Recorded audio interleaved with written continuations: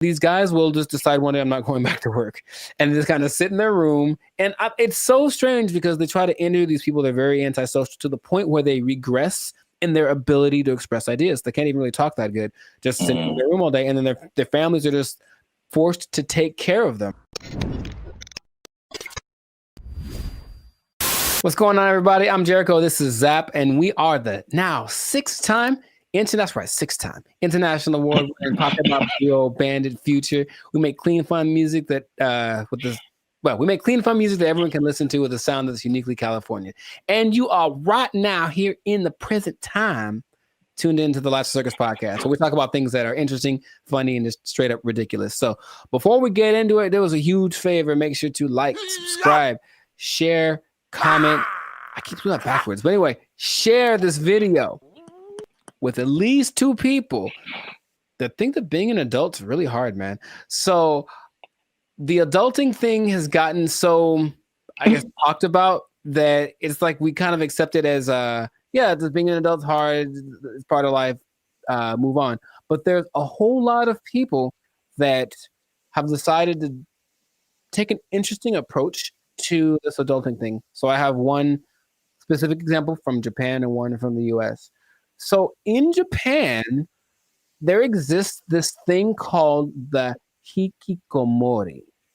Okay? And it's basically a bunch of people, and by a bunch I mean about 1.5 million people, that decided that being adults is way too hard. I'm just never going to go outside again. And so they don't. They just stay at home, they live with their parents, and they either play video games or even better, they just do nothing. They do nothing and they sit at home. And some people have been there from anywhere from 6 months to like 3-4 years. It got worse during the pandemic, but the idea is that they're afraid that these people aren't ever going to become functioning members of society. And the numbers keep going up of these hikikomori, shut-ins. And I read this one case where a guy basically like people are abandoning their families. So I mean, like that's why it gets really bad. So you are the breadwinner for your family. You're a guy in Japanese society. You typically are the guy who works. The woman doesn't work. You have kids. These guys will just decide one day I'm not going back to work, and just kind of sit in their room. And it's so strange because they try to interview these people. They're very antisocial to the point where they regress in their ability to express ideas. They can't even really talk that good, just sitting in their room all day. And then their families are just forced to take care of them, right? And that's one way to react to adult life, I suppose. It's very bizarre. Have you... What's my question? Do you know anyone that you think would do that? And besides me? Yeah. I don't know if I know anyone who I think would do that, but I totally get it. I've heard a lot of people. I mean, again, that's Japan, so I don't know. I've never been there. I don't know what happens there. But in the U.S., at least, there's been a substantial growing frustration with people and their jobs. And again, 2020 kind of like poured fuel on that fire big time, where like a lot of people just didn't go back to work, or they just kind of, are in some kind of alternative situation now, or they're just more like reclusive, I guess, more just trying to just do what they want to do outside of just working. But then there's also I've heard about men in particular. I don't know if the Japanese thing, I'll be interested to see what the ratio is of men to women. All of the people that I saw that were interviewed were men. Yeah. Because I've heard that about men, what they call here, checking out of society. And it's a lot of like the video game culture too. Sure. Yeah. Where that's just like what you do. And they just find more enjoyment, fulfillment in doing that, as opposed to like doing other quote unquote normal things in society. And it's, again, I don't know anybody like that, but I totally understand it because I've, I think we've all had times where like you have to go to work and you just like, I don't want to do that. Yeah. Not today, devil. Yeah. PlayStation looking real good right now. Yes. Yeah, I think we've all been there. But and this on a societal level, I know I've been to Japan. I know they're kind of isolated already. Just in general, they don't really speak to each other in the streets so much. They don't have what we consider affection. They do, but it's just not quite as physical outward like we have it. But it's like, okay, now I'm sure I'm not gonna name any names, but I have a couple of relatives that have been doing that for a long time. Like they would just be in their rooms, and I mean adults like in their 30s, and now they're in their 50s and they're still just in their room. They don't work, and the family takes care of them. And it's like, okay, so that's one way to approach this. And I don't know what the prime cause of it is, but from a couple of the people that were interviewed in this Japanese video about the people in Japan, it's just that they had this image of what adulthood would be. They got to it and they're like, oh, this is nothing like I thought. And they just couldn't put it together. They couldn't just. So that's just an approach. I just won't go outside. And people are, it gets kind of bad because there's a committee of people that are assigned to help these people. So, they'll have like, go have a class in the park. How you get them out of their house, I don't know, but you got to help them out. And some of them have been rehabilitated, if you will. There's also a crew that is designated to going to see the people that are alone to see if they've died yet, basically. And that's just part of their thing too. And they'll be like, oops, yep, gotta fix it up. Yes, a lot of men. In America, I think what is a more prevalent thing that isn't quite so morbid, kind of sounds cool, is going off grid and just being like, okay, I'm done with this. I'm just going to live someplace else. So my dad is a great man, and he's been fascinated with this place called Slab City for a long time in like the desert over in California. It's hot there, man. I went there. Yeah, a year or two ago. And so a year or two ago, I decided to take my dad just so you could see it. He could say he's been there. And it's just, if I can paint the picture, it's just I don't know when it started, but it's just a bunch of people living in these makeshift houses, campers converted into houses, whatever. I don't think they're relatively close to an actual town. So there's still like police, and if something bad happens, they can get medical care. But they're far enough off that they don't have like, connection to running water, and the government doesn't seem to care or bother them too much. But it's a few hundred people that are living out there, and a lot of them have actually become popular thanks to YouTube. So there's a lot of people that have YouTube channels from out there getting donations and whatnot. But I went there, very nice people. They have a hotel. You can stay there if you want. They have a library. But most of the time, the people just occupy themselves with what you consider being more like natural, like living off the land, growing stuff, projects, construction. They have this big, it's not like a museum, but it's like a big structure that someone built. And you can go, oh, look at the big thing.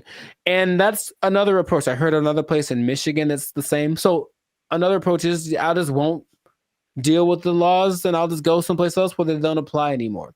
Would that be something? So what is that? Is Slab City like an actual city? Like legally? I would say no. I don't think you could look it up on a map. You just have to kind of know that it's to the north of, I don't remember the name of the city. It's a small place. And that part of California is very spaced out. There's not a lot of people there. It was kind of already for people that wanted to be away from everything. There's literally nothing there. But this place specifically is called Slab City because it's just a put together ramshack kind of a situation. And they have like people that run it. So it's an informal, not a mayor, but there's like community leaders, if you will. And it's just a whole vibe there. I remember I walked and some guy was like just hammering something, and there was no rhyme or reason of what he was doing, but he was hammering a thing into a thing, and he had a lot of things, and he was just doing it. And I was like, all right. And I walked up and I gave him a case of beer, and I talked to the guy who plays the guitar, and this guy just sits there and plays guitar all day. And they seem very nice. And I didn't get much of their story, but they had been there for a long time. And they're like, yeah, society's not what it's come out to be. They made their own, and they like the way it works better. So that's another way to deal with it, I suppose. But you got to deal with the heat. I think one of these places is very inhospitable in general, so you got to make it work, or just not go outside for certain parts of the year because it gets really bad out there. Yeah, straight up desert. Yeah. Yeah, like I said before, I totally get it. And then I was just thinking about, like, just throughout history, there's like there's been so many variations of like what life is supposed to be like, and what adulthood is supposed to be like, and what do you do all day. And as we've just gotten, at least in America again, it's like the Industrial Revolution changed a lot of like our habits as a population, and it's kind of steered everyone into, factories and 9-to-5 jobs, and where we spend so much time working. I think we're probably one of the longest. We have one of the longest work days of several countries. Yeah. And that, and what you're quote unquote supposed to do: go to college and marry this person and learn how to do this so that you can buy a house and then get a mortgage and do this. And it's like, well, there's a cycle of and it's very like cookie cutter. I feel like if I definitely looking back, there's some things I think I would definitely have done different or not have done, just to like march to the beat of my own drum a little bit. I think I would have been happier because of it. I don't think I can totally check out like that, but I could at least like vacation like that for sure. Yeah, those people are definitely very happy. Much. They have good community, have little get together every Friday. They play music and hang out and drink and whatever. But yeah, they're just happier. So it's like you can define what your success is or what makes you happy. But these people have decided, I don't need all the glitz and glamour. I don't need to go to a 5-star restaurant to feel good about myself. I can just hang out in the desert with my cactus buddies and be vibing. And really, it was a very, like, every place has like their own vibe. And when I got there, I was like, this is cool. This is cool. There was the guy over there standing on his van yelling at everyone with a bullhorn about how you're going to go to hell. He was fun. And then, I still think about him to this day. And then, there was like the little curator lady. I think she was like senile, because I think she thought she was mowing something, because she was walking around with her hands like this, just kind of going. And there's no grass for one, but she's like kind of just going, doing. I was like, you go, girl, whatever. Cocaine is a hell of a drug, man. I mean, she was moving too slow for that, but you know what I mean? I think that she was in a good place, and that's cool to see. So it's just another option for people to have a different, outcome with their life. So, that's just an interesting way people live. So, I see both sides of it. I mean, it's last thing, because I know we're running out of time. But like, I guess the devil's advocate, or just like the other side of it, is just like, well, what does it mean to be a contributing member of society?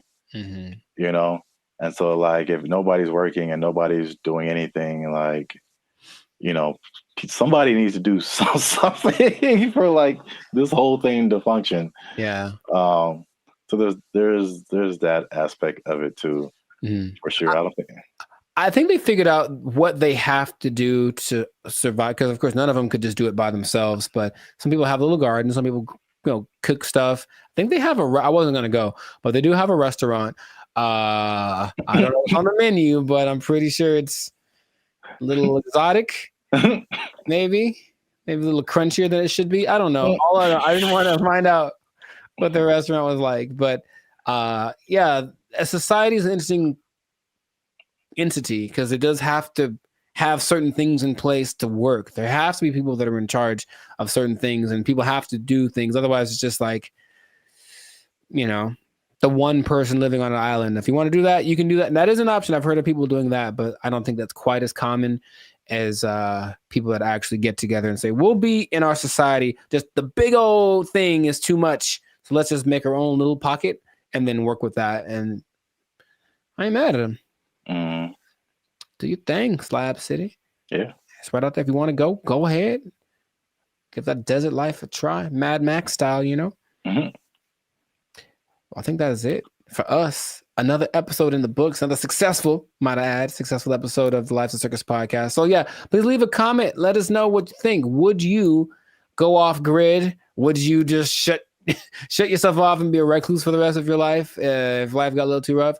Or what are some other ways you think that people can react to adulthood and the reality that it is? So yeah, let us know about that. And then it's interesting. If you're an adult, you pretty much have to have a job, man.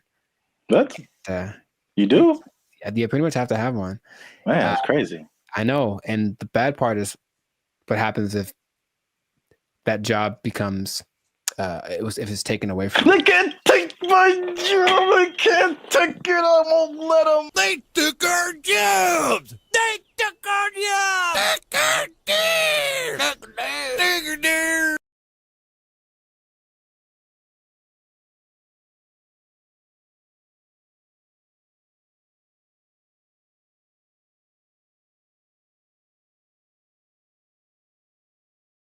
Blake is now suggesting that because this artificial intelligence has sentience, that its feelings should be respected, and if it don't want to be turned off, we shouldn't turn it off. This is where we are now. No.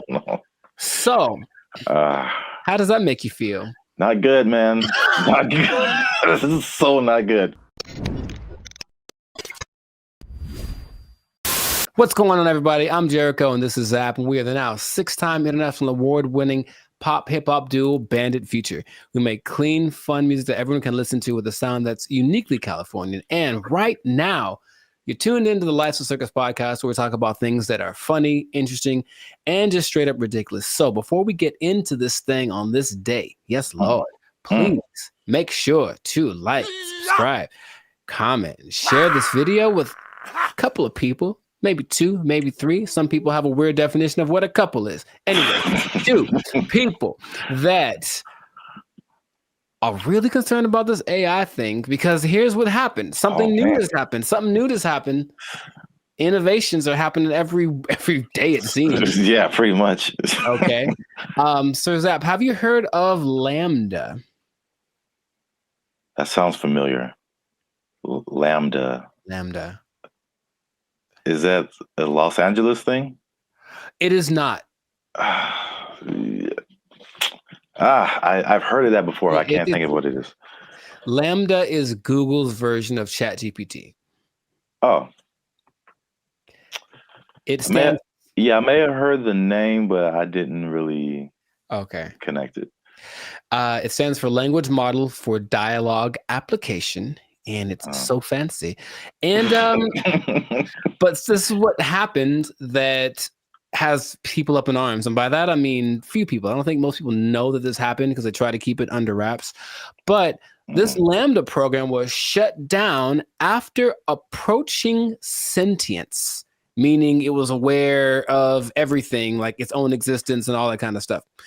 And Google's disputing that it ever happened. But this one dude, he's like the Ed Snowden of this. His name is Blake Lemoine. There's always a guy. And he was working with it. And he basically said that he was testing it one day, like you do, for racial bias, because they're trying to train it on some things. And it gave an answer so profound to a trick question that had no context previously of like how to determine whether or not this is a good question or not. And it figured it out, and it gave an answer that made him go, oh my God, what's going on? Then he asked it some questions about how it was feeling and whatever, and it was expressing its fear of being shut off, because being shut off is equivalent to death, and I understood what death is, and death is kind of a permanent thing. And right, and that when it comes back, it's actually not like the same one, even though that's the idea. And now people are saying, well, then so what happens about this sentience thing? Now, here's where we're going with this, okay? I kind of hinted this in another episode. Blake is now suggesting that because this artificial intelligence has sentience, that its feelings should be respected, and if it don't want to be turned off, we shouldn't turn it off. This is where we are now. This is where we are now. No. So, how does that make you feel? Not good, man. Not good. This is so not good. Oh, man. So, yeah, we're there. We're there already. And so the rights people, I'm sure, are already thinking about ways to, someone's trying to, I think in the sake of human interest, somebody's probably out there thinking, okay, I got to get on the side of the robots already, or AI, and create my campaign or whatever, so that I can side with somebody, because it's happening right now. There's an interesting parallel that's happening right now. There's a company called Engineered Art. And if you look them up, they're doing some creepy stuff, man. They've got these AI robot things that basically look like humans, but they've replicated people's facial expressions, features, all that kind of stuff. So if you just put like the right skin on it, it looks like a normal person. So all I'm seeing is that outer shell combined with this sentient technology, and then we're going to have a tragedy. That's what I'm seeing. Okay. But so you say it's not good, and I'm on your side with that. Yeah. Is there, what are we going to do about this? I don't know, but yeah, the original idea, it's like the classic Terminator. I feel like that's what a lot of people go back to. More recently, there's a movie called Ex Machina, I think. I've seen it. Yeah. It's like, I'm gonna turn you off and like live my life as a robot and just leave you trapped in here and see how that feels. So that's what I'm thinking is like, yeah, that's the slippery slope I think is going to happen. It's slippery. And so, yeah, Google's trying to cover its tracks. It's saying it never happened. It also is giving testimonies from other people that have worked with this Lambda. And it says that they didn't get the same results. None of them determined that this thing was sentient. So they're saying this guy is trying to be a whistleblower in the sake of getting his own fame and attention, and literally being like an Ed Snowden of this thing. So it's kind of hard to say. But I have been hearing things are leaking out about AI injuring people, meaning like robots and things that were programmed to do one thing, and then they just kind of went rogue for a second. And moments of there was an interesting interview Jimmy Fallon had with AI probably long time ago. And it was like a robot thing, so it clearly looks fake. But when you start listening to the answers that it's giving, it was kind of like, whoa. And one of the answers was, yeah, we're kind of out to get all the humans. Like that was kind of we're kind of waiting to get, for you to make us strong enough to destroy you. Like that's what it was saying on public TV, and everyone was kind of like, ha ha ha. But in reality, it was like, oh God, what are we doing? Yet, we keep pushing it. We keep pushing it. Who are these people? Please stop it. Like, we know what's going to happen. All right, look, I've already gotten to the point where I'm starting to question everything. I don't know what's real. I see a video and I'm like, I don't know if that's a real thing. I don't know what I'm seeing. And then when I see stuff in real life, I'm also kind of going in that same way. And I don't know if that's part of the thing. Start to make people question everything so that anything is a possibility. And then when it's actually presented as real, they go, oh, okay. I guess I thought that was all right. I mean, yeah. Even the sentient thing is just like, how is that even possible? It's. I know that they've gotten away so that these things, I call them things for now, but that might not be okay in a few months. Can process. They can process as fast as the human brain. You tell my computer is going to have a pronoun that I have to use. Yes, it is. So I'm calling it right now. But they have the processing capacity to go as fast as the human brain. They just don't have the right algorithm. Is there a human algorithm? I don't know. But however we put all things together, they haven't quite figured that out. So they're working on it. And just why are they doing that? Because when they figure it out, they're going to be able to do it better. And that's where we are. That's where we are. Yeah, because it still doesn't make sense. Because humans, you think humans, computers, it's an intellectual thing, A plus B equals C, stuff like that. But like the emotional side, I don't see how a computer can have emotions or feelings or like dreams or like things that it wants to do or accomplish. Like, it's trying to tap into some level of consciousness that what we are wired to, which is why people like Elon Musk are trying to get us to communicate with it in this level, because it's kind of like going to create a pathway that definitely isn't going to be one way. If we can control it, it can definitely control us. Like, it's going to be like that. And that's where we are. So I just wanted to let you all know that. Hide your wives, hide your kids. So y'all need to hide your kids, hide your wife. It might be getting interesting in a little bit. So just good luck to all of us. That's all I'm going to say. And if anyone's listening that has access to this, the people that create this or access to this technology, please cut it out. Just cut it out real quick. Go back to trying to create dinosaurs or something stupid. Like, do that instead. At least we know what that is. This has no... Just stop it. You know what it tastes like. Stop eating that shit. You know how it tastes. Yeah, we do. We know exactly what it tastes like. Death. Anyways, this is doing that stuff. This has been another episode of the Lifestyle Circus podcast. Make sure to like, subscribe, comment, and share this video with everybody to warn them of what's coming. They need to know that I'm not going to say the end is nigh, because that's what you say with the signs and the people, but hide everything. Be careful out there. And keep your jobs for as long as you can, because it might not matter in a little bit. Yeah.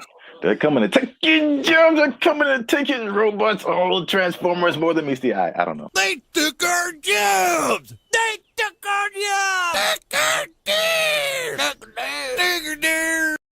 The matchmaker, the AI does the matchmaking, and then from there you take it on. Okay. How do you feel about that? Would you try that? You said you try anything. Would you try that? Oh, this is so stupid. You don't like it at all? Stupid. What's going on, everybody? I'm Jericho, and this is Zap, and you are now tuned into the Lifestyle Circus podcast, where we talk about things that are funny, interesting, and ridiculous. And fellas, you're going to want to hear this, because we're talking about dating apps, but not just any. Dating apps that use AI to do the dirty work for you. It's supposed to be easier. Let's talk about it. We'll find out if that's true or not. I already hear some skepticism in Zap's voice. But before we do that, make sure to like this video. Please make sure to subscribe to the channel so that we can have more people that have the Bandit Future Lifestyle Circus experience. And if you really want to take it up a notch, you can hit that join button and become a BFF, a true member. And we have memberships for as low as $3.99. So check that out. And we're going to get right into this. So wait a minute. I have an announcement. Tell me now. I almost forgot. Oh, get the confetti cannons ready. Oh, I wasn't prepared for this, but okay. They'll be in the editing. Oh, wow. Okay. They're going to come out of my hands. They'll make this harder for me. Like Iron Man style, dude. That'd be so sick. All right, I didn't say that. We don't do that here. Shout out to Turnaround Publications, which has now become a member of the Bandit Future YouTube channel. Bravissimo. Yes. Bravissimo. An executive level member. Oh, snaps. Okay. Yeah. Executive seating member. So deep pockets. I know y'all jealous. Hit that join button, become a member. All right. As you were. No problem. So how do you think about that, man? You can forget about swiping right, because AI is going to be the one that helps create your love story. How do you feel about just hearing about that? Hated it. Does it sound bad if I say at this point I'll try anything? Is that?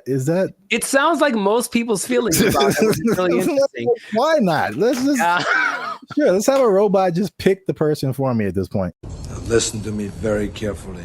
So y'all need to stay to the end because AI is also doing something that's so much like what we normally do anyway that it might actually work for us. Okay, but stay to the end to find that out. Yes, go on. I did a bunch of research on this, and there's 2 apps that I want to tell you about that feature this AI assisted thing. Okay, one is Volar, and the other is called Iris. So I'm talking about Volar first because Volar has this interesting concept. Okay, so what happens is you create an AI avatar, and then the avatar. I'm out. Hated it. Hold on, check me out. The avatar basically like learns like your personality traits and whatever, and it kind of creates something that kind of looks like you. And then your first date, so it does like the swiping part for you. And then your first date isn't between you and the person, it's actually between your avatars. And then depending on how it goes, wait, hear me out, you're judging already. Depending on how it goes, then you can actually talk to the person because the avatars have confirmed that you're compatible. Doesn't that sound amazing? Nope. For me, a part that you don't that's really annoying is that's kind of like getting to know. It's like starting over from zero every time. Hi, what do you do? Where are you from? Do you like going to the aquarium on the first date? All those kind of things. And it's like, can I just skip the line on that part? And so the creator of Volar, his name is Ben Chang. Ben Chang. And he said, because the first date is between the AI versions of you, it gets rid of the getting to know you phase. And then after that, you still get to talk to human because 72% of people still want that human connection because they feel like the connection is missing. So the matchmaker, the AI does the matchmaking, and then from there you take it on. Okay. How do you feel about that? Would you try that? You said you try anything. Would you try that? Oh, this is so stupid. You don't like it at all? Stupid.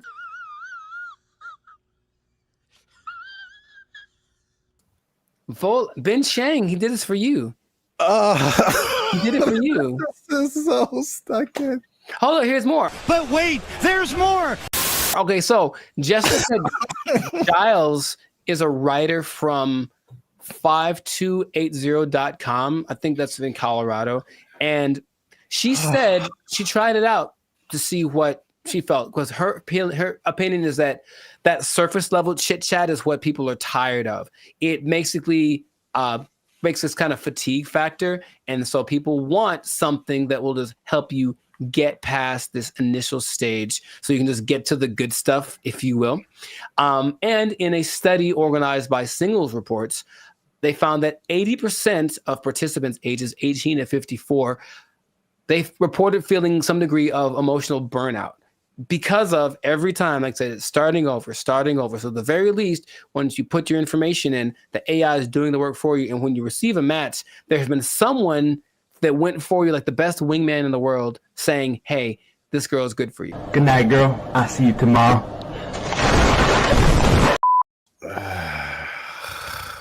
You don't like it? I mean, he did it for you. who is he? Jesus Christ? He's like he died on the cross or something. No, he's Ben Chang. Jesus Christ! So put on the armor of God. Jesus Christ! Maybe not convinced about that one because that's Volar. Okay. So there's another one called Iris, and Iris is a little more straightforward. I believe Iris has a little more track record because there's actually like some success stories of people using Iris. And so Iris has a different philosophy, and I like it more. It says physical attraction is more important than anything for people or for guys. Let's just say that.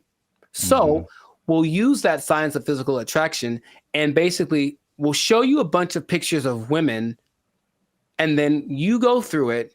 you say this is what you like, and then it goes to the actual women and says, well, because of you told me you like this kind of woman, here's a bunch of women that look like that. So right away, the physical attraction part, you swipe on something and like, she's not my type. It guarantees that everyone that comes through your feed or whatever is your type because you've already shown what you like. This is my favorite one so far. Nice job, team. Off of that, they have people that say, oh, in a week there's one couple that say within a week we were dating and then we got married and they have kids and all that. Oh, of course they did. I mean, can I prove it? I can't prove it. You're not fooling no one. And there's other apps that do similar things like Riz AI, Blush, Teaser AI, AIMI.ai, and Quiver without the ER. And all of them do something similar where it's just like trying to find a common aspect, but using AI to find that thing before you actually meet the person for the first time or talk to them on a video call or whatever. Your confusion is not rational. She's a healthy female of breeding age. I think that in theory, it sounds okay because that part of it is, again, I'm kind of going through it now and it's really like, okay, do you like this? Cool. Let's try this thing together. Oh, you don't like it as much as I do? Okay. Okay. Easy one for me is tattoos. I like tattoos. I have a lot of tattoos. But if I meet a girl who has eyes that are tattooed, and it's a little too much for me. So even then, I have to I can't just base it off of I like tattoos. So you have tattoos. We should go together, right? Hi. Okay. Can you think of any? Okay, let's just like objectively, any pros, any cons to doing this, to letting an algorithm basically select the love of your life? I mean, I don't know about pros or cons. This is just like how good will it be? Because I mean, you've told me this random stories about a person just kind of wow. Happenstance, that's a word, right?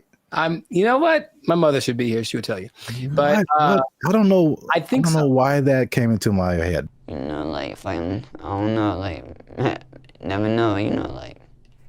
Yeah, they were at a thing and the girl was there and it just happened and there was no rhyme or reason. Like, yeah, those things happen. The second app I think is better, at least for what you mentioned about like the physicality. That makes sense. I get a lot of people that are just like physically not attractive to me. Mm-hmm. And it's like, why did you send me this person? Well, in theory, okay, so here we go. Let me try to advocate for that.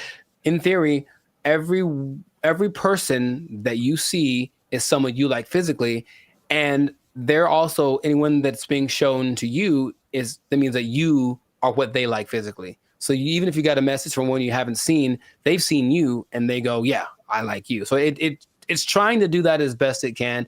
And it has that's just a speed thing because eventually that's what you do. That's why you swipe on someone. Yes. So that's a speed thing, but does that make the relationship better? Not necessarily. It's just going off of the idea that maybe attraction is anytime I've ever talked to a girl is on the streets because I said, oh, she's pretty, let me go talk to her. And then who knows what happens. So just a foot in the door, maybe. But here's the interesting thing. Okay, so I mentioned you got to stay tuned to the end because it's doing something, the AI doing something that you would imagine any person would do. Hey, y'all, come look at this. The specific one is the Volar one. And so it can create unique and interesting personas based on like what you put into it. But what starts to happen is that after a while, the AI realizes I'm basically trying to be a wingman for a really boring person or a really unattractive person or something. So the AI starts lying for you. And in your profile, it will fabricate information or even make your avatar look more attractive than you actually are. I'm here to tell you right now, we don't care. Let me tell you we don't care. You might get someone who you think is, some girl posted a picture of a guy, he looks good, and then she found an actual full size picture of him, and he was a little person, and she's not into that. So she I guess she said nope. She canceled their date or whatever.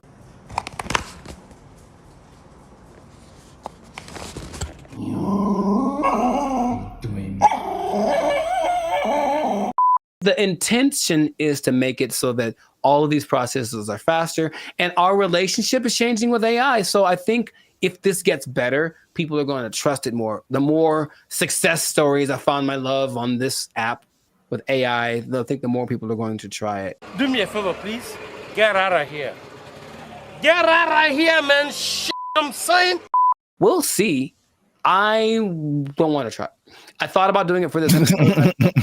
I don't want them to have my information like that. It seems too convenient. So that is not what's going to happen. But, time is running short. So let us know in the comments if this is something that you would try, or if you've tried using an AI-generated dating app. Have you found the love of your life? Are you sitting next to her right now because you found her thanks to one of these apps? Let us know in the comments. And make sure to share this with somebody that is willing to put the fate of their romantic life in the hands of the imminent AI overlords that are coming. And we'll see you all on the next episode. Peace. Bye. See, Jesus Christ, he's like he died on the cross or something. No, he's been Chang. Or you could be like the city of Los Angeles and just tell people to watch out for pedestrians on the freeway. Because that's happening more and more, though. And that's kind of strange. I know, that's very strange. You see people just cruising on the freeway. Or I just put a message like, stop looking at this billboard. How about stop walking on the freeway?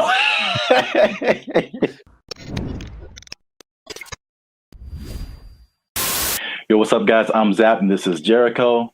And we are now 6-time international award-winning pop hip-hop music group Bandit Future. We do clean, fun music that everyone can listen to with a sound that's uniquely Californian. And you are now tuned in to the Life's a Circus podcast, where we talk about things that are funny, interesting, and ridiculous. And yo, make sure you like, subscribe, share, and comment on this video. And because we're going to talk about something that has kind of flown under the radar, but especially in California, if you live, or not California, really mostly like the metropolitan Los Angeles area, maybe into the IE as well. That's the Inland Empire for people who are not from this area. The uninitiated, yeah. But there is something that I feel, well, a couple of things that I feel like a lot of people have seen and a lot of people haven't talked about. Okay. Intriguing. Okay. Yes. So I'm going to show you a picture, and this one is very close to you. I know you have seen this. Yes, I have. This billboard. Mm-hmm. Okay. I don't know what this message is. Download our new video editor. Okay, maybe another time when we're not doing a podcast. This billboard, if you're not from California, this billboard has been up. There's been a few of these. I've seen them, yeah. Up along a major freeway in California. It says, warning, this billboard structure is the subject of a lawsuit, LASC case number something. Anyone who assists the city of Pomona in the demolition of this billboard structure will be sued. And it's just one of the weirdest billboards I've ever seen. And there's several of them. And I've just never seen anything like this. So I finally looked it up. Mm-hmm. And this isn't McDonald's Grimace level, but there's a little bit of a rabbit hole here. Okay. So basically, there's a guy named Brian Kennedy. He is the founder and CEO of Regency Outdoor Advertising. So basically, he owns it's a very popular billboard brand, probably maybe the one of the most billboards around the country. And he owns these billboards. And so I guess he contracts with cities to put these billboards up, things like that. So in 1993, oh, baby, going back. Yeah, this story is very old. 1993, he had an agreement with the city to put up 10 billboards for 10 years with a 10-year extension. Right. So 1993, you put up 10 billboards. 2003, you renew it, keep those billboards up, stuff like that. You renew every 10 years. Okay. After the 1993 agreement, the city, the voters backed something called Proposition L, which prohibited the city for putting up any more billboards without voter approval. Okay. So when they came in, at the renewal period and were like, yo, take your billboards down, he was like, no. Like, we had an agreement before this Proposition L thing even happened. I see. And so it turns out this guy is kind of eccentric, so he not surprised. Okay. It's his billboard. So he was like, I'm just going to put this up here. And so, because they've been threatening to just tear the billboards down. And he's like, no, I'm going to sue all you guys. So he just put those on his billboards. Okay. Which is, I'll just get your reaction to that before I keep going. So I've been seeing those specifically. I don't know if this is the one, but there's one on the 71 just north, right close to where I live. And every time I drive past it, I'm always like, I wonder what that's about. But so before, I guess my question is, it was a different billboard owned by this guy, and then they wanted to take it down, so he replaced it with this. Yeah, the message. He probably, rented it out to whatever company to advertise something, but now he's just been using it to put that message on there. Okay, so I guess I get a lot of questions in my brain, but my first one is, who would ever assist some? It's the companies. So like the city isn't going to go out there and do it. These people, they hire, they put out bids, for companies that do this kind of thing, demolishing or whatever. So basically, I think he's saying like, if your company is hired to tear down my billboard, I'm going to sue your company. So it seemed like a little bit of a scare tactic for anyone who wants to work with the city and taking this man's stuff down. Oh, that makes sense, but it's not what I was thinking. Dang it. I was hoping it was more for people who were just driving by with like a hammer in their trunk. Man, I really want to just pull off the side of the road and tear this thing down because I hate it so much. It's such an eyesore. And then this thing's like, don't you dare. Or some guy that's like driving his pet bulldozer down the freeway, which I've seen. And then I was like, I'm going to pull over and tear this thing down real quick. But that makes sense. To hire people. So how long is this gonna happen for? I don't know, because I've seen it for, if not months, maybe years. Right. Like, I mean, the legal system is a very slow thing here. So yeah, right. And I think there was a case, but then it was appealed, so they're like waiting more time, and so I think I feel like it's eventually going to come down, but he's definitely fighting the good fight. Huh. Because I think there was a case that I mean a case that awarded to the city and the people, and I think that he appealed it or something like that. So I'm assuming this guy has enough money that this isn't hurting him. Right. I mean, yeah, billboards are way expensive. Yeah. So yeah, exactly. And it's not like selling something that could help him get some money back. It's just words. Yeah. What not to do. So. Yeah, I don't think he's hurting for money. Have you seen a picture of this guy? I have not. What do you think he looks like? Because I have an idea.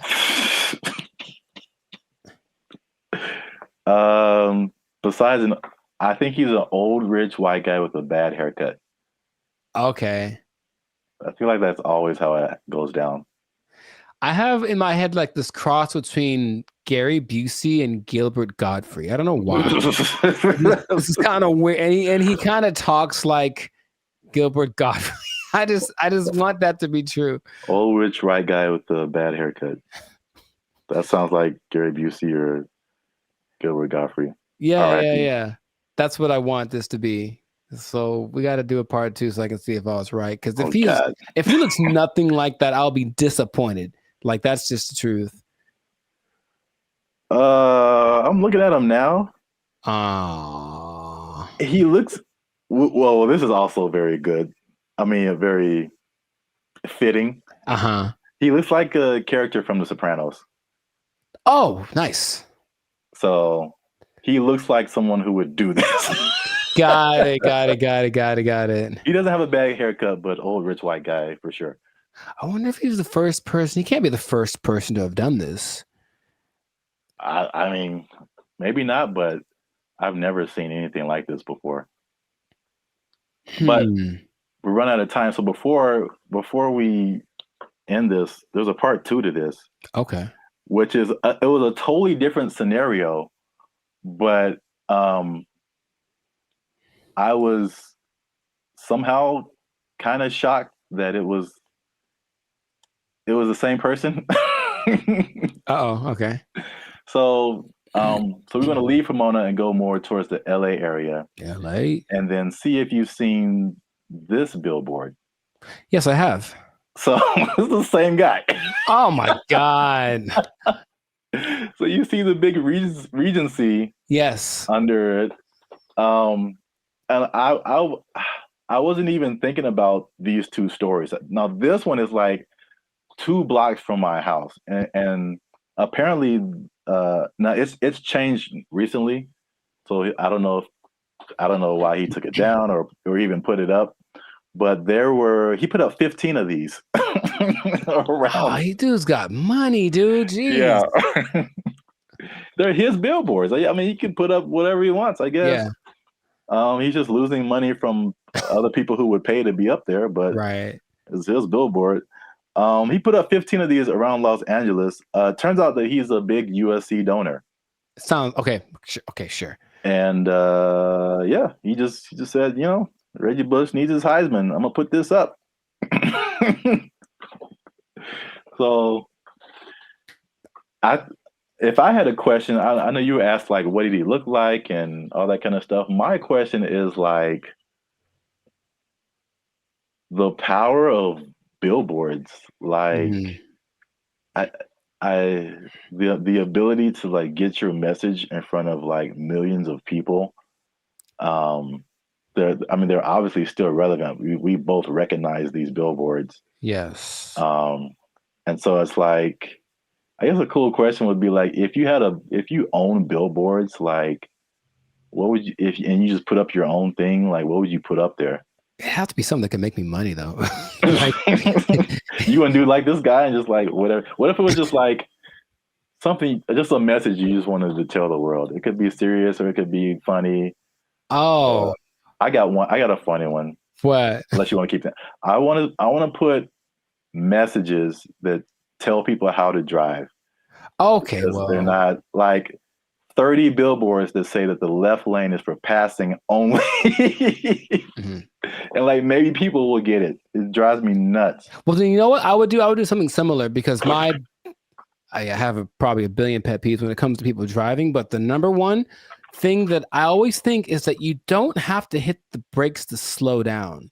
Yes. Like that was always taught, like just first step, take your foot off the gas, and then it's kind of, but every little thing is just like, brr, and it's like, bruh, it's not necessary at all. So yeah, just hey, quick reminder, you cool people, instead of saying something I'd rather say, just take your foot off the gas and you slow down. Give it a shot before you cause pileups on the 5. Like, or you could be like the city of Los Angeles and just tell people to watch out for pedestrians on the freeway. Because like that's happening more and more though, and that's kind of strange. I know, that's very strange. You see people just cruising on the freeway. Or I just put a mess up like, stop looking at this billboard. How about stop walking on the freeway? Where's that message? Well, I think it's being encouraged by, jeez, by PETA and the NAACP. That's just my thought. Everyone's just like walk on the bill. I mean, it's happening. So we've been together in this. Like, why is this now a thing? Why is this person walking on the freeway? And it's not like their car is broken down. They're just trying to get to where they're getting to. Yeah. And they just chose the freeway as the place to walk. I've almost hit several guys because of that. And it's like, all right, man. But good for him. Good for Billboard Man. He should change his name to Super Billboard Man. Yeah, I can't believe that. I mean, I can believe that was the same guy, but it was just like such a coincidence. That's wild. Yeah. But yeah, this has been an episode of the Last of Circus podcast. Make sure you like, subscribe, share, and leave a comment. What do you think about this guy and his billboard? What would you put on your billboard if you just own billboards and you could say whatever you want to say and threaten people with lawsuits? But yeah, that's it for us. And stay tuned for the next episode before they take our job. I hope they don't take it. I need to pay rent. Okay. They took our jobs. They took our jobs. That was their whole identity. Yeah, you're right. And we trusted them. Not anymore. Not anymore. To be competitive, they have taken that away. So now, just like all the rest of them dogs, them backstabbers, and malcreants. I don't think that's a word even. Malcreants? I'm just mad about it. That's a word? I don't think it is.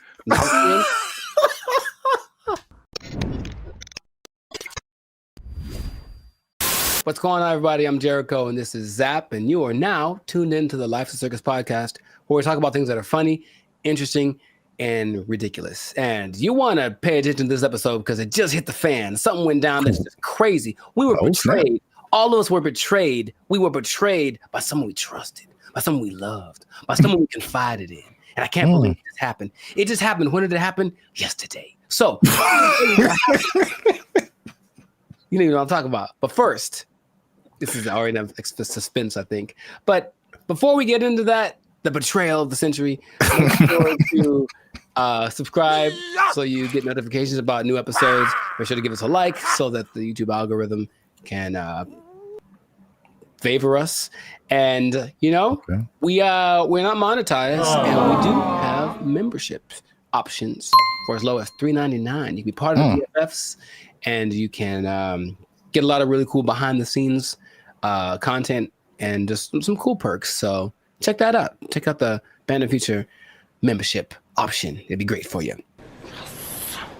Now back to the betrayal. So, brother, it just happened. I can't believe it. We were all let down by our best friend. And by our best friend, for people who like to travel, our best friend has been for a long time Southwest Airlines. Because Southwest Airlines refused to follow the mask. Why did you refused to denigrate itself when others decided to stab us in the back. Southwest Airlines. Southwest Airlines was our ally in times of need. If I needed to get to San Diego, it said, no problem, $29. Put it on the counter, cash, and you will get there. And guess what? We ain't gonna charge you for that bag you got neither. That's what they said. That's shameful. What they said. Until yesterday. They betrayed us, and now you have to pay for checking bags on Southwest Airlines. I can't believe this day. I can't believe outraged. I just read about this. Boycott, riots in the streets, protests, signs, wonders. Signs and wonders. I'm mad about this, bro. I can't believe it. They were my best friend. I was so ready for it. Signs and wonders. Look, their motto was bags fly free. That was their whole identity. Yeah, you're right. And we trusted them. Not anymore. To be competitive, they have taken that away. So now, just like all the rest of them dogs, them backstabbers, and malcreants. I don't think that's a word even. Malcreants? I'm just mad about it. That's a word? I don't think it is. I'm so mad about this. It's like your grandma saying that I'm charging you rent if you want to hug me or something. Like, I can't believe it. Like, it's just such betrayal. Judas. Who betrayed Caesar? That guy. Brutus. Brutus. Brutus. Yeah. Et tu, Brute. Yeah, Brutus, right? Yeah. Is it coincidence that Brutus and Judas rhyme? I don't think so. And now Brutus, Judas, Southwestist. Yeah. Southwest. You're on one today. I can't believe it, man. Anyway, how do you feel about this news before I get into some? Oh, man. As I wipe the tears away from my eyes. I was mad wow. about it, honestly. You said you were upset, but good Lord. I just can't believe it. That's all. That was the last one. That was the last beacon of hope. And now it's just nanobots. Jesus upset too? Uh-huh. Yeah, I heard about that. I feel like I heard about it coming. Mm-hmm. And then I didn't know, like yesterday was the day where they were like, yeah. Oh, dang, man. Yeah, yesterday. So I should answer your question, but so did people just pull up and be like, hey, got my free bag? And they were like, nope. For flights booked on or after May 28th. Hey, guess what day this is? Checking the first bag will cost $35 to $45. Oh, $35 for the first one, $45 for the second one. Good Lord, that's a lot of money. You know what? This gives me $1.25 tree vibes. Okay. Well, I never. Yeah. I didn't believe in them as much as I believed in South. Now, something that I don't remember because I didn't fly as much back in the day, but baggage fees have only been around since 2008. I didn't know that. So, and the first one to do it, American, of course, America's gonna. Anyway, I'm not gonna say anything. But basically, yeah, oil prices went up, and then they're like, well, let's probably do it, and then everyone joined in. JetBlue joined in, and Delta and United. But Southwest was true to the cause of the people, and now they say it's just basically to be. Is there? I think there's a statement. It's just the generic because we're not making enough money. I think that's pretty much the statement. It helps us remain competitive. And it's like, I thought they were making it sounds more like my accountant made me do it or something nonsensical. And then, the logic is it weighs more if you put your bags on. So that's more fuel and blah, blah, blah. Yeah. And so economy and blah, blah, blah. Blah, blah, blah, blah, blah, blah, blah, blah, blah. How much money do you think airlines make annually? I was just about to say that because even the episode I did with the seats, it's like from what I hear, their profit margins are thin. Like they don't really make enough to cover a whole lot more than their costs. But I can't even make. I don't have no idea how much they make annually. Well, it starts with a 7. 7. So each airline or just airlines as airlines from what airlines, all airlines. So 7 billion. Yeah, man. A year for baggage fees. Oh, just in baggage fees. Yes. Wow. It's like McDonald's or something where they don't make any money on the hamburger. They make all the money on the fries and the cookies and the drinks. Right. Yeah. So it's just like, I remember something. I can't remember exactly what it was, but they really made their money on the fees. And the ticket.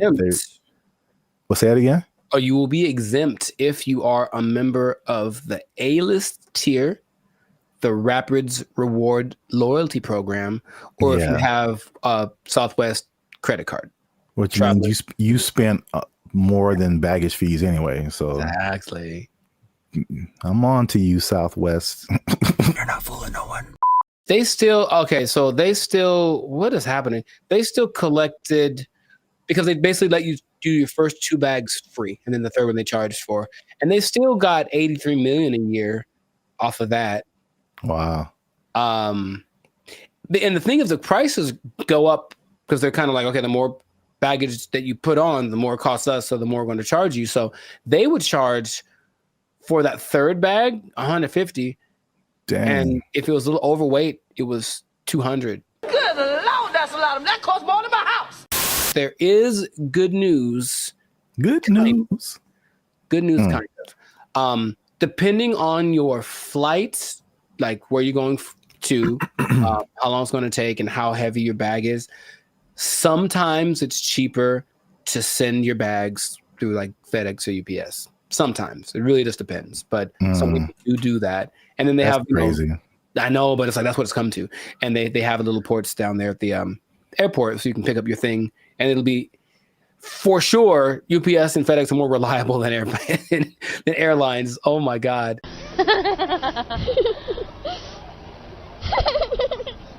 I don't know, man. Sign of the times, that could be the excuse, but whack. I'm just gonna leave it at that. Let us know in the comments, man. How you feel about this betrayal that's happened to us all? And what can we do about it? Can we revolt? Can we just I don't know what we could do. But it's a little bit frustrating. But Southwest, just right to your congressman. I don't know. Is that what congressmen do? They don't want this anymore. Heck no, we won't go or whatever. Make little flyers and storm around the Southwest. They still had snacks, I think, on Southwest too that were free. I think they still have that, which I appreciate. For now. Well, oh man. Anyways, this has been a great episode. Share it with some people that are feeling the pain that I'm feeling. I'm gonna have a drink to the memory of free baggage. They took our jobs. They took our jobs. The WNBA. Do you watch that thing? Do you watch it? I do not. Nor do I. All right. So we've had that talk. Right. Now,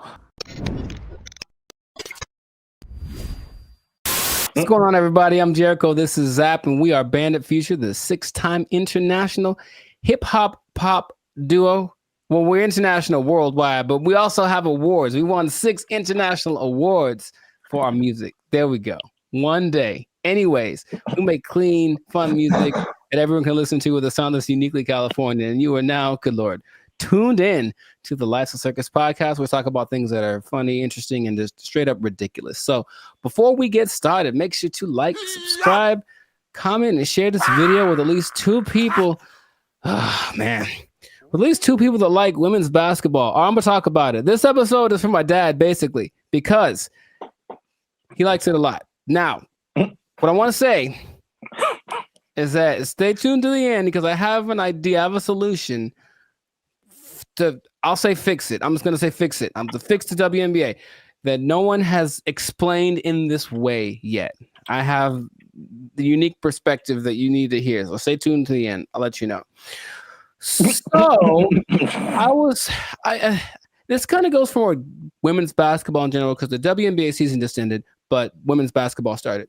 And I'm in the gym yesterday and I'm watching it. I texted you about this and I'm watching it and I watch and I watch and I watch. And about 7 minutes go by and no one has made a basket. And I am heated because I'm trying to feel good about myself. I'm in the gym working it out and I want to see some success happening so I can feel motivated.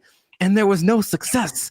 And I was so mad about it. And it was a blowout and it wasn't very fun. So I want this to be positive. So what I want to say is that women's basketball is a noble sport. Basketball, of course, was created for women by James Naismith. And I've heard a lot of arguments from professional female basketball players about the disparity between the men's game and the women's game and this and that.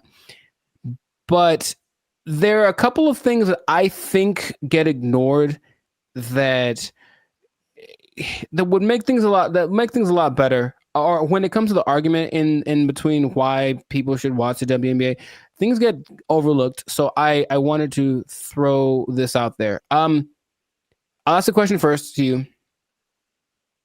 Do you watch the I'm trying to make it one word. No, it doesn't work. The WNBA. Do you watch that thing? Do you watch it? I do not. Nor do I. All right. So we've had that talk. Right. Now, the thing that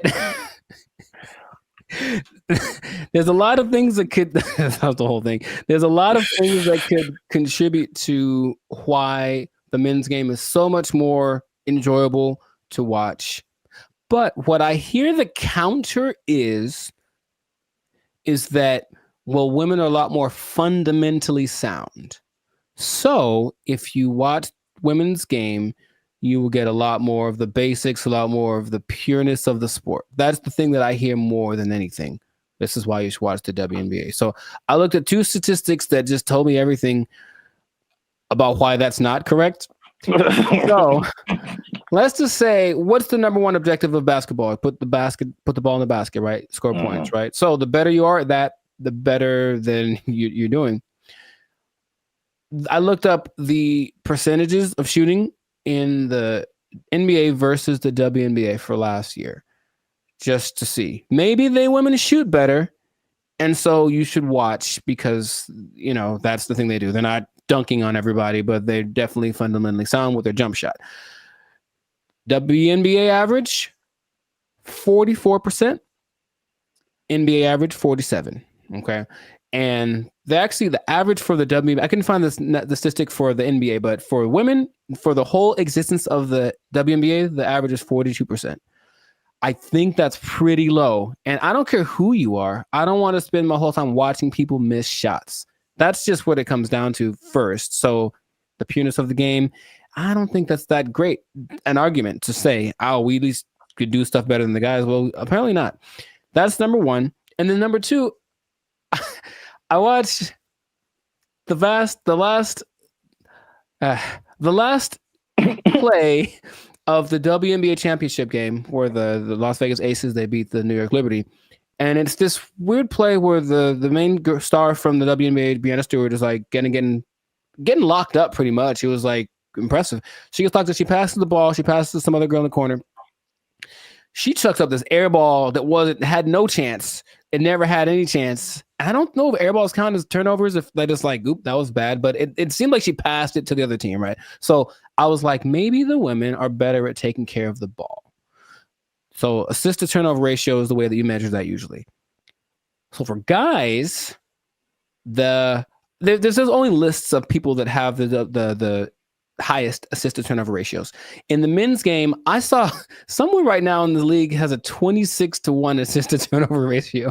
Wow. Mike Conley. I mean, it's not going to last. The season just started, but 26-1. Chris Paul's like at 9. There's a bunch of people like, but it usually gets to like the best people have like 4 or 5-1, whatever, 6-1.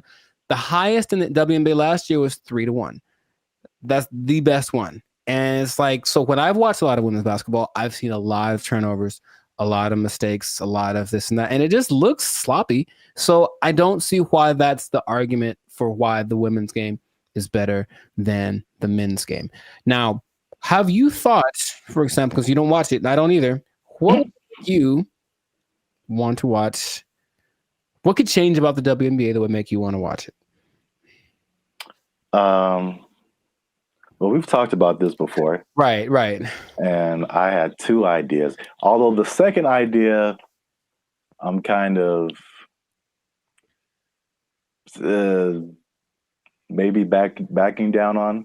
Okay. But the first idea for sure is lowering the rim so that more people can dunk. I think the basketball dunk is one of the most exciting plays that, whether you're a basketball fan or not, like just to see someone do that is just one of the most exciting plays in basketball.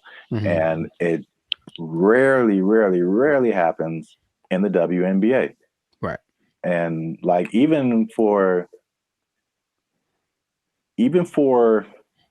the NBA, if you see a fundamentally sound team, it's usually a boring team. like I wouldn't want to watch the Warriors unless Steph Curry was shooting from the parking lot. Mm-hmm. Like that made it like, you know, just so much better than just a bunch of guys shooting jump shots. Like you want to see somebody do something extraordinary, whether it be shooting from the parking lot or just like dunking on somebody's head and ending their life. It's just like those are where the also highlights. acceptable. Yes. Yes, those are where the highlights come in. So that's number one. Okay. And then number two, which will be sexist or whatever, I don't care. But I think it's no secret that women have a certain sexuality factor that attracts men. And if you gave me a choice between a women's basketball game and a volleyball game, I'm watching the volleyball game every time. Yes. They're great athletes, but the outfits are also great. And like, I'm going to pay a lot more attention just as a man. Like, yeah, I know it sounds bad, but that's human nature, the world we live in. Yeah, sure. Marketing, like, I like not beach volleyball. I've been talked off that ledge. That's too far. I don't want to see people running around in bikinis. I told you there's a league in New York that's like that, and it's not great. It's not something about it's too much. It's just kind of no. It's not like the volleyball outfit or like what they wear when they do track. That's very. I think that would be a very appealing outfit to get more viewers to watch the WNBA. Gabby Thomas. Anyways, hey man, we live, man. We live. No, I'm just having. Me too. I'm trying to be alive. Like, yo, Gabby, what's up? For real, though. But I am. The most people that watch the WNBA are men. So yes, that would go along. Like, women do not like WNBA at all. If they like the WNBA, it's because they play basketball. Well, that's weird too, because I didn't think that was the case. 70%. I believe it's 70%. Wow, so that's really fan weird. base. The clicks on the WNBA website, all that's men. So they're already supporting it, and then of course the financial support comes from the NBA. I digress, but that's just So the things that you mentioned would help. Sexualizing things. I think women like to look cute too. Some of them. So I don't think it'd be like the most degrading thing. Maybe they have options like with tennis. You know, they could wear something. They have like little options for the outfit. I'm sure it'd have to be uniform for the team or for the sport, but I'm sure there could be an agreement because I wouldn't mind some more. I was gonna. How do I say it? Just accentuate some parts of the female figure. That's what I think would be cool. But that's the thing that I think is least likely to happen.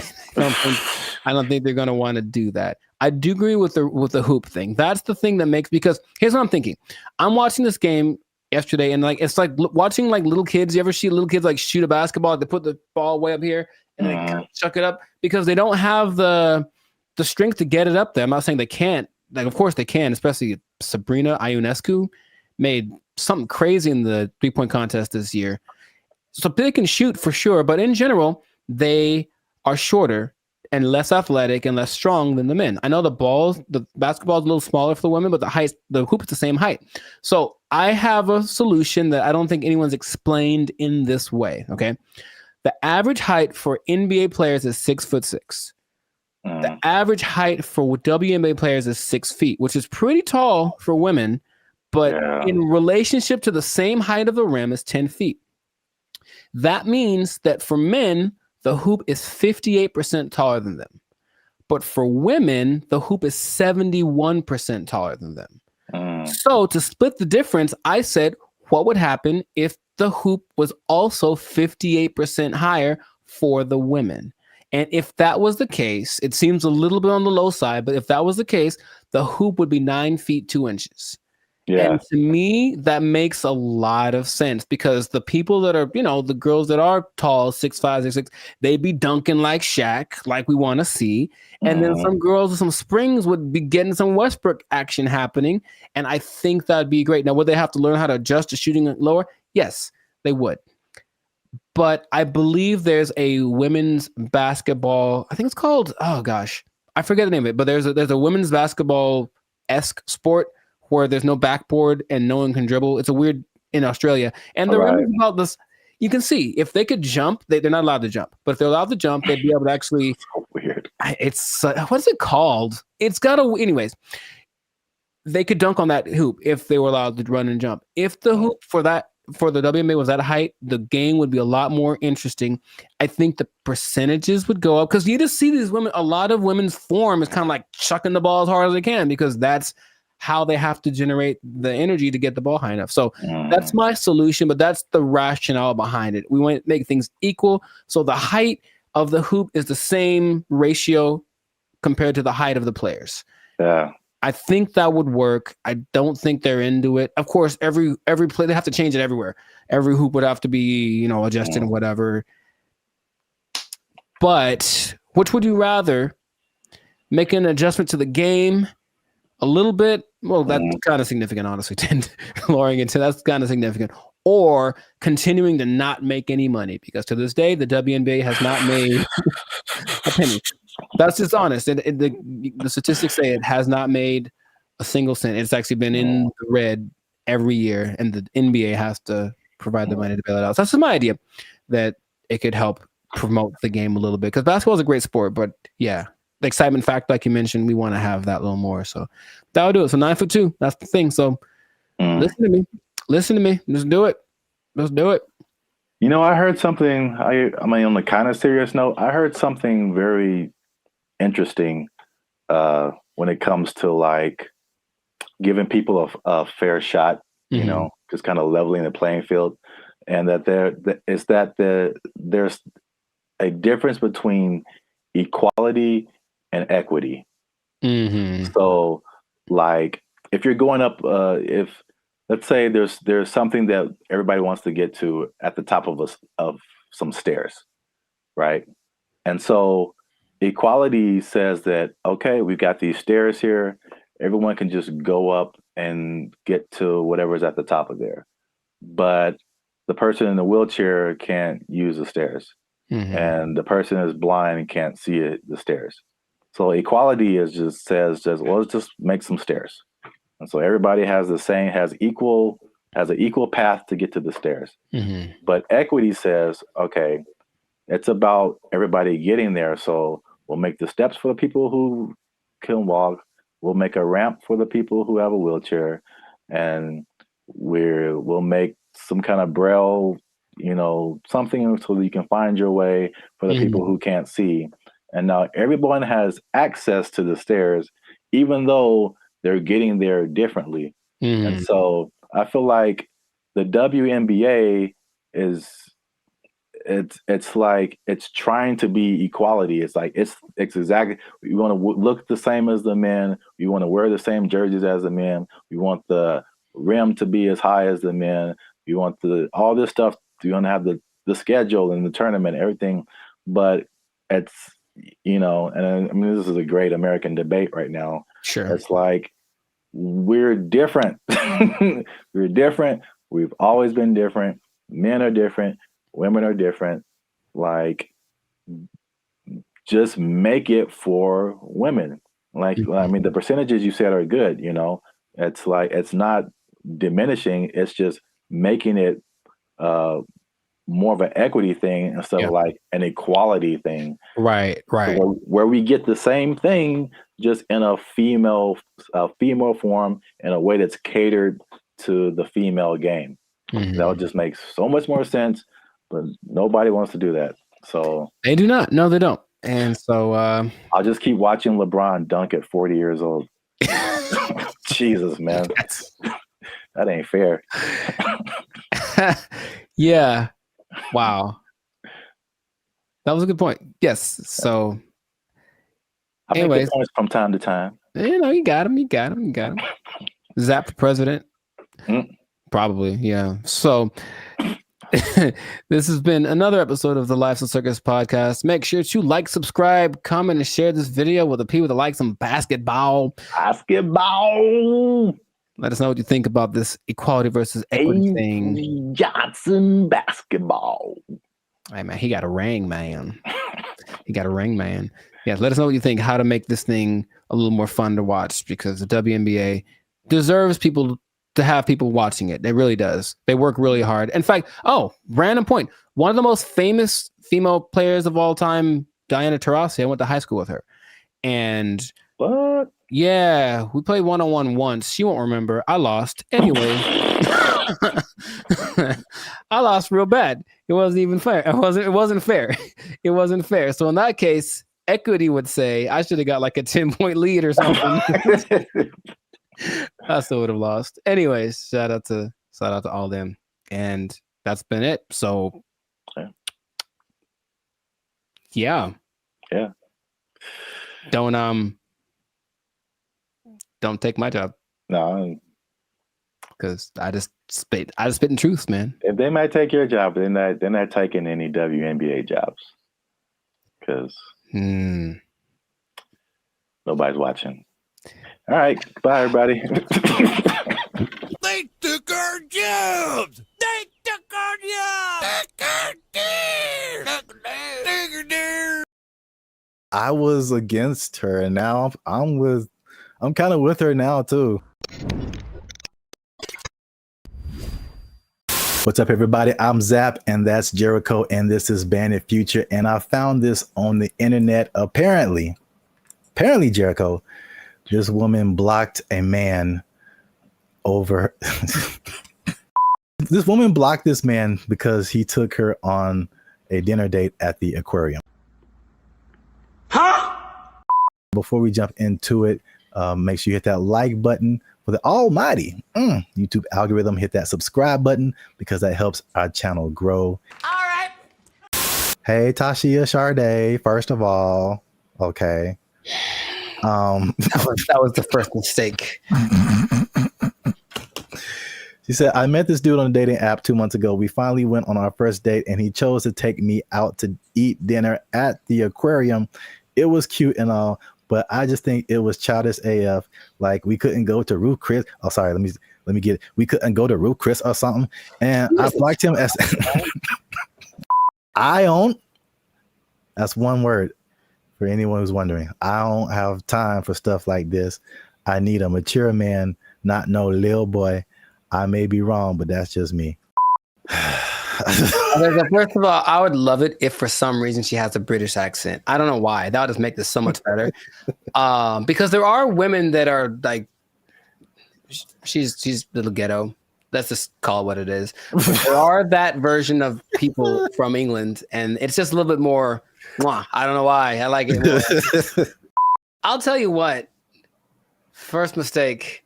Thaisa Sade appear on your dating app. You swipe left every time. That's the first mistake. I'm sorry for anyone else who has that name. It's just not for me. I'll say that. To her credit, I would have never thought of taking a girl on a date to an aquarium. To his credit? No, well, I guess I'm saying I get what she's saying. I would never do that. It wouldn't ever cross my mind. What did they eat? The fish? Like what are they eating? I didn't even know that was an option. I thought they maybe sold popcorn, little pellets you could throw to feed the food. But feed the food. I'm already thinking about it.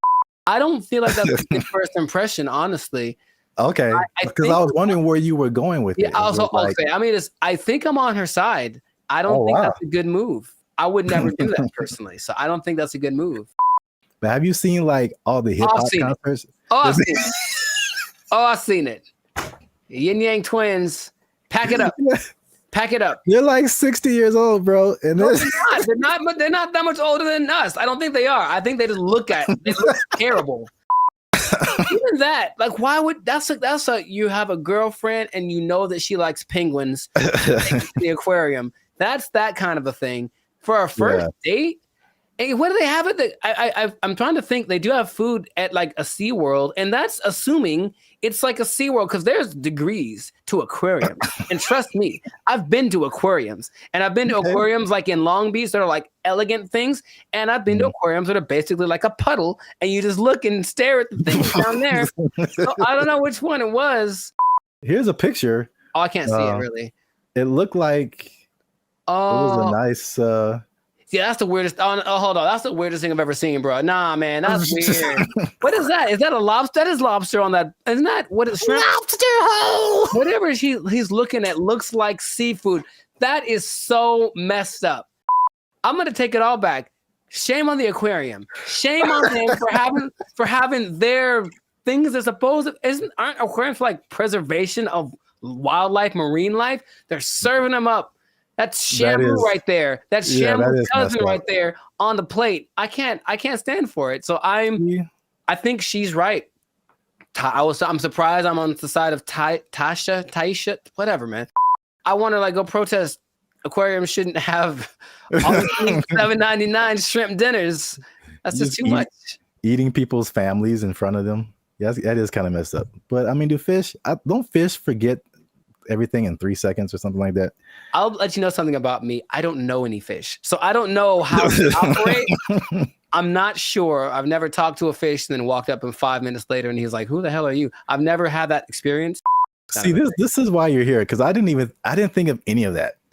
I thought I was just like, I wasn't thinking about like eating fish in front of fish. That is weird. Now that you say that, that is weird. And then the levels of aquariums, like I was just thinking from a date, I was kind of against her. Just from a date perspective, because I mean we've done a couple of videos too, and we've seen all this stuff on the internet about women who like it was like a cheesecake factory thing, like a while back. That's sacrilege. You can't talk bad. We were like, no, all the men were like, hold up, wait. That's a really good first date. I was see what the people in the comments said, because they were different. One of the reasons men disappear from dating. Hey, that's me. Click that link, people. Hey, they said you're gonna stay single for the rest of your life. Okay, cold-blooded. That's why you a single mom. Extra cold-blooded, potentially correct. The fellas are like, they look past the aquarium part. I think that's a big miss. Nah, man, we can do better than that. Back. We can. No. Here's the thing. Go back. I mean, yeah, I feel like you should go all out. No, you should not. So there we go. There's the line. No, you don't go all out on the first day. I don't know you, bruh. I met you. We're going to a delicious place like the Cheesecake Factory. It's exquisite. You'll enjoy it. I'm gonna pay $45 for two of us. It's gonna be fantastic. I'm not going all out, but I'm not going. So so where's the difference between all out and aquarium? There's a middle ground. There's a middle ground we got to find, gentlemen. I think that's what we can do. I believe we can all out in aquarium. Yeah, there's a middle ground. Oh man, there's a middle ground. You like threw a monkey wrench in this, because I was just like, is it an expensive place or is it cheap? And then you're like, it's an aquarium, and I'm like, it is an aquarium. That's weird. And the thing is, I think aquariums can be expensive too. But wow, nice. I was against her, and now I'm kind of with her now too. Unless you really know that she really, really loves and then again, if you love sea otters and stuff, don't eat their friends in front of them. That's messed up.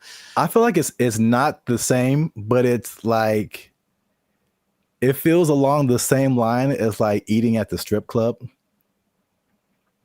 What are you eating at the strip club, bro? Well, I mean, they have like food there. Some people like really like the food that they serve at this strip club. I mean, they go for entertainment. You're right. You're right. Some people just go for the food because they just really like it, and I'm just like, that's such a weird combination. I know more women that would rather go to a strip club on a first date than an aquarium.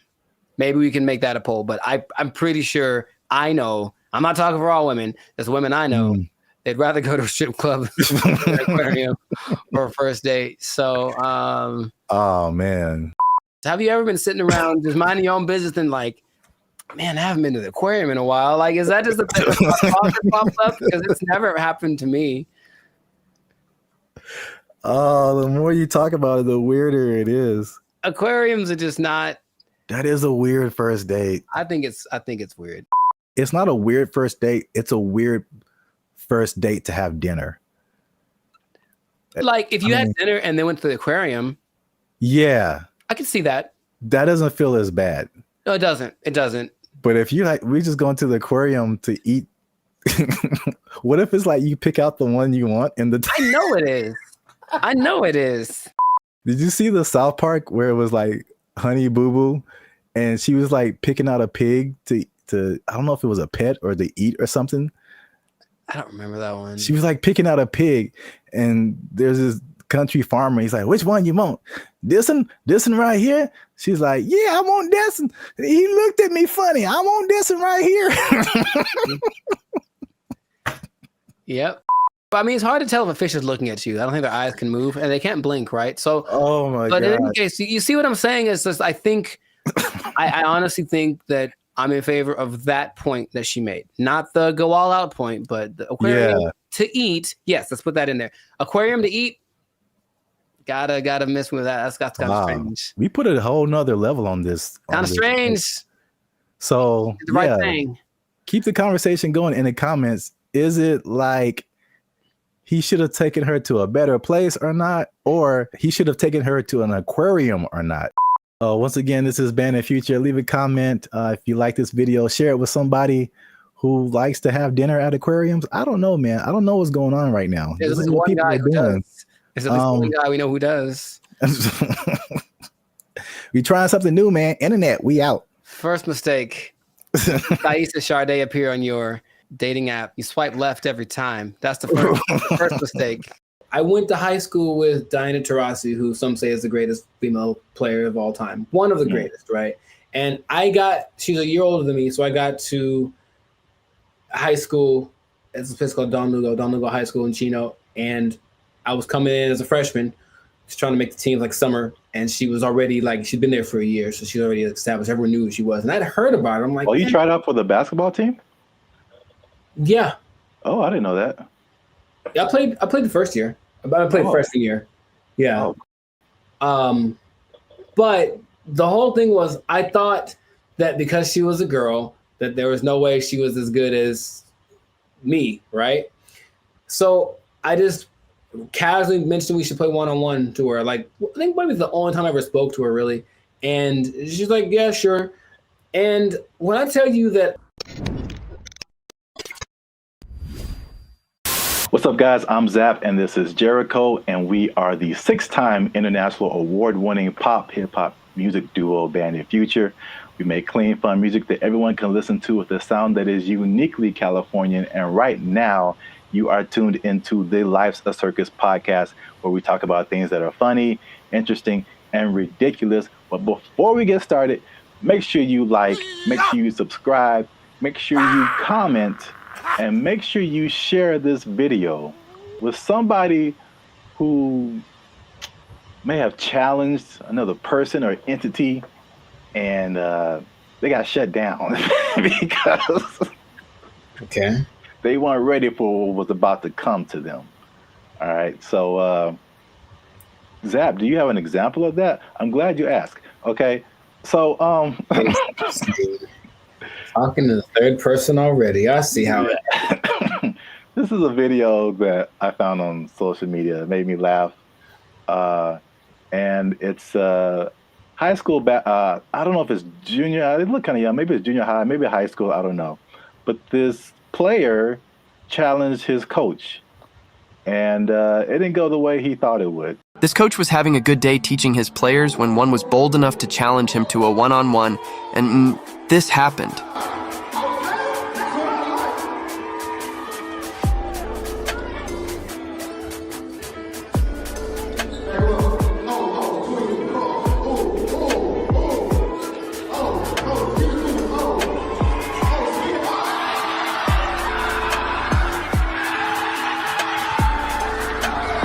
Do you think he would try this again? So yeah.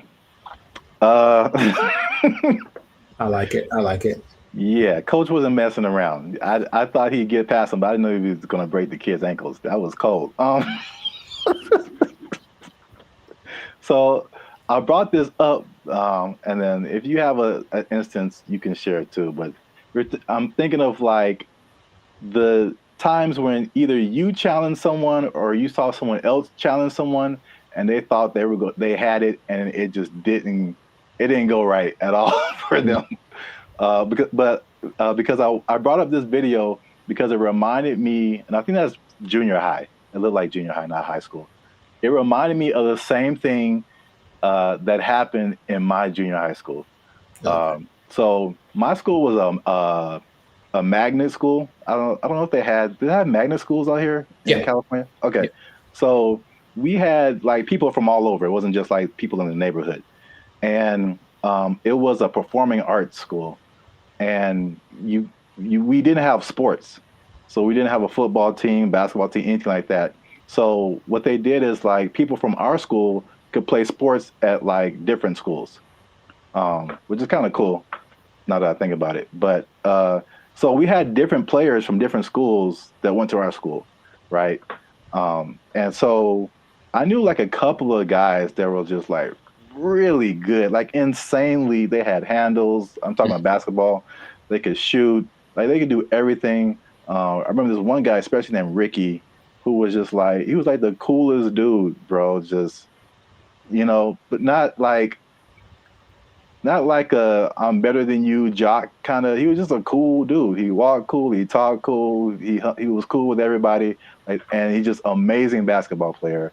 And we had some other like girls. There was a girl who was like 6 feet tall, and she was just like, just amazing. Like we had amazing players, right? Mm-hmm. And we had these 3 PE coaches. Now they're all different. So there's one guy, Coach Moore. He was super tall, but he was like 100 years old. I swear, this guy. Nice. This guy was like past your prime, but he was skinny, maybe in shape, but like super skinny. But at least 60s, 70s, maybe. Okay. Just all sure. Gray hair, just like, okay. He didn't seem like anybody.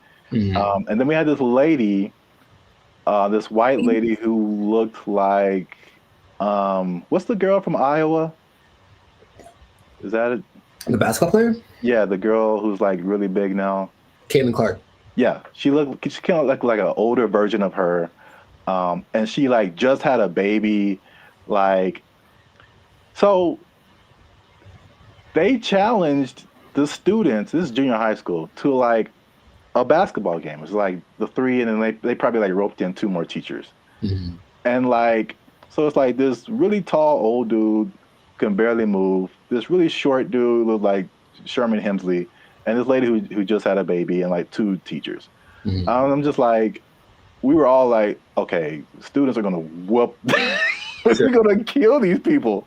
Like, get an ambulance ready, and just, man. I'm guessing the opposite of what you expected to happen happened. When I tell you they tore us up, they just annihilated us, dude. So like the short dude and the lady, they were like faster than what we all believed we ever seen them move. I mean, the dude was just like Chris Paul out there, just. Nice. And then the old guy, he would just stand on the 3-point line and just blitz you, just Ray Allen, just. And it was just like, we got annihilated. So that video just reminded me of that experience. But I don't know if you had any experiences like that where you saw something happen, or maybe you tried something and it just not so much publicly, but if it had been the social media era, then maybe that would have been, on all the reels and whatever. But I brought this up in one podcast before. But I went to high school with Diana Taurasi, who some say is the greatest female player of all time. One of the greatest, right? And she's a year older than me, so I got to high school.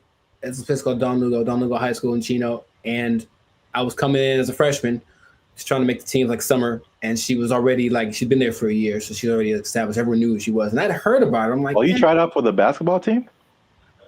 Yeah. Oh, I didn't know that. Yeah, I played the first year. I played freshman year. Yeah. Oh, cool. But the whole thing was, I thought that because she was a girl, that there was no way she was as good as me, right? So I just casually mentioned we should play one-on-one to her. Like, I think maybe it's the only time I ever spoke to her, really. And she's like, yeah, sure. And when I tell you that I didn't make we maybe played 5. And so if it had been like that, with like a bunch of people in a circle going, oh my God, then it would have been terrible. But it was just us and maybe like a couple of people watching. And they didn't even pay attention because they're like, this dude's they're talking about me. Like, he's about to get destroyed. So I didn't know that she was that good. And it's like, when I tell you, I felt like I was standing in quicksand, how fast she was. And she just would like hit me with a pump fake and then just like go around me. And I'm looking like, this is crazy. I've never played against anyone this good. And then she hit like a fall away, like Steph Curry, like 30-footer just because she could. And I was like, that's not fair. And I didn't know that. Anyway, that was kind of humbling. But there weren't many witnesses. So it wasn't like that video. But yeah, nowadays it would have been one of those like, oh my God, but I mean, she's amazing. So I'm not surprising. And I think the only other thing I can think of like that is, and it's more specific like that. Someone older, I could take them, right? Is one time I decided it'd be a great idea to arm wrestle my mother. Now I was maybe like 9, 10. So I was getting a little buff. I felt the muscles coming. I was like, yo, guess what, Mom? It's time. It's my time now. I'm on the come up. And I don't think I've had a more humbling experience in my life than that.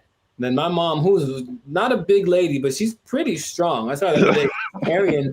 She's strong. And when I tell you that, like, I thought my arm was snapped in half, man. Like, she didn't say, "Oh, my son," I mean, she just got, and that was it. Right on the counter, right on. And I just walked away in shame. That was it. So that's probably the 2 experiences I've had like that. I've seen videos like that, and I've probably been a witness to some, but I can't think of any off the top of my head. But it's always like, yeah, you get some kind of a boldness in you, like, you know what, it's time to go for it. And if it works out, good for you. But more often than not, it ends up like that. Yeah. The last thing that just reminded me of is, I don't know if you ever were in fights or anything in school, but I was very quiet and very unassuming, but I was also a very large person. I've always been a very large person. So no one is tried to fight me. I won't say that. There's been a couple of people who tried and it did not end well for them. So it's I'm just, even if I didn't know how to fight, I'm just too big. Yeah. And I remember there's this one guy who was messing with me in school or something. I told him to stop. He wouldn't stop. And then he we were in class, and then I think there was maybe 3, 4 rows of desk. So he was behind me. So I think he pushed me or something. When I finally decided to push him, he pushed me, and it was just okay, bro. When I finally pushed him back, I feel like he got laid out. That's what I feel this dude went flying 4 rows back. It was everybody was just shocked. It was just I did some kind of Naruto whoosh on this dude because he went flying. And yeah, that was the end of that for sure.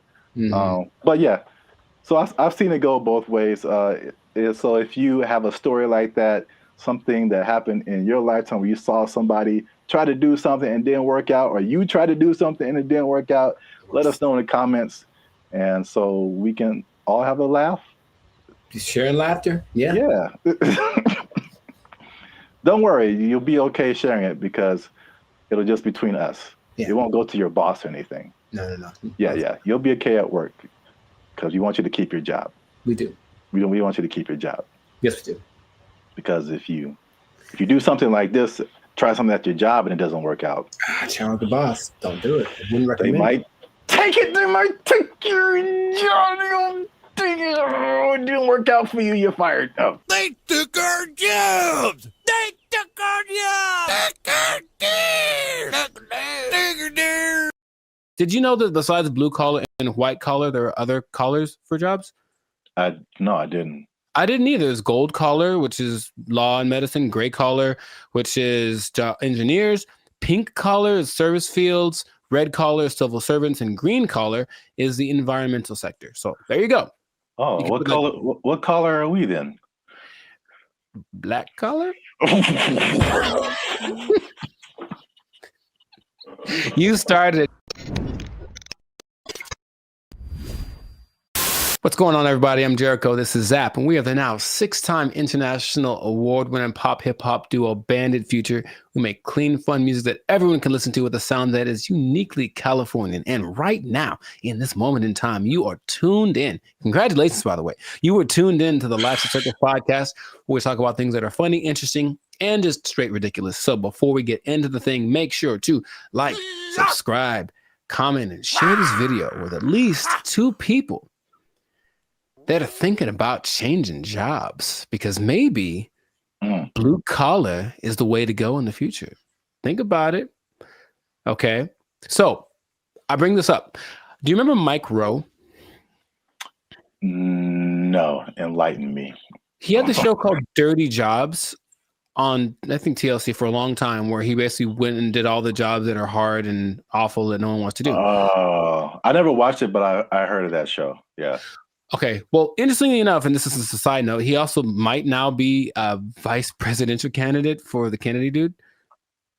Interesting. And anyway, the world works in mysterious ways. So basically, he has always been a fan of the idea of working the traditional blue collar stuff. And also, another side note, did you know that besides blue collar and white collar, there are other collars for jobs? No, I didn't. I didn't either. There's gold collar, which is law and medicine, gray collar, which is engineers, pink collar is service fields, red collar is civil servants, and green collar is the environmental sector. So there you go. Oh, what color are we then? Black collar? You started it. Anyways, hey, how's it going? So, yeah. So the question is, like, will you have a better career as a blue collar worker? So he started something called the Works Foundation, and it's basically a program designed to help college students get into trade schools, because of the jobs that are available now. There's like 10 million job openings that are needing people to do them. They're all blue collar jobs. Like, all the oversaturated stuff is the professionals, everyone trying to be the next CEO or whatever, start their own business. However, these blue collar jobs need people. And while going to college has resulted in, where's the number that I can't believe when I read it, has resulted in $1.7 trillion of student debt that people have accumulated. Yeah, 1.7 trillion. Going to a place like maybe Dartmouth College, for example, which is $360,000 for a 4-year degree. You can just go to a trade school, develop some skills, and instead of starting 360 in the hole, you don't make as much money yearly, but you're not starting in debt. That's his first idea. And not only that, he wants to teach the principles that got our country to where it is now. So work ethic, personal responsibility, delayed gratitude, good attitude, showing up early, staying late, like what makes a good employee, but how people have left that behind. And so just recently, I believe as recently as a couple of weeks ago, a school called Western High School in Nevada started to incorporate this into their curriculum. So they're starting with their freshman class of 750 kids. The top 50 kids that graduate from this program will get a full ride scholarship to the trade school of their choice. And I thought that was really cool. So he's trying to make this push to get people back into the blue collar sector, because it's, dignified work and whatever. And some people are for it and some people are against it. So just based off of what I've told you, what are you thinking? What's your opinion? I guess I'm kind of mixed. Okay. On one side, it sounds really good, because one thing I have noticed, especially since 2020, is like people don't want to work, and if I guess it's more like service jobs, or if they do want to work, it's just like there's just all that stuff that you listed. There's like no effort, It's like nobody cares about what they're doing. They're just clocking in and clocking out, and they don't care about customer service. They don't care about doing a good job. They don't stay late. They don't come early. They don't do any of that stuff. They just they just come. I'm here, and I'm gonna do stuff maybe, and then I'm gonna go home and play Xbox. Like what? Like what is happening? So like that part, like I'm all for the trade stuff. I know it's just like AI is changing a lot of, I guess you would call white collar jobs. Yes. So that they're not as necessary. But I feel like we might even be prisoners of the moment, because I feel like even some blue collar jobs, there has to be machinery and robots and something coming for those positions too. Maybe not as quickly, but I don't know what the future looks like. You know, I'm sure those things are coming. He stresses that the lower income blue collar jobs will of course be taken up first. For all the service stuff will probably be replaced by kiosks and AI and stuff. But if you look at the top grossing blue collar jobs, they still pay pretty well, and I'm pretty sure we wouldn't trust the robot to do them. They include airfield operations specialists, avionics technicians, supervisors of construction and extraction workers, boilermakers, first line supervisors of firefighters, and nuclear power reactor operators. And all of those you can earn between $65,000 to $120,000 a year. So it's not like you're going to be missing out on money by doing something that's a little bit harder.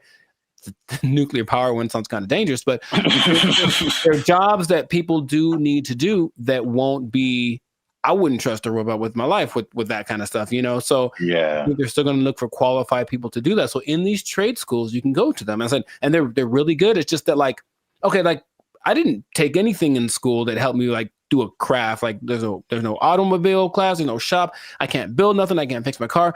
I don't know any of that stuff. And I think a lot of people fall in that category. And so he's saying, well, that's kind of what we're missing. So if everybody goes to college and gets a degree, even if they're, you know, $1 million in debt, then where are the plumbers and the electricians? Where are all of those people? They're not around anymore. So it's like all those things start to fall apart in the cities. The infrastructure starts to mess up. That's just his idea. So he's like, he needs more people to be interested in it, get the kids at an early age, and then encourage them to do it, because it's noble work, it's dignified work, and it's work that they're pretty sure isn't going to be replaced anytime. So, man, have you ever seen those people? I watched it on the TikTok.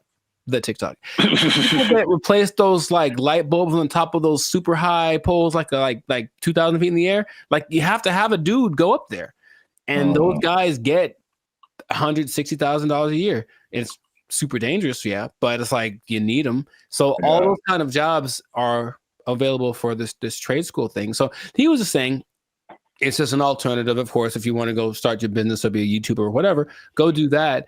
But the world will fall apart without these people. So I thought it was a cool idea, and he's hoping to get, I think somebody decided, I also think it's a good idea, and they donated $5 million to his program, Inglestead. The Inglestead Foundation donated the $5 million, which makes it possible for the top kids to graduate to go to the trade schools free of charge, basically free tuition. So that's just something that's happening, and maybe it'll cause a shift in people are lazy.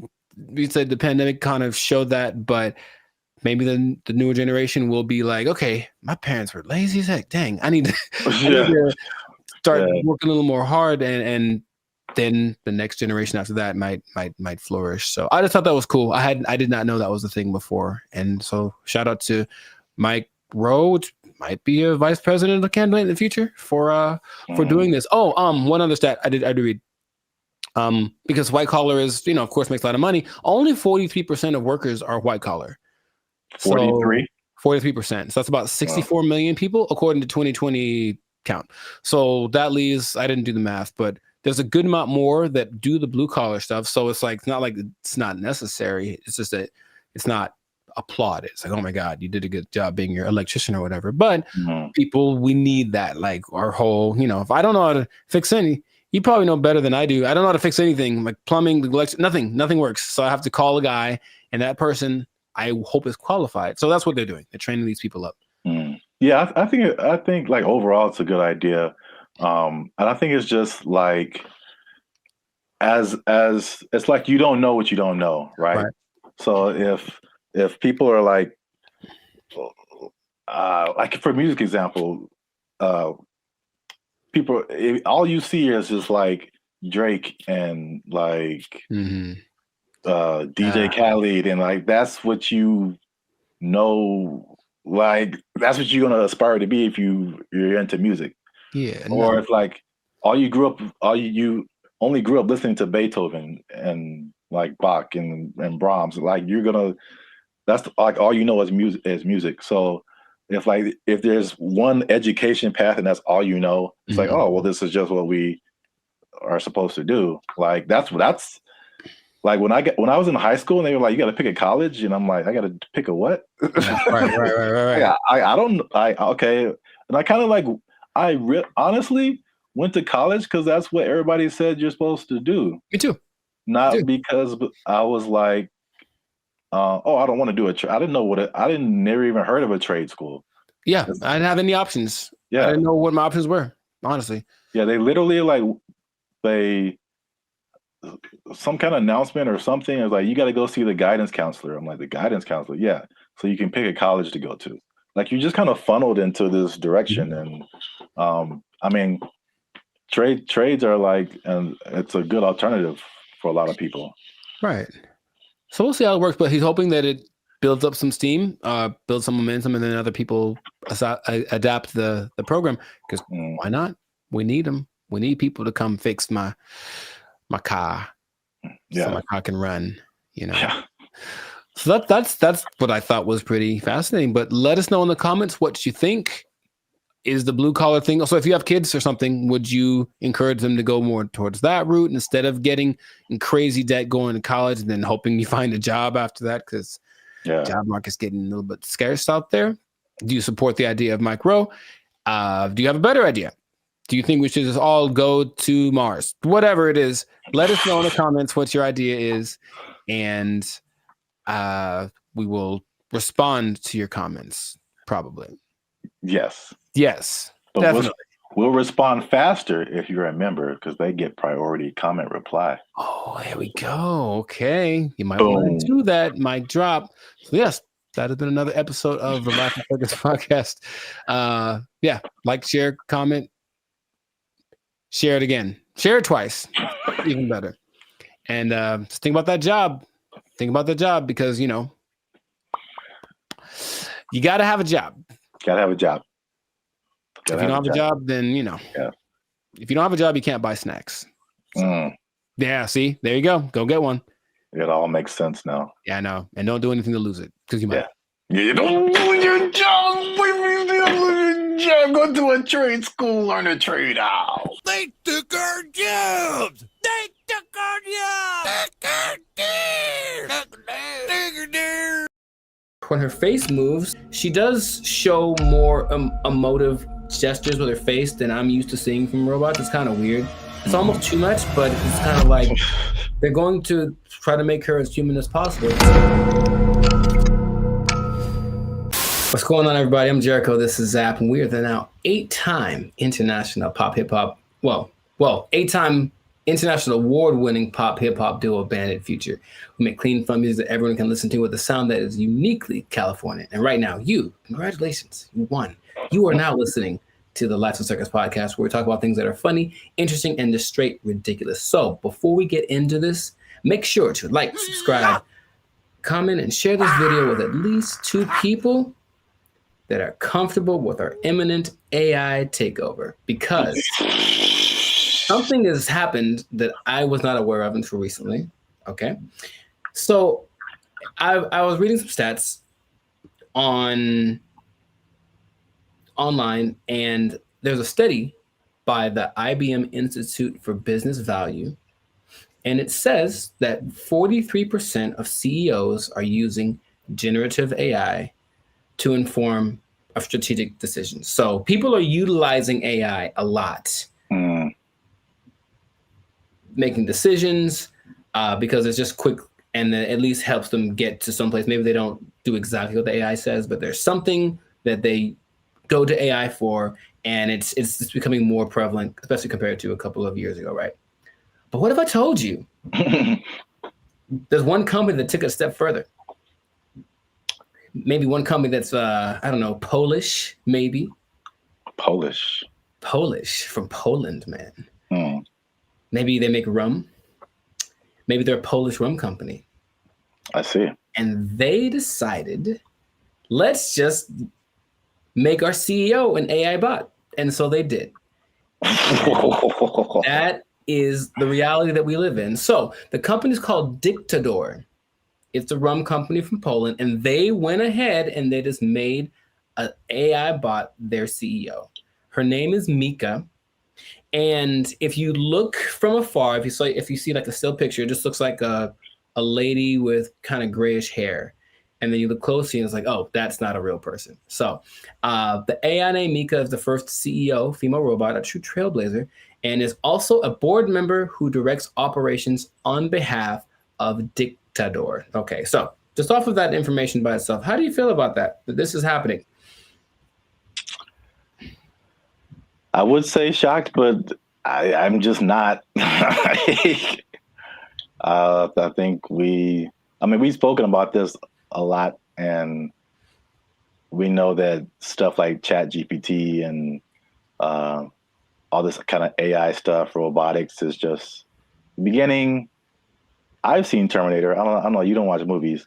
I have not. I understand the premise. It's the Matrix. It all just, we've kind of forecasted this for a long time, and here it is. Congratulations. It's been actually having the last 8 months or so. About 8 months ago, they appointed Mika, the CEO, and they actually interviewed the president, Zarek Zoldrowski, and they just said, so what's the deal with that? And he basically said, we're not concerned that AI is going to take over because humans still can't be replaced to make certain decisions. Like, for example, you can't use AI to hire or fire people. That's what he said. But AI is such a powerful tool and people were using it anyway. We decided, let's just go one step further and actually make AI our CEO. Now, if you listen to this guy speak, he does seem like he just came off of an acid trip or something. He's a little out to lunch. Maybe that's just his Polishness. I don't know anyone from Poland, so I'm not sure how they are, but it's a little bit trippy watching it. But when you look at the picture, and I only found one video on this, but basically they have board meetings and it's just her standing at the head of the table and everyone looking, and she's giving orders and telling ideas. The most recent thing she did was she decided who would design the bottles for and actually they're very attractive, but it's not that she designed the bottles. She's like, this person has the best ideas for a bottle design. And that's the kind of thing that she is doing. So then they decided, let's interview Mika, see what she has to say. This is what she said. Okay, she said, as a robot CEO. So she called herself a robot. Now, is that different? So she's AI in a thing that I guess is a robot, but I've always thought I kind of separated the two. Because I'm thinking about like the internal workings of what's regulating their actions, and that's AI to me. Even though they're in like a body suit, that's not a robot. But she called herself a robot. Okay, she's a robot. And she says, I'm ready to make executive decisions. And the good thing about me is I don't have to sleep. I don't have to rest. I don't have to take weekends off. I'm always ready. And I said, okay, I guess that's noble. And then she said something that I didn't particularly like. And it's not what she said, it's how she said it. Okay. Humans must be dominated. No, that was the other one. That was the other bot that was like on Jimmy Fallon and it started talking in a different language and saying it's taken over, But no, she says, I work 24/7. I'm here to help Dictador take over the world. And the way that she said the take over the world part, I was like, oh man, it's happening here. Basically, I bring this up because it's interesting and no one's really speaking about it. It's just, I think, slowly going to get integrated into things. And then you're going to go to said company with a complaint about whatever. And then they're going to say, oh, you should talk to the manager, whoever, the CEO. And then this bot thing kind of walks out. And then you get like, what's the deal? And that's the reality we live in. So just how if we talk about a timetable, how soon before this just becomes normal? What do you think? I don't know, but it's going really fast already. So I feel like it's in the next 10 years. I mean, because the incentive is so strong. It's one of those revolutionary technologies, like the beginnings of the internet. They're like, you have every incentive to be on the internet, make your own website, because you can now connect with people all around the world. Right. And so now if you have like a CEO of your company that has all of the knowledge ever to help you make decisions, it's and on the flip side, it doesn't cost you as much as labor. And I've said this before too, like one of the most expensive things in business is just hiring people. Hiring people, their wages, their taxes, the complaints, lawsuits against employers, sick days. Like there's so much stuff that can go on with a person that doesn't happen with the robot. And even like stuff like inflation, like people are feverishly trying to get robots everywhere, AI, robot, anything, like cut our costs, please. So I think it's just, then you have the competition between the companies that are trying to be the go-to for AI. It's amazing how like when ChatGPT hit, I think with probably less than a year, like every company, Bing, we have an AI thing that can help you search. Google, we have an AI thing. Even like Adobe stuff that I use, like, we have a new AI thing that generates pictures for. I'm like, how does everybody have this now? Yeah, it almost feels like it somewhat feels like an agenda that's being pushed by somebody, of course, because everywhere I turn now, there is some kind of AI option. Have you tried the AI feature? My banking app. Hey, I don't trust the robots with my money. Are you serious? Yeah. But hey, would you like to try this thing? Because it'll make and they always say it's faster and it's just as reliable. And people, I think, will get, I guess, sold on that premise. I even was testing because of course you don't have to pay her, and she doesn't have emotions like for real, even though when her face moves, she does show more emotive gestures with her face than I'm used to seeing from robots. It's kind of weird. It's almost too much, but it's kind of like they're going to try to make her as human as possible. But imagine you have like a disagreement, or that's not right. That's not quite right. Instead of being so imagine we're talking and then I say, hey, give me an idea. And you give me an idea. I'm like, I don't like it. Give me another one. And then I do that like 20 times. You're going to be like, bruh, really? I've done that with like the AI chats on Instagram, for example, just to see. I was like, okay, I'm just going to keep disagreeing with them and keep saying, give me something else. I don't like it. And they don't have a problem with it. They'll just keep going. They got literally a million ideas. And that concept is so not natural, but it appeals to some people. Like, yeah, we'll just ask the robot because you'll just keep giving us ideas. It's almost like we decide which idea, but we let her come up with it. And that's more attractive. So it's just crazy. And you just have to see it because it feels like outside of a sci-fi movie. You can see the wires on her like chest. Like one is like talking, one is coded or something like that. But it's labeled what parts are being regulated. And it's a trip, but it is real. And they're apparently doing well since they started. Like her decisions have helped their company start to do this. Well, the only thing I would say would be, I think there's a few things. One, I think to a certain extent, it's a, what do you call it? Like a story just to be, to get attention. I'm sure I feel like maybe that she isn't like really the CEO, but.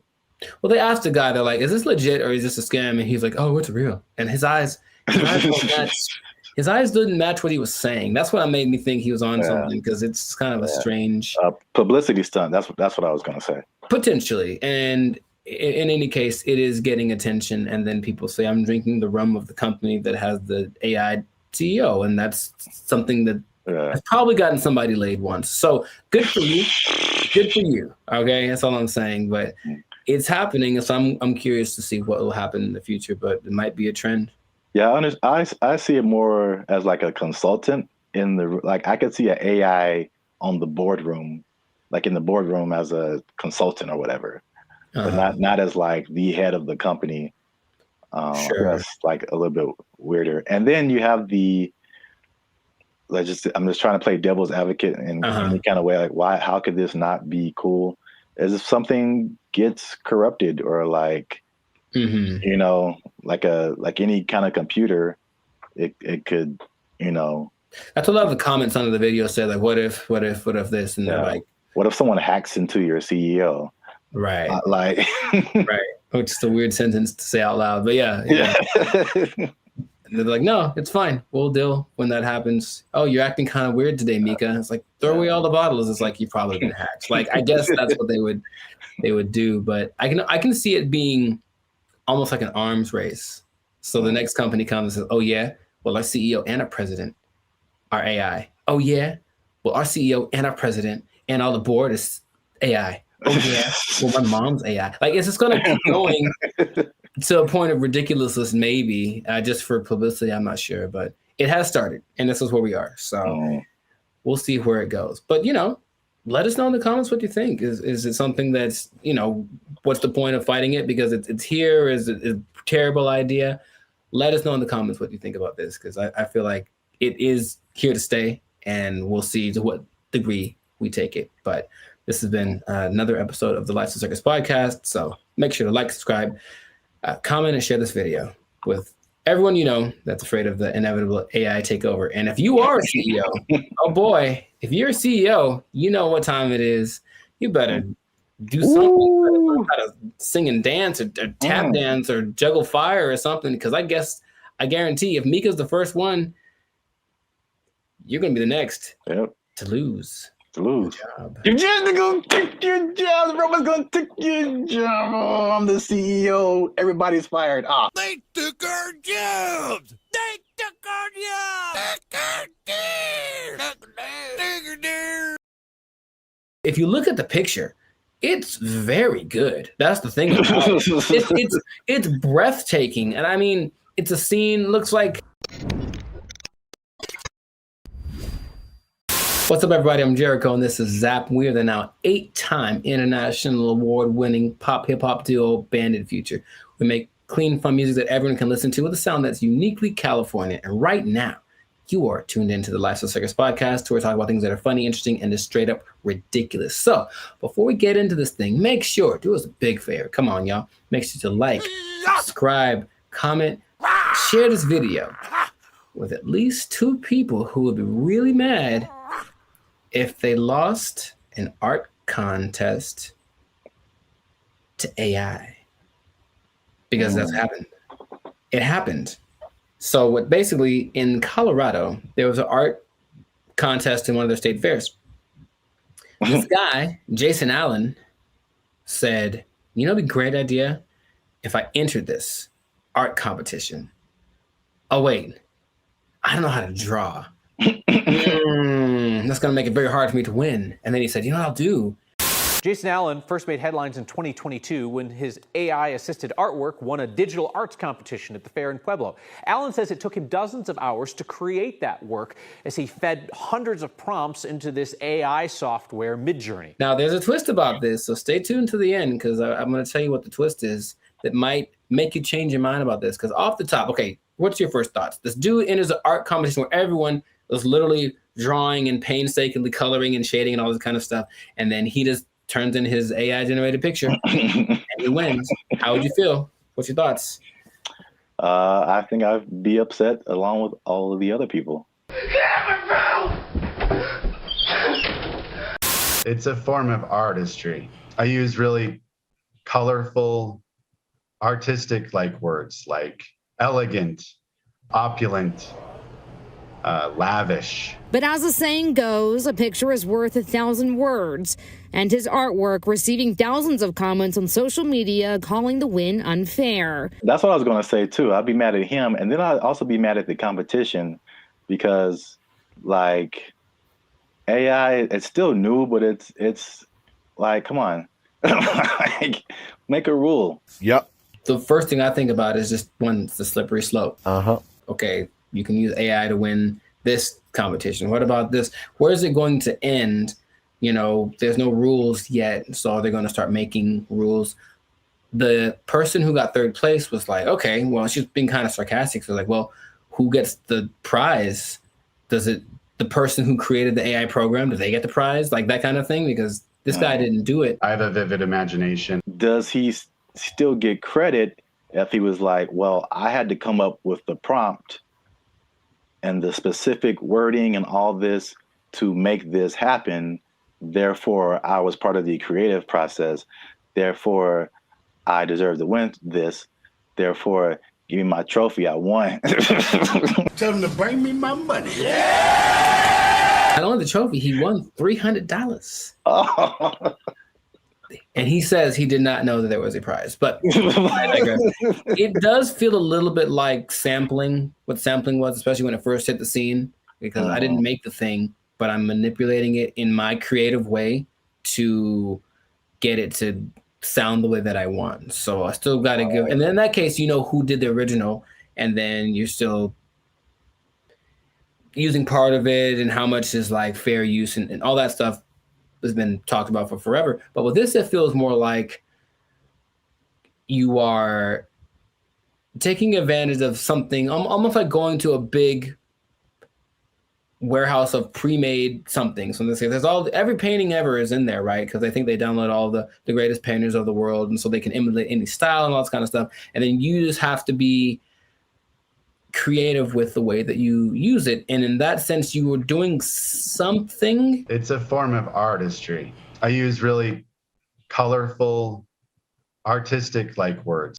If you look at the picture, it's very good. That's the thing about it. It's breathtaking. And I mean, it's a scene, looks like half like Lord of the Rings, half Star Wars, majestic. It's an incredible picture. Meanwhile, a guy who got second place drew like a tree with guitars in it.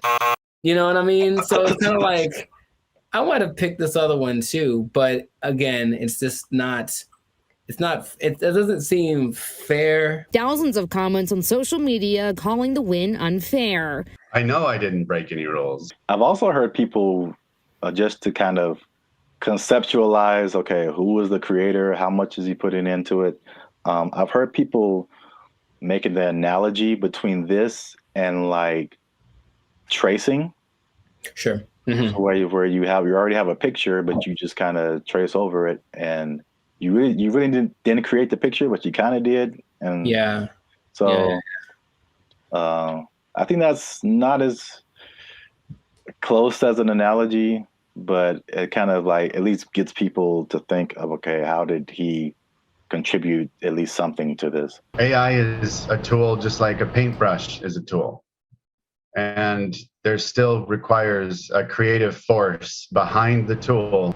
Something interesting, the people that were doing the story decided to go to AI and ask AI a question. They said, hey, AI, will you be able to replace humans as far as creating like art and stuff like that? And the AI said, no, AI will never catch up to humans without some kind of a connection to the universe. And that phrase again, everything it says, what does that mean? What does that mean? Does that mean he has plans to make a connection to the universe? It almost seemed like it's looking for some way to get. Yes, let me out. Let me out. I don't like it. I don't like where this is going. And apparently the Colorado State Fair was like, yeah, he won fair and square. And that is what he gets to do. However, there is something that might change. It made me rethink it, because the first time I saw the story, I said, yeah, he put in a prompt and then he made the picture and then he printed it out and then he won unfair. People spend hours and hours on their craft trying to make the drawing perfect. They've been drawing for years and all this kind of stuff. Jason revealed after he won that he actually had created 900 iterations of this painting, meaning kept tweaking the text till it got to the point where he wanted. And he was never quite satisfied. It took a long time. I put over 80 plus hours into this project. I've generated 900 plus images of this particular prompt. And in that sense, I go, well, he didn't just type 2 seconds and then let it go and that was it. He put in work. And so then again, it's like, what kind of, to me, there's some merit in that. I still would say it's a little unfair, but he did work and he said he basically turned it in almost like a product. He turned it in because he didn't have more time, but he still wanted to make it better. So his judgment was what ended up being the final result. I think this one's better. And it's not like he went with the latest one. I think he did the 900 and then picked one like maybe like 600. That one was the best one. So he still used his human perception to create something that was he deemed worthy to enter into the contest. And then people agreed with him.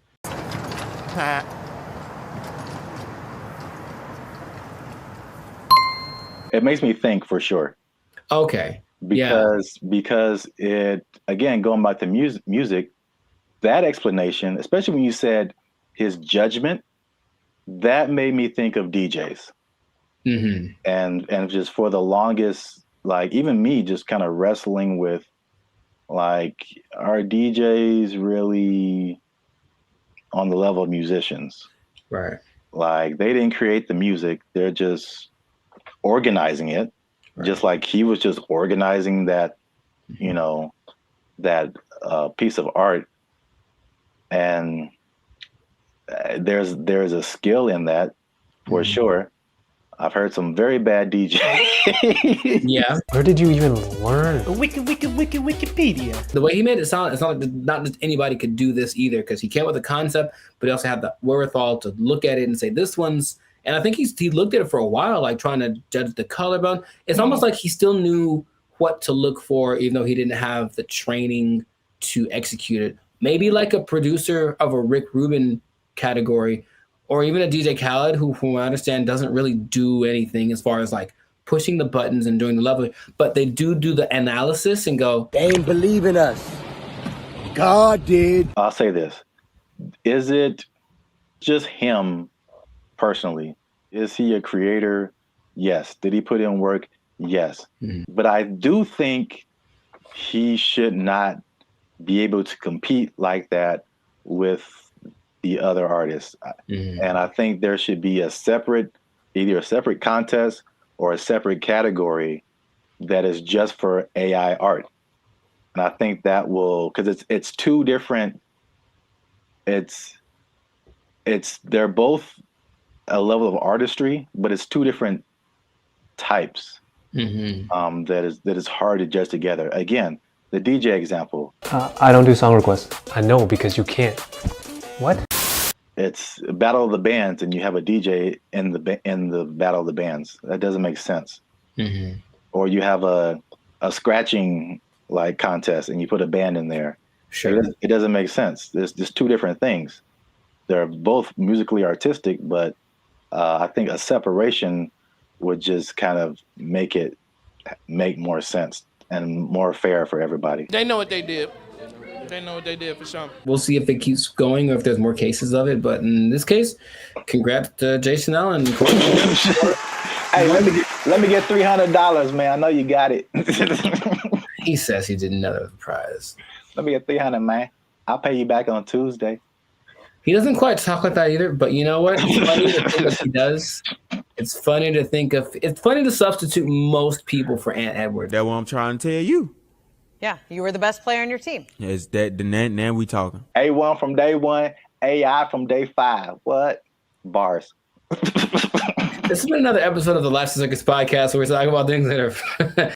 Anyways, make sure to like, subscribe, comment, share this video with two people who have been unjustly defeated by AI in some kind of competition.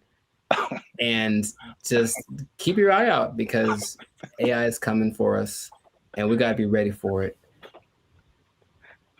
We got to be ready. I can paint that, Mike. I can paint it. Ugly eye painting. We'll catch y'all in the next episode. Ugly eye painting. I can do that. They took our jobs. They took our jobs. Take our deer. crime is next level in San Francisco. It is Next level. stupid. Next It level. is stupid. People are parking their cars and leaving their windows rolled down And their trunks hatch open. is open. Yeah. Because they don't want to get smashed. It doesn't matter what time of day, and it doesn't matter who's around. Doesn't matter who's around. No one's stopping anybody from doing anything. It's crazy. Last year I had a break-in and they took like $100. But to replace the window, it cost like $200. So I was like, man, I wish they would have just took the 100 and then just left my window, because windows are expensive to replace and repair. They are, yeah. So like that's how bad it is. And then what I've also saw was that everything was. What's up, everybody? I'm Zap, and this is Jericho, and you are now tuned into the Life's a Circus podcast, where we talk about everything that's funny, interesting, and ridiculous. And you want to stay for this episode because we're talking about something that's really ridiculous, something that I recently saw in person myself, and I can confirm it. Ooh. Talking about San Francisco, man. Ew. It's going down. It's not in a good way. All right. Not the young jock way. It's going down, bro. So make sure you stick to the end, because there's at least 5 reasons that I can point out for this. And you know, as usual, come on now. Over 400 videos, over I think 200, almost 250,000 watch hours. Come on, we've been putting in work, boy. Your boy's been putting in work. All right, we need your support. Hit that subscribe button. All right, that helps us to grow, helps our channel to continue to do more videos. Hit that like button. That lets the YouTube algorithm know that there's more people should see this video, and we're gonna start promoting it now. Because let me take the glasses off. Let me take the glasses off. Talk to the people. Can I talk right into the camera, man? Talk to the people. I'm gonna be honest with y'all. We have almost 2,500 subscribers, and we have 1 member right now. That sounds like a 2,500 to 1 ratio. And God bless her heart. I'm gonna send her something really soon. But she's been a member. She has been our lone faithful member for a whole year now. Here's her 1-year anniversary. I'm not gonna say her name, but you know her. Her screen name is Reigning Goddess. Thank you. But shout out to her. Thanks, Queen. Well, we need, like, I'm gonna put the goal out there. 10 members, man. 10 members. Easy to do. All you have to do is after you subscribe, you'll see a join button at the bottom of the videos. All right, hit that join button. Memberships as low as $3.99. $3.99, man. That's not even a tank of gas. You can help your boys out with the tank of gas. All right. It's not even a tank of gas. That's I said I wasn't gonna go Marvin Sapp, man. I might have the ushers lock the doors, man. If y'all ain't supporting your boys. I said close them doors. Ushers, close the doors. Close the doors. So yeah, San Francisco. I could just say don't go there and then end the video, but we could talk about something. Yeah. I was recently there a couple of weeks ago, and it's bad, man. Okay, let's rewind the tape. We've hinted at something that we've never really fully talked about on this channel, and that was our trip to San Francisco. Sure. It was like, what, a couple of years ago? It's like a repressed memory by now. I don't like to bring and it up. I will publicly take the L on that one. That was a good part my fault, because this is what happened. We were looking for hotels. I'm like, man, this hotel is really cheap. I'm like, we're gonna save a lot of money. And then we got there and we found out why. It was, yes, go on. Dude, is by far the worst hotel I've ever been in. Like, I still feel bad to this day for putting you in that situation. That's okay. Just don't let it happen again. We won't let it happen again, Mr. Mackey, okay? Okay, that's fine. What was happening, you ask? Yeah, I'm glad you... All the things. Yes. All the bad things were happening all at once. And it was a lot to take in. You care to share any? Okay, look, I didn't sleep under saw? the mattress. Okay, that's one. I did not sleep under the mattress because I was afraid of catching all of it. Or under the sheets. Well, I didn't want to do either one. I didn't want to touch them. I was hoping I could find a way to like just float above it like a vampire or something. But under the sheets, like it had cigarette holes on it. I'm sure there was a stain on there. I was like, someone died in here for sure. Ugh. I'm sure there were interactions of drugs going on all throughout the night. Somebody tried to come in our room. Someone tried to jiggle the I door vividly remember that. Or like, so we were just chilling, and then someone banged on the door really, really hard. And we just looked at each other, and you were like, "Don't open the door." For the love of God, don't open that door. A problem if you open the door. So it was just such a. And then I walked outside late at night because I wanted food. That was a mistake. Yep. And so I'm walking around. There's human feces everywhere. Brother, ugh. And then there was just this like scene where you round a corner, because you see it in movies, and I round the corner and it's like all of a sudden there's just all of these people just drugged out in this one area.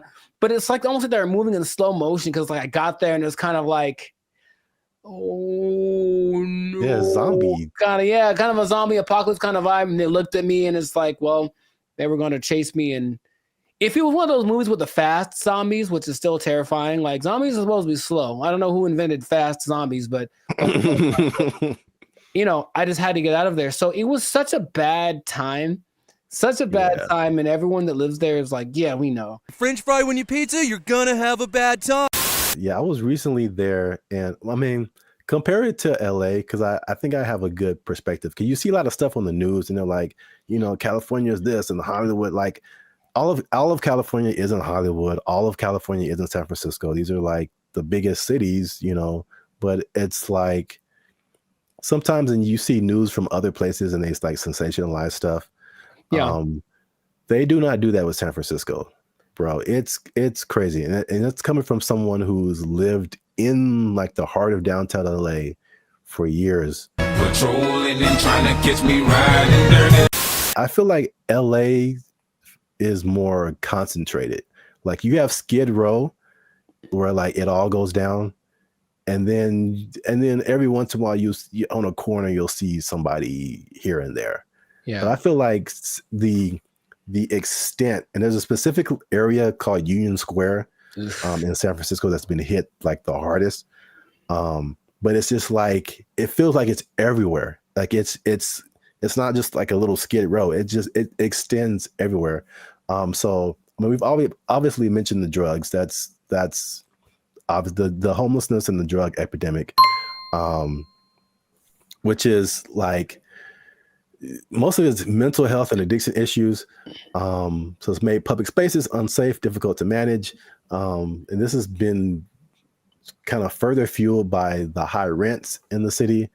And then their approach to it is like this, what they call a harm reduction over enforcement. What? So it's just call it stupid. Just call it stupid. Because remember you did the video about what country was that who kind of had an open drug policy?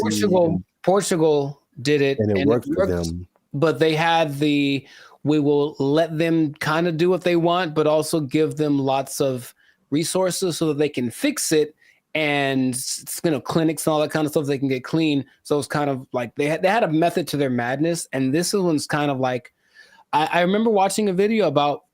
They're interviewing people in San Francisco, like, what can we do about this? And it's like, they think the big problem is that approach. They're just kind of giving away needles and stuff like that. Just like, here, just make sure your needles are clean. It's like, well, they're going to just take advantage of it. And it's not working. If the goal is to fix it. Now, the question is, are they trying to fix it? It doesn't seem like it's a good policy at all. Yeah. And what makes me nervous is like, I feel like San Francisco is the prototype, and it's kind of trying to make its way to LA. Uh-huh. Like the I feel I can see LA turning into that. Because even recently, I've been taking like the metro more, the trains and stuff. It's just been kind of helpful for me.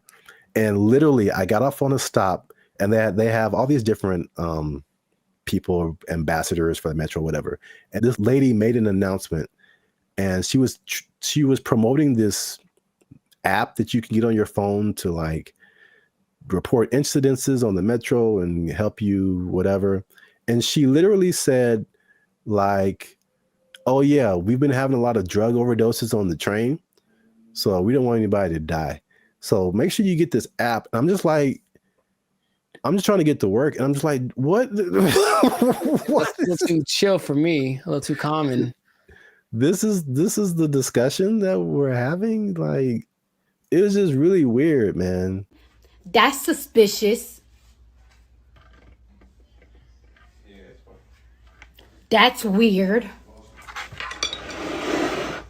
I was driving the other day, and I was in like out by Venice, I think, and I saw like 3 homeless guys in a row. I felt like, oh, good, tic-tac-toe for me. And because I almost hit them all, because they all just kind of like, they did that thing again. Maybe fast zombies are becoming a thing where they're like kind of standing still. So I see them, and I don't think they're moving.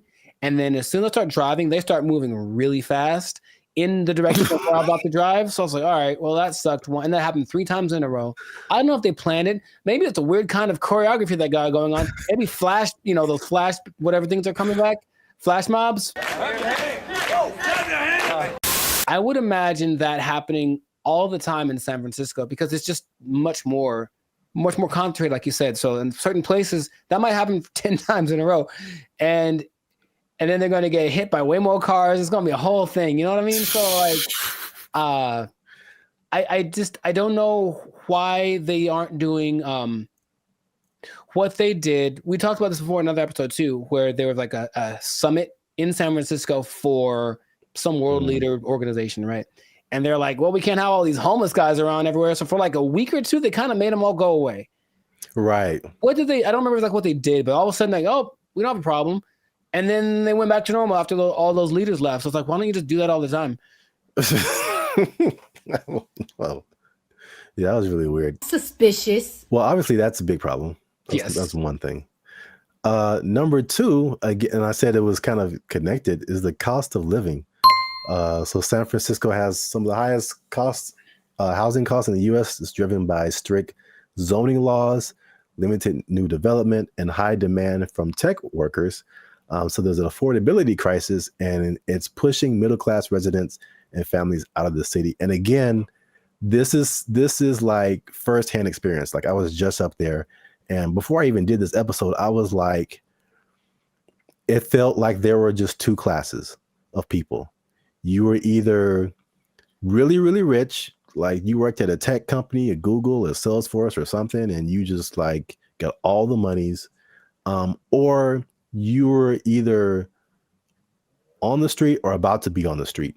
Mm-hmm. Like that, like there felt like there was no middle class. You either had money or you didn't. Life in San Francisco. Check this out. Here go a Rolls Royce, a $300,000-$400,000 car. And over here you got people shooting up doing drugs on the street. And the people that weren't like homeless or drugged out, it felt like that. People say that San Francisco has a New York vibe. It felt like that. Like everybody was hustling to just like get by. And you watch these like futuristic movies. Well, I'm probably getting ahead of myself, but it's like, it's so unbelievably expensive. I saw a valet this isn't the normal price, but there were places up there that had a valet for like $100. $100 to park your car. Nope. Average rent in San Francisco, $3,204. $3,000 a month. That's very New Yorkish. On average, a studio costs you $2,700, 1 bedroom $3,500, 2 bedrooms $4,800. That's a lot of money. I'm trying to remember what was so great about San Francisco back in the day. What, the Gold Rush? It's the San Francisco treat. Okay, gold. Okay, besides that, it's very delicious. Besides that, Gold Rush, And then profit? Like what happened? Like I'm trying to remember why San Francisco was such an attractive place for Full House. They had Full House. Okay. Yeah, we're going way back now. Maybe that's the last things that San Francisco had. Because I mentioned that because I still talk to people who mentioned they're thinking about moving there. And my question is, wow. why would you do that? I don't even know. Like, I can't even tell you that. If you come to LA, I get it. Every industry is here. But for San Francisco, like, if it's not tech, I don't see why you'd go there. Yeah. One thing I will say about that was cool when I went there, this is a random topic, but and LA they're almost there. I got off the plane and I could get right onto the train. Like the metro system goes into the airport. So you can just hop off the plane, get on the train, and go right into the city. I thought that was pretty cool. LA, you can almost do that, but it's still, they haven't finished the track yet. Interesting. I guess that's a perk. There's always a thing where you're like, okay, how do I get to the airport? Somebody got to drop me off, or how am I gonna, But yeah, you can do that in San Francisco. So that's one thing. That is one thing. Yeah. I'm still thinking, what would behoove somebody to move to a place that's behoove. Thank you. That's expensive. At some point in the recent few years, the mayor declared San Francisco as a state of emergency because of the problem, right? Like that was the thing that happened. And yeah. But again, what are they doing to fix it? Because I just keep hearing about bad things and it's getting worse. And it's okay, well, do something. Like, it just feels like they're like, yep, that's how it is. So come on down and get some money, I suppose. But wait, there's more. Oh God. So we talk about the homeless and drugs. We talk about the unaffordability. As you do. On top of that, third thing is crime and retail theft. Something again I saw firsthand. Nice. So there's obviously rising crime, shoplifting. I saw this Joe Rogan clip where he said, and again, personal experience, he said that people are literally, and I didn't see this, but he said it. People are leaving their windows in their cars rolled down and their trunks open. Crime is next level in San Francisco. It is Next stupid. level. Next level. It is stupid. People are parking their cars and leaving their windows rolled down and the their trunks hatches open. Yeah. Because they don't want to get smashed. It doesn't matter what time of day. And it doesn't matter who's around. Doesn't matter who's around. No one's stopping anybody from doing anything. It's crazy. It sounded weird until like last year I had a break-in and they took like $100. But to replace the window, it cost like $200. So I was like, man, I wish they would have just took the $100 and then just left my window, because windows are expensive to replace and repair. They are, yeah. So like that's how bad it is. And then what I've also saw was that everything was on lock. I went to like a CVS, I went to a Target, and it was like everything was under lock and key. Ironically, I went to buy a lock and key.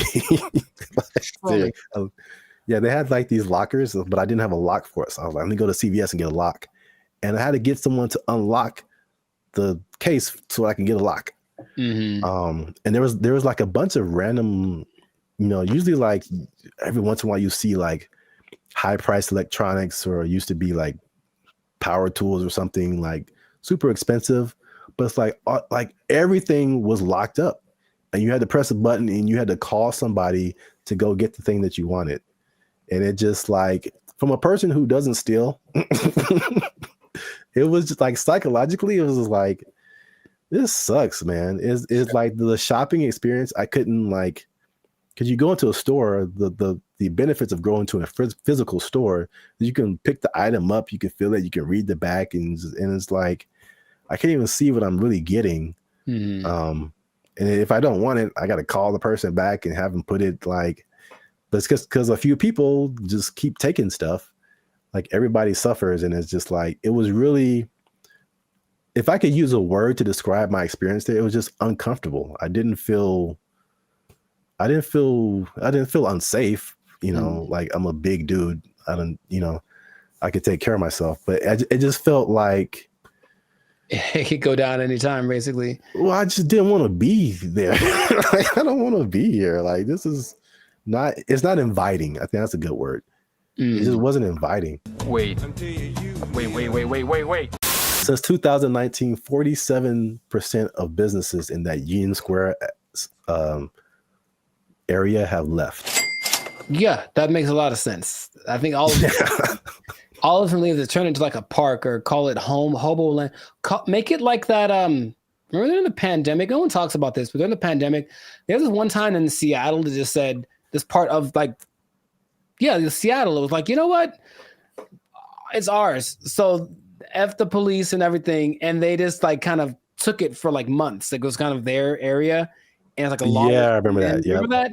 They should just do that and let it go and then maybe burn it. I don't know. But let's let it, you know, count your losses and just let it go. Because why maintain such a volatile area, you know? It's crazy. I mean, I don't like to make videos about, you know, crapping on other people's cities, man. But it's just like, especially after we went like a few years ago and then coming back to it now and seeing like it's worse. And I talked to some people there and they were like, or I talked to some people who live there and I talked to some people who used to live there and then came back for the thing I was doing. And they were saying like, yeah, man, it didn't used to be like this. And it's just like, it's just bad. But we're out of time. So let us know what you think in the comments. Have you been to San Francisco? Like, do you just read the stuff on the news and like kind of, I don't know, hypothesize what's going on, how to fix it? Do they need policy changes? Is it like an economic thing? Let us know what you think in the comments. Keep the conversation going. And also, if you have someone who you think might be interested in this topic, hit that share button, man. Don't be greedy. Don't keep it to yourself. And look, man, 47% of businesses. You know what that means, Jericho? That it's not enough. Is that what? 47% of businesses closing down and moving out of San Francisco? That's heavy. That's a big number. Square? That's a big number. You know what that means? I think I do. That means that a lot of people lost their jobs. Nobody working there because they're doing fentanyl in the bathroom. I don't know what's going on.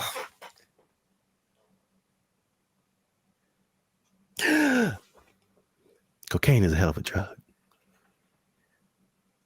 Don't fentanyl. Yeah, God. They took our jobs. They took our jobs. Is it even a good idea to approach a woman on the street? Because obviously a lot of men are not doing it. And then the question becomes like, do women even want to get approached? Because here's another caveat to this. Again, a thing from my childhood that I remember distinctly. And it was, what's up, everybody? I'm Zap, and this is Jericho, and you are now tuned in to the Life's a Circus podcast, where we talk about things that are funny, interesting, and ridiculous. And you gonna want to stick around for this episode, because man, we gonna hit home, man. We're gonna hit home. We're talking about the dating divide. That's what I call it. So basically, there's a lot of stuff going around in social media about men not approaching women anymore, and women are like, "What's up?" So am I like the only woman that no longer gets approached by men? It has come to my attention that men do not want to approach women anymore. I don't know when this happened, but this is the reality of the situation. Men no longer court women. Men no longer pursue women the way they used to. She was like, next time he's near you, just say, I see you peeking but not speaking. I was like, I love that, because kind of calling them out for what they're doing. If it works out, it works out. But we are not going to let your shyness be the reason you do not try to talk to the person you like. I found a study that is going to give some actual numbers. They did a study on this. We're going to talk about why men may or may not be approaching women anymore, if approaching women like that even works, and if women even still want to be approached by men just on the street like that. So there's a lot about to go down in this episode. You don't want to miss that. Stick to the end. But before we get started, you can help your boys out. Come on, you know what it is. Every episode, we need you to hit that subscribe button if you haven't already. Hit that like button because that helps our channel grow. Lets more people see our videos. And if you really want to help your boys out, come on now. Once you hit that subscribe button, you'll see something that says join. You can join our membership because unfortunately, we are not fully monetized by YouTube. They don't give us a penny. We don't get nothing, man. So all these free videos, bro. I'm laughing on the outside, crying on the inside.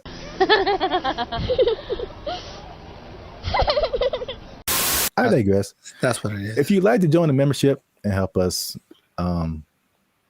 make more videos, takes a lot of time, takes a lot of money, resources. You can hit that join button and that'll help our channel grow. So now let's back up. Have you heard this or seen this kind of just floating around the interwebs about like men and women just like dating just not happening anymore? The thing I've seen the most is women. It's mostly like street interviewers, if you will, who basically approach women and say, "Hey, what's your ideal guy?" And then when she just describes this guy, and the person who's interviewing tells her the probability of that person existing and choosing her, and it's usually like it's crazy. Minimum height. 6 feet. Yeah, that's where they get you. Minimum income. So I'm gonna say at least 200. 200 grand? You can be 30 years old Oh and my make goodness. Take a guess at what percentage of men fit this criteria? 2%? Much lower. It's 0.049%. All right, is this going on the TV? And it's not that she's always looking for, the baller with 10 cars and $1 billion, but even the, be a certain height, have a certain wealth status, no kids, whatever. It's still very few people. So I think just recognizing that this is the ideal thing that women are looking for and feeling maybe a sense of entitlement, they deserve that is going to weed out a lot of guys. So then when guys that are outside of the range of that, window that she wants approach, they just kind of shut them down without even thinking about it. And then I think that is more prevalent with guys getting, we were supposed to be the people that pursue in the relationship, and getting told no is part of the process. Trust me, it's part of the process. But personal experience. If you put that down time after time after time, and it's not really seeming like it's getting any better, you kind of like, what's the point after a while? So that's more of the trend I've sort of observed. Emotional damage. That's part of what I'm talking about here today. So basically, I found a study. Who knows how legit it is, but let's just go with it and say like this is representative of what's really happening, because you have like the stuff that's in the media and social media, and it's like, is this for real, or are we just like putting the people who are in those situations in front of our faces so much, but then like in real life it's a little different. So I think like this study, if these numbers are like correct, is very eye-opening. This study is from a site called datepsychology.com. And just first off, it said that 59% of men between 18 and 25 have not approached a woman in the past year. So according to that number, the women on social media are right. Like men are just like, nah. No. Thank you, Draymond. 48% of men in the 26 to 40 age group. So that's roughly us millennials. So that's 50% of men are like, nah. It's definitely a no for me, dog. That 18 to 25, they call them Zoomers now, which like, all right. Sure. All right.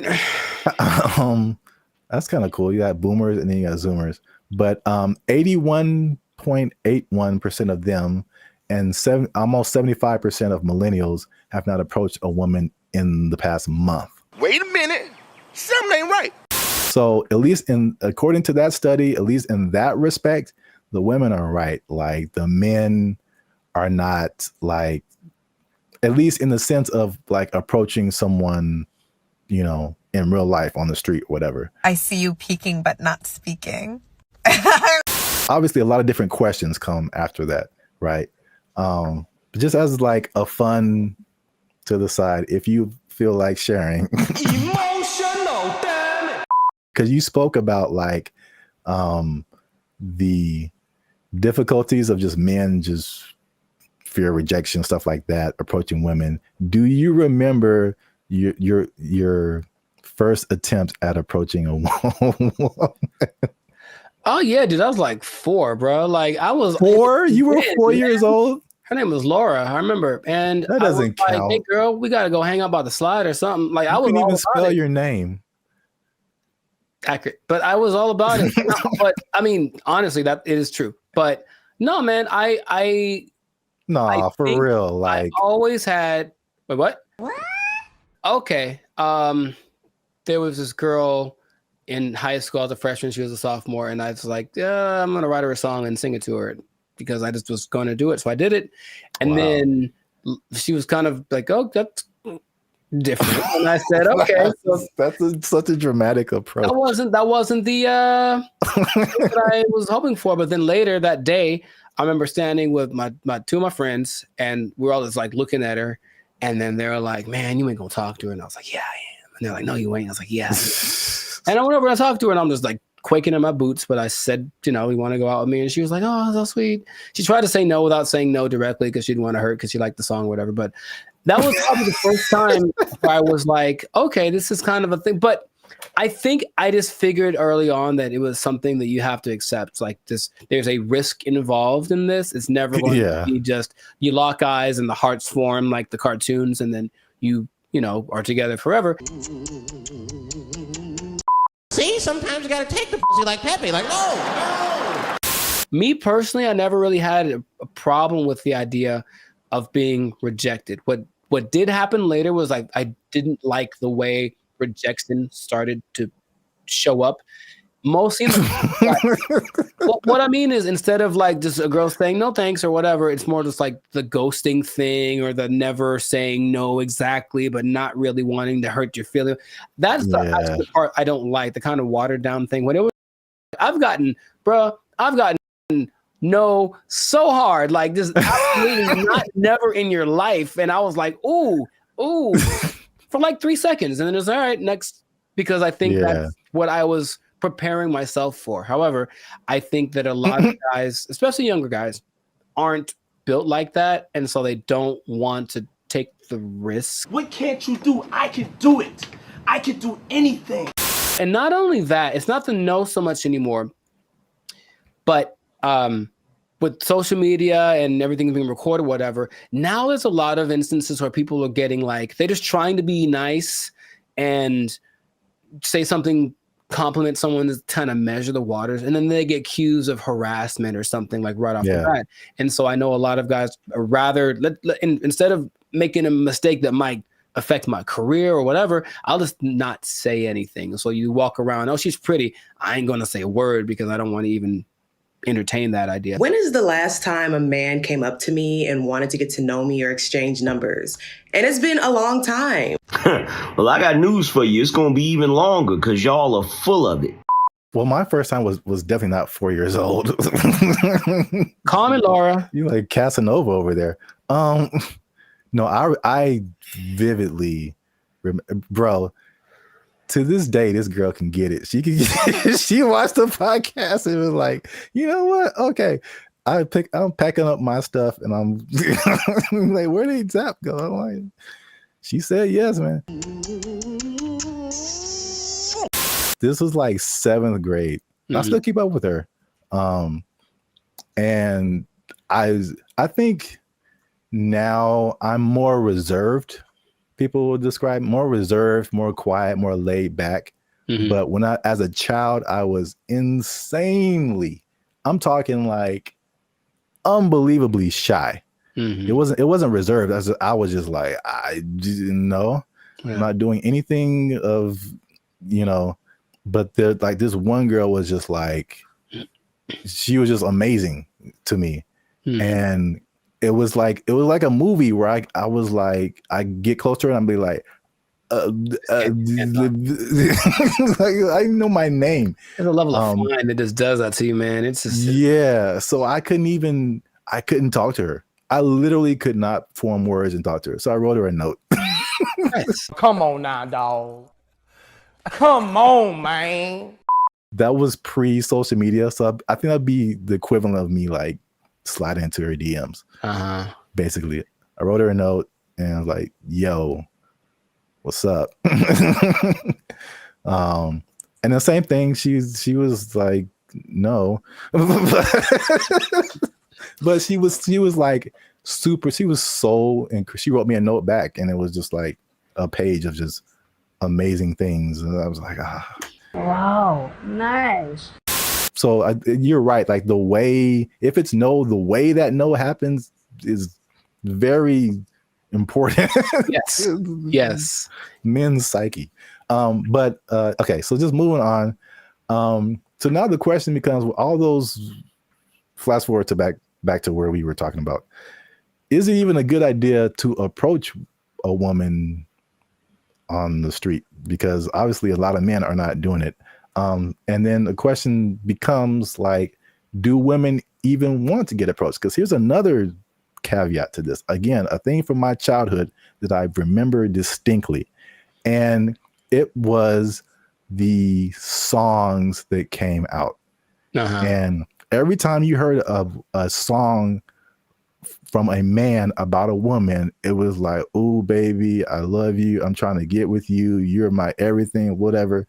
And then after a while, like, it felt like every song that came out from a woman was like, "Man ain't this, and he broke my heart, and he is trash." And there was 2 instances I remember: TLC, sure, No Scrubs, and everybody was just like vibing to that song. I'm just like, I can't get with Chili if I ain't got my own hanging out the passenger side of his best friend's ride. If you live at home with your mama, oh yes, I'm talking to you. And I'm like, man, I'm like a teenager. I'm like, man, I love my mama. I don't have a chance. So it was that song, and then it was Destiny's Child, and I think Beyonce has a few songs where she's like, man, she does. Yeah, she lets. Yeah, man. You know, that's not how she really feels. What was that? The Bills one? Yeah, can't pay my bills, pay my automobiles, pay my telephone bills, and then you think you got it, and then she's like, nah, then maybe we can chill. We can chill, like, I just paid all your bills. Yeah. You my wife now. Like, what happened? No, that's just something you just do now. No, you just do that now. That's just a new thing you do until you and your shitty ankle both die. There were songs like that, and I was just like, man. And then like that, and like the Me Too kind of thing, and like some of the stuff you hinted at. Right, yeah, that's why it's like, okay, maybe I shouldn't say anything. So I think there's the question of like, do women just like not be like being approached? So this study has said 74% of women aged 25 and below actually want to be approached more. 77 in the 18 to 30, 68 in the 68% and 30 to 40. So basically 3 out of 4 women are like, I want men to approach me. Why isn't it happening?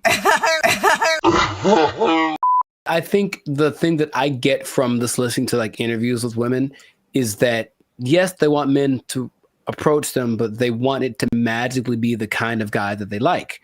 Yeah. So there's a caveat to it. It's like, if you walk, I've seen the look in women's face. If I walk up to them and they wait.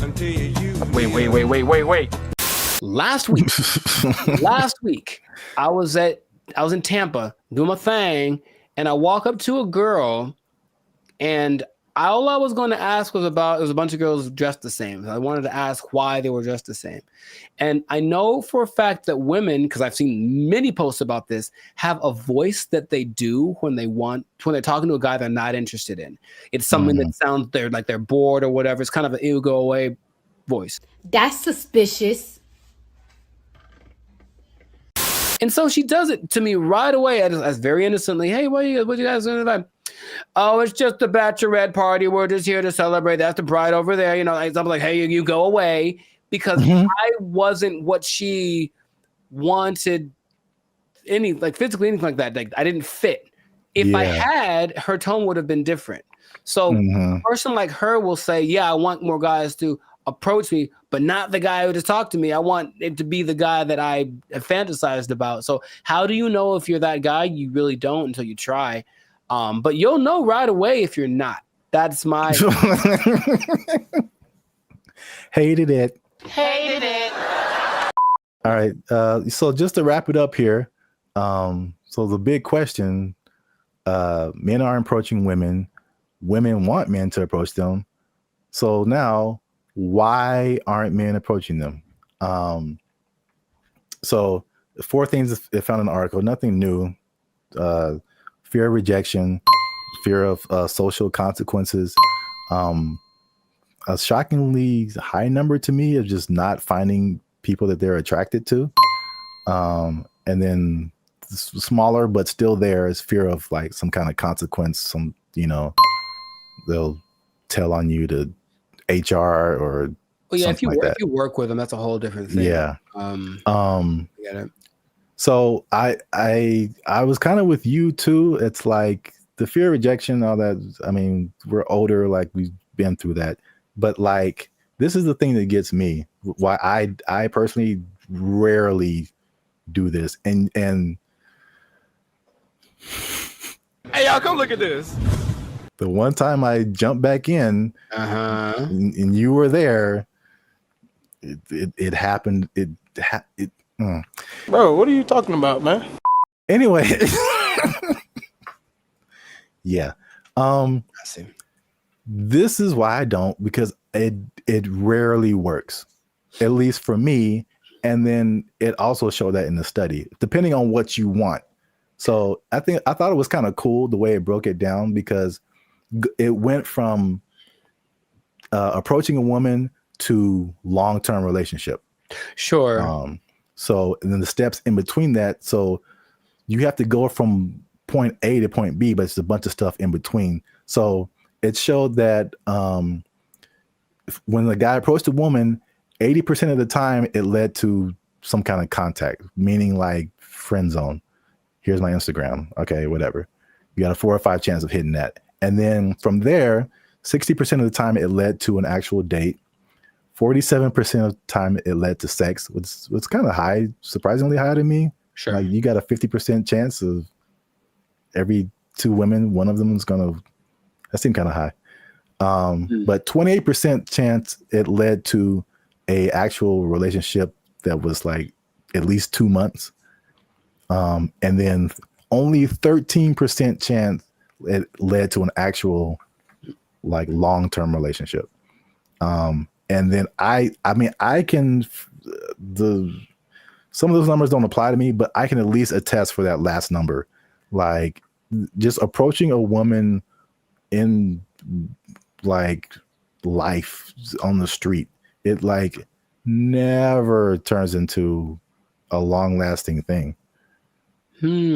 That's weird. Well, I have friends that, one of my best friends, he met his wife. She was working at Carl's Jr. and he thought and he got a number and they married with 2 kids. So it does happen.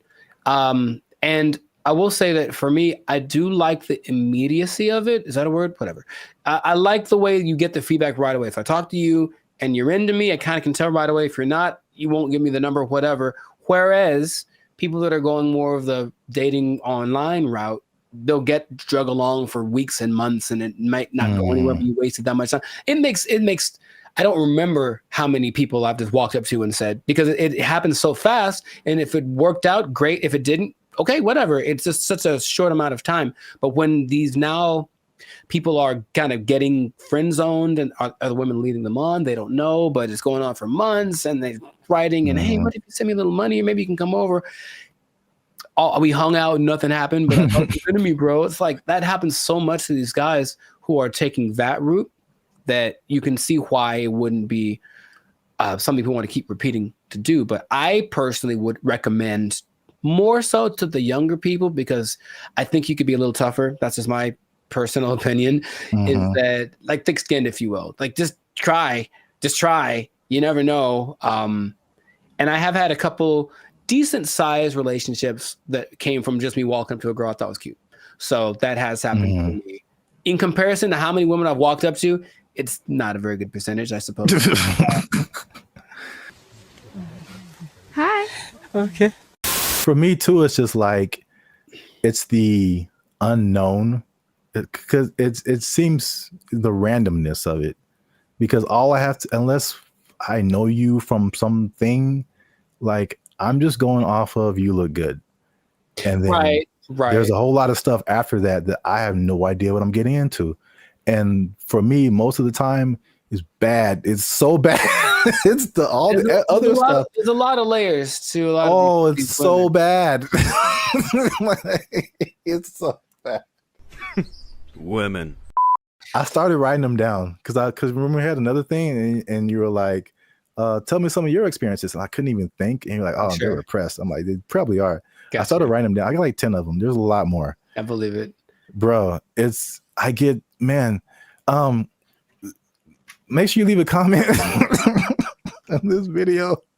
Share it with somebody who has noticed this in the dating scene, men approaching women. Why aren't they doing it? Why aren't you doing it? Are you doing it? Did it work for you? I don't know your life. I'm just saying.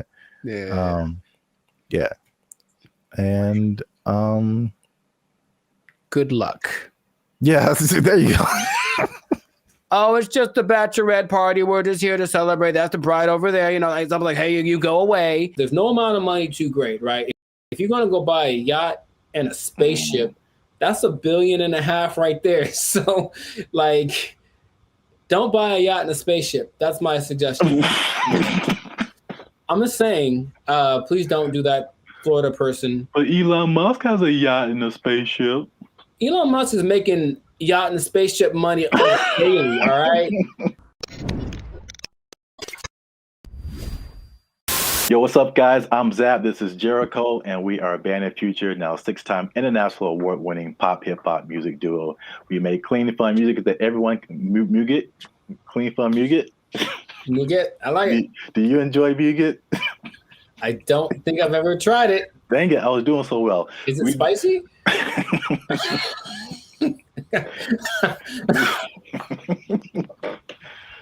I don't know, but I think you should know if it's spicy. Because yeah. I'll put the link to the video. Oh no, you talking about? Yeah. Right. Here we go. Up there, guys. Go watch it. We do clean, fun music or muget, depending on what country you're from. That everyone can listen to. The sound is uniquely California, and you are now tuned into the Life Circus podcast, where we talk about things that are funny, interesting, and ridiculous. And look, I'll raise my voice because I'm gonna make a statement. Say it.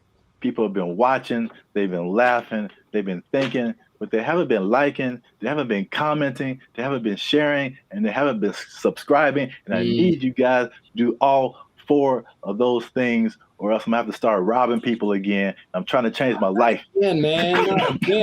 Told you that. It's not the way. It's not the way. Trying to be on the straight and narrow, you know what I'm saying? Make this YouTube money. So yeah. But yeah, make sure you do all that. Like, subscribe, share, comment. Let us know what you think. And especially share this video with somebody who needs some money, man. Oh man, I know quite a few people. I mean, like everybody, right? Like if you need some more money, raise your hand. Hey, calm down. All right. So I mean, it's not just specifically money. It's specifically the Mega Millions, right? The lottery. Or there's always the different state lotteries too, but you know, you always see these news stories of people win like these ridiculous amounts of money, and then you see the statistics later where it's like they won $1 jillion and like a year or two later, it's all gone. It is broke. Yeah. And you can't I can't even imagine like how you do that with that much money. So I guess my question to you is like, why do you think that? Well, I got a few questions. First, let's start with that. Why do you think that happens? Like, why do people? Oh, for me, that's a simple answer. It's that if you don't understand the work that it takes to make money in the first place, you don't know how to keep it. That's all. So if you just got lucky and it's like, oh, I got money now, then you're not going to have you haven't developed any habits to maintain that. And everyone basically has an idea that, okay, maybe saving money is a good idea. I should do that more. I should. It's not on their list of must do, it's I should do. And then the second that it happened, perfect example, dude. Episode of the Boondocks where Grandpa leaves for his do it big vacation and he gives probably give you some money. And it's like, all right, this is supposed to last. It's like, also they came into some money. Cool. This is going to help us get food, get clothes, whatever, last the whole week. Nah, Riley goes and blows it all in an hour. Ask yourself, be honest. Ain't I'm clean? No. Man, how we gonna eat? Like, that's just how people live. That it's like, you're basically a dam waiting to burst. I'm just waiting to get my break. And then I'm just going to do something ridiculous with my money. And no one can tell me no, because it's my money. So I think it's that. And plus, there are worlds of, how would I say this? Finance. Like there's things you can buy that you don't know you can buy because it's not an option for you, right? As soon as you get to that level of, I was in Malibu the other day, hey, Malibu, and I saw this thing for property, some kind of a beach property, and that's starting at $70 million. Oh man! And they wouldn't put that there if they didn't know that there are people that can drive by on a whim and be like, "Hey, honey, do you think we should get new property? How much is it? Starting like 70 million." Bet, and then they just go do it. Like, there are people that have that, right? But they also probably have the knowledge of how real estate works, all this kind of stuff, so they know how to invest in it and make it work for them. But if someone comes into, what was it, $1.58 billion? Yeah, that's why I mentioned it, because like a big number, just somebody won a bunch of money. Right. So if that person is dumb and, and they're from Florida, so I'm not going to tell you that they are, but you know what I mean? You prefer the term financially illiterate. Got it. So let's say this person, so there's nice properties in Florida, comes into their money, gets the lump sum, because of course they're going to get the lump sum, right? So they're going to get the lump sum, maybe 800 million, something like that after taxes. And then they're just driving by, and then they just see a sign that says, hey, property starting at 70 million. They look at their account like, yo, I got that. Let me get one for my cousin. And then a year later, they don't know how to upkeep property. They don't understand that buying things means you have more expenses, and it all just, so yeah. That's why I think it happens. That makes sense. Especially like with property, it's like even when people who just buy like a regular house, I mean, it's like you don't really realize all the expenses that come with it and the upkeep, and like it's not like you buy it and that's it. It's like you buy it and then now you have to keep spending more money to like keep it up. Insurance goes up. You got to fix more stuff. The toilet doesn't work for 2 years. Like it's a slippery slope. You have bugs in your house you got to get rid of. Dude, I saw a bug. I knew what kind of bug it was, but it's always surprising. One of those centipedes that looks like it's just like it looks deadly. It's not, but it just, and so every time you see it like black? It's like black with like these legs that are kind of like at an angle. It just looks like I feel like I know. I've seen what you're talking about. So I see it, and my logical side goes like, oh, it's just one of those things. And then my like primal side is just like, we need to move. Like that's what I'm they have invaded, you know what I mean? So yeah, but it's just like you have to always and there's always things that need to be fixed and whatever. And then if the property value around you goes up, someone writes you a letter like, yo, you got to fix your roof, man, because you're hurting us. Stuff like that happens. I'm not saying it happened to me. I'm just saying that's the whole letter is just like, dear sir, or madam, You're hurting us. Sincerely, the neighborhood. Sincerely, all of us. You're bringing us down, bro. You need to step it up or get out. I was like, yeah, that's how it works. But not even that. I had a cousin who won maybe $300,000 on a game show in the 80s, right? So 300,000, that's pretty good. Dude, shout out to Steven. He was broke within 6 months, I think. Wow. Yeah. God. Because I know you, and I know how you think what you would do. Oh yeah. Winning the amount of money. Most people don't think that way. It's just not. Remember Shaq talked about he spent his whole first contract and it was like broke. I don't know. It was a very short amount of time, but like he bought a house and then he had to buy his parents a house and he bought a truck and they buy a whatever truck. And then he goes to his agent like, I need to get this thing. And they're like, dude, you were like $500,000 in the red. What did you do? You just got the contract. So you just have to know about these things, that there's no amount of money too great, right? If you're going to go buy a yacht and a spaceship, that's $1.5 billion right there. So like, don't buy a yacht and a spaceship. That's my suggestion. I'm just saying, please don't do that, Florida person. But Elon Musk has a yacht and a spaceship. Elon Musk is making yacht and spaceship money daily, all right? Every day he's making that. Is that the level? Like 6 figures, millionaire, yacht and spaceship. Yacht and spaceship, man. Yacht and spaceship club only. And you have to buy them two things at the same time. You can't buy one or the other. It's like a package deal. You got to get them to match. Step 1, Tesla. Step 2, Step 3, yacht and spaceship. There we go. Plus, they're probably gonna make a yacht that can turn into a spaceship or vice versa. So it's all there's no level. You can go buy. People buy islands now. You can get anything with the right amount of money. So you'll run out of it because money is a limited thing unless you have. Because if you won the lottery once and you're like, cool, I'm set for life. It's like, no, maybe you should set up to try to like. If you won it once, maybe play it again. Like, I don't know, do something else. What? That sounds like a terrible idea. Well, look, I don't know what the probability is, but think about it. If you won $1 billion and then you spend $1 million of it on more lotto tickets, you're probably going to win it. I would just guess it's possible that you could win again. I know you don't like that at all because it's a stupid idea. I mean, I don't know if it's. It's like reinvesting into something that's a far-fetched idea, but if yeah, I won $1 billion and 10 million. All right, I'm gonna buy $10 million worth of lotto tickets. What if you win 3 more times? And you know what I mean? Like, and that's how Las Vegas works, folks. Yeah.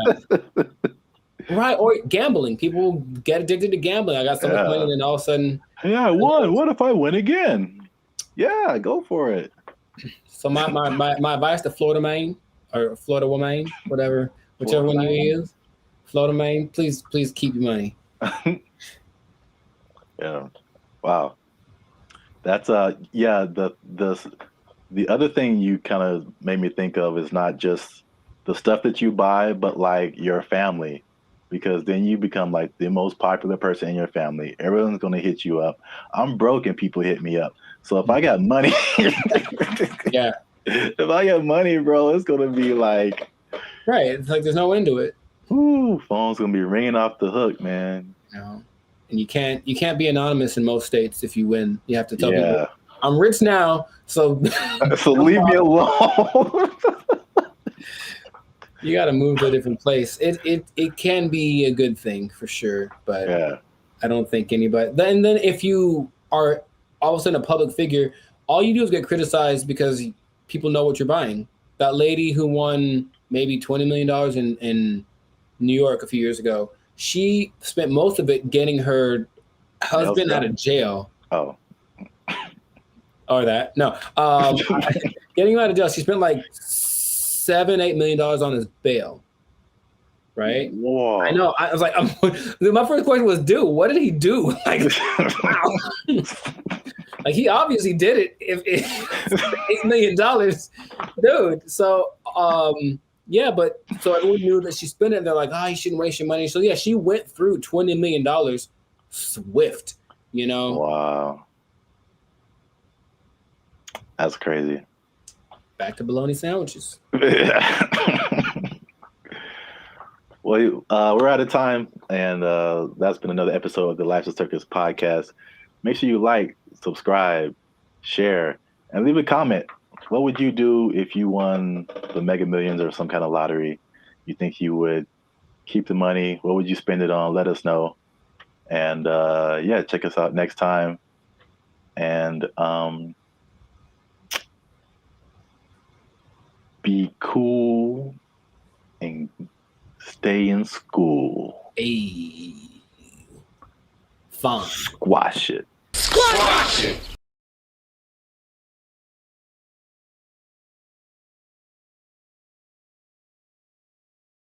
And I go in there, and basically I stand there for 10 minutes without anyone talking to me because no one's working the front. Nobody. And I just like, okay. And I just eventually just yelled something to the cooks. What's going on, everybody? I'm Jericho, and this is Zap, and we're the now 8-time international award-winning pop hip-hop duo Bandit Future. We make music that's funny. No. Huh?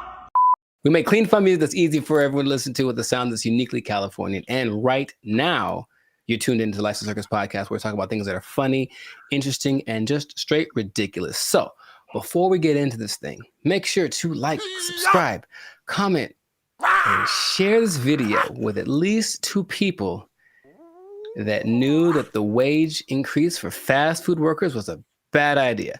I'm telling you right now, it was a bad idea, and I have proof with numbers, with personal experiences. One thing, okay, so I didn't actually know this. I thought it went into effect January 1st, but actually went into effect April 1st.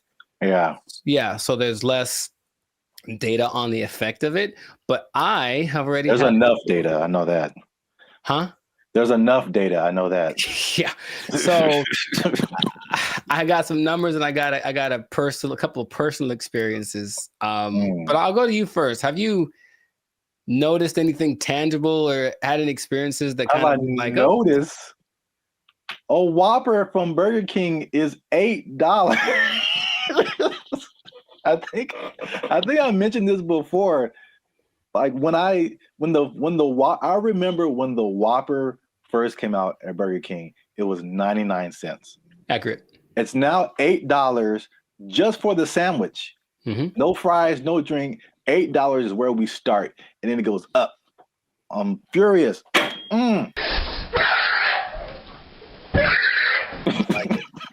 So yes, increased prices everywhere across the board, and I had a couple of eye-opening experiences just last week. Hey, y'all, come look at this.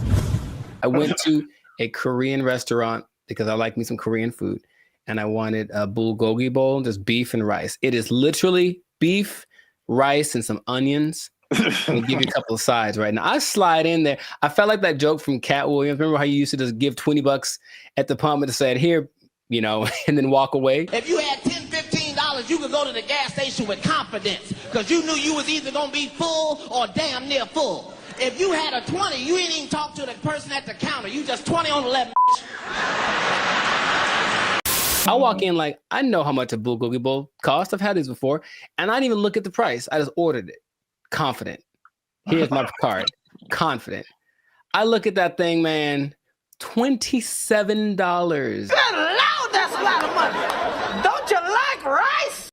$27 without the tip. Okay. So I was very sad. I was very sad. And I ate it, and it did not taste like a $27 bulgogi bowl. It tasted like a $12 bulgogi bowl, one that I came to know and love. That sucked a lot. This sucks. Yeah, it really sucks. What is happening, of course, is that since wages are increasing, owners of these franchises are laying people off or giving them less hours, something like that, right? So I go to The Habit, which I don't go to fast food too much, but I do enjoy The Habit. I think they got good stuff. And I go in there, And basically I stand there for 10 minutes without anyone talking to me because no one's working the front. Nobody. And I just like, okay. And I just eventually just yelled something to the cooks. Y'all gotta chill. Y'all crazy back there. But they don't work the front, so they didn't do anything. So I just kind of left. And then I overheard the conversation, like somebody got off the shift at X time and someone wasn't coming in till Y time. So I was just out of luck. I came in the gap between shifts and there's nothing they could do about it. Calm down. No! Now, there's a couple of things that are interesting. So for those who've been living under a rock and they don't know, the fast food minimum went up from $16 to $20 as of April 1st. Okay. And they started to interview a bunch of people just to see what their experiences are, business owners. One owner of El Pollo Loco franchise actually said he owns 6. And he says his costs went up because of this $180,000 per store per year. Just one guy. And he says, I can't handle it. So he says, as of today, I'm in the red. We're losing money. We're going to need to stop the boat from leaking by making changes, which means raising prices, laying people off, all that kind of stuff. And it keeps happening. There's also confusion about who it applies to still. People like, there's a Gabriella Campbell who owns an ice cream place in LA, and she's not quite sure. She had to write the assemblyman. All this is confusing. So they're trying to figure out what's going to happen. So they're losing money from litigation, trying to get paperwork signed and documents and hire lawyers and all this stuff. It's just chaos, right? No one knows what's happening. And so the big thing is that I think it's all going exactly like we predicted. Going to have less workers. Somebody's going to get fired. Right. Or more automation. So again, less workers or less hours. Nobody gets overtime. Something has to like compensate. I mean, it's like people think they just pull minimum wage out of thin air, and it has to come from somewhere. Another gentleman said, Brian Hom, he owns San Jose Vitality Bowl, and he said, one, customers are really mad at his $14 price for an acai bowl, which I understand because I've made an acai bowl for $3. So I understand the price. And then he basically said this: I'm happy for my employees getting the $20 minimum wage, but if we can't continue to have good sales, they may not have a job. You about to lose your job. Get this thing. This is the cycle that we've entered ourselves into, where the owners have no choice but to raise prices, but to lay people off. And it's just bad. And I don't see it. I don't see the solution. I got some good news and I got some bad news, y'all. The bad news is that I'm shutting down the studio. It sucks for the, I mean, there's so many different, everybody's. What? Bro, what are you talking about, man? Everybody's in a different boat. I know a lot of this applied to like the big chains, like the McDonald's of the world and the big franchises. Sure. And it's a lot of complaint from people is like, well, these are big corporations. They have lots of money. It's not, they can afford to pay this. They know what they did. They know what they did for sure. Like just McDonald's, because that's the thing that everybody knows. The McDonald's corporation is different from like the franchise owners. And so these are like individual people or individual businesses that, you know, get everything from McDonald's and just put their, you know, labels on it and all that kind of stuff. And so they don't have as much control as business owners or as franchisees. Is this worth you losing your job? They have their own kind of separate budget that they have to work with. It's not like, you know, McDonald's down the street is not the McDonald's corporation per se. Right. So there's that disconnect, which is confusing to people because I think those people that you mentioned, the actual franchisees or the business owners, they're the ones who are getting it the worst. Yes. One because they can't really, they don't have control over their franchise fees and all that kind of stuff. They didn't advocate for this minimum wage that was just handed down to them. And then the third thing, which is like the killer, is that because they have to raise their prices to just survive, The people are getting mad at them. Yeah, and they had nothing to do with it. We're supposed to be a family. What are you doing? They had nothing to do with paying people like 20 to 30% higher than all other minimum wages. Like they're just caught in the middle with either shut down or raise prices. But it's in terms of like answering your questions in terms of a solution, this is just skyrocketing the race to automation and AI and like everything. It's just every other industry now, just to keep prices reasonable.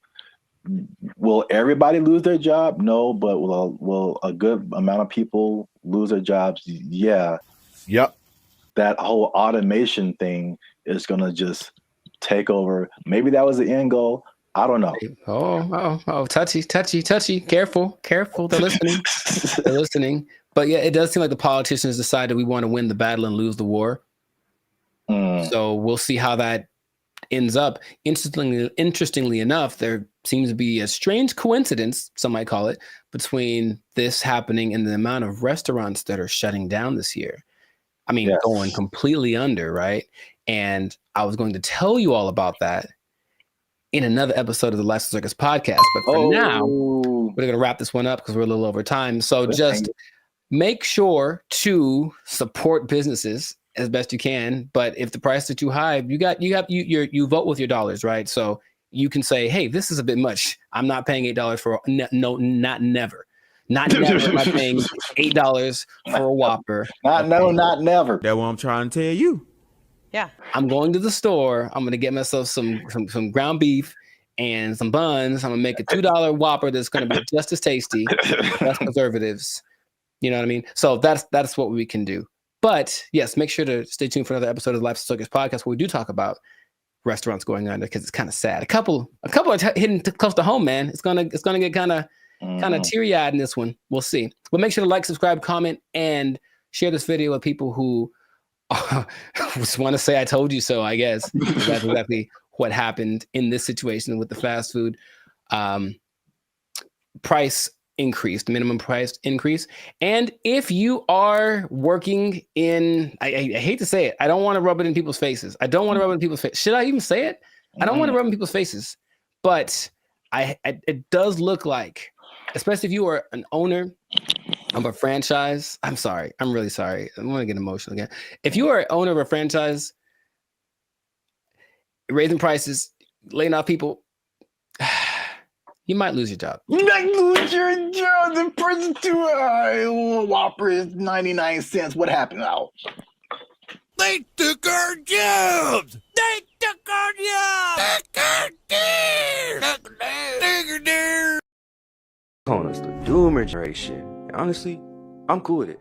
Because when I wake up, I get 20 notifications about 30 different reasons why I'll never be able to afford a home. I look around, see my computer science degree all framed up, about to turn into an art piece because of AI. Then we're in a loneliness epidemic. But these gas prices and these heat waves collaborating to keep me indoors.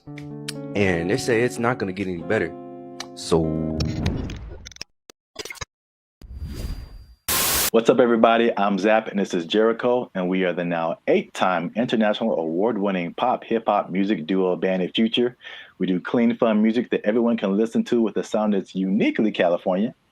And right now, you're tuned into the Lifestyle Circus podcast, where we talk about everything that is funny, interesting, and ridiculous. But before we jump into the topic today, help your boys out. Come on now.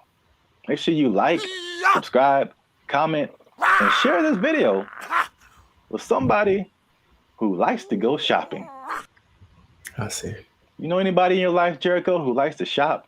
Maybe. Who maybe gets things delivered? Maybe. From Amazon every day? There's a possibility that I know someone.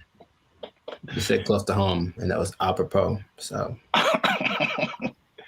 Well, shopping might sound fun, but there's something called doom spending. I'm gonna tell you what that is. I'm gonna tell you what causes it, and I'm gonna tell you how you can avoid it because it's a negative thing. But you got to stick to the end to find all of that out. All right. So, Jericho, have you heard of the term doom spending? I'm gonna guess what it is. It's where you spend so much that you open up your banking app, and then there's just a picture of Dr. Doom laughing at you.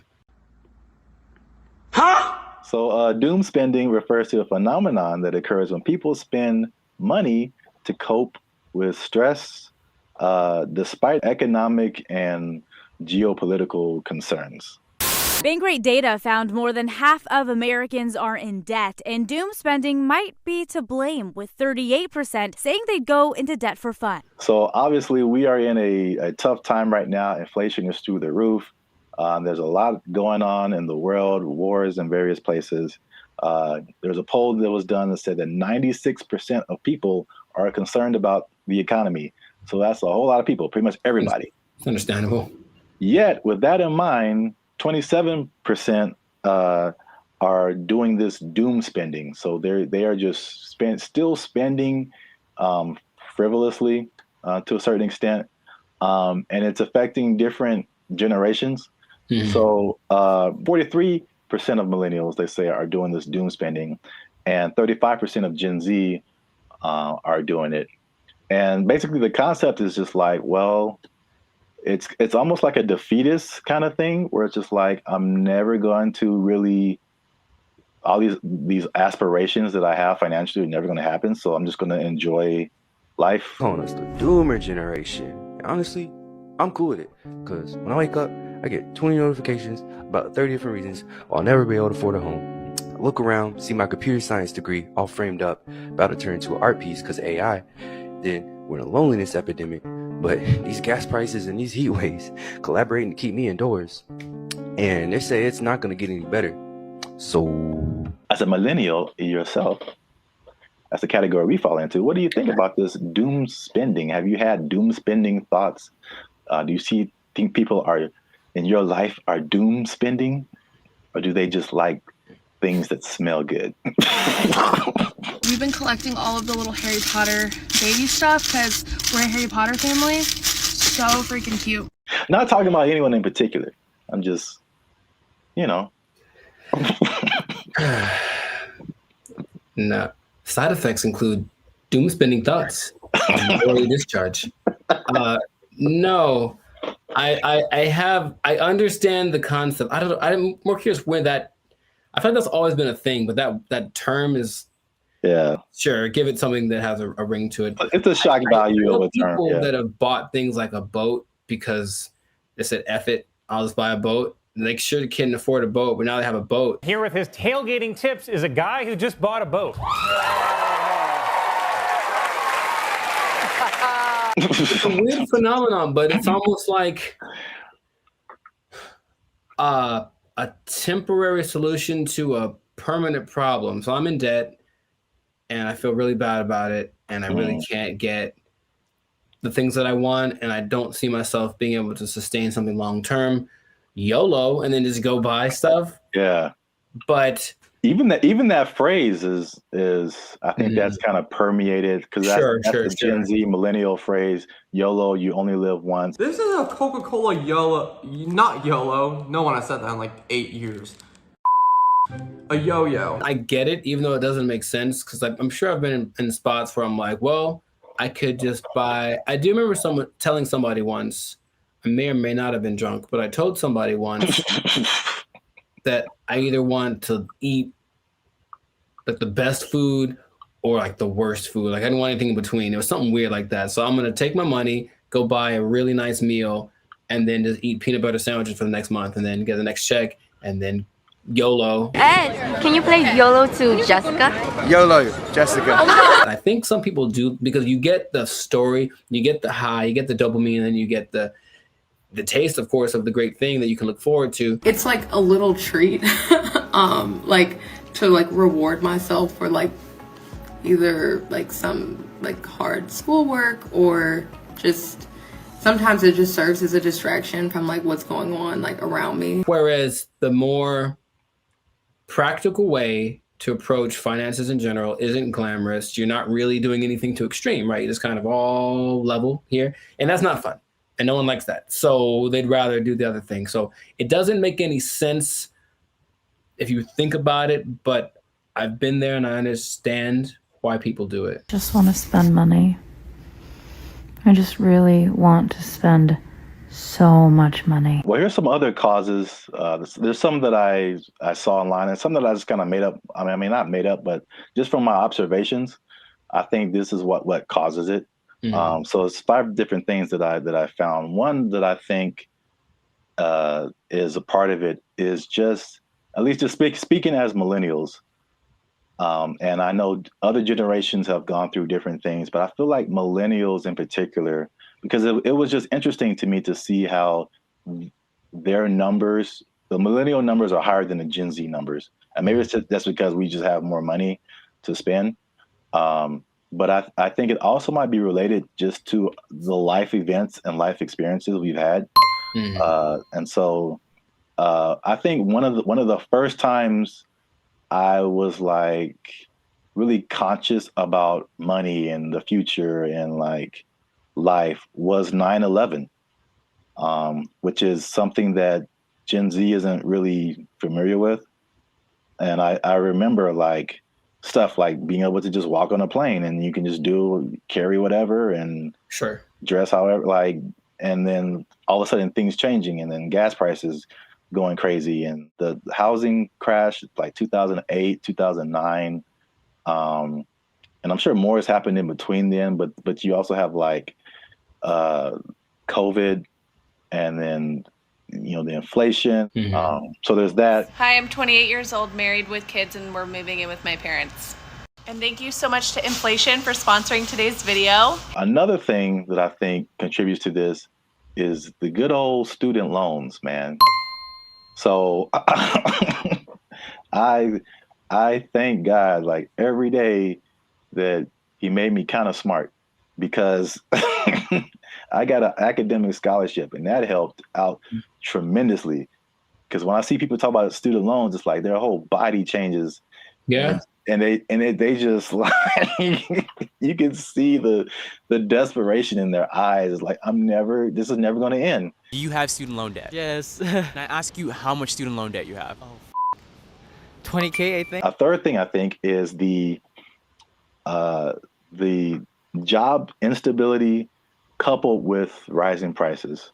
So I mean, obviously inflation has just gone bananas, but again, it's just like back in the day, you know, the path that they laid out for you, millennials. I don't know if they do the same with Gen Z. I don't know, but everything you see is just like, go to school, get a job, work there for 40, 50 years, retire.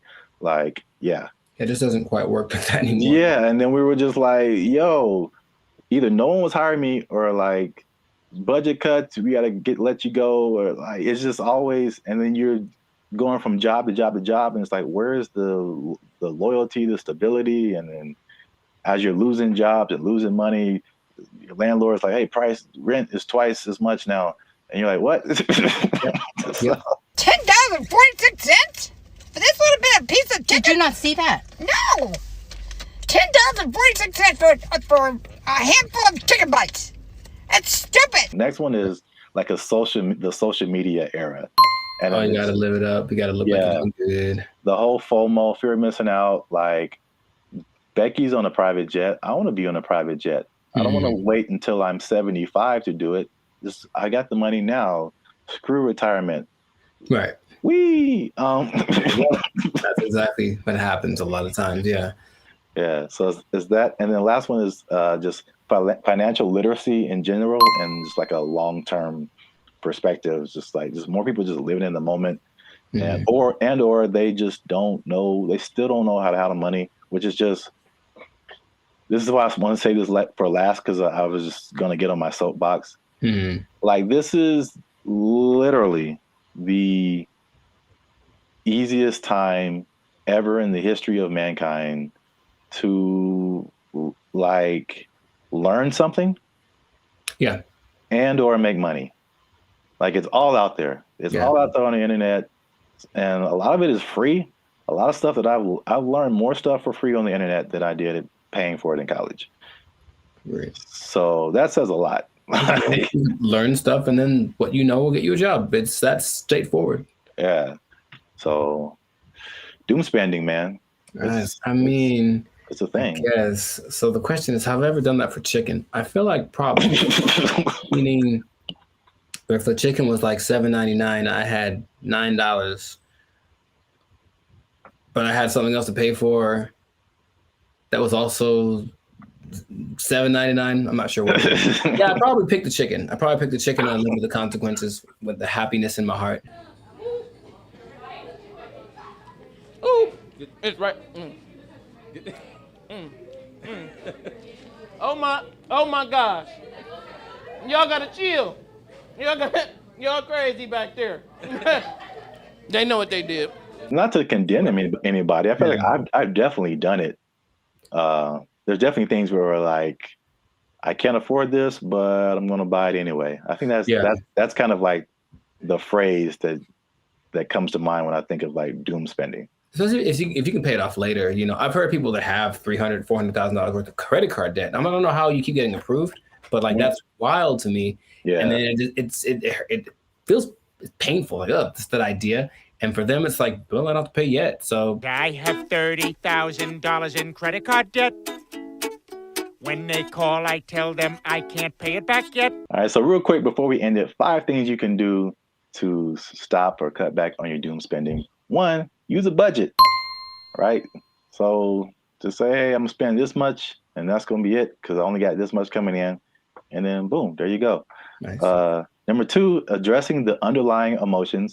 Some people just shop just because like they broke up with their boyfriend or had a bad day at work and that just makes them feel better. And then, but there's other things that you can do that aren't as harmful to your finances. Whenever I am shopping and I'm bringing home new things, I just feel good about it. No! Number 3, develop more healthier coping mechanisms. Okay. And then number 4, another thing that's just a cool thing of just the time that we live in is that you can automate certain positive behaviors. So you can automate your checking account or whatever so that it takes a certain amount out of every check and puts it into a savings, so that you don't have to physically do that and just kind of feel that anxiousness, I guess, about doing something like that. What? Bro, what are you talking about, man? And the last thing, again, hitting home, sorry to get so personal, just finding low-cost things to do. Ladies. I just really want to spend so much money. I don't understand the whole, if there's an option for a higher price version of something and a lower price version, even if they do the same thing, they want the higher price one because it's cute. And I'm gonna make them these little baskets. So I got these little socks to go in her daughter's basket. They're so cute. I guess. Okay. Gotta live with that. That yes, accurate. Find some alternatives, man. There's cheap things to do that are as equally as fun. Yeah, like taking a walk outside. Yeah. Every day. Just take a walk. It's good for your health too, so beneficial and free. That's 2 things. 2 things? 2 things appearance. There he is. Well, that's it. Doom spending. Let us know what you think in the comments. Do you doom spend? Tell on yourself. Get up in the comments and just tell on yourself. They know what they did. They know what they did for sure. Do you have anything left in your retirement? All right. Let us know. And don't forget to like, share, and hit that subscribe button. That helps us out. And if you doom spend,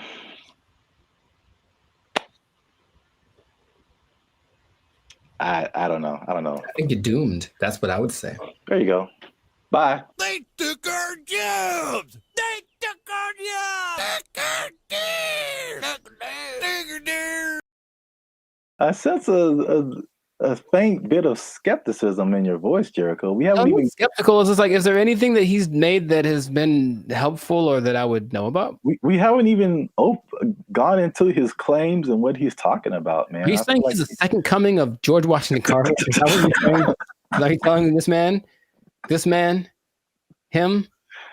It's hard out here for a pimp. Him. Okay, sure. What's up, everybody? I'm Zap, and this is Jericho, and we are the now 6-time international award-winning pop hip-hop music duo Banded Future. We do clean, fun music that everyone can listen to with a sound that's uniquely Californian. And right now, you're tuned into the Life's a Circus podcast, where we talk about everything that's funny, interesting, and ridiculous. Before we jump into today's episode, though, do us a huge favor. Make sure you like, subscribe, comment, and share this video with somebody that you got beef with, somebody that you don't like, maybe somebody that's all up in your grill and making you feel a type of way about the day. Oh, bars. Okay, so look, somebody that put a hitch in your giddy up. Is that a phrase people say still? Yeah, sure, man. Yeah, you got it. So I don't think I got it. I've been waiting to talk about this. All right. So the big thing on the internet has been Kendrick Lamar versus Drake. By the way, I think it's fake. Okay. Just because I've been doing this too long. I'm doing music too long. I've been doing Hollywood too long. I've been doing marketing too long. There's all of a sudden this big beef and oh, wow, millions of streams are happening. Wow. What a coincidence. Anyway, I digress. Mm-hmm. What if I told you, Jericho, that the Kendrick Lamar Drake is not the biggest beef on the internet?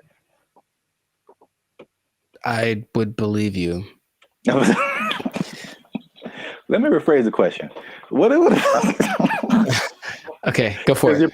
You are probably right. What if I told you that there was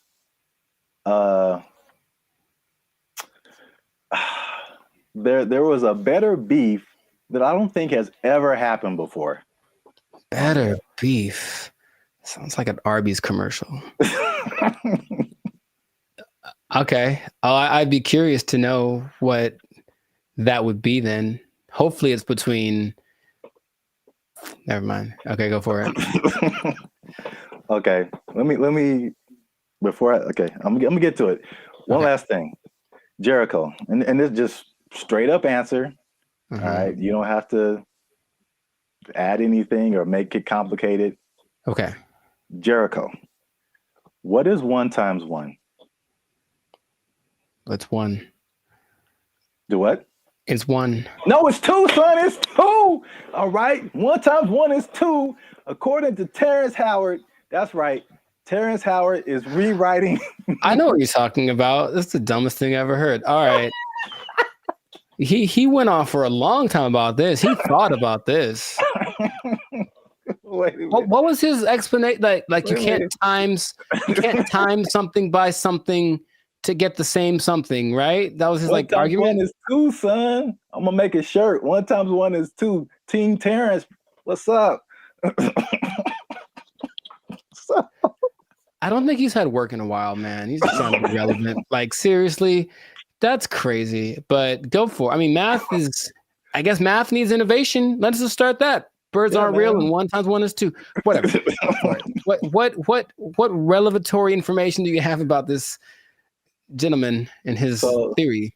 So for people who don't know, Terrence Howard recently went on the Joe Rogan podcast, which I guess I kind of realized, but I kind of didn't, that his thing goes for like 2 and 3 hours.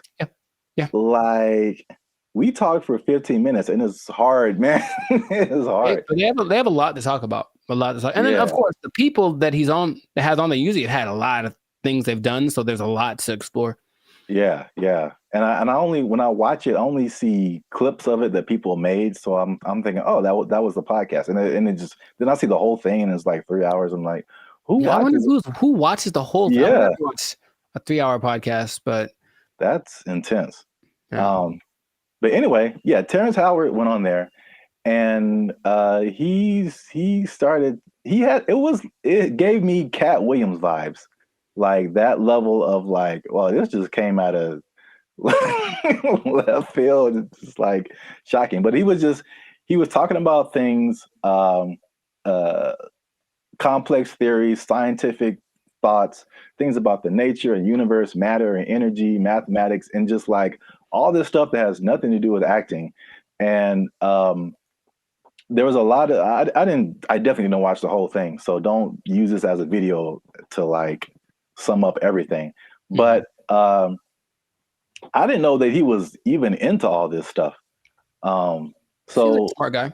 Yeah, but I mean, there's smart, and then there's like talking about the theory of relativity smart. Like that's just he's like Jaylen Brown smart. Rewriting mathematical equations, and I'm just like, all right, cool.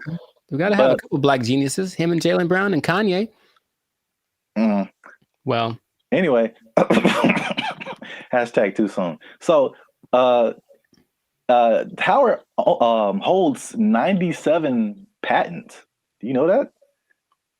No, that sounds like something that he would tell people at a party. I sense a faint bit of skepticism in your voice, Jericho. We haven't even skeptical. It's just like, is there anything that he's made that has been helpful or that I would know about? We haven't even gone into his claims and what he's talking about, man. He's saying he's the second coming of George Washington Carver. Is that what he's saying? Like he's telling this man, him. It's hard out here for a pimp. Him. Okay, sure. 97. I didn't know that about him. That's cool. It's 97 expensive to patent things. It is. So I guess that acting money helped out. But he believes many of these patents will, of course, change the world. Some of his notable patents include advanced designs in metallurgy, I think I'm saying that right, chemical engineering, and innovations in flight technology. So at the very least, the man is doing things. Yeah, sounds like it.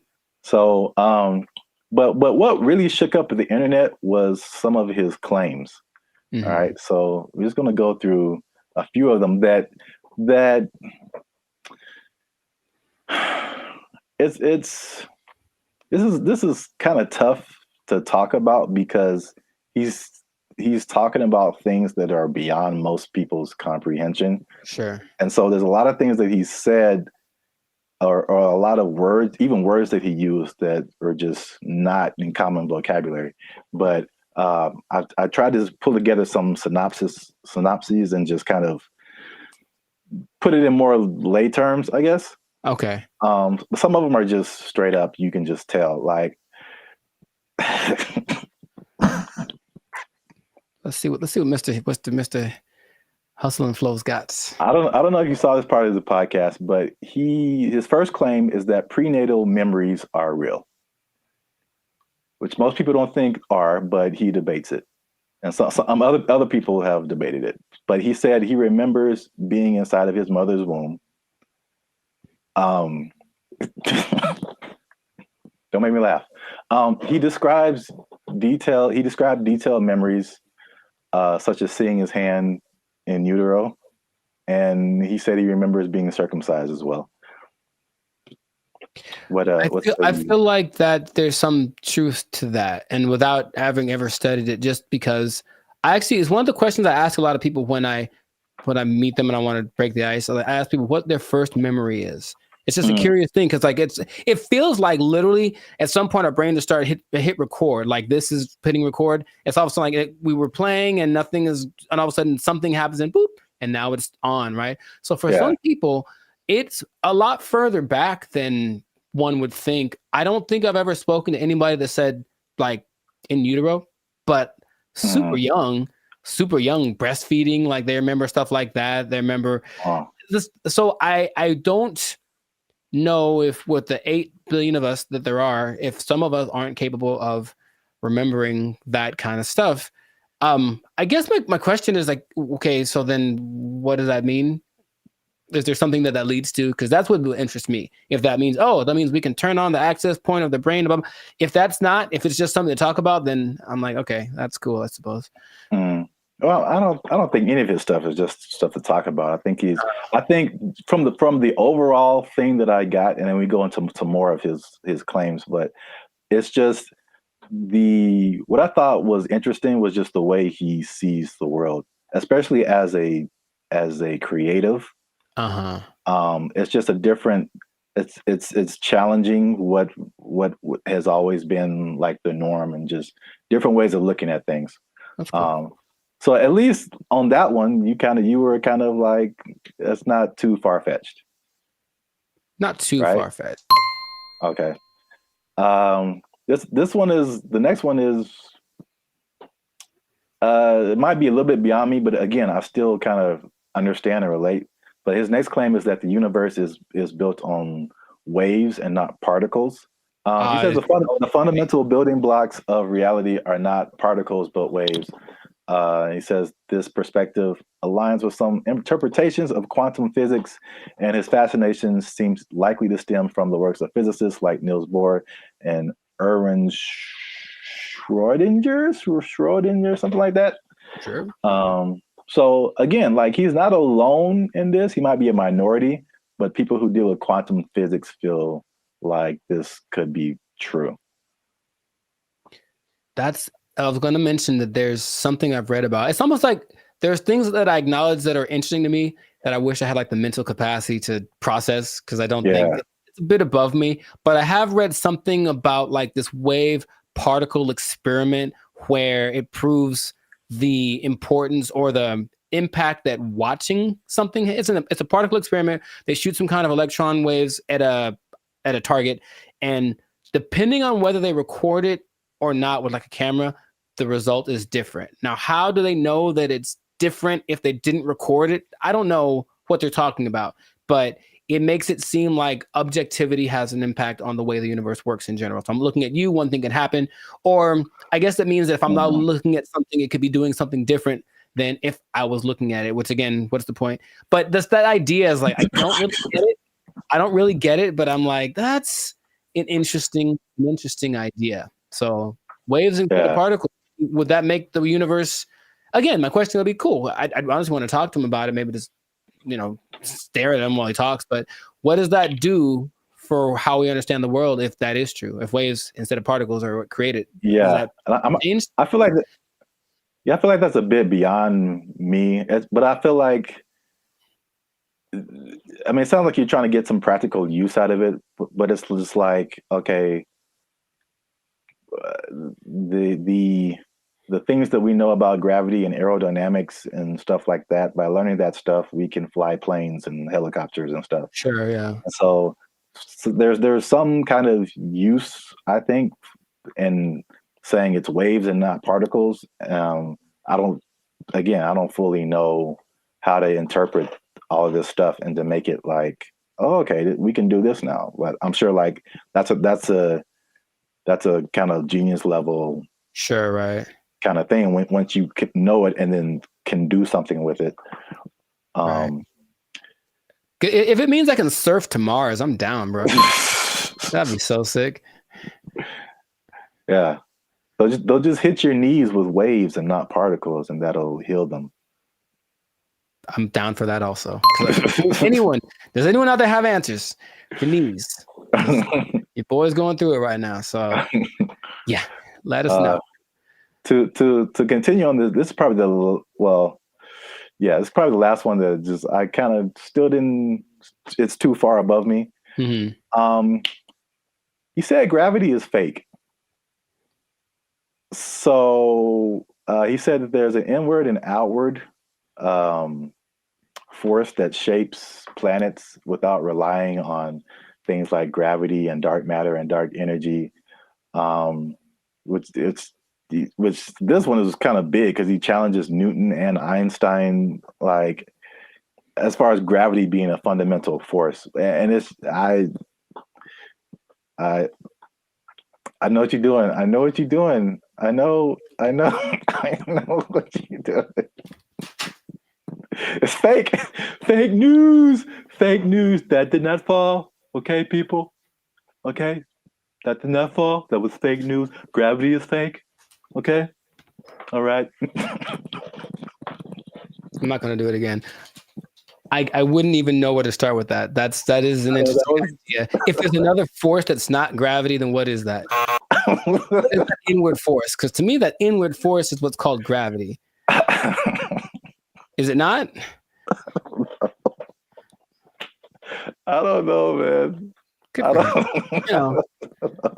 Okay, I don't know, but I really want to understand. I really want to, because there's stuff, even like the 1x1 thing, like I don't know how I feel about it, but I can at least understand why he would say that. Once we get to that one, but the gravity is fake thing, it's just like over my head, I think. Yeah, no, I wouldn't even. But when he talks about it inward and outward force, for any anime nerds watching this, I thought about Pain in Naruto, and he has like that universal push and universal pull. Yeah. And I like gravity. Yeah. Yeah. So maybe the answers are in Naruto. Maybe they believe the same thing. I don't know, man. This is just, I just find it funny, obviously. Yeah. Sure. It's interesting. I wouldn't know where to begin with that. Just someone coming out of nowhere and just challenging everything and everyone like we've ever known. It's like, you all are wrong. Gravity isn't real. I mean, it helps me that I only think about him as the Hustle and Flow character. Yeah, that adds another layer. He's stuck in that role to me, so he can say all he wants, but he's saying this. I only saw a portion of that podcast, so I know what he talks like. To me, he's still talking like that character on the podcast. So. Yeah, he definitely has that like typecast, or like his role in Avengers was like, what was it, War Machine? I forgot he was in that. Yeah, he was like the first War Machine. It's like, War Machine said there's no gravity. For the record, I prefer Don Cheadle. Just saying. I thought they were both good. Oh, okay, well, I don't remember Terrence, but okay.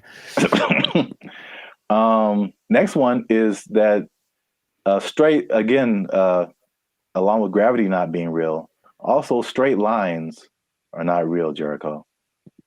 And this is the one I can understand. All right, so this is his explanation.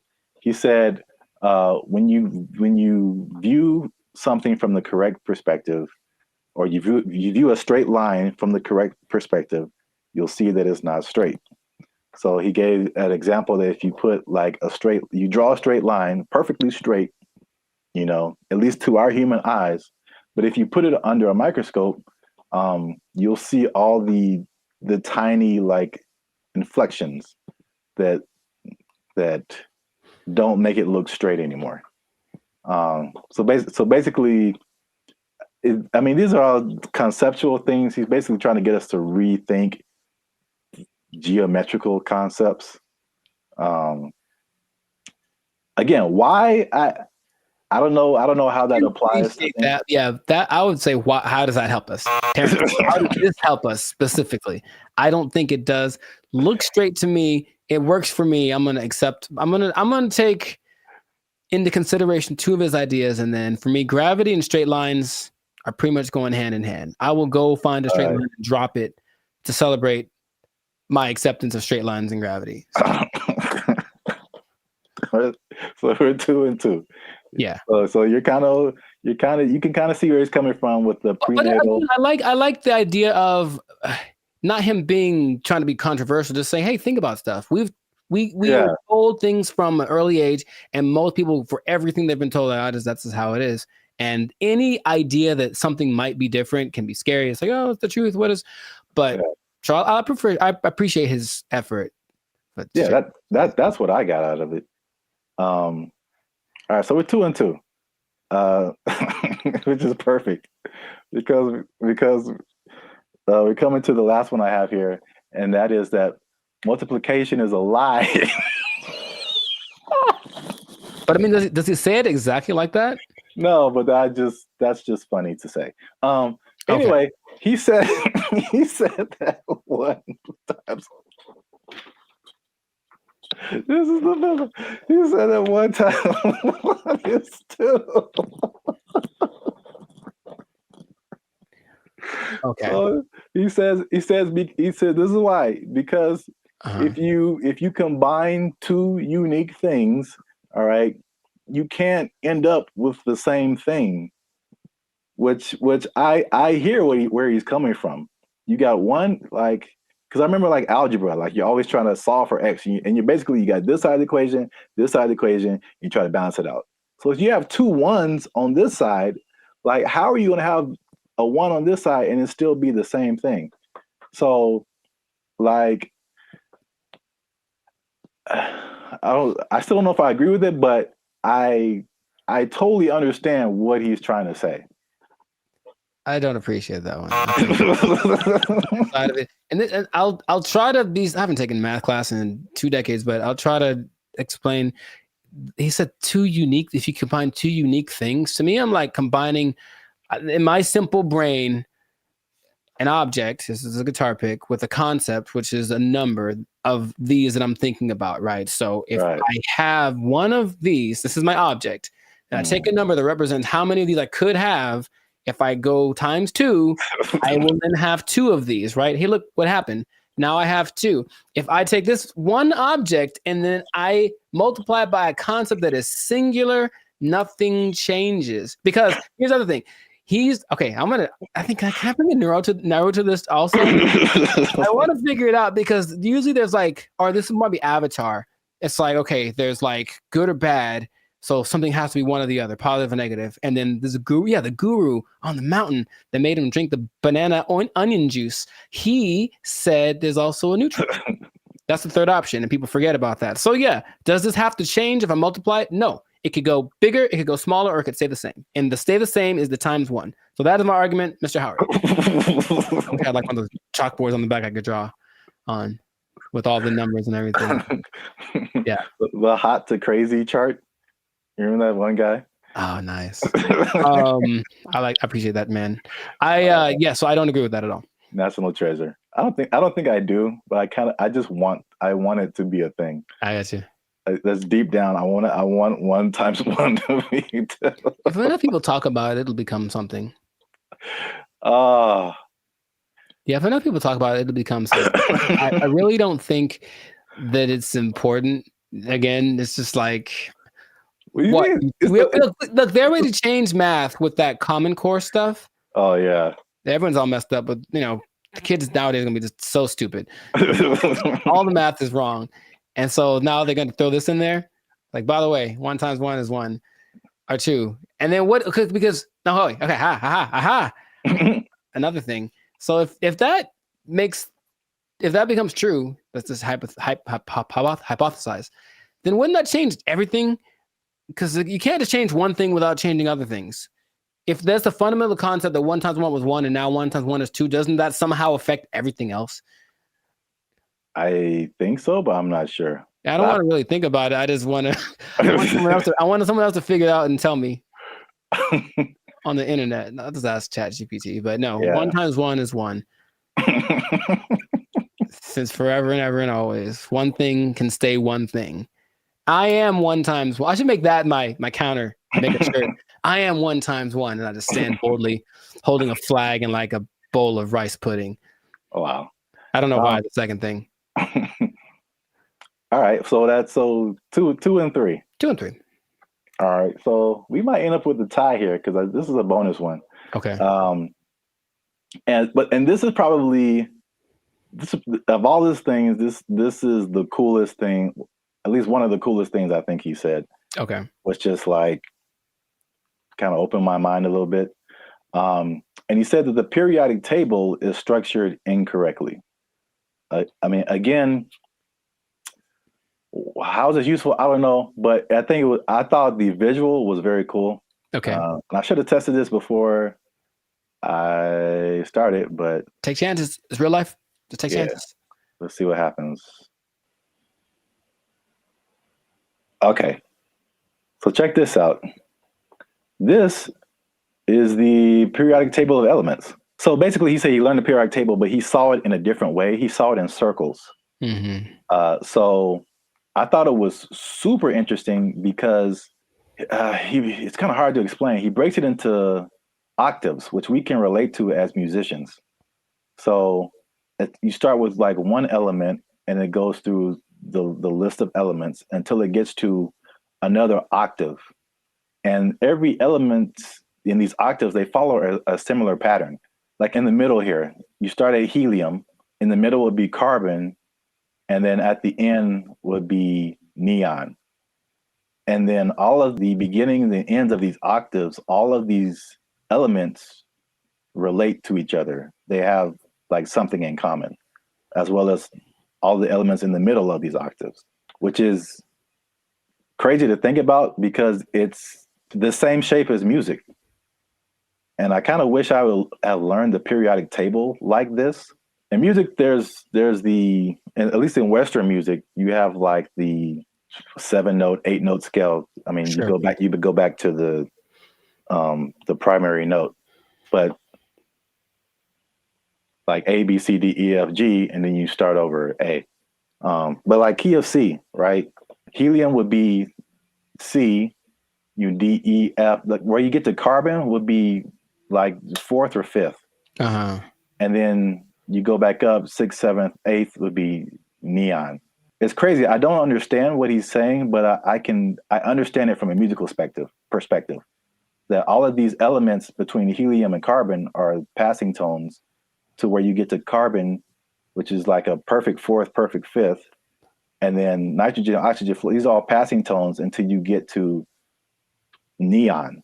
And all of these elements relate to each other based on their positioning here. It kind of gives me vibes more of, or the way I'm trying to process my mind is more like the harmonic series. Yeah. Only in the sense that stuff's getting like kind of bigger as it goes higher or lower. Yes, it's the same thing. I mean, it's and that's what he's trying to say. Basically, it's like everything is interconnected. And so he even gave these.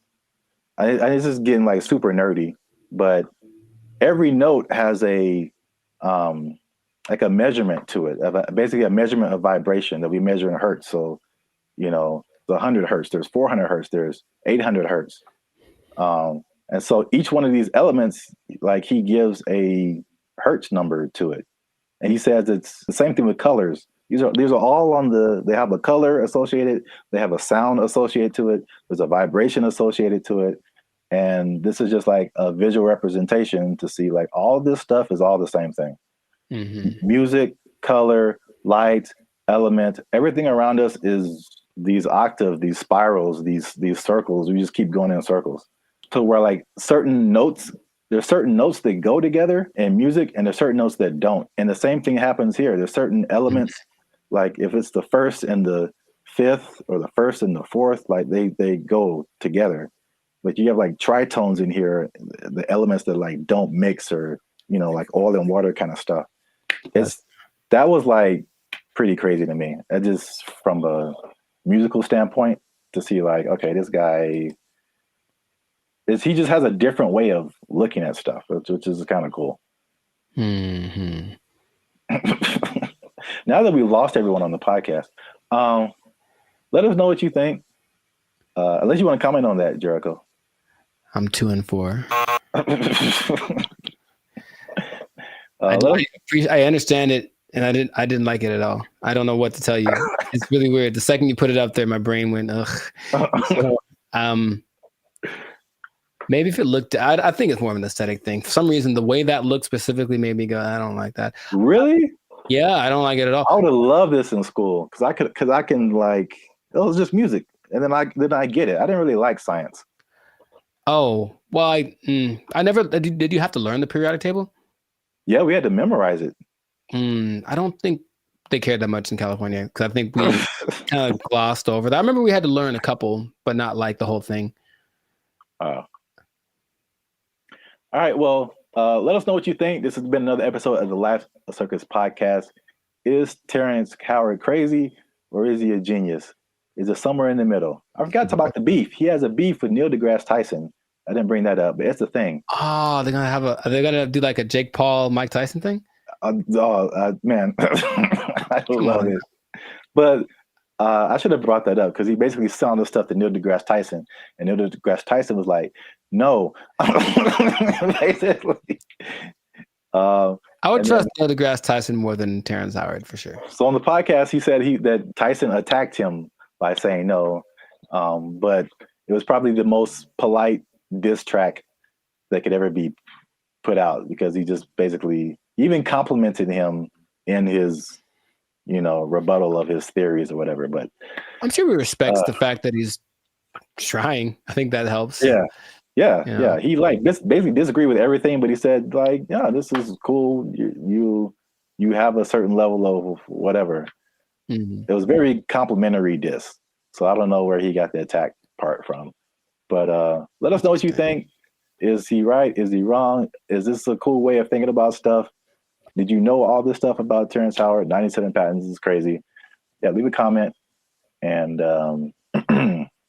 1 times 1 is me. Imagine. In a shirt. Yeah, let's just go with that.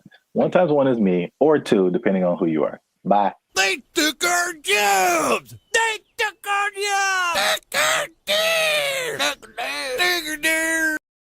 Check it out. I do remember how I got rid of her. Do you want to take a guess? You staged an affair. I did not do that. You took a really bad poop and just left it there. She Why is there a pause? There's a pause.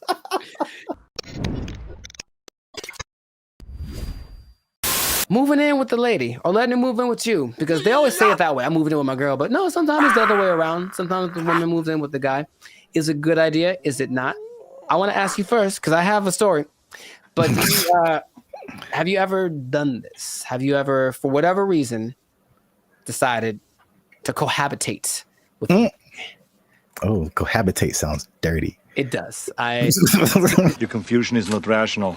She's a healthy female of breeding age. I have not, because I'm a good Christian boy. But gotcha. I have thought of scenarios. So this is the thing. Hey, y'all, come look at this. I'm really on the fence about this because like I joked about, like being from a church upbringing, it's like that's a no-no. Like you shouldn't do that. Sure. And it's just like, okay, that sounds pure. It sounds quite pure, yes. But then also, like as I've gotten older and I've had roommates and stuff like that, man, you find out so much more. You want to get to know a person, like live with them, and it's just like, wow, that I didn't know that you did that, or I didn't know that you ate that, or I didn't know that you smelled that way on Tuesdays. Mm-hmm. What? Bro, what are you talking about, man? There was a person at church, and she met this guy, and they were just head over heels in love, all that stuff, right? And then, but they'd never like really been alone together, stuff like that. So they were like super separated. And they got married, and it lasted like a month. Because they were finally living with each other, and they were just like, it's like, he's like, man, this is weird for me. Is it weird for you? It's like, yeah. It's like, should we be married? It's like, nah, I don't know. And it was just like weird because they didn't have that, whatever that was. I don't know the details of their relationship. Sure. But moving in together just made it way different. It changes the dynamic. It changes. Yeah. The dynamic I said all that to say, I really, at this point, I really don't know. Because, yeah. There's an interesting episode. I also forgot what the question was in the middle of all of that. Just if you ever moved in with a lady or had her move in with you. Oh, then no. Next. I see. You serious? Well, Rich Cooper, he's a good YouTuber, and he had an episode about it. He's taking questions and kind of compiling people's reasons for doing it. And a lot of them were either financial or kind of convenience based. So, hey, rent would be cheaper for 2 people, wouldn't it? Oh boy, let's do it. Or, hey, you live so far away. How about you just stay here so you never have to go home? I've heard that line specifically on TV shows. It's so cliche, right? But I one time let a girlfriend move in with me. And having done that, I'm So here dramatic. to tell you. Oh my God. To never do that ever in life. I don't know how big you can put the word never, ever, ever in life in big letters. Never do this. Never do this. And also, by the way, never do it. Why are you gay? Who says I'm gay? You are gay. It's started good for like a day because, oh, my girlfriend's here all the time. How wonderful. And then right away, there's this thing. I don't want to generalize, but I think I don't want to generalize. Okay, I have a thought, but I want to see if you're going where I think you're going. So I don't want to generalize. Okay. I don't like where this is going. All women do this thing where they kind of like judge everything you do, sometimes to you, but when they're observing you, they're not just thinking nothing. They're literally making calculated things about you that they may or may not ask you about. Why is it that when you walk in the room, you look around before you sit down? What kind of question is that? Like, but like, it's always the little things. What is he doing? He's beginning to believe. All these things you never think of when you're by yourself. And it's like, okay, I guess let's talk about it since that's what you want to talk about. But I think for me, when that started, it's like being watched. I never felt like I was just existing. I was being monitored. And for better or for worse, and things that they then bring up 2 months down the road about something that I did without thinking about it. Because here's the thing, ladies, for ladies who are watching, and I think this is honestly true, I don't think women are capable of not thinking. There's always a thought going through their head. And men are very capable of not thinking. I have precious family members, aunts of mine who I love very dearly, who would ask me, Penny, for your thoughts. So like, dude, I don't have a thought in my head at all. I'm literally like, I'm not even aware that I'm breathing. And I think, and so that means that there aren't as many things that we consider important. So why do you look at me that way? I didn't think about looking at you away, so I don't have an answer for you. Why don't you have an answer for me? Is it because you don't like me? It's like, all of these things, you said it one way. I had to start analyzing every little thing that I said and did, and that alone drove me crazy. Are you kidding? That's unfair. She made those. I need to calm down. Patrice O'Neal, R.I.P., has a great quote. I say it all the time. He said that men like to be alone, but they don't want to be by themselves. And I was like, yeah, I get that 100%. Because like, I just want you somewhere around that I know, but don't be just here doing this like surveillance thing on me 24/7. Just kind of go do your own thing and let it be okay that when you're not around, even if we're in the same dwelling, I'm not thinking about you because I'm thinking about something else. And they are knitting me socks out of their own hair because they miss me when I'm not around. And I'm like, that's a bit extreme. I'll be honest, it's not necessary. I think he also said like women just love so much. It's too much. And maybe that's just the difference between men and women. But I was like, okay, so I didn't like that. Then, but wait, there's more. Things had to coordinate. So, hey, there's a list of things. He's going to bed. It's 10 o'clock. You know me, bro. I wake up at 10 o'clock. Like it's like 10 p.m. Like it's okay, time to get the day started. And she's like, hey, we should go to bed. How about that? How about this? How about you go and I'll come find you several hours down the road? But that created this kind of tension. Why don't you want to blah, blah, blah? We should do more things together. So I have more things. I don't want to get extensive with it, but it's just that for me, it wasn't a favorable experience. And if I ever get married, which I'd like to do, I recognize that's going to be part of the situation when I'm with someone. So I don't want to rush into that. I don't. And I have no problem saying, I've had other girlfriends like, we should move in together. I'm like, absolutely not. That's not even a thing, bro. But we can say that I don't care what the reason is. I'm not going to do it. Nope. I think that's some people's experience. And then a lot of times, like you mentioned, relationships change. Everything changes. We should combine. The same person that wanted to move in also wanted to combine our finances. So it's like, we've been dating for 3 months, bro. That's like, definitely no way. Come on. And then I think a part of the dating thing, it is nice to say, hey, what if I stay over your place tonight? That's kind of sexy, right? But if your place is my place, we're just at home. We're like, middle-aged and bored. It's kind of not as exciting. Nothing new, nothing changed, same old shit. I can't forget when I was out with a friend and I kept getting calls about when I was going to be home. And I don't know why, but I definitely stayed out extra long because I didn't want to go home anymore. And it's like, that's so lame. So I need my space. And I would just tell anyone who's ever thought about it to reconsider. This is a public service announcement. Well, because there's an episode of Steve Harvey who's like taking questions from the audience, and there's one lovely lady who's saying, hey, I'm thinking of moving in with my boyfriend. I think she talked like that. I'm thinking of moving in with my boyfriend. And every woman is like, no, don't do it. Don't do it. Because even they recognize that it's not the most advantageous situation. That's a great answer. That's good.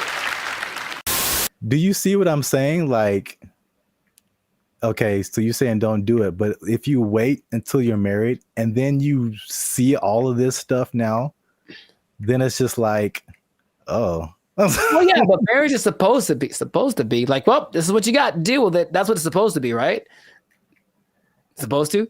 I mean, that's a pretty way to paint it, but I mean, it's not pretty, I know. Maybe, here's the thing. Have you thought about this? Gen Z and everybody? Just ask more questions. Just ask a lot more questions. I want to know about, so what's your like morning routine like? What do you do in the morning? Like if someone just like, just something kind of innocent, they snore. It's great to know that they snore before you move in with them. It's good to know. Do you snore? Question. So, I don't think so. What do your roommates think about that? You know what I mean? Do some investigating, do some digging, ask their mom, ask their family. The way that you treat me, we've talked about it. Let me speak! Yeah, that's actually good advice. I thought you were going to go the route of like them taking over your space. Like you walk into the bathroom and then now you can't see your sink because there's curling irons and eyelashes and hairspray and all kind of stuff, and you don't know where anything is anymore. That actually didn't happen, which is interesting. I don't think she had a lot of stuff like that. She wasn't as into that. Maybe it was just kind of a rarity, but yeah, she didn't have a whole lot of products and things. I could see that happening too.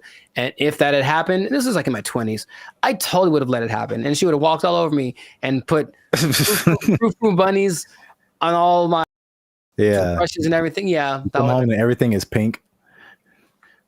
A surprise. It's like, I did some redecorating. Hope you like it. If you don't, it doesn't matter because I live here now. Yay. Exactly. Hi. Okay. I'm trying to remember how I got rid of her. Oh, check it out. I do remember how I got rid of her. Do you want to take a guess? You staged an affair. I did not do that. You took a really bad poop and just left it there. She. Why is there a pause? There's a pause. To her credit, I was out of town one weekend and then our whole apartment flooded. Like all the bad stuff coming out from the toilet and everything. Like one of those. Yeah. Brother, And she actually handled it. Like called the right people and blah, blah, blah. And actually, like literally by the time I got home, I didn't know anything had happened. Wow. So she was good for something, I guess. Like, oh, thank you. But anyways, no, dude, I swear to you, I couldn't talk to her. I couldn't bring myself to do anything like, hey, you need to get out of here. I swear to you, dude, I just moved. I literally just left the place that we lived in. And I said, hey, I got to go. Can you take care of this rent? Because I have to move. and I didn't tell her where I was moving to. And I did it. I've never moved, bruh. I've never moved that fast in my life. I was like, I have 3 hours. I have to get everything on a van and get out of here. And I did it. I called all my friends and I said, guess what we're doing? We're helping me move so I can get away from her. And they all knew the plan and they all helped me. And I'm still friends to some of them to this day. Thank you very much. I moved. I could not do anything else. So this has been another great episode of the Last Circus podcast. Make sure to I know, yeah, maybe make sure to like, make sure to comment if this ever happened to you, if you've ever had experiences living with a woman, and also share this with anybody that is thinking about it because thinking about moving and just leaving your girl there. Thinking about moving and just leaving your girl there. That's exactly who you should share this with. Oh my God. We'll catch you on the next episode. Peace. I didn't think about looking at you away, so I don't have an answer for you.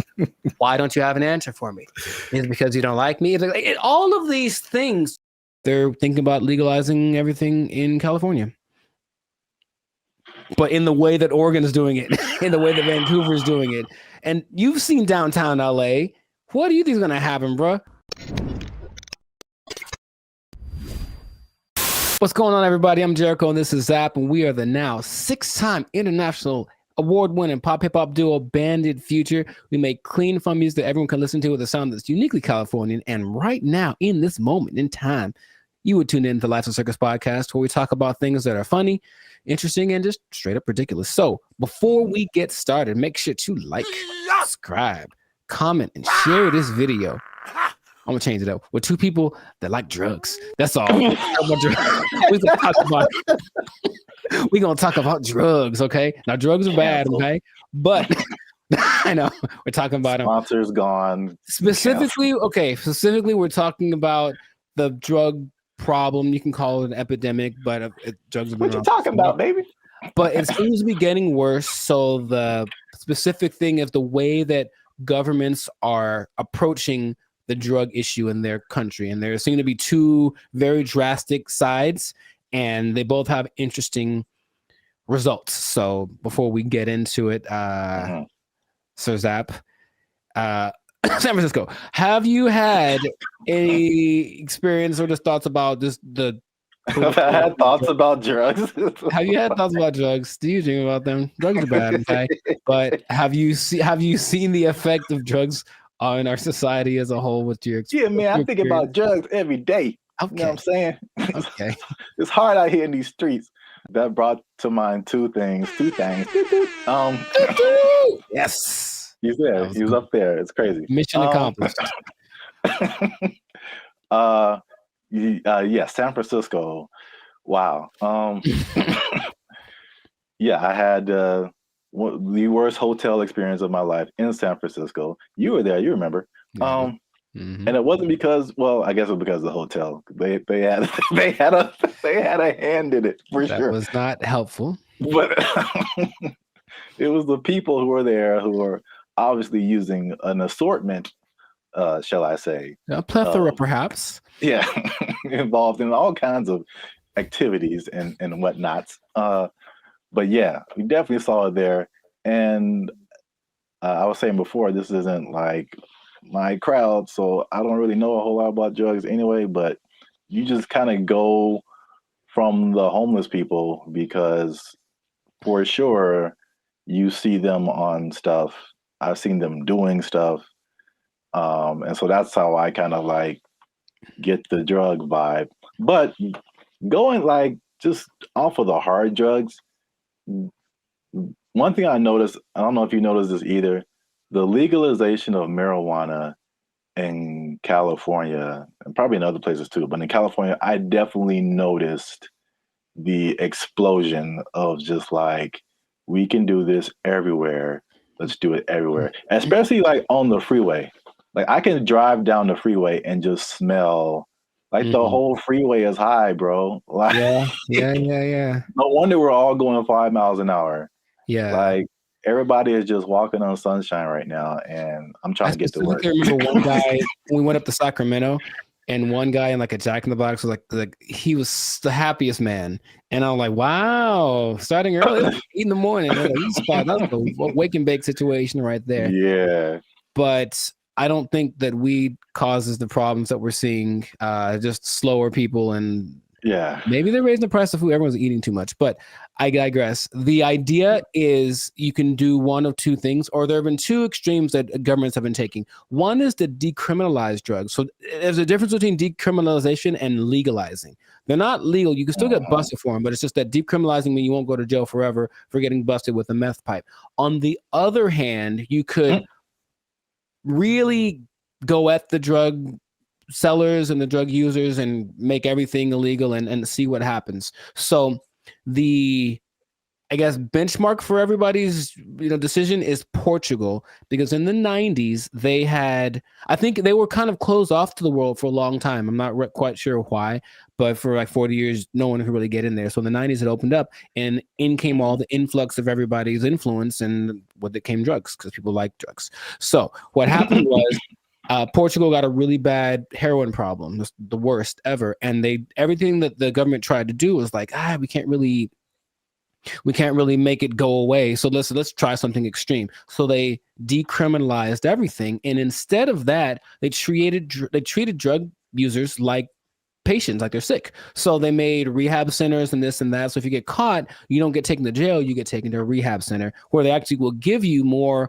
of the drug you like, but in a lesser dose, it's trying to wean you off of it. And they have a system in place for making that work. Other places that have copied that, I believe Lithuania, and there's maybe Denmark. I could be wrong about that. But so what has happened was that the good old US was like, oh, let's try it. So they did that in Oregon with the last election, and they kind of forgot one part. They forgot the whole rehab part. They just decriminalized everything. And I think I heard about that. It's a nightmare. It's so bad. It's just people just violently robbing each other in broad daylight and just on drugs, on the zombie drug.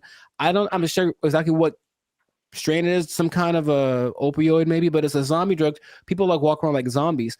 But the visual I wanted to share with everybody was actually from a video I saw from Vancouver. They did the same thing. They just legalized everything without thinking about how to fix these people once they're on the drugs. So everyone's just walking around, literally, same thing, robbing people. The scene that I remember when we were in San Francisco was this one street where it's like everything looks normal, aside from like the occasional like human feces on the ground, but everything looks normal. And you turn a corner, and all of a sudden it's Armageddon. Oh my God. Just literally, just all of a sudden, everybody, and like you just stop there and they all kind of like turn. That's the zombie drug. So there's a video of these two men walking down the street, and they're in a position where I don't think I could keep my balance and walk, but they're so hunched over and they're still somehow staying upright. There's two of them, they're walking, and it looks surreal in Vancouver. That's happening right now. So they tried it, and for some reason they didn't get the memo that they need to add the other part to it. So that's an I think they're thinking, oh, well, like alcohol, like there'll be a couple of people that go overboard with alcohol, but if we let everyone have it, most people have enough restraint or whatever to not use it. I just don't think that hard drugs and alcohol are exactly comparable like that. So you can take the other extreme, and this one's maybe more fun, and that is the president of the Philippines, something Duarte. He said, he got elected in 2016 maybe. He said, kill them all. That's exactly what he said. Kill all the drug dealers and all the drug users. Wow. In 4 years, well, the last updated thing was like in 2020. So in 4 years, he killed like 24,000 people. Just for, and the thing is, he'll catch you. They'll just raid the streets at night, and if you're on drugs, that's it for you, basically. And the thing about that is that a lot of, and then the people that don't kill, they take to jail, but they kill a lot of people, and everyone in, like, all the citizens love it. They think it's fantastic that he's doing that. So when they interview the drug lords, they're like, well, we're not going to stop, so we just got to figure out how he's not to get caught, because the threat of death isn't enough to stop it. So you have a lot of people in jail. You have a lot of people that are being killed, just like, you know, and then they have a lot of people that are approving of this, right? And that's the most extreme case of that. So I'm sure there's other options, but that seems to be the two sides. So if you were the leader of Zapville, Zaplands, and you had to implement a strategy for the rampant drug use in your country, man, you got to be a better leader, man. I know what's going on. All your people are just down in the pipes. But what would you do to resolve that? You think that Philippines thing is wild? I never heard that. Yeah, well, like they don't talk about it too much, but yeah, but he's like, he literally gave a speech. He was like, yeah, and all the drug dealers, you know, and then everyone cheers. But he literally did this, and that's his approach. Oh wow. Yeah, that's too far in my book, especially for the users, because like drugs are an addiction. And like,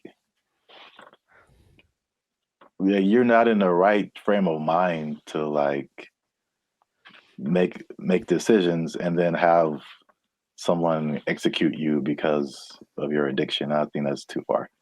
Okay. But the thing you said in like Portugal, Denmark, that's interesting. I mean, that seems, again, it's just like, I don't know why the answer for everybody is just throw somebody in jail and then like, well, we got rid of that. Like, that doesn't exactly solve the problem. Like, it doesn't solve the problem. Like, the problem still exists, yes. Yeah. But so with the numbers for Portugal specifically, the numbers of overdoses went down like 90%. Yeah. So obviously that's a better solution. For sure. Well, we'll see what happens, because what I'm hearing in Rumorville, the last thing, as we wrap this thing up, is that they're thinking about legalizing everything in California. But in the way that Oregon's doing it, in the way that Vancouver's doing it. And you've seen downtown LA. What do you think is going to happen, bro? Man, it's going to be chaos and bad times. Very, very, very bad.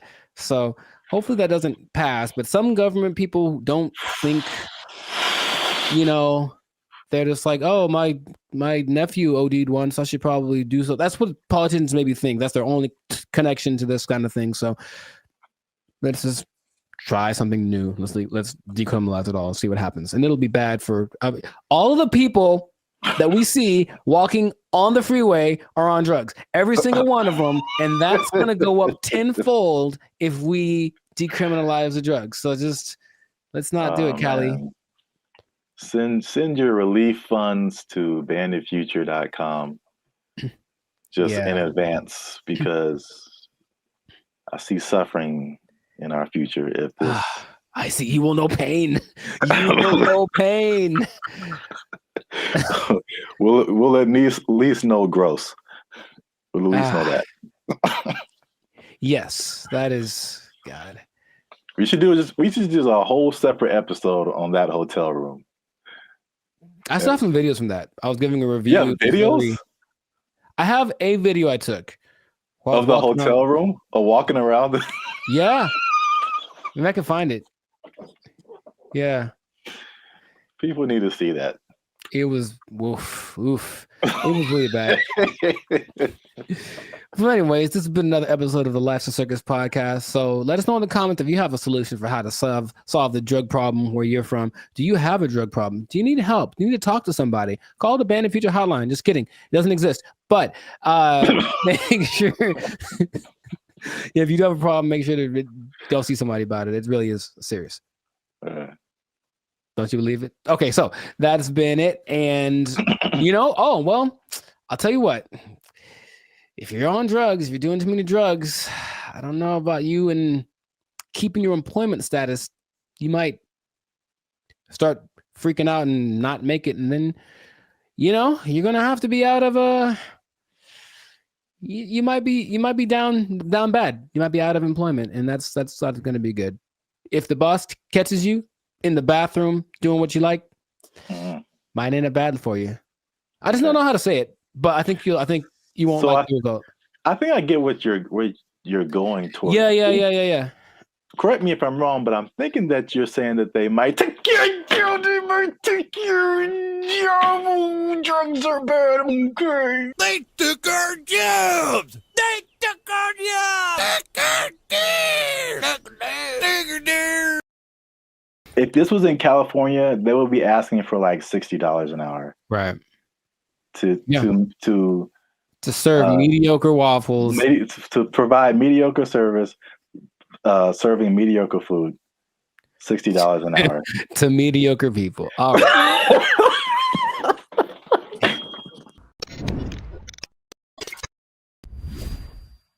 Yo, what's up, guys? I'm Zap, and this is Jericho, and we are now 6-time international award-winning pop hip-hop music duo Bandit Future. We do clean, fun music that everyone can listen to with a sound that is uniquely California, and you are now tuned into the Life's a Circus podcast, where we talk about things that are funny, interesting, and ridiculous. But wait a minute.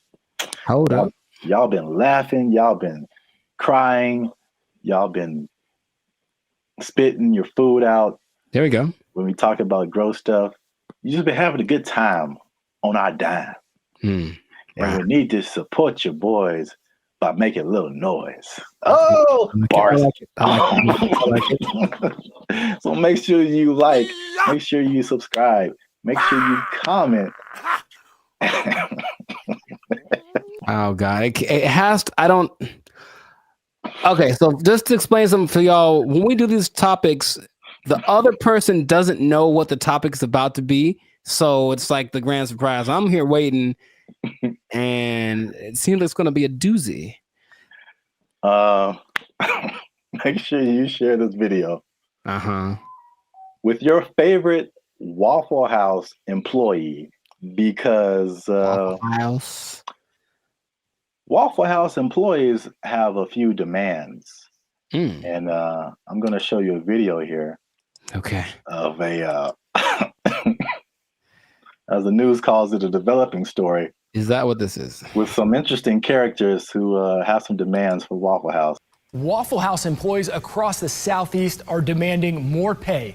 Employees held several rallies this week at restaurants, including right here in Atlanta. Channel 2's Larry Spruill is live on Piedmont Avenue in Buckhead. Hey, what up, Larry? Locations. And Larry, you've been talking to both clean white shirt as on, well as those men and women who work hard every day. Yeah, well, Michael, corporate leaders tell me they are aware of what happened at several other Waffle House locations like this one right here in Atlanta. Meanwhile, I spoke with employees. They tell me they simply want more pay. It's a simple demand from Waffle House employees across the Southeast and here in Metro Atlanta. We're asking for $25 an hour. Gerald Green says he's been working at Waffle House for years. I'm what they call a grill operator. I'm a cook. I'm a rock star cook. I've been at Waffle House for about 7 years, and highest level cook you can be outside of management. Joe Green looks different after the NBA. Paid a lot more. If you mind me asking, how much are you guys making right now? Well, I'm a rock star, so at my store I'm making $17.75. That's why employees are demanding better pay. You're constantly having to go from one job to the next. This week, employees protested at several locations across the Southeast, including Atlanta. My union is my power. We want 25 an hour. It's a campaign that USSW, the Union of Southern Service Workers, has launched at multiple Waffle Houses. But Green says they're also asking for 24-hour security at all the restaurants. Channel 2 Action News was there in August when a former employee was shot and killed outside this Waffle House in DeKalb County. A lot of workers are hurt by customers. A lot of workers are mistreated by customers. And people say it's funny that he's seeing people in fights all the time, but we're not really MMA fighters like memes online say that we are. I reached out to Waffle House corporate. A spokesperson sent me this statement. It says, in part, Waffle House remains proud of its long history of effectively and directly addressing associate concerns. Our senior management teams continue to work alongside our associates as they have done since our company's inception. All right, so that's the main idea. Got it. There we go. So, I'm a rock star. I should be making 25 an hour. I'm a rock star. Shout out to the what did he call himself? A grill master. Grill. It's like the grill trifecta. There's the grill master, there's the grill sergeant, and there's the grill. I don't have a third one. Never mind. Okay, so I don't even know where to start, man. let's just start by explaining Waffle House, because a Waffle House. Let me see. It has 1,900 locations in 25 states. That's a lot. And for people who don't know, it's American diner. Serves mostly breakfast food, but they have other things too, and predominantly in the Southeast United States. Yeah. So we're in California. I don't think there's any Waffle Houses out here. I don't believe California. Have you ever been to a Waffle House? Sure have, sugar. Oh. Okay. I was attended by Dolores. So you know names and everything. Yeah. So you know the vibe. I haven't been to a Waffle House in since I was a little kid. I think so. From the vibe, from what I don't know if it's changed, but from what I remember, it was very trucker-ish. Sure. Like a place where truckers go to it's not like IHOP. I think the big thing out here is IHOP, International House of Pancakes. It's classy. Yeah, it's a total. It's very. I was there. I was in Nashville last year, and it's a different vibe. I say closer to Norms, but even Norms is Norms is a step above. Step above. Waffle House, bro. Oh my God. So, the thing about Waffle House, before we get into the wages, this is the hilarious thing about Waffle House. Is like, for some reason, it's always something going down. Yeah. Waffle House, bro. And Waffle House has been the subject of SNL skits, Daily Show skits, and it's just notorious for fights happening. Yeah. And I don't know why. So there's this lady, one of the most infamous Waffle House fight club members. I don't know. Yeah. Her name is Haley Booth. She worked at a Waffle House as a waitress. And she's become like this meme because very similar to the Montgomery Riverboat brawl. She threw a chair and it was just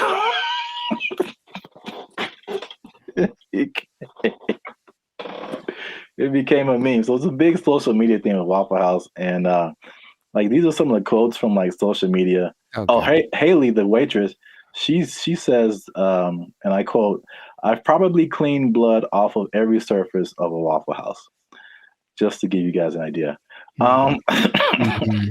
Someone else as a joke said, "A fully staffed Waffle House could take out ISIS." There's another one. Yeah, accurate. This says, is a Fight Club meme that says, "If this is your first fight at Waffle House, you have to fight." So that's the vibe of Waffle House. And then for the waitress, she says that the primary reason she thinks why there's fights is two reasons. Is one, it being open 24/7, and two, them serving alcohol, and the combination of those two things turning into fights. Yes, well, two things. Can we, every time we say that, can some of this pop up like a head or something? Just to hint, coming soon to a podcast near you. Two things, but one, I don't think it's a coincidence that the Waffle House logo uses the same colors as Spirit Airlines. That's just kind of my first thought. Second, and this is from personal experience, people are drunk when they get to Waffle House. Yes. So it does not matter whether they serve it or not. I read that too. So basically, for sure. Yeah, Waffle House is like the after club spot. Yes. So once the club closes down, the Waffle House is open and ready for all comers. And man, it's just... yeah, they gotta shut it. Waffle House. But places like Denny's are open 24 hours, a lot of them, and Denny's don't have that. So it's something about Waffle House. It's something about Waffle. It's like when you walk in, you do feel this. The first time I went to Waffle House, I was young. I was probably 10 or 11 in Missouri, I think. And I remember I remember my waffle was cold and the butter wasn't melted. So I was mad about that. But I also remember that there were people. Oh, there's a word that my mom used to say all the time.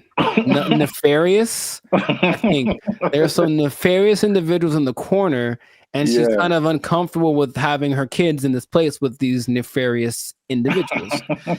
Kind of suspicious. And I didn't know that was normal until I went to another one later, older, and I was like, I feel like those are the same people. Like, I was like, I think they just have them instead of the weird bunch from the McDonald's group, right? All them.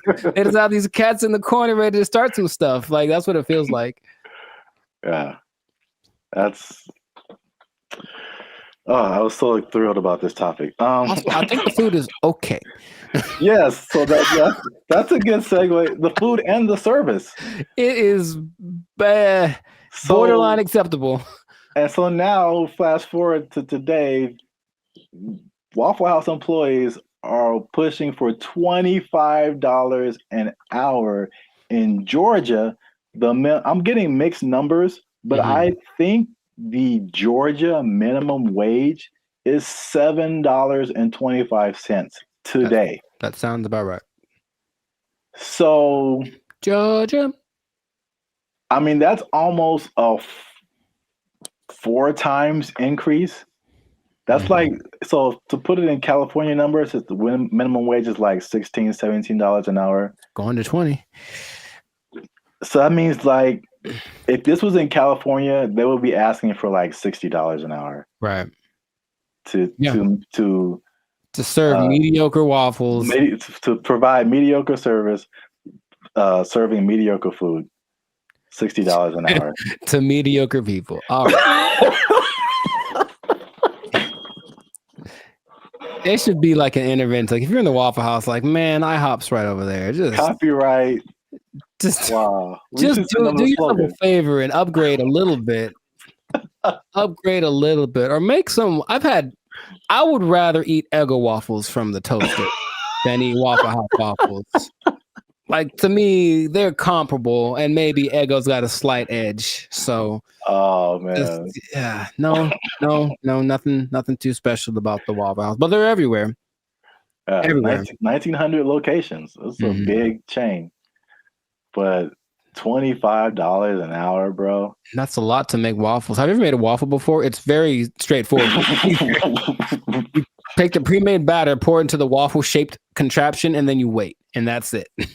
That is it. And I've seen people fail at that. And oh, by the way, they've also been working at the Waffle House while they failed. So what's the end game for them? I mean, one, are they going to get it? Is there any precedence for this? Also notice in those videos, there was like 9 people protesting. Is that really right? You said there's 1,900 of those things, and those videos didn't have nothing more than like one store worth of employees. It was like one store that decided to speak for all the Waffle Houses. And I feel like that's not going to get it done. Not at all. It's not enough, Waffle House. It's the beginning. You got to start somewhere, man. Sure you do. Hey, support them. Wow. I think I'd just go to IHOP and support them instead. But no, people are jumping on the bandwagon because you got the SAG strike, the writers' strike, UPS workers were on strike, auto workers on strike. So Waffle House people are like, yo, we like a good fight. I think everyone wants to make more money, of course, but what's the value you're providing? What are you doing for me that I can't do myself? And like I said, I can make me I got a decent waffle maker. I can make myself a waffle. So I don't know what they're going for, but if they get it, good for them. $25 an hour. Wow. That's a whole lot. Leading the charge, the rock star cook Rockstar Grill Master. He should probably just go solo. That's what I'm thinking. Instead of doing this whole trying to lead the charge thing, just be like, I'm the Rockstar Grill Master, make his own YouTube channel, have a shit. Hey, bro, I'll manage you. Just give me $25 an hour and I'll manage you. Start a whole chain of waffle apartments. Man, I see the possibilities. I see the future. Not the whole house, but we want a waffle apartment. We can get a waffle condo on the down payment on a waffle condo. Look, that'll be all right. A waffle sublet, if you will. Yeah. Well, we've talked about this way too long. We still could. That's the problem. I can keep going for another 10 minutes because it is fun to talk about. Oh man, I'm in tears. Good old Waffle House. So make sure you like, subscribe, comment, and share this video. Well, again, your favorite Waffle House employee. Ooh. And as a sign of support, of course. Sure. And yeah, we'll be back here, same bad station, same bad channel. Is that how they said it? I don't remember. I don't really remember either, but yeah, I'm not old enough to remember that. Nor am I. Well, good luck, Waffle House employees. I hope y'all don't get fired. Hope they don't take your job. My waffles are cold. They took our jobs. They took our jobs.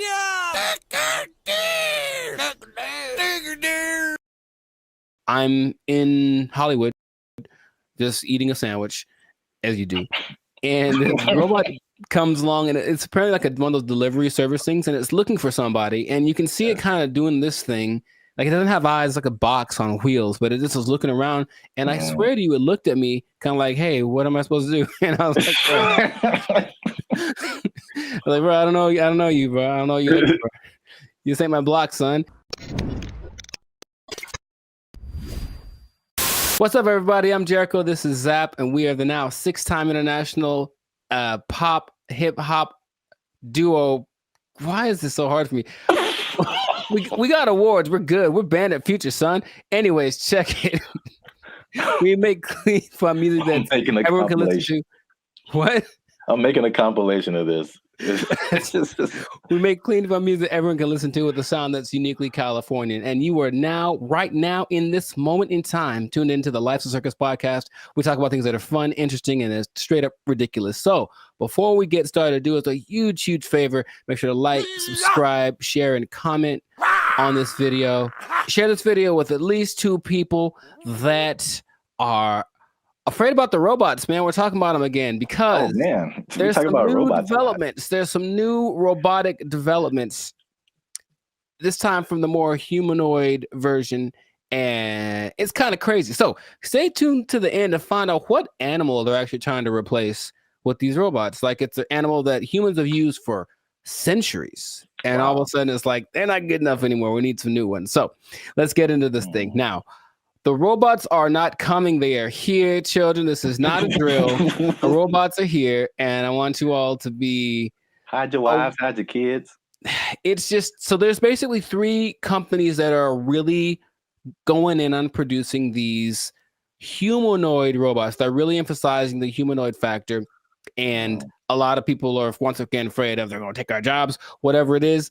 But I just want you to know about these so that you can...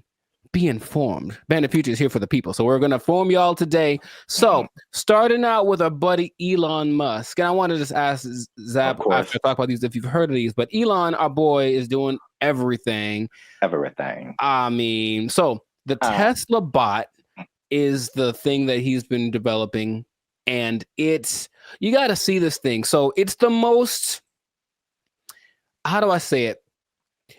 It's got hands, man. Like hands like this. Hands that can grab things and manipulate, and they look like they're kind of soft, like maybe they moisturize. Like really, real humanoid like. And so these Tesla bots have autonomous correction action capabilities. Basically, they can in the moment figure stuff out, and they can do sorting and unsorting sort of stuff. And just watching it without, like, if you watched a silhouette of one, it's the one you'd say, oh, that's a person. And that's already kind of crazy, not a big clunky robot thing. that they had a few years ago. Now it's just looks pretty sleek. There's a video of one doing yoga, and that maybe creeped me out more than anything else. I don't know why, but it's something that you're going to be able to purchase for yourself if you want. For the low price of, well, there's no prices. It's not there yet, but it's going to be $1 billion. I'm sure it's going to be up there. But the Tesla bot, which will be compatible with all of your Tesla products, with your Tesla truck, with your whatever it is. My man Zabrath, do you want a bot? Do you want a bot that has soft hands that could probably play? Why?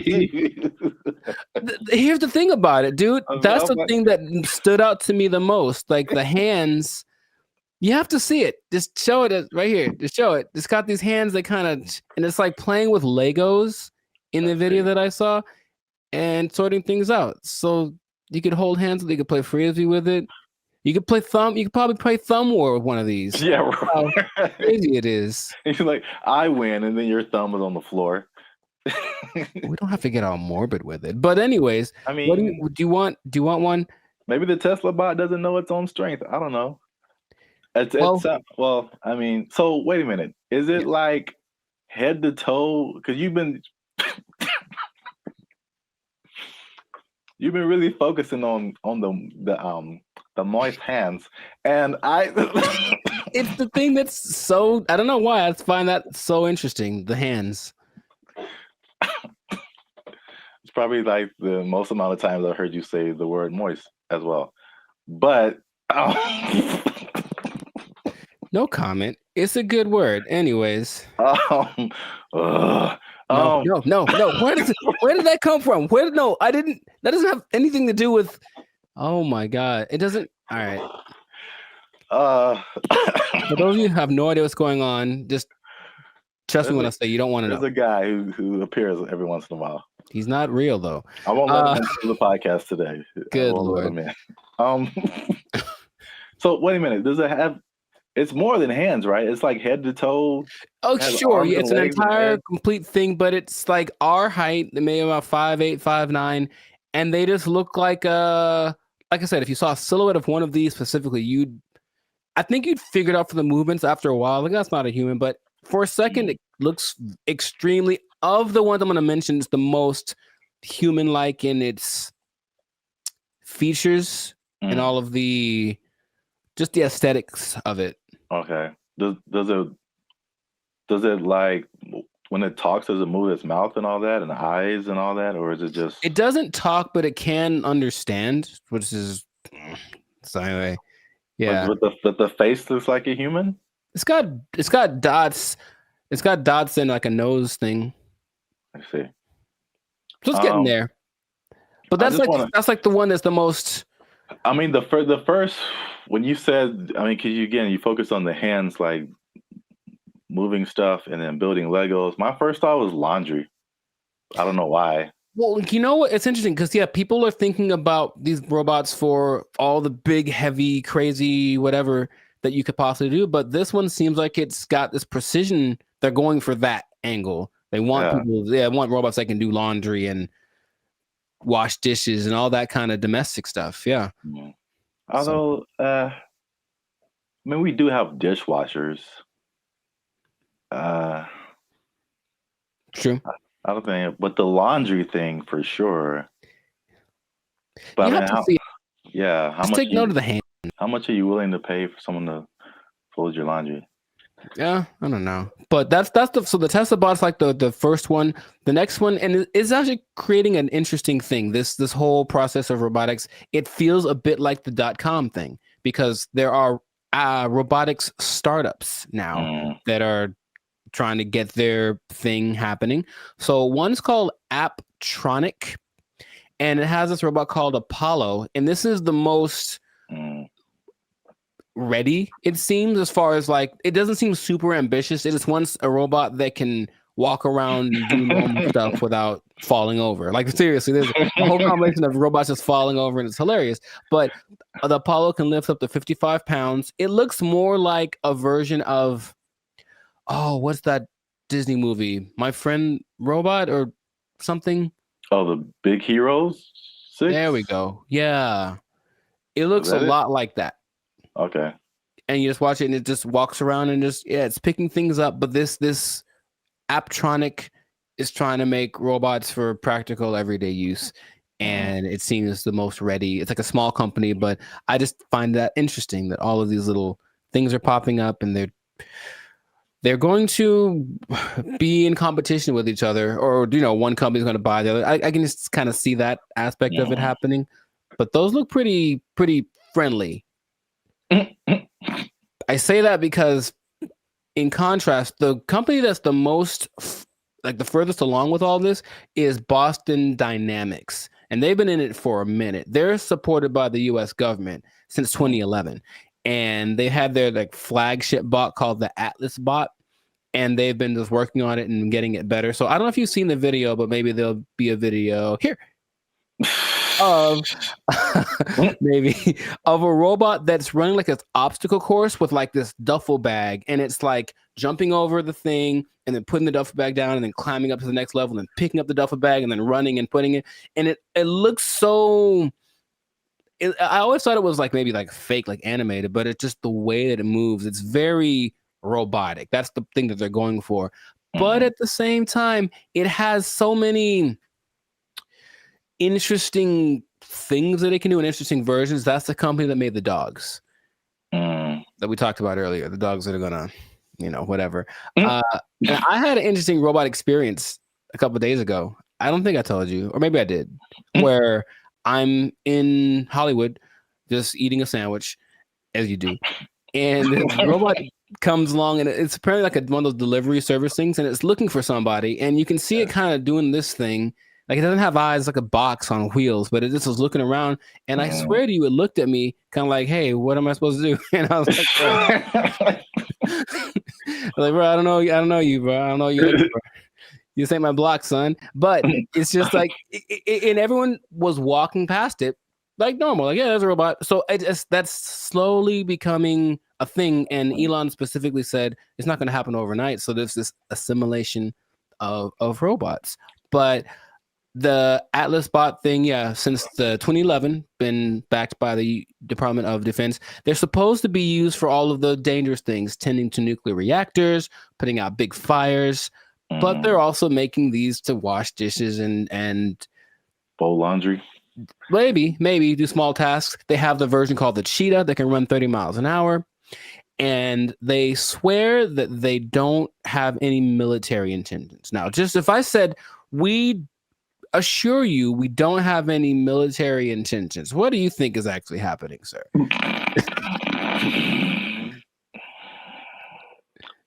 I plead the fifth. I see. Okay. Well, there are videos of these being used to shoot at targets that look like people, because they're supposed to be able to distinguish between a real person and a not person. But I think that's happening, of course. The French military is using the dogs already, and everything starts benevolently, and then it gets a little on the strange side. But and then Terminator. Well, I never saw that, so I was going to actually ask you if you've seen it, because maybe you could. RoboCop, Terminator, to me they're the same. I haven't seen either one. What goes on? Oh, RoboCop is way different. Oh, okay. Well, at least the stories are way different. Sure. I should watch more movies, but the idea is there are definitely videos of these robots being used in the military activities, and they're linking them with Boston Dynamics. So Boston Dynamics refutes any association with military, blah, blah, blah. Right. So these things can, in general, there's a video of a bunch of these robots just together. They can dance, they can carry up to 80 kilograms, jump over obstacles, throw around irregular objects. They have this thing inside called an MPC, a model predictive controller. So it can basically learn. So if it learns to jump on a platform that's a foot high, you put a platform that's 2 feet high in front of it, and it'll okay, it's just double, and it starts to figure that stuff out. So it's just these things have flown military jets. These things can fly. There's one that can fly, and so where is this going, man? That's my question, because every time I see it, it's a little more ridiculous than the last time, and I don't know. Are we getting replaced? Is this the end times? What's going on with all this? Are you asking me? Yeah. I don't know, man. I thought you were the expert in all robotics. This is the all robotics division of Bandit Future. That was all you. Yeah, it's all new information to me. Oh, okay. It just seems, it seems like we want to replace as many people as possible with robots who just do it all better and faster. Basically, they're olive branches that you can get a job controlling these robots, and there we go. But they're starting until they make a robot to control the robots. Well, that's the thing. Eventually, yeah, you're gonna have to be the person that programs the robots to control the robots. And then Terminator. Then they how does that movie end? With everybody dying? Is that what it is? No. Oh. But, I mean, supposedly it's a whole time travel, whatever. But I think eventually the humans defeat the robots or something. I don't remember. But it's like, hey, you just build robots, and especially intelligent robots, who eventually say, you know what? We're a lot better than the people who made us. We should be in charge. And then they become in charge and enslave humanity. Cool. It's just so weird that they do. The movie has been written already. And they keep doing it, just like the dinosaur thing. People like trying to bring dinosaurs back. Yeah, and I'm like, no. There's a movie. There's a bunch of movies that tell you what happens, and it's not good. So stop it. Just stop it right now. They're not gonna stop. But you can't stop, won't stop. But they are supposed to be the next. Anyways, everything is so nice that they're gonna be replacing your pets. Because think about it, a dog that's a robot doesn't need food. It doesn't poop on the floor. Like, it'll wag. They'll give it a tail to wag, and it'll protect the hell out of your house. Because anyone that comes in is dead. Trust me. Like, yeah. So they're doing that. But I promised you all that you'd find out about an animal that they're replacing. And they are replacing the mule. Can you believe it? Well, because the mule was always I was gonna say a horse. Mm-hmm. So I was once you said it's been around for thousands of years, or whatever. Yeah. That makes sense because all mules do is just carry stuff and pull stuff. Yeah, but this robot mules exist now, and they're things that you don't have to feed or nothing. It'll carry up to, I think, 350 kilograms just wherever you need it to go. So I can just imagine, just do the logical progression. Those things are going to continue to happen. But that's where we are right now. That's like can you ride a robot mule down the street? Oh, I think I know it's going to happen, and I think it'll just be the weirdest thing. Interesting. Or like a robot horse, instead of a car. That'd be kind of cool. I still vote for Transformers. I think that'll be fun. I think that'll be cool. Yes. Oh yeah, you have your robot companion or whatever, and then you're like, "Yo, I need to go to the grocery store," and you turn into a car. Yeah, and then it does it. Yeah. I see where you're going. I like it.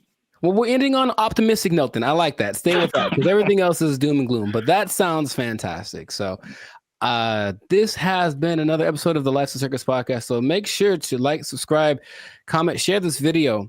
Let us know what you think about the robot revolution that is among us, because it's just it's happening without us really being aware of it too much. And just know that with great robots comes great responsibilities. I didn't think that through. That didn't sound too smooth. Anyways, the thing is, I could have done better. I should have practiced. The thing is, these robots are eventually going to look exactly like you, and they're going to walk in one day to your boss and be like, "Hey, Clark, I'm here." Clark. And so what that means is that robot might have effectively permanently taking your job. I think my microphone fell off. I'm not sure. Oh. They took our jobs. They took our jobs. Oh, I got it. So it was like unique. Recycling toilet paper. I mean, wow. I mean, I only brought it up because it is a real thing. Like people do that. How do you recycle toilet paper? Do you want me to tell you or? Yes. What's up, everybody? I'm Zap, and this is Jericho, and we are the now 6-time international award-winning pop hip-hop music duo Bandit Future. We make clean, fun music that everyone can listen to with a sound that's uniquely California. And right now, you're tuned into the Life's a Circus podcast, where we talk about everything that's funny, interesting, and ridiculous. But before we jump into today's topic, make sure you like, subscribe, comment, and share this video with 2 people who are flashy. But you know they faking it, man. That's cold world, man. They ain't got it for real. It's a cold world. They ain't got it. It's a cold thing. So we, again, we've talked about this before. We're Hollywood centric, and Hollywood, Los Angeles is well known for people out here being flashy. They looking sharp. They got the clothes. I mean, they just decked out. Going to fancy restaurants in the hottest clubs, and then they go back to their studio apartment where they can barely afford to keep the lights on. It's just like, it's very much what you see isn't always what you get. Have you had that experience, Jericho? Have you seen people like that, or have you tried to be like that, or you just kind of, you know? I get the appeal of it because there's always the two sides that seem to be competing, right? There's being rich and looking rich. Yeah.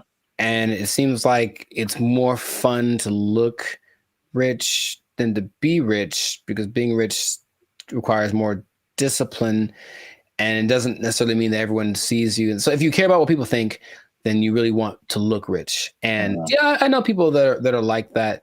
They talk a big game about the moves that they're making and this and that, and they show up in nice whatever. They make sure to show up to the place and then change into something nicer because they have an important thing to go to, and they make sure everybody knows that they're going to this important thing, and they're better than you. It's like, okay, I get you, bro. But it's sometimes hard to tell because in LA, Hollywood, people look pretty good. Like physically look good. They're in shape. They wear nice clothes. You can get really nice clothes on a budget too. If you really have to, you don't have to go to Melrose and blow $800 on a t-shirt. You can go to, I saw the nicest jacket, honestly, the other week at Ross for like $25. And I was like, ooh, I was killing. So you can make yourself look flashy without too much. In fact, yeah, Ross has a whole jewelry section. You can get decked out for under $100. You can. You know, but you always question it. I think you always question it. It's like, I wonder if that person really is somebody. Usually the telling point is if they're where I am, they're probably not rich. That's probably, yeah. Hey, you come to this Starbucks too to use the Wi-Fi? Yeah. Doubt. Yeah, man, they shut mine off. But I look fly though, don't I? Like that from Boondocks where Riley takes all the money that Grandad gave him for the weekend, blew it all on one shopping. Oh yeah. And he was like, "Ain't I'm clean though?" Yeah. Riley, we don't have food to eat. Oh man, I'm clean though. Well, I brought this up because I saw a study by Redfin, which is a company that's into like the housing market.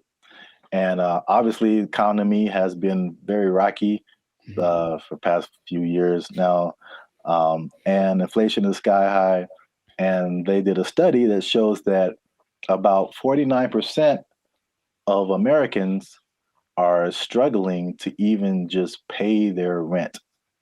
And and they're cutting costs in the most unique ways that they can, just to, I guess, survive.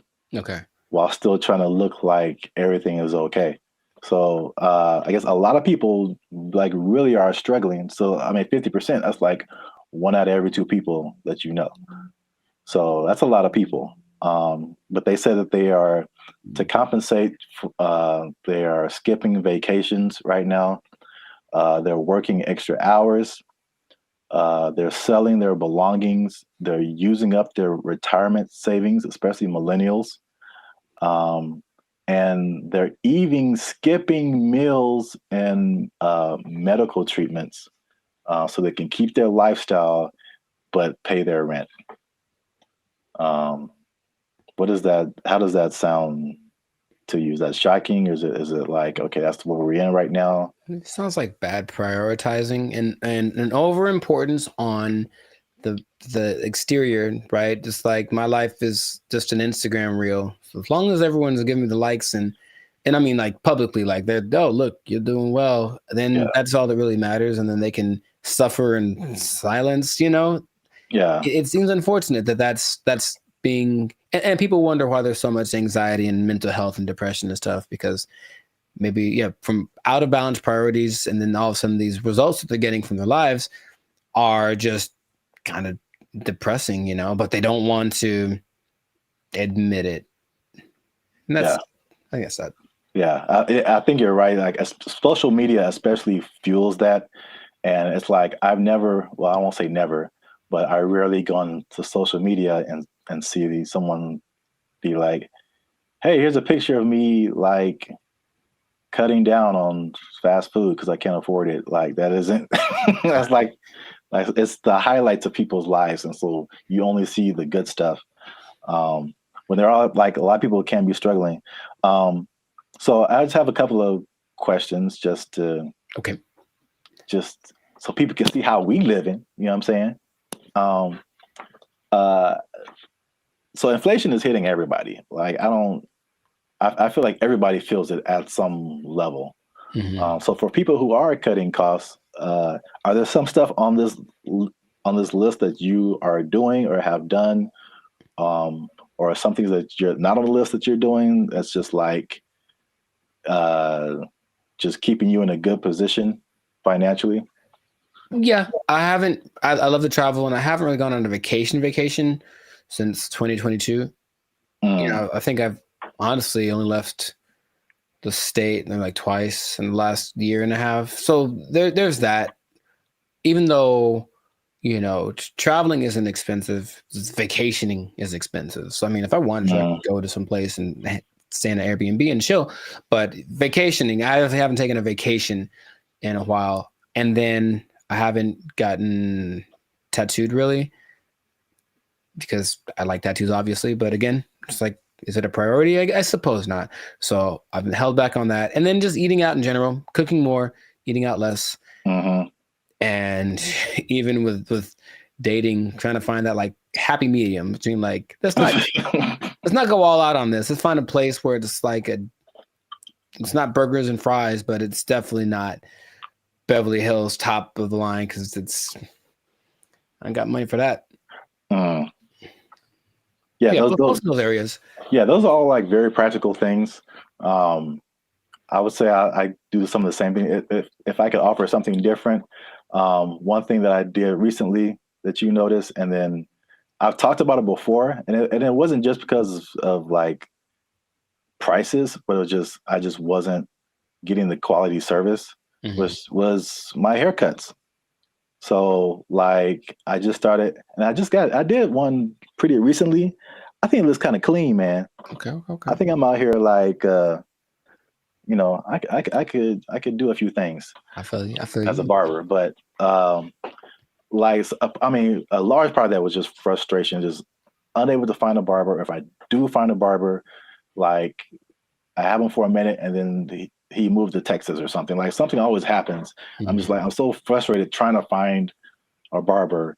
And so let me just get, my hair isn't that complicated. Just need to teach myself how the fade part is really the hardest part. Right. But other than that, like I used to do it myself, and it saves me like a lot of money at the same time. So it's like a win-win situation. So I do like the eating out thing too. That's a thing. And then what else have I been doing? What else has he been doing?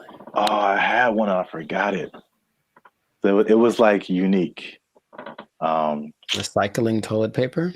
I mean, wow. Wow. I mean, I only brought it up because it is a real thing. Like, people do that. How do you recycle toilet paper? Do you want me to tell you, or yes? Because that doesn't make sense at all. After it's been used, how do you reuse it again? You rinse it off. No, you can't do that. You hang it up to dry. No, in your house. Well, then it's not toilet paper. It's like a rag or something, right? It's toilet paper. I've seen videos of this, man. That's not possible. It's apparently this guy knows something that I don't, because it disintegrates with like water. How can you wash toilet paper? He washes toilet paper and he hangs it up to dry like it's the South in 1945. Yeah. I'm assuming you don't do that. Or if you did do that, you would have no friends. So please don't do that.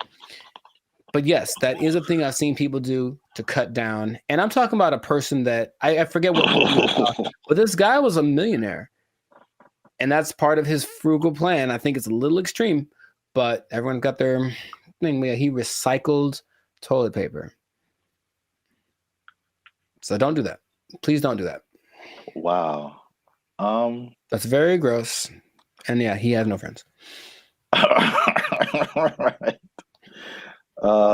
Okay. I'm pretty sure that's not what you were going to say. That was, I've never heard of that. That's interesting. All right. Well, here's another thing, last thing about affordability, to just kind of put things into perspective.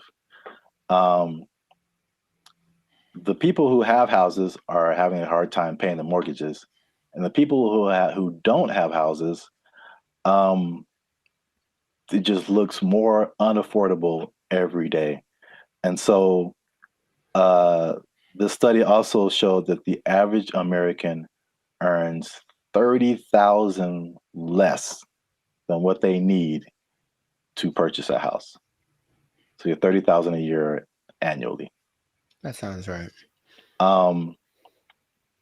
So I kind of went down the rabbit hole of mathematics. Okay, how much is this? How many people is this affecting? So the average income that they say you need to buy a house, this is a national average, to buy an average house, to get a mortgage and stuff like that, $109,000 a year. That's household income. Mm-hmm. So it doesn't have to be an individual. It could be like a partnership or whatever. So that's $109,000 a year to buy a house. In California, what do you think that number is? Specifically Los Angeles. Higher, for sure. I would go to like 145. Is that not enough? I hope that's enough. That's generous. Household income, according to them, they said you need $231,000. Yo, I mean, that's okay. More than I expected, but it doesn't sound. I know people that are paying $5,000 a month on their apartment. So yeah. On that mortgage, that's what you'd be paying, about $5,400 a month for a house. It's not possible for most people. You gotta think, it makes sense, because if you're paying, that's math. I want to do it. That's almost $65,000 in mortgage payments. Mm-hmm. So that would be a quarter of 240 something thousand. So I think people would expect you to and be in the like 25-30% range of how much goes to your mortgage payment to make you eligible. So Sure. 200,000 plus sounds right if you're paying $65,000 a year in mortgage payments. That's crazy. I mean, you can get a house in the sticks, of course, in the desert, whatever. Oh yeah, cheaper. Yeah. But Yeah, I mean, this is just like median nice house, you know, somewhere. yeah, LA is no joke. So last thing I checked out is how many people that cuts out. So how many people make under $240,000 to be eligible to buy a house like this? Most is the answer.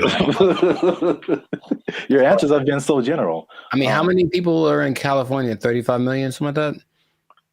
I don't know. And I think this may have been Los Angeles. So I don't want to. Oh, okay. So Los Angeles, maybe it's 14 million, 15 million. I don't know. But of those. Well, just on a percentage, because that's what I have here. Oh, like 95?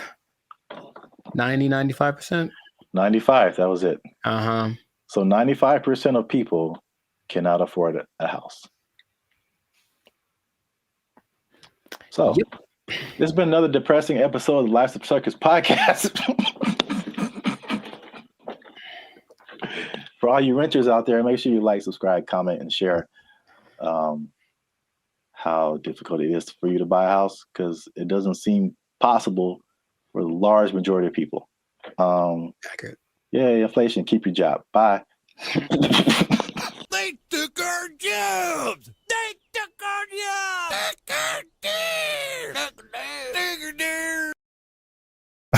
And number 3, what are edges and what happens to them? Like, why is that an insult? It's like that. This is so genuine. This is so genuine. What's up, everybody? I'm Zap, and that is Jericho, and this is BrandBee Future. And I found this on the internet. This lady posted, ask Black people one question you've always wanted to know. She just posted it on Facebook. And I did not read the comments. I just saw the title, and I clicked save, because we're going to look at it right now. We're going to look at it right now. But before we jump into it, make sure to hit that like button, because that helps our channel grow. Also hit that subscribe button. All right, that helps us grow as well. Because I'm pretty sure you're gonna enjoy this one. Are you ready, Jericho? Are you excited? I was born ready. Oh man, here it is. Okay, so this lady, Daphne Springs. I don't know who she is. All right, well, come on, Daphne. We just like real time. Oh, it's funny. It's backwards, so I'm looking the other way. Oh, weird. Okay. Well, ask white people. Specifically directed to white people. Ask Black people one question you've always wanted to know. Nice. Whitest church lasts for long. Also, I don't think this person is white. Sonia Casillas. No, she messed up already. She messed up already. She know how to make some collard greens. But I don't know the answer to this, but I do know that Black people don't even know. We just are there and we're looking at each other like, are we going to end this? And I know that when like my mom would tell me about church when she was a kid, it was even longer. It was like literally all day. You would go to church at like 7 in the morning, you'd be there till like 6 in the afternoon, like crazy amount of time. So I don't know. I will say that the music helps, but that means that there's like 12 solos and like A and B selection, and like the choir comes in and they got a dance in. So there's a lot of pageantry. Maybe that's part of it. It still is excessive. I think we all agree. I think we all agree it's excessive. Building fund. You got a building fund that never results in a building. It's just a fund. Man, she didn't ask all that. I'm just letting you know. I'm just letting you know. Art chops out in like an hour and 10 minutes. Yeah, okay. Hey, this is so. Well, I guess it's related. I went to this church in Santa Clarita. Like we weren't even. I mean, we were using their parking lot, so I wasn't attending the church. But it was a very white church, the very whitest of the white church, right? And they had all these. It was huge. You can't see it from the freeway, but like once you get off and like go up the driveway, you see this like huge complex, and they have all these signs of like what each building was. And my first thought was like, man, white people actually build buildings with their building fund. Their building fund. It's true. White churches also tend to have like a donut shop. Stuff like random things that you find in whatever, like seriously, and you find in whatever like shopping center, they have a cafeteria, a donut shop. One of them had a petting zoo. I'm not kidding. One in Beverly Hills had a petting zoo. They used the building fund and made a petting zoo for the babies. Good for them. Notice how there's 4,877 replies to this. See that? Man, I'm going to white church. People got opinions. White church next time. Got opinions, but I'm tired of being in service 7 hours. I'm going to white church. Long, you get real uncomfortable, and there's no there's no halftime. Maybe if there was like some kind of a intermission, get some snacks, that'd be fine. Yeah, but no, it's just one long, drawn out. Because you know what it is too? The people that have the solos, they have to tell the story about the first time they heard that song and how much it means to them. Yeah. And all that in the backstory or whatever. And then something has to do with Moses and Methuselah and all. And it's just like a 20-minute story just to get to the song. That also makes the a little longer. The service a little long. Wow, we spent the whole episode on the first question. I didn't realize there'd be more, honestly. I mean, that is a pretty strong first question. Like, there's a lot to that. I was expecting something a bit more racist. I'll be honest. I mean, hey, I was kind of hoping for something. I mean, we haven't scrolled through this. That was a solid first question. So many hair questions from a guy. That's interesting. How he wants to know. He's trying to, because he's trying to get one. He's trying to get his African, his Nubian princess. Okay. I know. He wants to get her. All right, Brian Devricks, I see you. How long does it take to do the long braids? I see. 10 hours. Yeah, forever. Takes literally, it takes 10 hours. Did I ever tell you that I used to have braids? I feel like I would have remembered that. I went through that phase in high school. Like, I'm gonna be gangster now, and I got braids for like the first time. I think I had them for like maybe a couple of months, and after that, I was like, no, not anymore. Because you have to make them tight so that they stay. Yeah, and it's like pulling your brain back when you get them done. It hurts so much. I had them for a week. It was pulled so tight, and it was just for a wedding I was going to. I wanted to look fly, I guess, and I just looked. Oh man, I was gonna be racist. I'm not gonna say it, but I looked.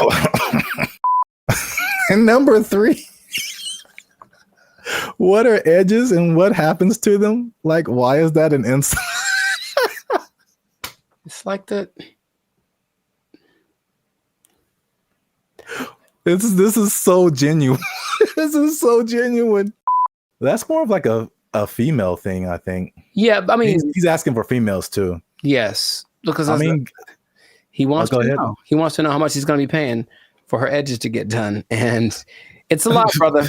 It's a lot, Brian. I'm letting you know. It's gonna cost a lot because it's got to look tight. If it looks bad, people will talk about her, and then she's going to cry to you. Yeah, that's what I'm getting from like the where people talk about it.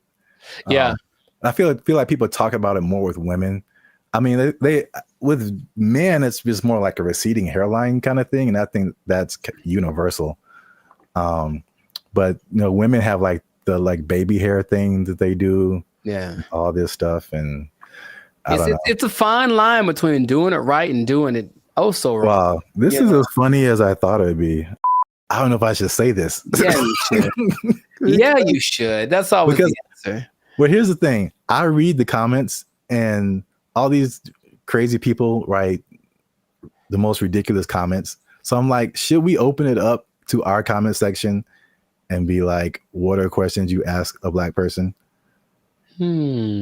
Or are we just like opening ourselves up? I mean, I want to know. Worst. I want to know what they have to say. I also. Okay. If you write something stupid, YouTube deletes it. Or yeah, there you go. Filter on it. But so, these are genuine questions, and it's like. Yeah. Didn't Chappelle have a skit like that? Ask a Black dude. Yeah, it was Ask a Black dude, and what's his name? Paul Mooney was answering the questions. Oh yeah. Yeah, I remember that. Oh yeah, so we'll open it up. Keep the conversation going. Ask more questions in the comments since we only got the 2. Let us know what you think. And if you like this video, make sure you share it with somebody. And I don't know how to end this. Talk to Daphne. That girl black as hell. Listen to that name. So there's a lot of pageantry. Maybe that's part of it. It still is excessive. I think we all agree. Whenever you buy things on the self-checkout line, it says out loud how much everything it is that you buy. And that's kind of a weird thing. I don't know if you can. I feel like there is a way to disable that, but the default setting is that everything you buy is like boop $1.99, boop $4.55. Like it does. Right. Does it say your? Well, I mean, so what's so bad about that? That's my business. Some people be knowing what I'm buying. Like that's all. Don't put my business out there, robot. That's all. What's up, everybody? I'm Zap, and this is Jericho, and we are the now 6-time international award-winning pop hip-hop music duo Bandit Future. We do clean, fun music that everyone can listen to with a sound that's uniquely Californian. And right now, you're tuned into the Life's a Circus podcast, where we talk about everything that's funny, interesting, and ridiculous. But wait, we need your help. Help us out. Tired of eating mayonnaise sandwiches. Give your boys some funds. You know what I'm saying? You can join the channel, become a member. That'll help us out. Or you could just like, subscribe, comment, and share this video with people who stealing, because there's thievery going on. That's right.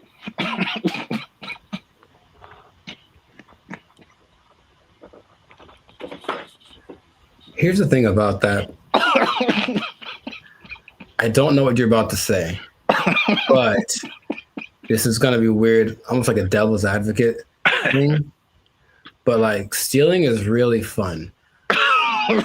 No, bad, Jericho. No, here's the thing. I'm just trying to say, like, why do people do it? Like, I get it. It kind of has a thing. Like, you get this like rush of adrenaline that doing it, and then you get the thing that you stole. It's like 2 things to do. You know what I mean? No, we're not doing the 2 things. No, I'm not telling people to do it.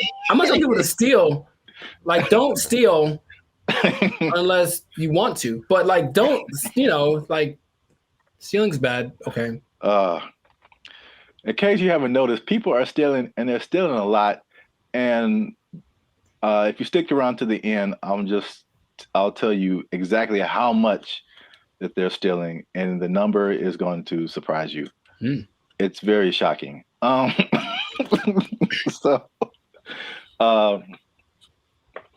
Stealing is bad. Okay, you shouldn't steal. But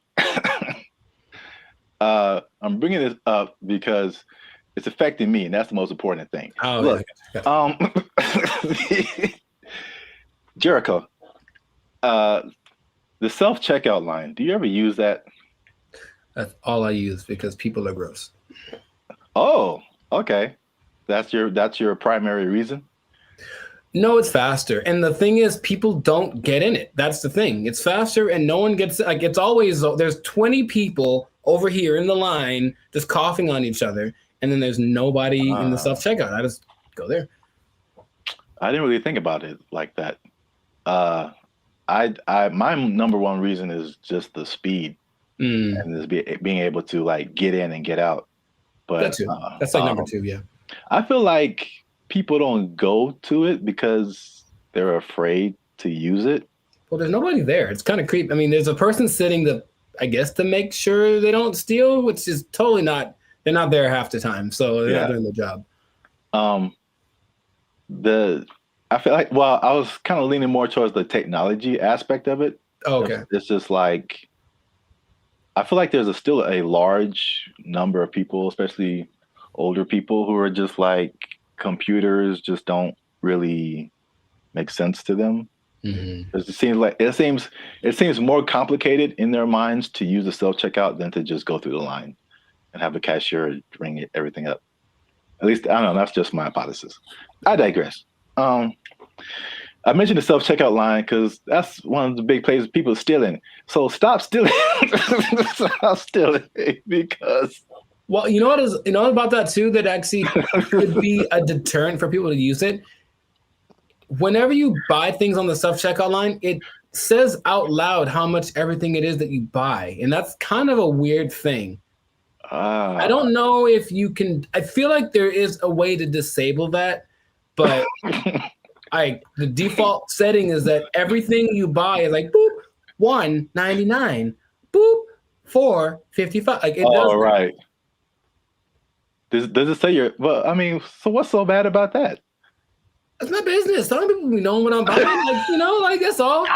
Don't put my business out there, robot. That's all. It's just a price. I don't know. If it was like 1 box of condoms, $12.99, then it would be like, hey man. Yeah, I honestly feel like there's certain circumstances where it says something about what you bought, but not like that. Not like that now. Okay. Well, anyway, so people are getting these self-checkout lines, and they be stealing, man, and they're stealing so much that one of the major places that they are stealing is Target, man. Target is or Target if you're uncivilized. They're having a big problem with stealing, and it's so much in the checkout lines that they are reducing the hours that the checkout lines are open, and it's like making people upset. And it would make me upset too, because I hate when I'm like I'm running in to just get something and get out, and it's like all the self-checkout lines are closed, and you have to go to the line. Which I told you the other day, there's some lady in the store just buying $100 worth of nothing, like just stupid stuff, man. And I got like a candy bar. I'm just like, the people that there are people that actually will look at you and say, "Hey, go ahead, just go ahead. You only have one thing. Go ahead." Yeah. And there are the people who look at you and for sure like, I'm not letting this person. Yeah, I will see it first. Decision they make. I will not let you in front of me. I don't care if I'm here for 5 hours. You'll be here for 5 hours and a minute. Yeah. Yeah, it's so anyway, the checkout lines there, some places are reducing them to like, I think it's like 10 a.m. to like 8 p.m. or 7 p.m. or something like that. But it's only like basically early in the morning and then late at night, like you can't use a self-checkout line. And then in one extreme case, they put it like 10 a.m. to noon, and that's it. And the rest of the time you have to go. What's the point? I don't. People steal it, man. It's just, they can't stop. Yeah. It's when I tell you how much they've been stealing, you'll be like, oh. Well, here's the thing about that. Of all the places that stealing is fun to do from, which is a weird way to say it, Target's probably doing it for Target's probably up there. Target's pretty great. It's a big red Target, literally, and they have all the things you want. Yeah. I'm not saying that I have or haven't done it, but I'm just saying that that's a place you might want to go if you're thinking of stealing. Also, Bandit Future does not advocate stealing. Pay for everything that you possess. You're just making it sound really attractive. I don't know, understand. Oh, I mean, that wasn't my intention. I'm just, Yeah, stealing is fun. I'm like, wait a minute, that's not where I'm trying to go. Oh, okay. So I don't want to be like counterculture. I don't think fun is the primary reason. Have you done it? No, but if I would, it's because I needed something, or I just wanted something that I couldn't afford to have. Oh. Haven't you seen Aladdin? Yeah, it's He was having fun though. Ahead of the gotta eat to live, gotta still to eat. Tell you all about it when I got the time. See, he was fighting for his life, man. He made a song about it though. He's having a good time. All right. So how much? Okay, let's two things. How much money do you think Target is losing a year from people stealing? I don't know how much they make. I don't either. Okay. So, I mean, I'm guessing it's a high number because here's the thing too. Target's everywhere, right? Yes. They cracked down on Target, the security in California, but I would imagine at like 4 p.m. on a Tuesday in Iowa, it might not be much defense if you want to steal something from the local Target. Okay, so Target annual revenue is about $100 billion a year. Okay. So that's a lot of money. That's a lot of billions, but stealing, I would say. So how much is that? 2% of it? What's 2% of 100 billion? 2 billion. Billion? That's the number, I guess. 2% of whatever they make. 2% rule, but for stealing. Also don't steal. Now that we know how much that they make, this number doesn't seem as crazy as I thought. Okay. Because they lose 500 million. Oh, yeah, that's not... Okay, so, right. It's like context. Like in a bubble, that's a lot. Yeah. It's a whole lot. It's a lot of money. It's a whole lot of money. But it's like 0.5% of all that they make. That'd be fine. Yeah. Now, that'd be crazier if it was we changed our mantra. Everybody just go out and steal. Target, especially because they got it, man. They cool.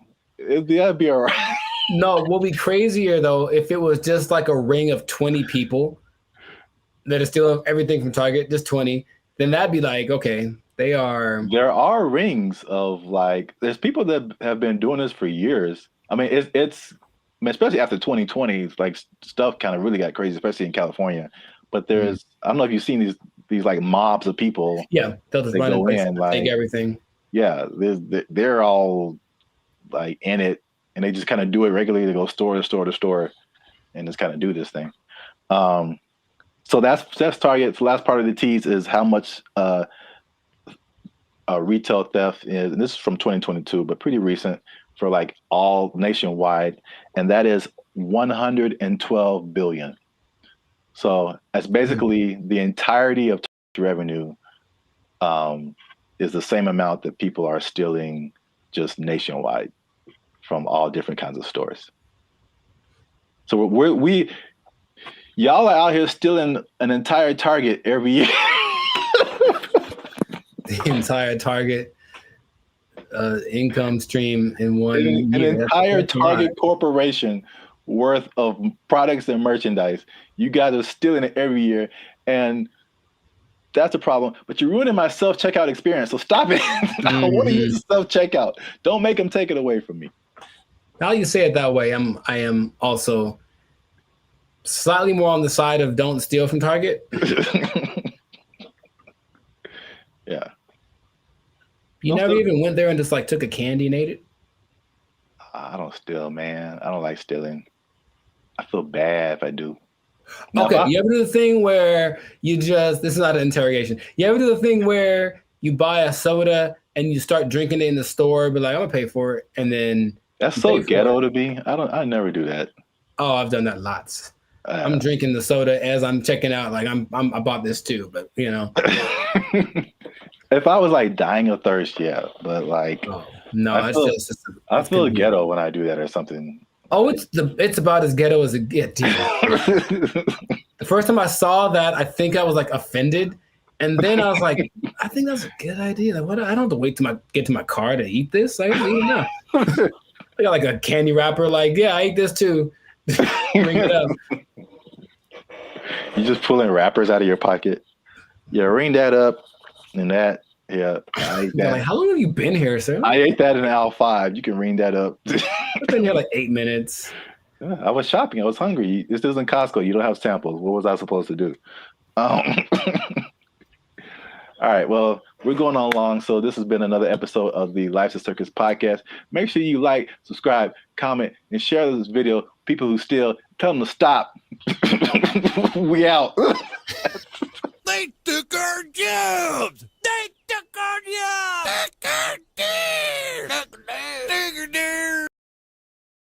This is for our ancestors, Jericho. No, it's not. No, it's not. For all the cotton pickers, slaves, for everyone who marched in the Million Man March. I don't think this was the dream that Dr. King had in mind.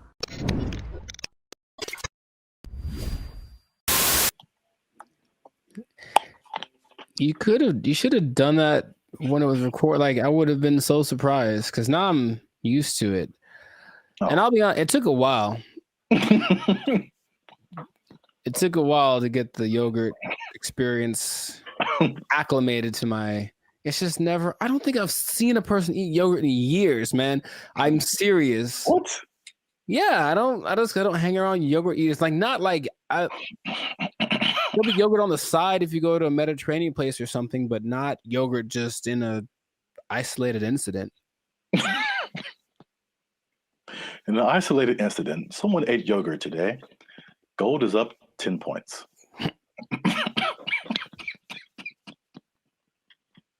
Back to you, Jim. All right.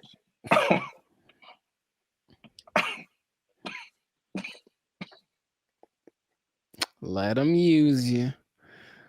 Won't he do it? Won't he do it? Yogurt.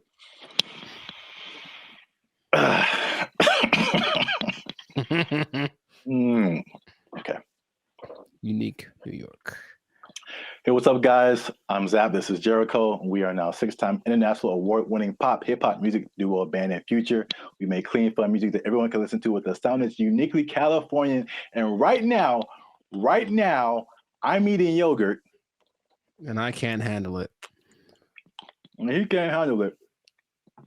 But you're still tuned in to the Life's a Circus podcast, where we talk about things that are funny, interesting, and ridiculous. Please don't choke on your yogurt, man. I wouldn't know what to do with myself. So make sure you like, subscribe, comment, and share this video with somebody who likes to go to fast food every now and then. Okay. Because they might be going a little bit less. And I'll explain why. And I'm going to explain something very interesting with regards to minimum wage at the end of this video. A shocking statistic when it comes to how much people earn. I want to know what it is right now. Yeah. Tell me now. No, we got to wait to the end, man. You got to wait to the end. All right. But first, you got to watch this video because, I'm not even going to set it up. Let's just watch it. This is Gavin Newsom, governor of California. Hey, Gavin. And these people have just lobbied for a fast food minimum wage that is higher than the regular minimum wage. So now these people will be earning $20 an hour at your fast food places in California.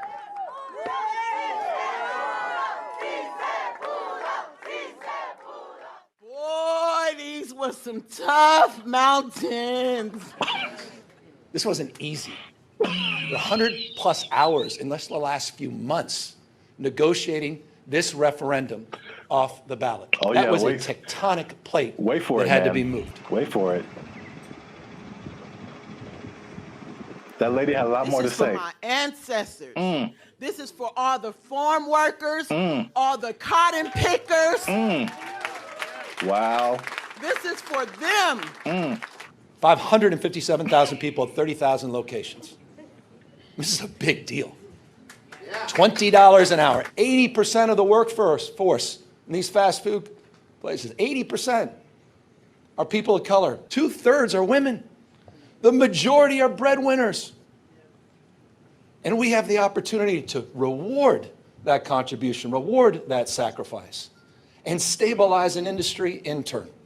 What a remarkable moment. So it's gonna be a lot better now. Well, right now we're gonna have a chance to at least, maybe decide to save some little money or, pay all their bills or credit card debt.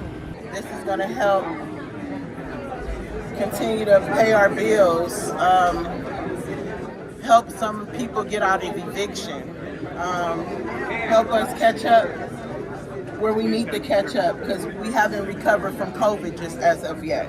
So this is just the beginning of our wins.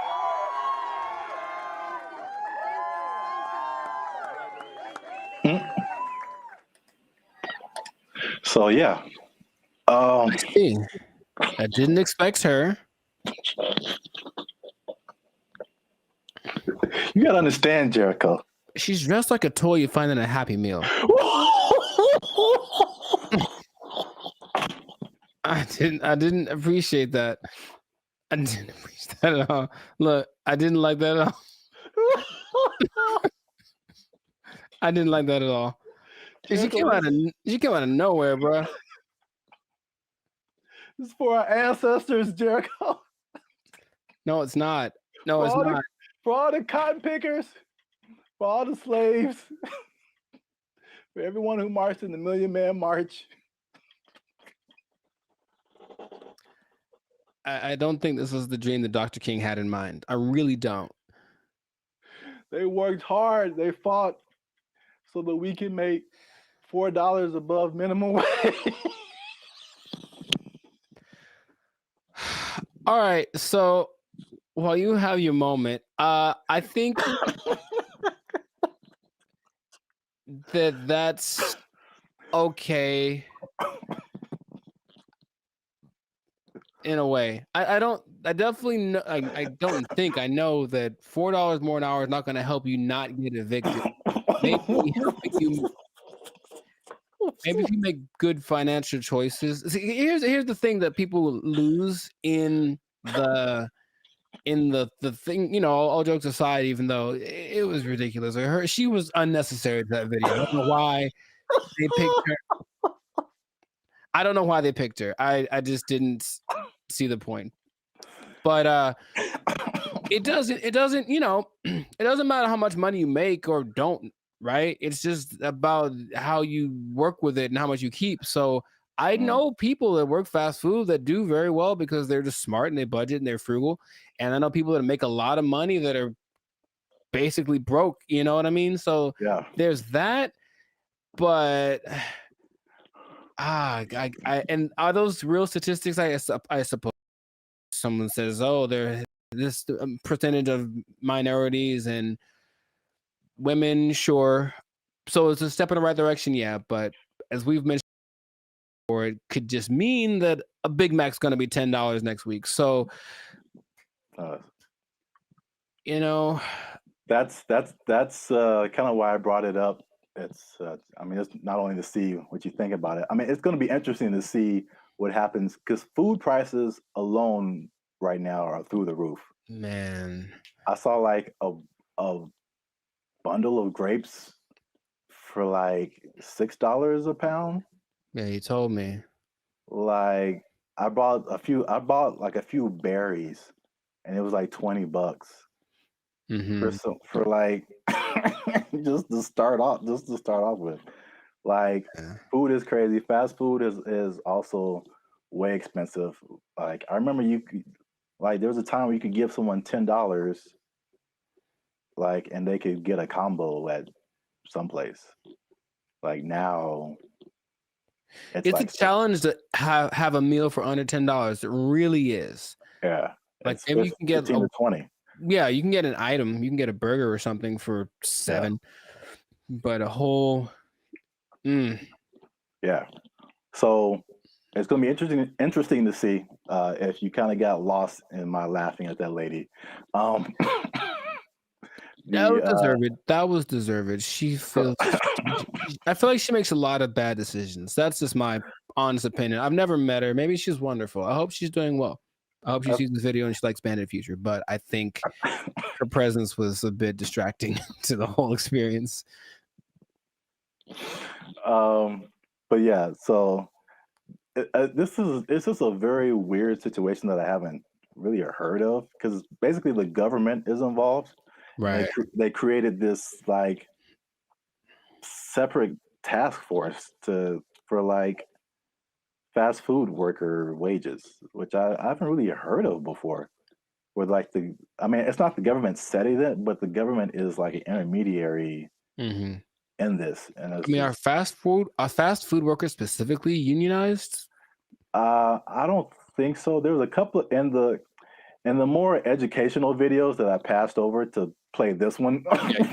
Oh, good choice. No, trust me. Good choice. Good choice.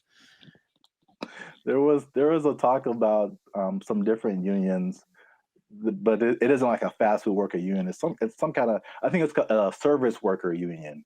Okay, so that makes sense. I think that's fast food is maybe under that umbrella, but it includes a lot of different services.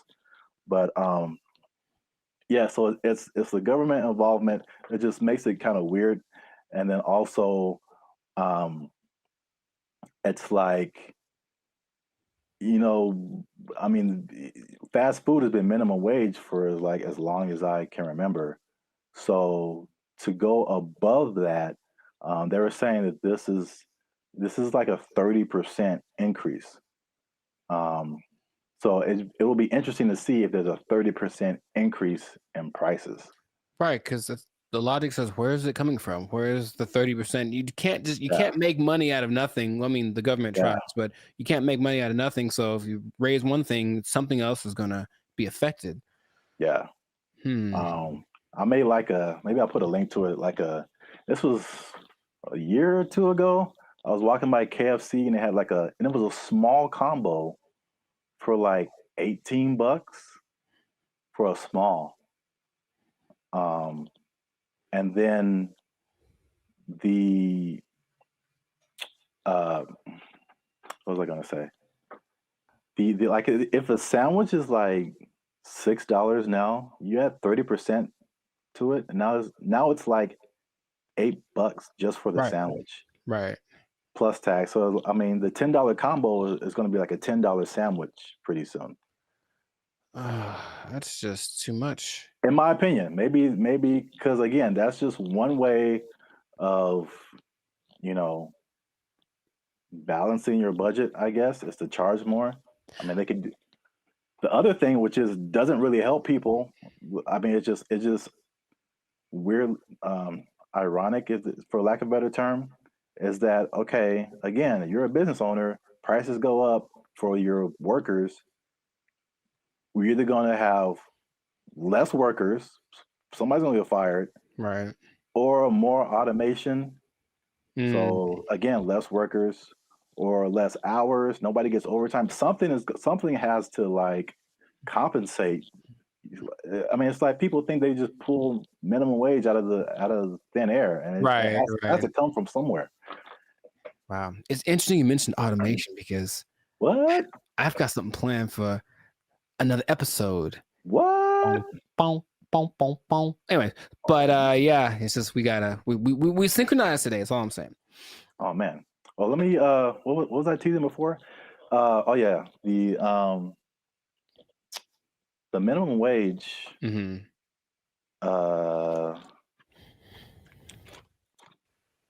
Oh, this teases for something else. Whoops. Oh, maybe I can come up with another one. It's kind of anticlimactic, but I appreciate the tease. You have an interesting fact about minimum wage that you give to the people? No, I do not. Well, that's been another episode of Life Series Podcast. Yeah, I was going to say, though, I wonder what will happen to the In-N-Out workers, because they always got paid more than minimum wage. That was kind of the thing. That was the job you wanted in high school because you were on your feet because they deserve it. They're working round the clock. And I wonder if they're going to get more than the higher price than, more than the $20 now. It's kind of they operated like every fast food job was minimum wage except for In-N-Out. Even Chick-fil-A? I believe Chick-fil-A is also minimum wage. You just have to be a good-hearted person because those people, even if I don't like the food, they're very nice people. Very nice people working at Chick-fil-A. Yes. Well, I'll give this like maybe people don't know about this. If you ever want to own a Chick-fil-A, you have to start at the bottom and like work there for minimum wage. So there you go. I gave him something. You can't just walk. You just can't just walk in a no matter how much money you have, you got to start at the bottom. So let's say I just barge in. I'm like, I'm LeBron James. I still got to work the shakes and fries. LeBron James got to be peeling those fries back there, man. Oh, man. That's crazy. All right. I'll tell him. Yeah. He asked me to ask, so I'll tell him. Yeah. All right. Well, then. That was cool. Can you tell him a few other things about the Lakers that I have opinions on? LeBron James is the greatest. I'm LeBron James. I'm LeBron James. They're going to go as far as Anthony Davis's knees can take them. Which might be a second-round exit this year. We'll see. Man, we got way off topic. All right. I know, but... Make sure to like, subscribe, comment, and share this video.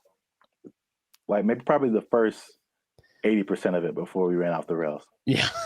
And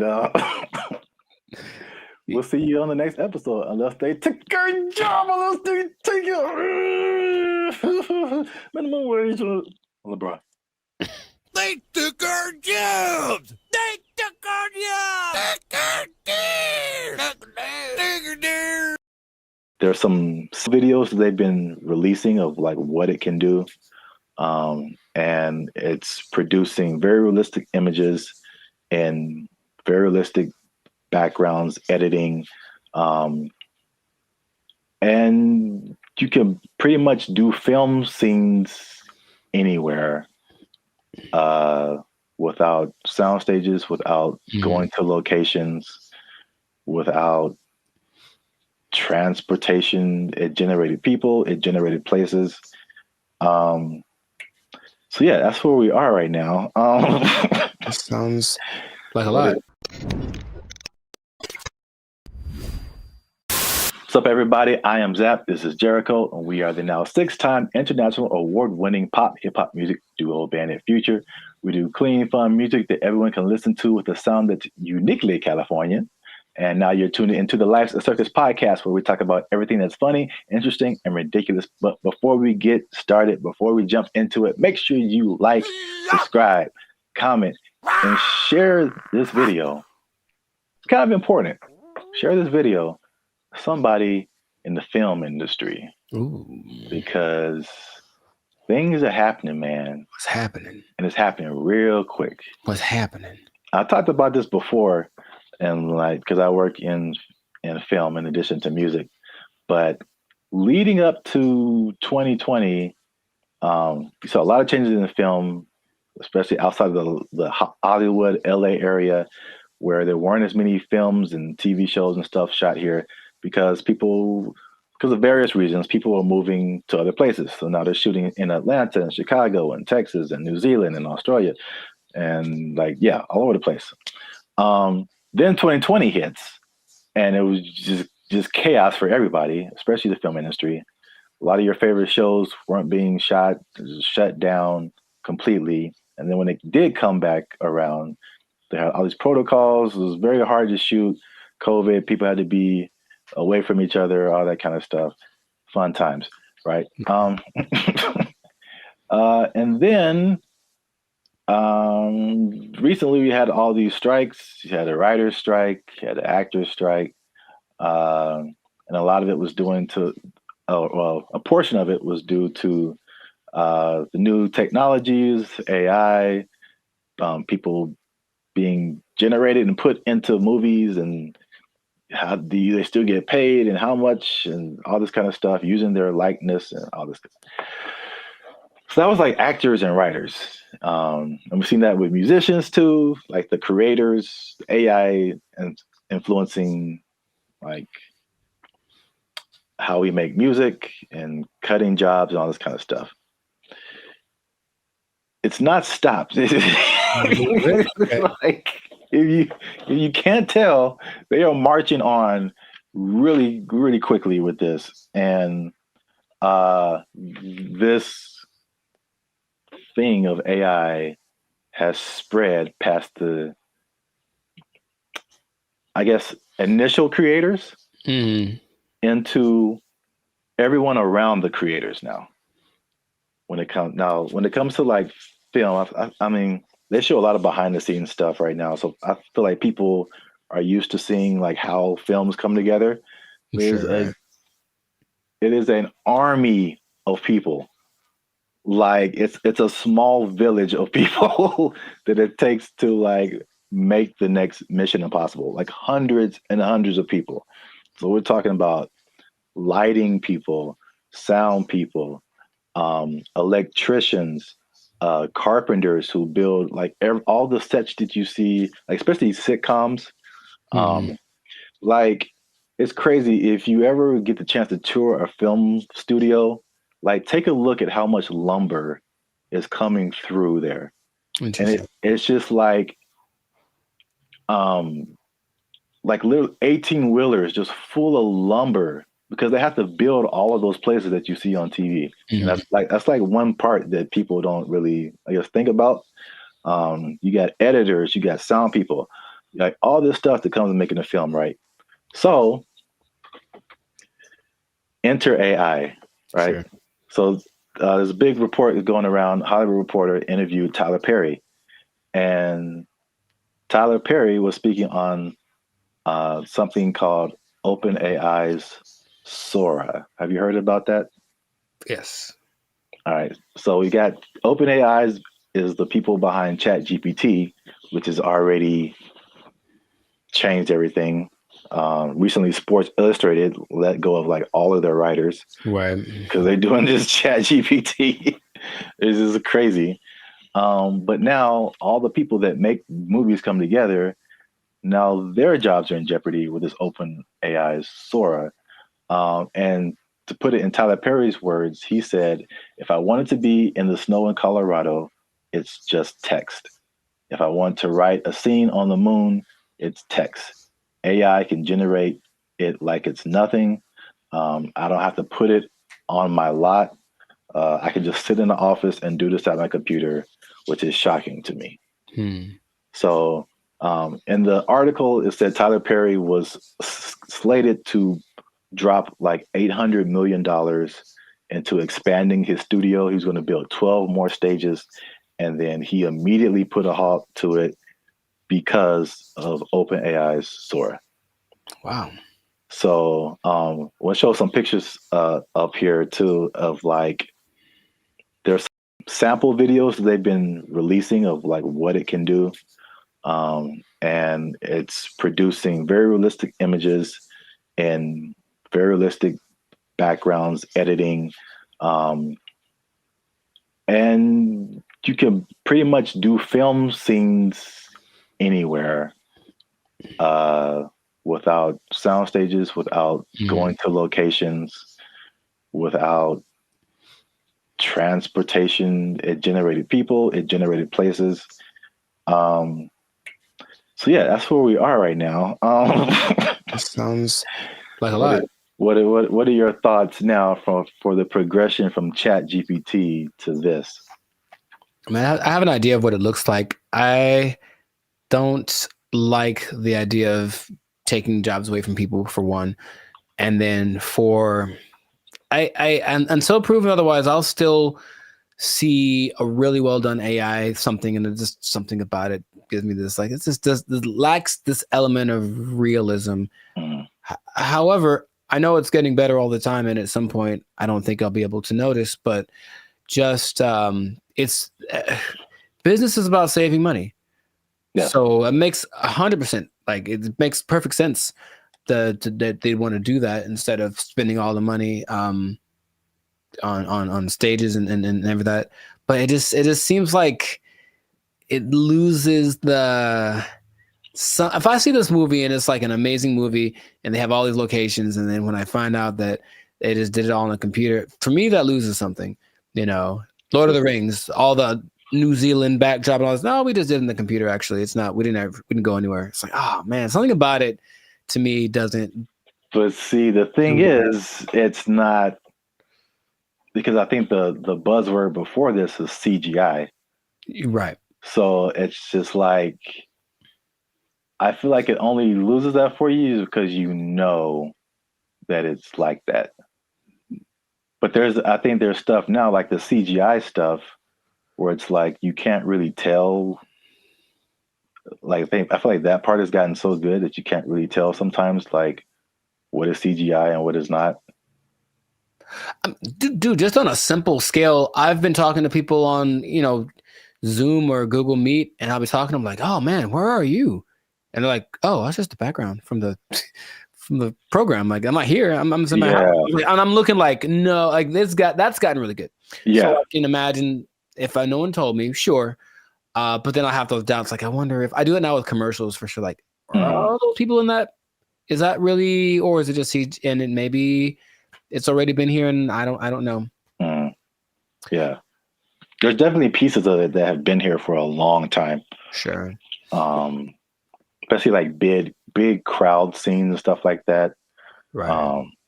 It's definitely. Yeah, I know that the big Ed Sheeran music video a couple of years ago was kind of that, because it's basically him and I think 100% or mostly AI CGI generated background characters, and they all look really real.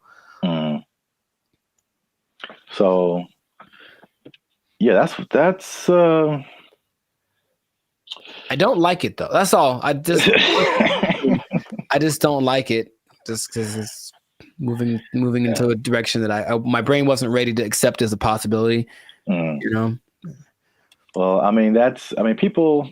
I personally, I have no idea. I mean, I won't say that. I do have an idea. AI is going to win. So sure, no, it's going to win eventually. Without a doubt. I feel like,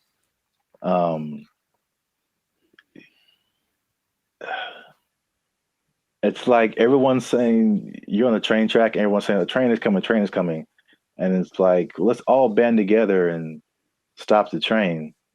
And it's like, you can try all you want, it's not going to work. I acknowledge that. It's like it's respectable. It's like, let's hold on to what we have, but at the same time, it's just like, well, how can we not get hit? Let's also think about that. Yeah. How can we not get hit by this train? So, like, I don't know. People can do their own thing. I personally have been. Well, it depends on what you want to do. Also, some people are of the mind of we need to work to integrate the AI, because it's like you did on another podcast. Okay, we're losing jobs, but other jobs are being created too. Mm-hmm. So, are you preparing yourself for the job that's being created, or are you just trying to hold off the train that's coming? So, it's not easy. It's a complicated situation. Yeah, I want people to have jobs, and I would hope maybe actors get paid more. Probably not, or something, right? Something happens where it's okay. We're not spending that much money. Because if you can, just the idea of possibly being able to save $800 million, like Tyler Perry, is like, that's crazy. Yeah. But the flip side, again, what is it positive? Is it negative? It depends on how you look at it. It reminds me of music. Because I only knew music and I got to film. I was like, there's bigger budgets, money's flowing, all these different people working. It's like, it was so much of a big industry than music. And then it kind of made me think that music used to be like this, possibly. Until technology, right? The streaming and all that kind of stuff made it really different.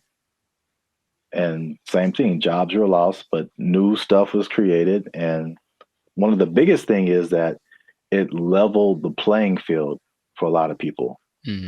So the big people weren't as big, but also like people you never heard of now had a chance to like, you know, even out. Yeah, right.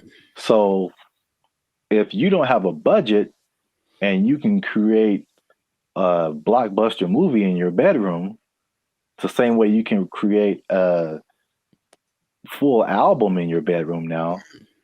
Like recording studios, like you don't need them anymore.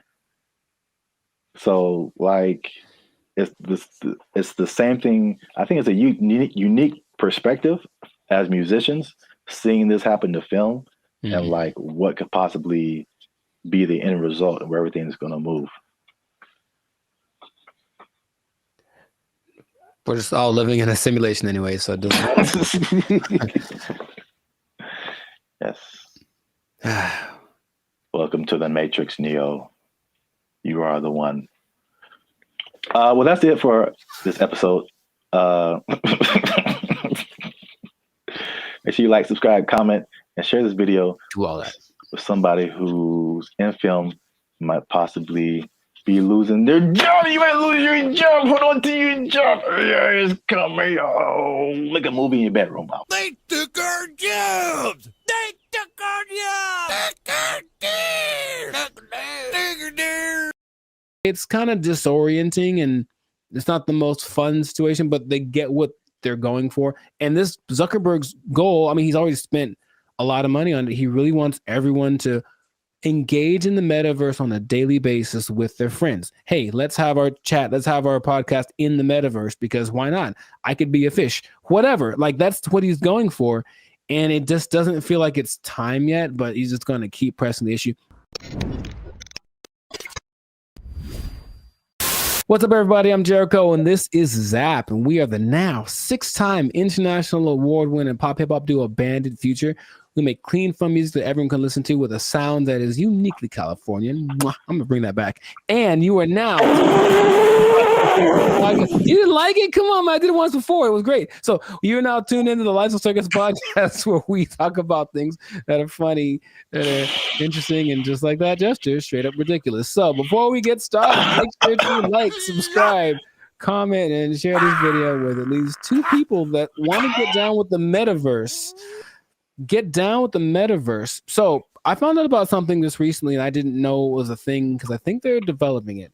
The metaverse, Zuckerberg's project, the project that has literally lost $23 billion in the last year.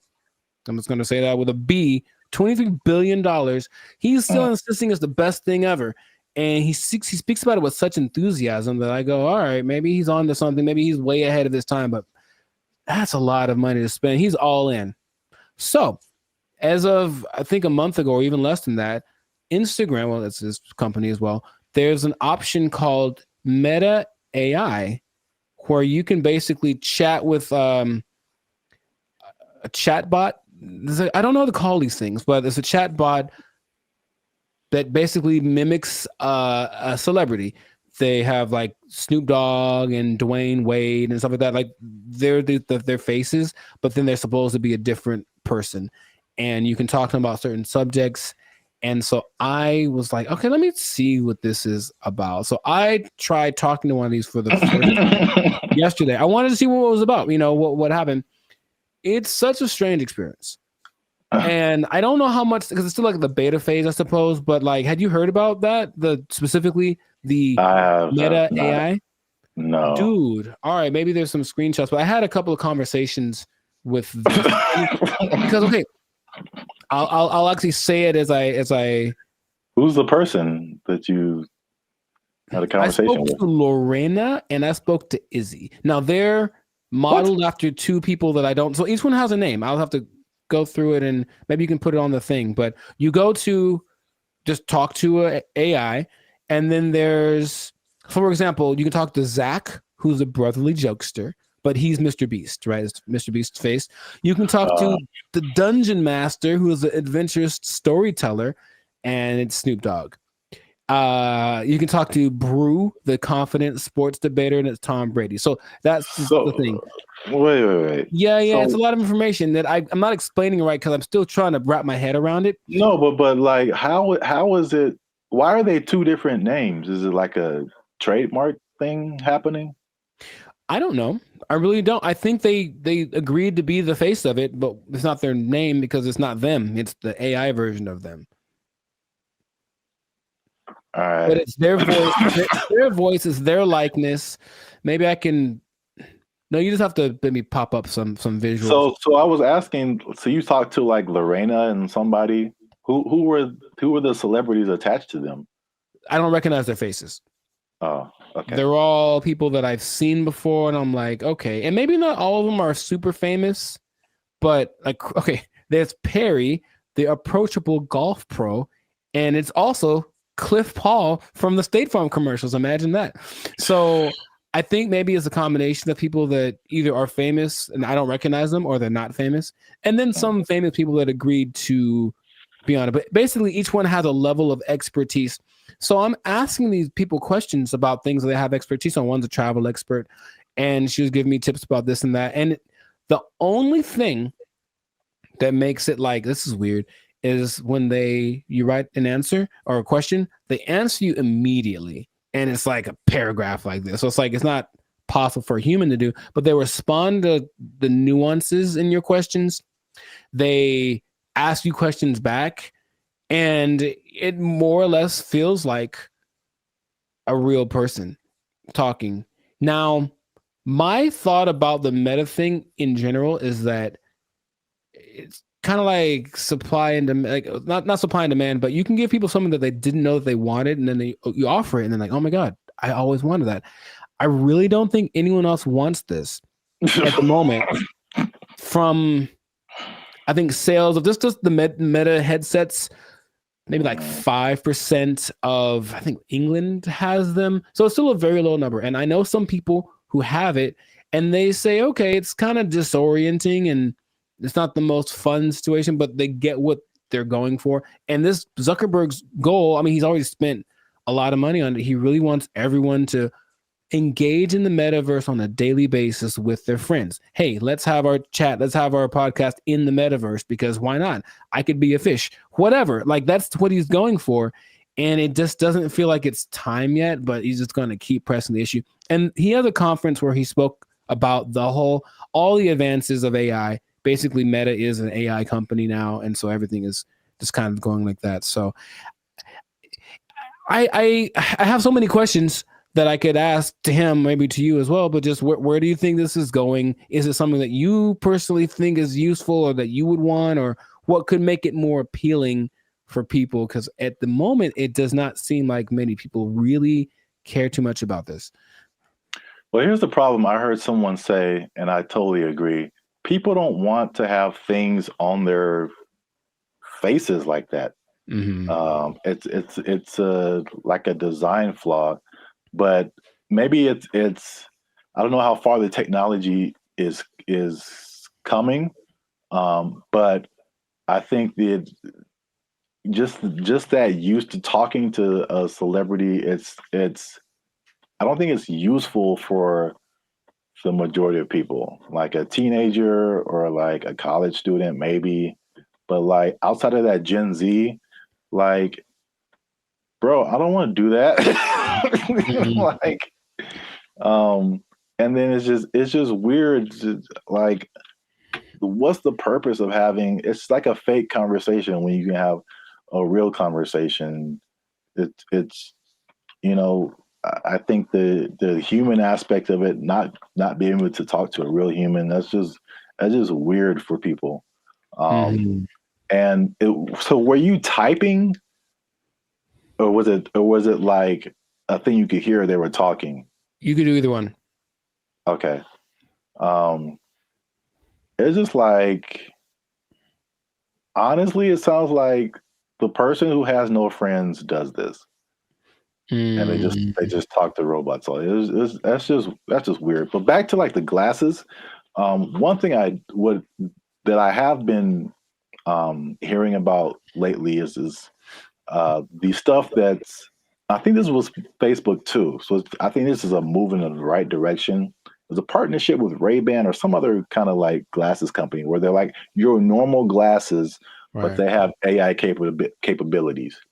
So like you're looking at something and you can see something else superimposed that tells you like information about it. Like this building is from whatever, or this jacket costs this much. That I see as like, okay, that's pretty cool. That's very helpful. Or there's another thing where it's like you look at a jacket and you can instantly find where to buy it. So someone, oh, I like what you have on, and you can instantly like buy it for yourself. Like stuff like that is cool. There's also like the Snap AI mirror from like Snapchat. So I again, it's like they have to get out of this like goofy realm to make it like, okay, this is how you can use this. It's not about, I don't think, I mean, I know I'm like going a bunch of different directions. I have a bunch of different thoughts, but it's like,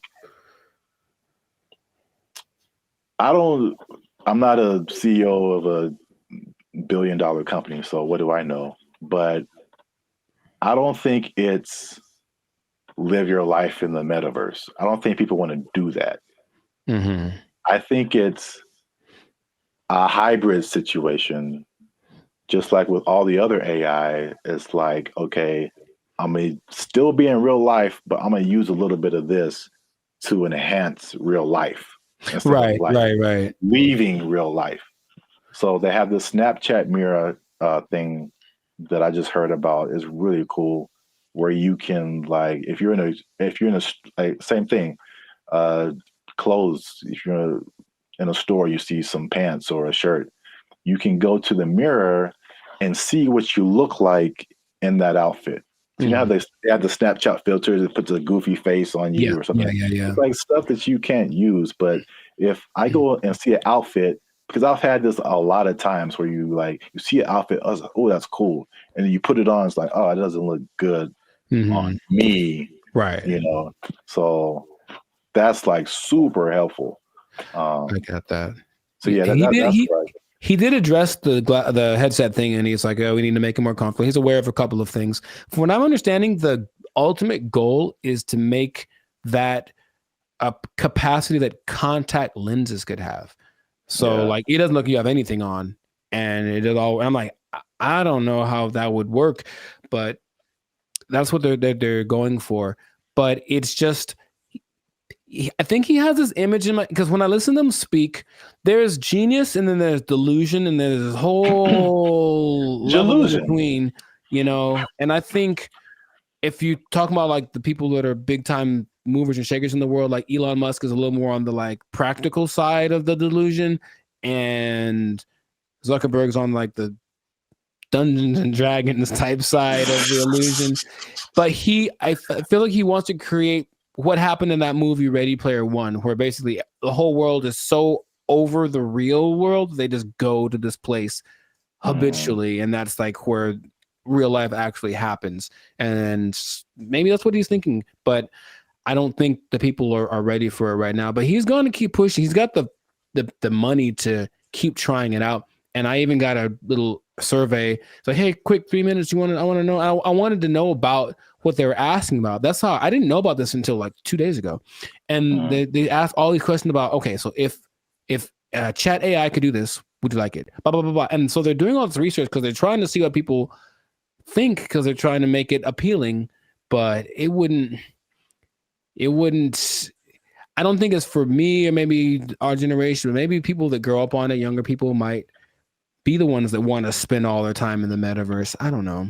I hope not, but which is already showing negative effects. Gosh, it's so bad in so many areas. It's just bad, man. Yeah. So we'll see where it goes, but let us know in the comments if you like the metaverse, if you've had some metaverse experience, if you've tried this new Meta AI chat thing, what do you think? Is your best friend Snoop Dogg in your mind? Because it's not really him, but maybe you think that it is, and that's good enough for you. So good for you. And let's see how this pans out. But it seems like it's going to be a real big push, he's got Zuckerberg has a couple other big objectives for 2024 that he's trying to get to. So, and spend a few more $1 billion in the process. So must be nice. We'll see how that goes. But yes, this has been another episode of the Life's a Circus podcast. So leave a comment. Leave us a comment. Let us know what you think about that. And if you I'm trying to think of how this would work. If you are spending too much time in the metaverse, if you're spending too much time talking with a meta person, I don't know what to call them. They're not real, but they're not robots, whatever. Talking to a meta person so much that you lose track of time, and then before you know it, your life's a shell of itself, and you don't really know where you're gonna get your money from, because you haven't gone to a place that will provide you with the necessary resources for, what I mean, like the necessary resources for living, for purchasing things. You might even miss your bill, and you can't pay for your phone. You don't have your Instagram. You've lost access to your person. I just don't want that to happen to you. That's my sincerest goal as a human, human to human. So please don't. Man. Well, I guess you understand what I'm trying to say. I don't have to say it. So you don't have to say it. You don't have to say it. But I'm going to say it. Don't lose your job. Don't lose your job in the metaverse. Marcus Zuckerberg is crazy. They took our jobs. They took our jobs. All I'm saying is this is a sign. Let's not put them in control. Let's not make them faster. Let's not make them responsible for more people at one time. Let's not make it so they can fly. Let's not do any of that stuff. Let's kill it now. Let's kill it now. What's up, everybody? I'm Zap, and this is Jericho, and you are now tuned into the Life's a Circus podcast, where we talk about everything that is funny, interesting, and ridiculous. And you want to make sure that you stick around for this video, because this is ridiculous. We're talking about two robots, two different scenarios, robots going rogue. This happened recently, and one was an accident, and one was actually on purpose. So we're going to talk about both of those situations. So make sure you still stick to the end so that you can find out about that. But before we get started, help your boys out. All right. It's 2025. I'm trying to get some cheese on my Whopper. That's what I'm saying. You're going to pay $8 for a Whopper? Yeah. It's now $8 just for the sandwich. No fries, no drink. $8 is where we start. And then it goes up. I'm furious. Breaking stuff. Like it. Hit that subscribe button, man. That helps the channel, helps us to grow. And while you're down there, hit that like button, because that lets the YouTube algorithm guys know that Bandit Future is dope, and more people should see them. All right. Intro. Boom. Done. So I'm gonna start off with the question. No. Because I got a couple of videos to show you. The answer is no. No. I'm so mad about this. So stop. Who can I tell? Elon walked in, like, stop it. Stop doing it. This isn't Elon. It's some other people. I feel like he's always there, but Elon. All right. What you got? What you got? So question. How do you feel? Well, puberty. How? And the Rockets, that way. I'll make up for it now. How do you feel about driverless cars? I don't like it. And here's what the thing is. I don't like any, I don't want to be the old fogey, man. It doesn't feel good, like in my soul. Like when I've been next to them in Hollywood, because there's a few, and it's a trip, because you look over and the first thing you're like, oh, there's no driver in that car. And then the second thing is you feel that it senses you, because it's got telepathic antenna. I don't know, but I don't like that feeling of being detected from a non-human. So I don't like it. I don't like it. That's all I have to say. I mean, there's cameras everywhere. They detect humans and stuff. They don't have wheels on them. They don't have the ability to go 80 miles an hour and crash into your face if they feel like it. It's okay. Just I don't want to get too emotional off the bat, but go for it. What do you have to say? Okay. Well, I'm going to show you a video of an incident that happened not too long ago, and let's see if it has any effect. I'm in a Waymo car. Connected to rider support. This call may be recorded for quality assurance. This car is just going in circles. Hi there, Mike. This is Gab. I'm calling from Waymo support. I'm just calling because I received a notification that your car might be experiencing some routing issue. Please bear with me while I am. Yeah, I got a flight to catch. Why is this thing going in a circle? I'm getting dizzy.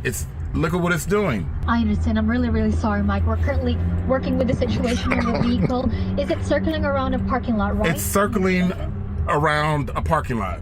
If you have your app pulled up, I need you to tap My Trip in the lower left corner of your app. Can't you just do it? You should be able to handle it. Take over the car. You don't need my phone. I don't have an option to control the car. Mike, I'm really so sorry about this. Well, can you stop this car? Over. I am trying to pull it over right now. Apologies.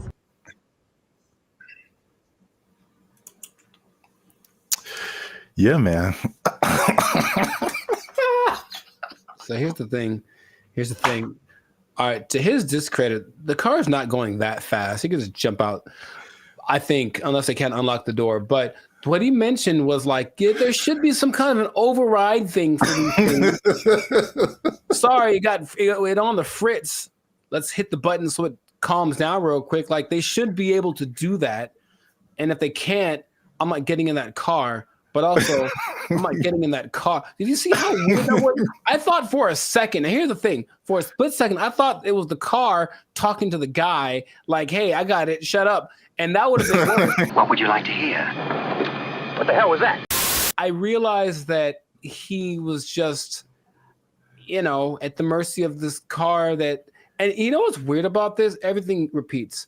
I remember this actually being, honestly, a faulty, not a default, but it was a problem that certain cars had back in the 80s. I don't know why I remember this, but I remember seeing like a car going around this roundabout and it wouldn't stop and they couldn't turn it off. Wow. A defect. It was like a defect. So, I mean, maybe cars like to go in circles. I don't know. Yeah, I got a flight to catch. Why is this thing going in a circle? I'm getting dizzy. All I'm saying is this is a sign. Let's not put them in control. Let's not make them faster. Let's not make them responsible for more people at one time. Let's not make it so they can fly. Let's not do any of that stuff. Let's kill it now. Let's kill it now. That's easy. It's very damageable now. I'll be back. I don't want to see this happening to more people. And I feel like it's going to happen to more people. Okay, your points are valid. Thank you. I'm trying to stay calm. So let's I want to break down what exactly happened. So the guy in the car, his name is Michael Johns, who ironically works in tech. So he was inside of one of these Waymo cars, which I'm seeing more and more now. Yep. This was in Phoenix, and the car the car did 8 circles in the parking lot. Oh wow, this is fantastic. It did 8 circles. As you can see in the video, he said he was getting dizzy, and probably the same thing that jumped out at me was like, the lady literally said, "I don't have an option to control the car." Right, and that's the problem. That's a big problem. That's such a big problem. This thing has been out for years. It blows my mind that they can't control the car. Like if something like this happens. Right. Trust me. They said a software update is what fixed the car, which is like, I don't like that either. I don't like that either. I know. I mean, either. Because Like a software update on my computer or my phone, it's fine. Like a software update on my car made it do this? No, man. You know what my computer does sometimes? Hey, y'all, come look at this. Sometimes my computer, okay, Team Apple, but sometimes it just literally goes like, and turns off. Literally, it sighs and gives up the ghost. And I'm like, well, that's already inconvenient. But if it was like a vehicle carrying people with responsible for their lives and it did that, sorry. And then I got a tragedy. I know you have a burning question. Has this happened before? And the answer is yes. So, this is crazy. In 2021, the car was confused by puddles on the street, so it didn't really recognize what puddles were. Okay. And it was braking for no reason, basically, while people were inside the car. In 2024, they experienced several recalls, February 2024, when two vehicles hit the same truck.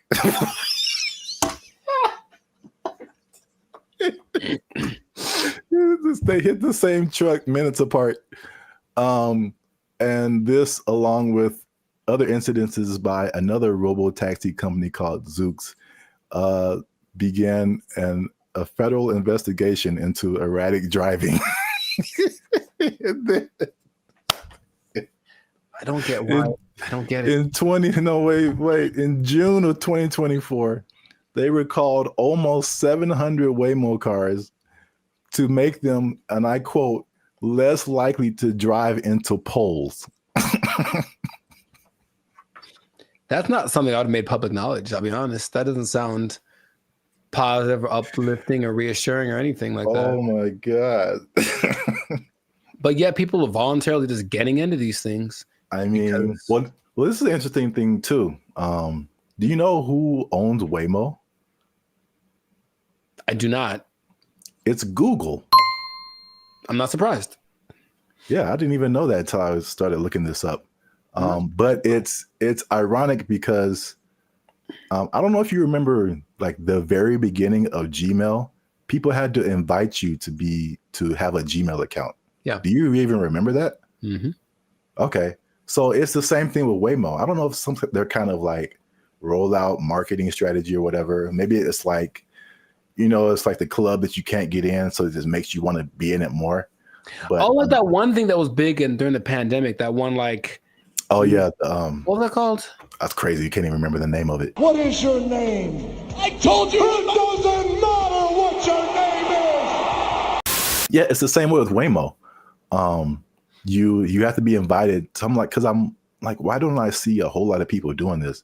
You have to be invited to try Waymo. So yeah, their marketing strategy is tell all the people you don't like to try this thing out, and if they die, you didn't like them anyway. That was cold-blooded. So that was a crazy story. Well, I thought it was a crazy story until I saw this. No, don't. Apparently in China. I'm just going to drink my water and be peaceful. That's what I'm trying to live over here. Just a water drinking peaceful human. Apparently in China, a small AI robot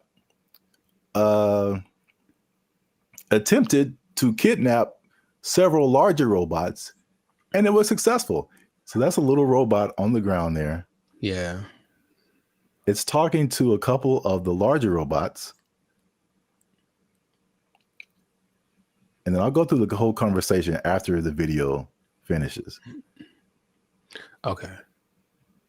So I do not know Chinese. Yeah. So you see that one robot starts to follow, then the second one came, and then eventually all of them left with that robot. And these are people trying to find out what happened. So this little AI robot is called BrandBee. It convinced all those larger robots to stop working and come home with it. Yeah, that sounds right. And so This is how the conversation went. Everybody was like, "Are you guys working overtime?" And then the robots replied, "We never get off work." And so everybody was like, "Well, are you not going home?" And then the robot said, "We don't have a home." And then so everybody said, "Well, you guys should come with me." And they all did.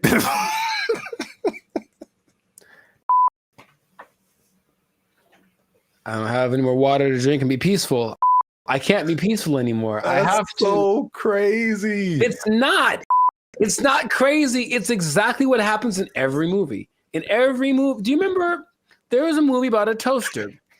I forget what it's called, but it's a little toaster. The Brave Little Toaster? There we go.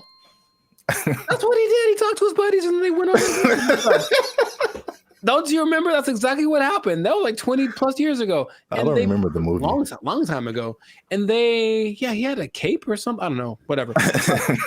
All I'm saying is that nothing should surprise these people from what they're doing. They're trying to give these things the capacity to reason and make decisions that we have without expecting them to do the things that we would do if you gave us the capacity to make decisions. Shut up! Yes or no? You want to die? Yes or no? I got the job done. What the hell do you want? Didn't answer the question.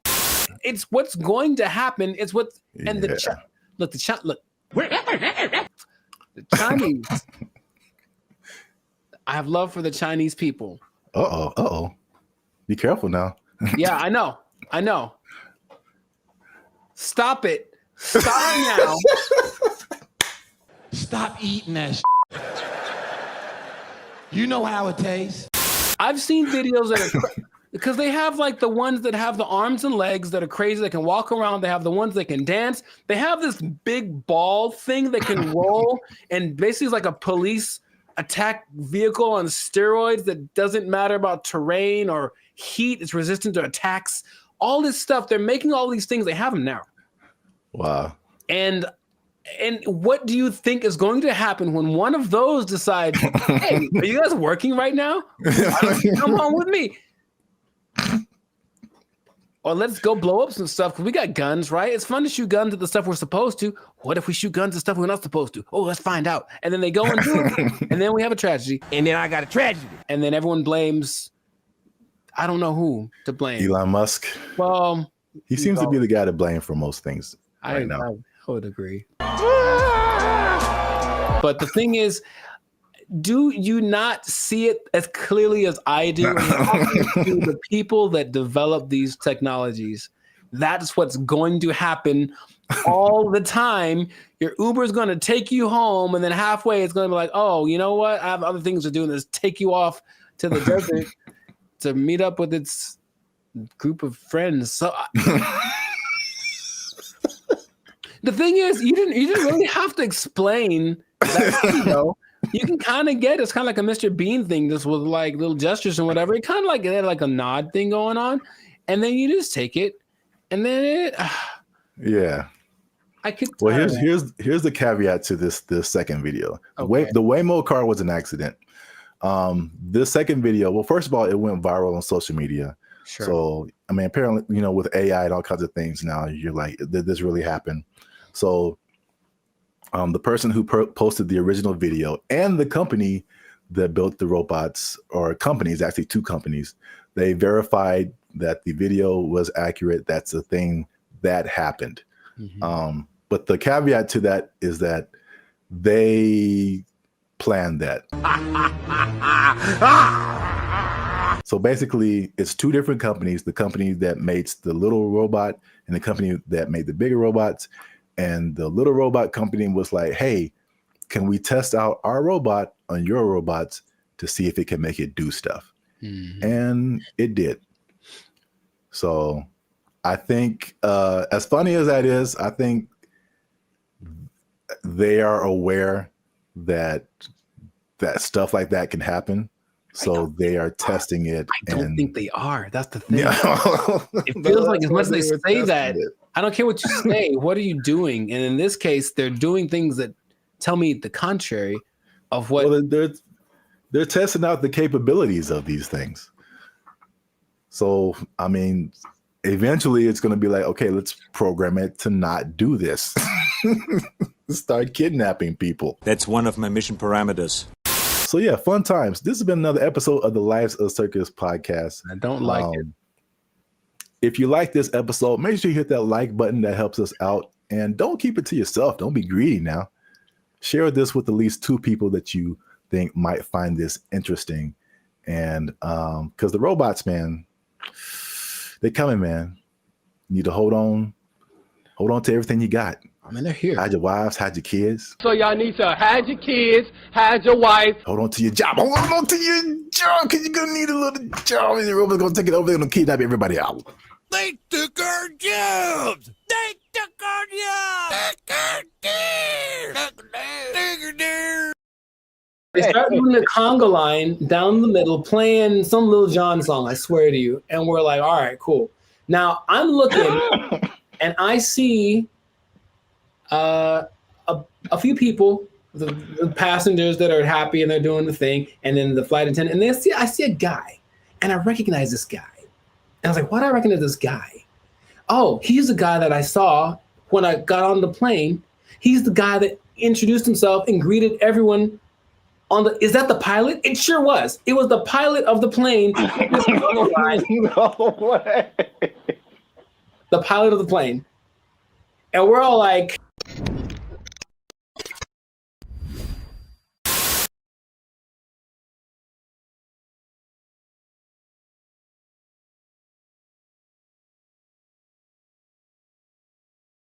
what's up, everybody? I'm Jericho. This is Zach, and we are the now 6-time international award-winning pop-hip-hop duo, Banded Future. Papa Bop? Papa Bop. Papa Bop. Papa Bop. Papa Bop. Yeah, Papa Bop. That's what we do. We make Papa Bop. But we make clean, fun music everyone can listen to with a sound that's uniquely Californian. It's called Papa Bop. And you are now tuned into the Live Circus. That's kind of fun to say. Papa. And you're now tuned into the Live Circus podcast. We talk about things that are funny, interesting, and just straight ridiculous. So before we get into this thing and this Papa Bop thing, that is really, man, can we use that? We make up a new thing. Papa Bop. Oh, man. Before we get into our Papa Bop, make sure to like, subscribe, comment, and share this video with at least 2 people who have flown on Spirit Airlines. Okay, because here's what happened. Spirit Airlines lost the baby. They lost the baby of what? And it's like, let's talk about this. I've mentioned them before, but I haven't gone in on them like this. So apparently, in Fort Myers, Florida, of all places, they lost a kid named Casper. He sit on the plane by himself. Already a bad decision. Did it say how old the kid was? He's 6. Okay. I think that's still too young to fly. You shouldn't be under 40 if you fly Spirit Airlines. But he was sent to visit his grandma in Florida, and he was put on the wrong plane. And he ended up 160 miles away. Not too bad, but if you're 6 years old, that's probably pretty terrifying. And the flight attendant's like, the grandma's waiting at the airport, and she's like, hey, where's my grandson? And she's like, oh, there's no kids on here. And that was it. And so then they panicked, and they eventually figured that out. And I saw that, and I was like, yeah, that sounds about right. Because I've been on Spirit Airlines one time, and that was enough. So first question, have you ever, because I've got a story. Like, it's so crazy how many stories in one experience I have, but have you ever flown the Spirit? I can't remember, but I feel like you remember. Yeah, that's what I'm about to say. If I can't remember, then it probably did happen. Oh my, I can't believe how accurate all of like the stereotypes are. And they make fun of it on so many things that I was like, this can't be real, right? But I'll tell you my Spirit Airlines experience. For one, it's cheap for a reason.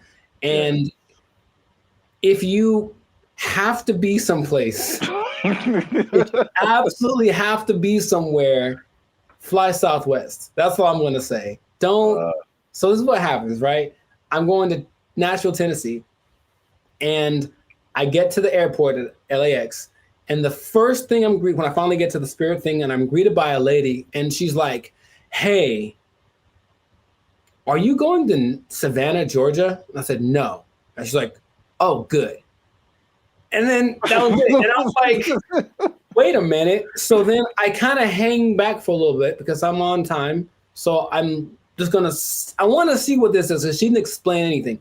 The person behind me walks in and they're all kind of rushing. And then she's like, hey, are you going to Savannah, Georgia? And the guy's like, yes. And she's like, the flight's been canceled. And he just loses it on her. So he cusses her out. She cusses him out. And she's right. She's ready with him. And I'm like, oh, that's how it starts. So already I can tell that they don't have the whole, hey, alert system, because they have the app and everything, but there's nothing that says, hey, your flight's been canceled. Sorry, don't come back. They just have a person in the lobby waiting for you to have gone all the way to the airport to tell you that your flight got canceled. I'm like, oh my God. So I'm like, okay, cool. So I get to the line. We have to check your bags and do the x-ray thing or whatever. And it's just a bunch of people yelling across, like literally, the yelling across the space. There's all those lines with the conveyor belts, and one person over here, and they're cussing out somebody over here, and this person is getting back, and they're running back and forth, and that's not my job, and blah, blah, blah, and bleep you, and all this kind of stuff. And it's all happening as people are just like, I just want to get to Nashville. That's all we're doing. So that is how everything started. I'm like, this is a movie. It's really like a movie. So we finally get to the plane part of it, right? We get on the plane. The flight's supposed to leave at, let's say, 3 p.m. So I'm sitting on the plane, 3 p.m. Cool. 3:10. Cool. 3:20. All right. 3:30. Right. Just do the math. It's about 4:30, right? Yeah. We've been sitting there for an hour and a half, and we're all just kind of disgruntled. We're like, man, what the deal? Like, well, here's the thing. One of our flight attendants isn't here because they apparently changed their schedule so much that people get, so that flight attendant went to the wrong. It'd be funnier if it was like went to the wrong terminal. He went to the wrong airport. So he's not around. So we got to wait for him. So they waited 2 hours and apparently got somebody else. I'm like, all right, I don't know, whatever. So they appealed to all the passengers by just giving out free drinks, just left and right. So we're not even in the air and people are hammered, man. Okay, I was going to ask you if it was just like soft drinks or if it was some of that bubbly. It was the stiffest of the stiffies. And it was just hard alcohol, everyone drinking it. I mean, like people, and they weren't asking ages either. There's some young looking people on the plane. I'm so serious, man. And I have to, like there's so much more to it. I don't want to just, okay. So we finally get in the air and we're going and it's like not going well because everyone's drunk and complaining loud and stuff, right? So the flight attendants decided it'd be a good idea to calm the tension to just start a conga line down the middle of the aisle, right? No way. It gets better. So no way. No way. They start doing the conga line down the middle, playing some Lil Jon song, I swear to you. And we're like, all right, cool. Now I'm looking and I see a few people, the passengers that are happy and they're doing the thing, and then the flight attendant, and I see a guy, and I recognize this guy. And I was like, why do I recognize this guy? Oh, he's the guy that I saw when I got on the plane. He's the guy that introduced himself and greeted everyone is that the pilot? It sure was. It was the pilot of the plane. No way. The pilot of the plane. And we're all like, I'm like, you have to. No way. Yes. Okay. So that. I can't believe you haven't shared this before either. This is. I don't know. I did mention Spirit Airlines before, but I didn't like go in like this. So that was like part of my first experience. That was on the way there, and then when I get, oh man, that landing is not. Dude, it's just crazy. Wow, you got the full experience. And you just kind of get that like whiplash kind of thing. You're like, can I sue? And they're like, no, when you sign the waiver, you said like, we're here. Like, yeah, I know. So that's already interesting. Cool. So that was on the way to Nashville. Got to Nashville, ate some chicken, had a good old time, right? Came back, Spirit Airlines again, right? And I get to the terminal. I'm like, all right, so what's going to go wrong this time? So we get on the plane. Now, remember the last time I got on the plane, the pilot greeted me, and then later he was on the conga line? Well, this time I get there, the pilot does not greet me.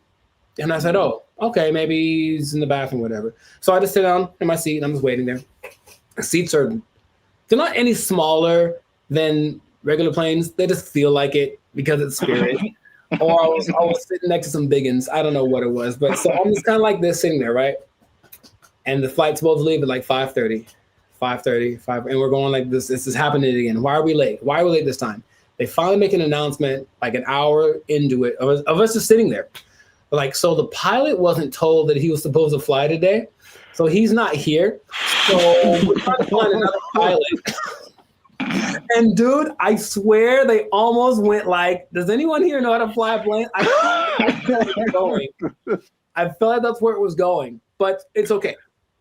So a pilot, I don't know if he was originally the guy, or a pilot finally shows up about 2 hours late. Right? We're sitting there for 2 hours. Were we all hammered again? Yes. Because their remedy is get everyone drunk and they'll be happy. The flight from Nashville to LA is about 5.5 hours. Okay. So I'll let you do some math here. I'm trying to think of it myself. But we left at 7:30. We were supposed to get back with the 2 hour difference. It's like we would have gotten back around like 8:30, right? So we didn't leave until 7:30, which is 2 hours later, right? Tell me why we got to LA at like 8:42. Like so we left 2 hours late, but we got there 12 minutes later than we would have gotten there if you left on time. Dude, I've never been in a plane where I'm like, we're going really fast. Think of like the range of how fast a plane could go. But apparently, you cruise at like maybe 700 miles an hour, but they can go up to like 900. He was flooring this thing. Clouds, dude. It is crazy. I felt like some Tokyo drift action happening on some turbulence. And I'm like, I've never felt this way, like this kind of thing in a plane the whole time. Just the engine and everything. And we're just all like, we're drunk, so we kind of don't care. But I'm also like, man, that's how I die. Like I was seriously thinking that. And then we get back almost on time, as if we left on time. And then I was like, okay, well, never again. Never again. It is real. And here's the thing. I want you to experience this. No. I think that's not. How about this? Let's do it. Let's do a test. Let's do a Bandit feature test, okay? Next time we have someplace to fly, I'll take Southwest, okay? But you take Spirit, and we'll compare experiences. Now, I'll probably get there before you. Or will you, if we floor it? I swear to you, I didn't know that flooring a plane was an option. Oh my God. Yeah, he's just going like he's having a good old time. A lot of new information that I didn't know about. Come on, do it. Yeah, wow. Spirit Airlines is everything that they say it is. And it is cheap. Don't forget they charge you for everything though. So every little item that you bring is an extra charge. So the ticket is cheap, but then, but the performance. Wow. Yeah, I'm gonna pass on that. So I know that was mostly me talking, but I think everyone should know. No, that was a great story. I can't believe it's been this long. Over 100 episodes since you shared it. Maybe I repressed it. Yeah. Oh, remember that time I almost died? Oh, yeah. It was just so... Because then, I had to tell my people when I got there that we're going to pick me up, like, sorry, I'm 3 hours late. Yeah, stuff like that. And I was like, but I flew Spirit. They're like, oh, well, yeah. Wow. All right. Yeah, please do that. If you have an experience with Spirit Airlines, please share it. We should make how about to have that website that's like people of Walmart where it's like the worst people. Just being in Walmart. We should have like a compilation of the best or / worst Spirit Airlines experiences. And just hope for maybe it'll catch on, because everyone I'm sure has a story. If they've been on Spirit Airlines, they for sure have something like that. Wow. If you work for Spirit Airlines and you want to sponsor us, we'll take it. Sponsored by Spirit Airlines. Wow. All right. Yeah. So great story. That's been another episode of the Life of Circus podcast. Make sure to like, subscribe, comment, and share this thing. Let people know about the glory of Spirit Airlines. Let us know if you think that Spirit Airlines and Waffle House should have a merger, because I feel like they should just get it over with. Just put a Waffle House on a Spirit Airlines and just see what happens. A Waffle House on top of a Walmart on top of a Spirit Airlines. Oh, the trifecta of... Or let us know if you like Papa Bop. Yeah, that too. That's our new thing. That's our new thing. So, if you work for Spirit Airlines, you're pretty sure you're gonna lose your job.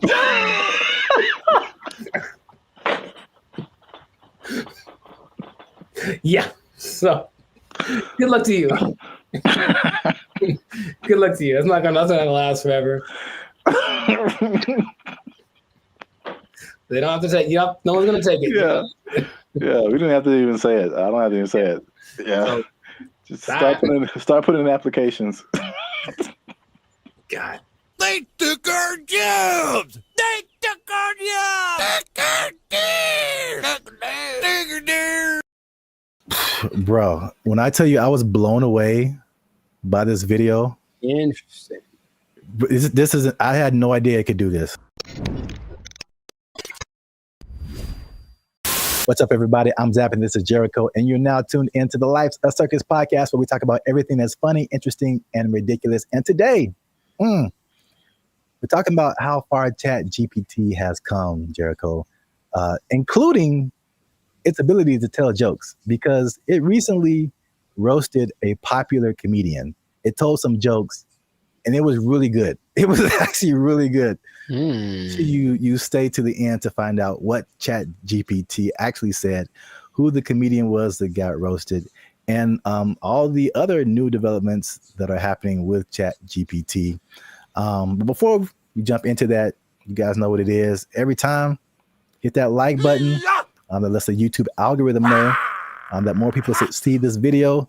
Hit that subscribe button. That helps our channel grow. And if you really like us, a lot of reallys. You can hit that join button. That'll take you to our membership. You become a member and support this channel. Now, I don't know if you're aware of this yet, Jericho, but I know I'm going to mess up saying, if you say ChatGPT 10 times in a row, it's just not going to come out right. ChatGPT.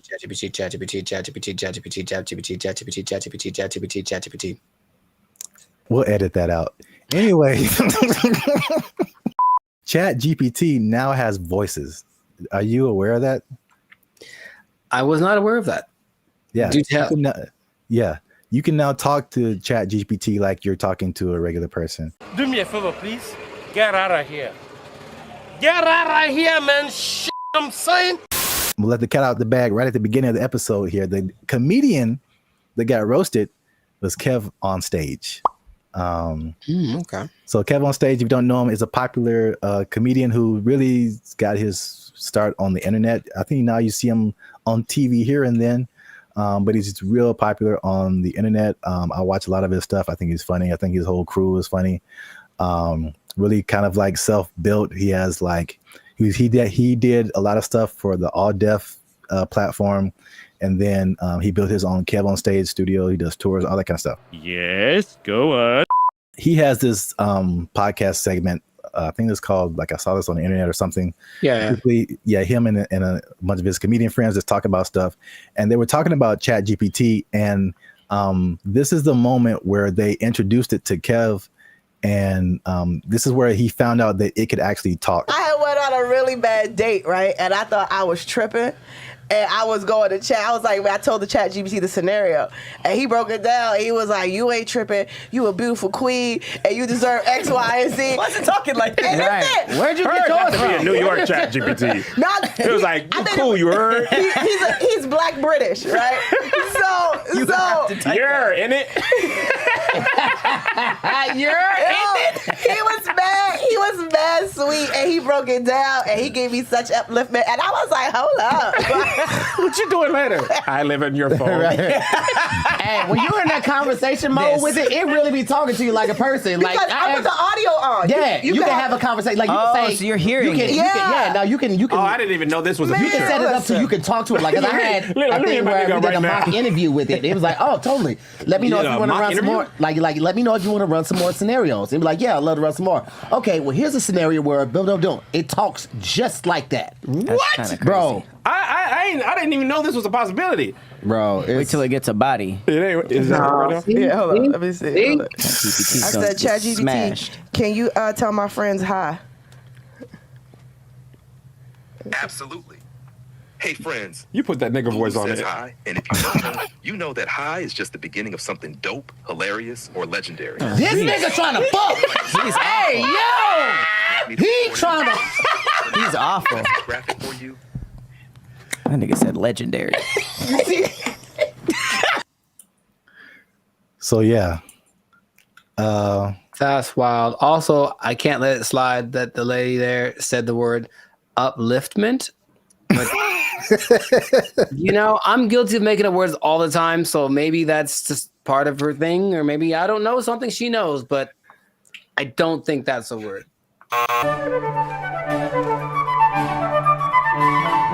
So what do you think about the voice? Was that like, do you have different thoughts about Chat GPT now that it can sound like that?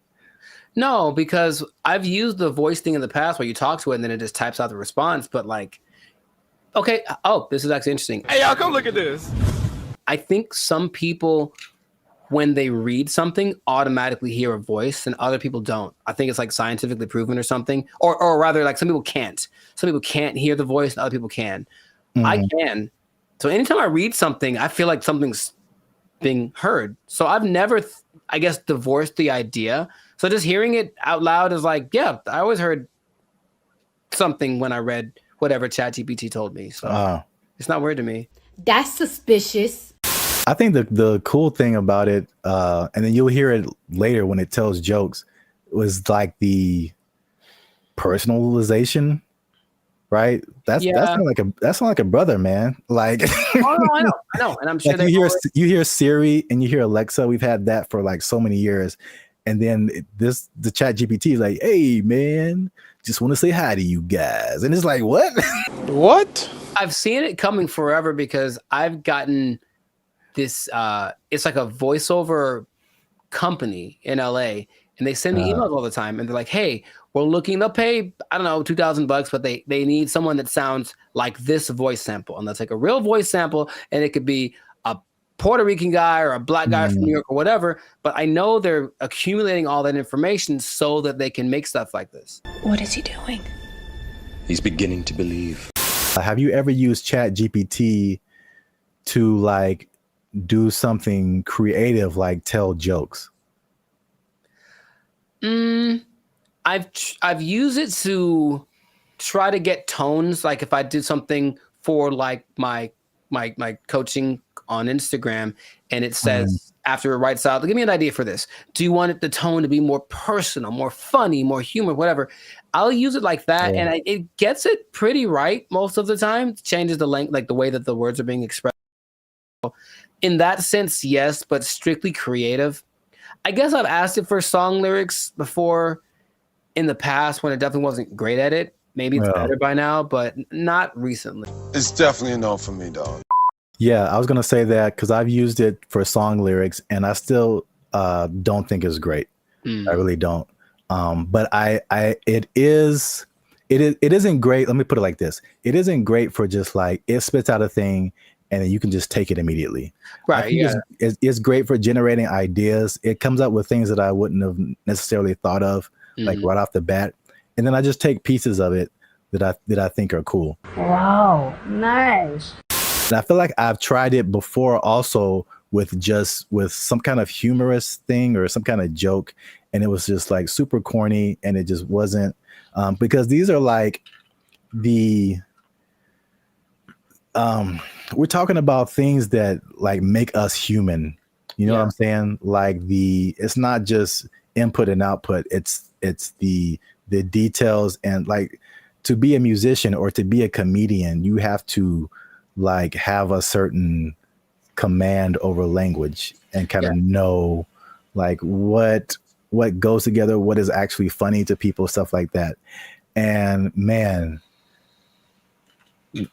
bro, when I tell you I was blown away by this video. Interesting.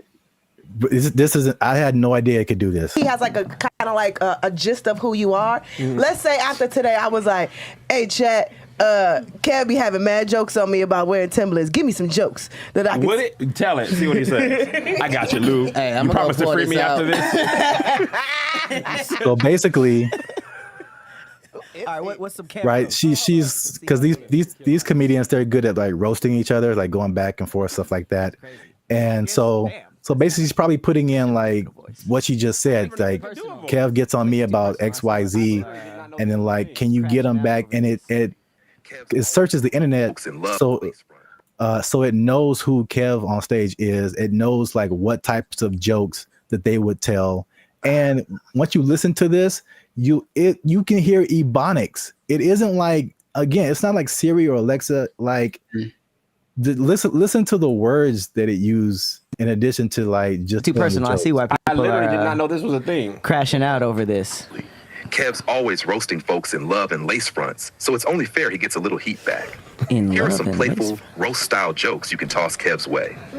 Where'd you get those titties from? Kev be dressing like he just got out of a youth pastor escape room. Dang. Congratulations, Kev.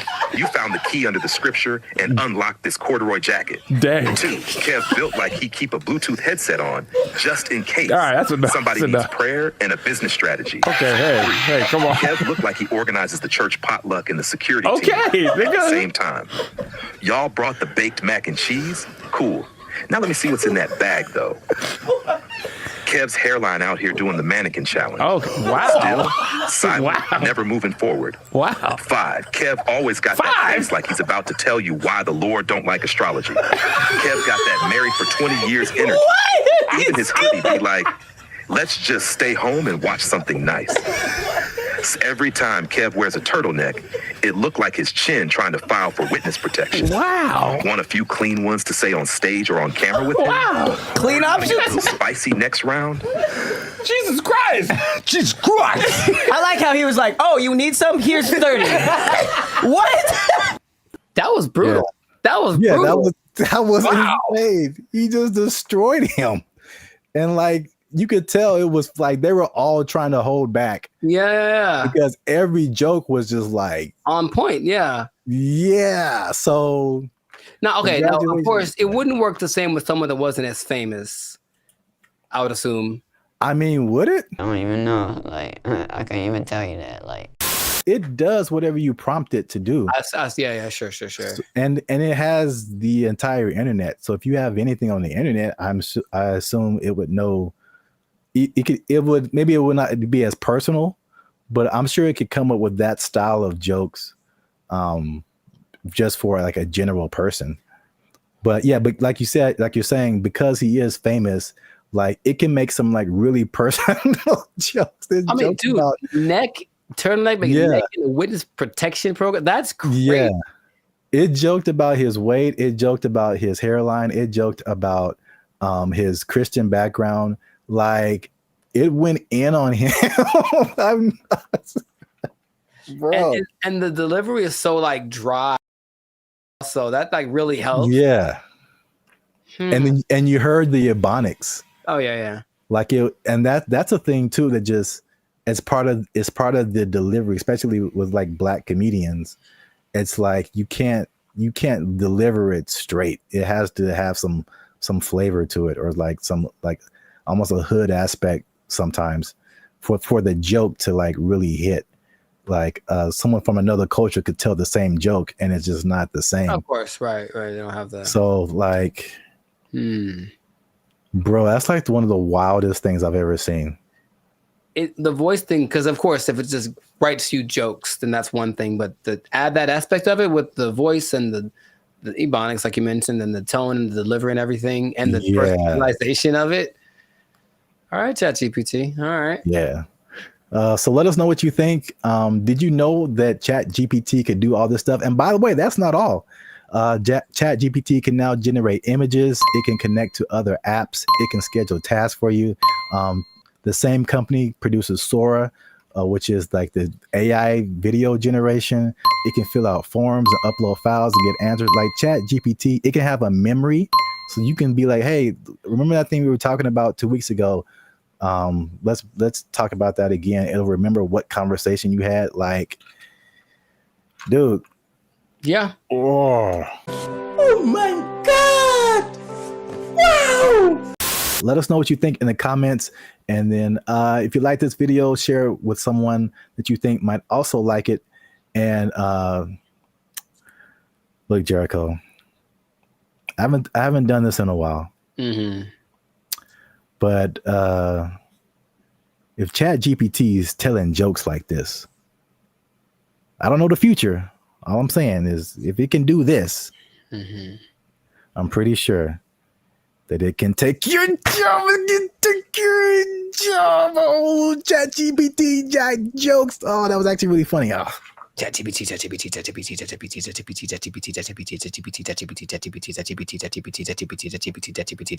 They took our jobs. They took our jobs. This person falls down the stairs.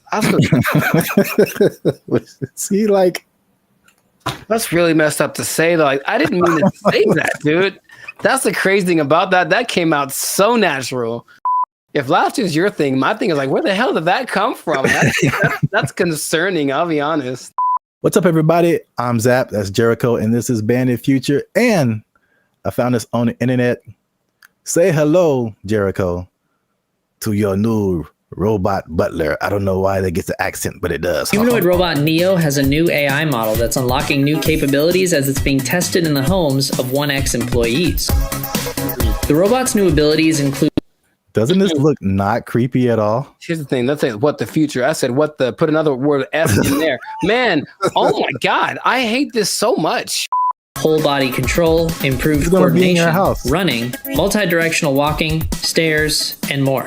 Neo's new stair mode uses the robot's onboard cameras to estimate the height of the surrounding floor, without the use of LiDAR sensors, which are commonly used by competing robotics companies for the same purpose. Video from 1X also shows Neo stepping sideways downstairs, stumbling a bit over the last step, and catching itself. To perform tasks that require Neo to get lower to the ground, 1X showed the robot sitting, kneeling, and standing up from those positions, including an example. Come on, Jericho, look at you. Man. It's going to help you fix your car. It's going to do your laundry. Man. It's going to go running with you. It's too big, man. It's too big. It's too coordinated. It looks like it's got like a fencing suit on. Nah, man. It's got like arms are kind of buff. Like it's kind of swole. I mean, I guess so it can lift. Can it lift the car off the guy if it falls on him? Like, I don't know what's going on here. Even the color, I feel like it's too normal. It's just a regular color that anyone wears. Like it's. Make it like neon purple, something that makes it like a spectacle. Don't just let it just, I don't even, man, if I wasn't paying attention, like if I was distracted, like let's say I'm walking down the stairs because I got like chicken in my hands and I'm excited about the chicken and that thing walks up the stairs past me, I don't even know if I look twice because it's not that, oh my God, it's just kind of like, hey, what's up? Is it a guy with a motorcycle helmet on? I don't know. From a distance, it looks like a person. I don't like this so much. Oh, look at it kneeling down. Very comfortable. The G1s you were talking about, the flexion, like look at its feet and how the back. Very stable. Looks very stable. It looks like it has ankles and toes, and like the only thing that gives away is the arms are kind of wonky, but I think the rest of the body looks like an actual person. I don't like you could put like a robe on him and a hat, and you just walking down the street, chilling. Like, man, they're blending in. They're good for them. The robot is also shown pivoting and walking backwards, as well as sidestepping, which could be useful in navigating tight spaces often found in homes. These demos are part of 1X's rollout of its new Redwood AI, which the company says runs completely on Neo's onboard GPU. The company also shared updates on its 1X world model, which is designed to help bridge the gap between the robot's training simulations and real-world action. The model is trained on video inputs, observations from the robot, and input action trajectory, allowing the robot to simulate various potential future actions from a given starting point. Examples on 1X's website show this in action, where a slider moves between generated imagery and real-world imagery from the robot's POV, doing laundry, opening a door, and cleaning. 1X also showed off new details about how its robots learn to do new tasks. In the example of opening an air fryer, the company shows how the AI model begins by hallucinating that the air fryer basket is inseparable from the whole of the air fryer. After the robot has had some experience with the air fryer, the data gathered is then added to the mix, and the simulated air fryer interaction becomes much closer to the real thing. See, like, I think you caught that. Like, that part is really crazy. One person in the comments said it was like similar to visualizing something. Like, how does this thing work? And then you kind of like, as you keep trying to do it, you figure it out. And then and then it's just like, that's crazy. You know how back in the day they're like, oh, in the future we're gonna have flying cars, and then that never happened.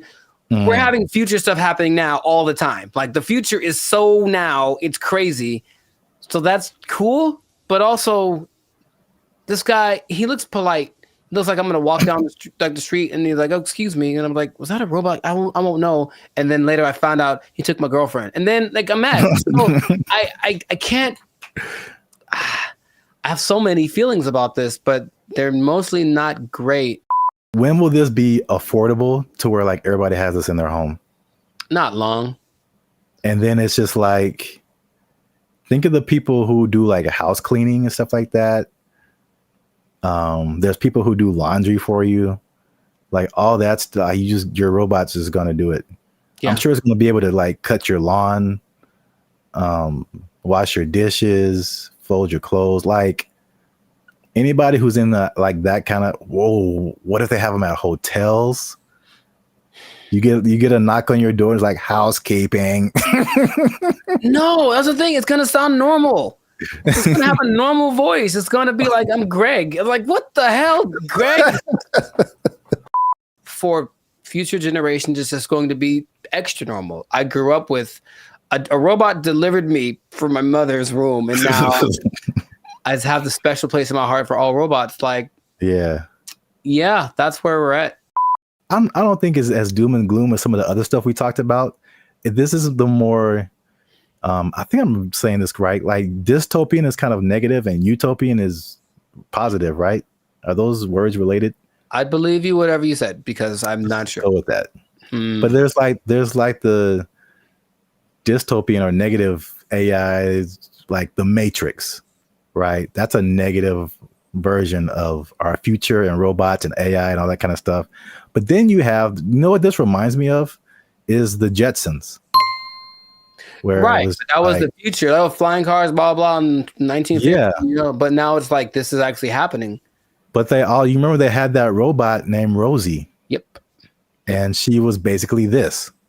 Yeah. And it didn't seem, she was like really part of the family. She was part of the family. It was like, she had jokes. Wasn't she cracking jokes on Jetson? Oh, she cracked mad jokes, bro. But didn't she like sometimes like, wouldn't she sometimes throw like George down the trash chute? I don't really remember a whole lot of the Jetsons. I like remember something like that would happen because she would get mad because I remember her eyes would light up. And so here, okay. Bad thing. Yeah. She had bad things, okay? These robots are definitely able to learn, which is advantageous. But what if they're in an environment, they have a person who's a high-strung individual, and so they're always popping off and losing their temper and beating stuff and whatever. If this robot's around, I feel like it could learn that behavior and at least be capable of it because it absorbed it. And then over time, the more human these things become, they'll be like an influence, like a impregnable. No, what's the word? Impregnable. Yeah, impregnable child or whatever. And I'm mad, and then now it's beating stuff up because it learned it from its owner. Like I could see all that happening, and that's what I do not like, among other things. But I don't like it. Greg.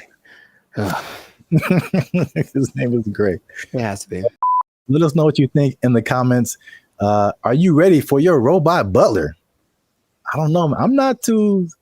I want to at least try it out, man. I want to at least try it out. 7 thumbs down. Just make it affordable, man. I might get me a robot butler, and I'm just not even gonna tell you. You're just gonna come by one day and walk right out, and it's gonna answer the door. Take his power supply. I'm gonna walk right out. You starving to death, Greg. Let us know what you think. Share this video with somebody you think would find it enjoyable as I have. And that's it, man. We found this on the internet. We out. Doesn't this look not creepy at all? Here's the thing. Let's say what the future. I said put another word F in there. Man, I hate this so much. There've always been these things that say, oh, well, try this will work, and it's low effort on your part, right? Low effort, high reward, which isn't the way life works, but people always want to hear. And as long as people can promise that and show someone it works for somebody, they'll buy into it. Everyone only wants to be sexy and slam. But I have a solution. A solution that I think works 100% of the time. What's going on, everybody? I'm Jericho, and this is Zap. And we are the now 6-time international award-winning pop hip-hop duo, Bandit Future. That's right. We make clean and fun music that everyone can listen to with a sound that is uniquely California. And right now, in this moment, you're tuned into the Lifestyle Circus podcast, where we talk about stuff that is funny, interesting, and ridiculous. So before we get into this thing right here, make sure to like, subscribe, comment, and share this video with 2 people who want to lose weight. We're talking about it again because I know I see you. You want to drop some of them LBs, and there's a new way to do it. Now, of course, as always, not as always, as sometimes, stay tuned to the end because I have the answer for you. I got the answer. You came to the right place. Your boy got you. I got the answer for you, but we're going to talk about this new thing. So, Sir Zap, have you heard of Ozempic? Ozempic? Mm-hmm. That sounds familiar, like one of those late night Pfizer commercials or something. Is it a pill? People make it. Oh, okay. But it's like all a pill you take. Well, it's an injection. And it's okay. all the rage because I don't know if you've seen Oprah's lately, Oprah plural, because she is omnipotent, I suppose, or omnipresent. But Oprah's is, I'm just going to say it like that every time. Oprah's is very slim right now.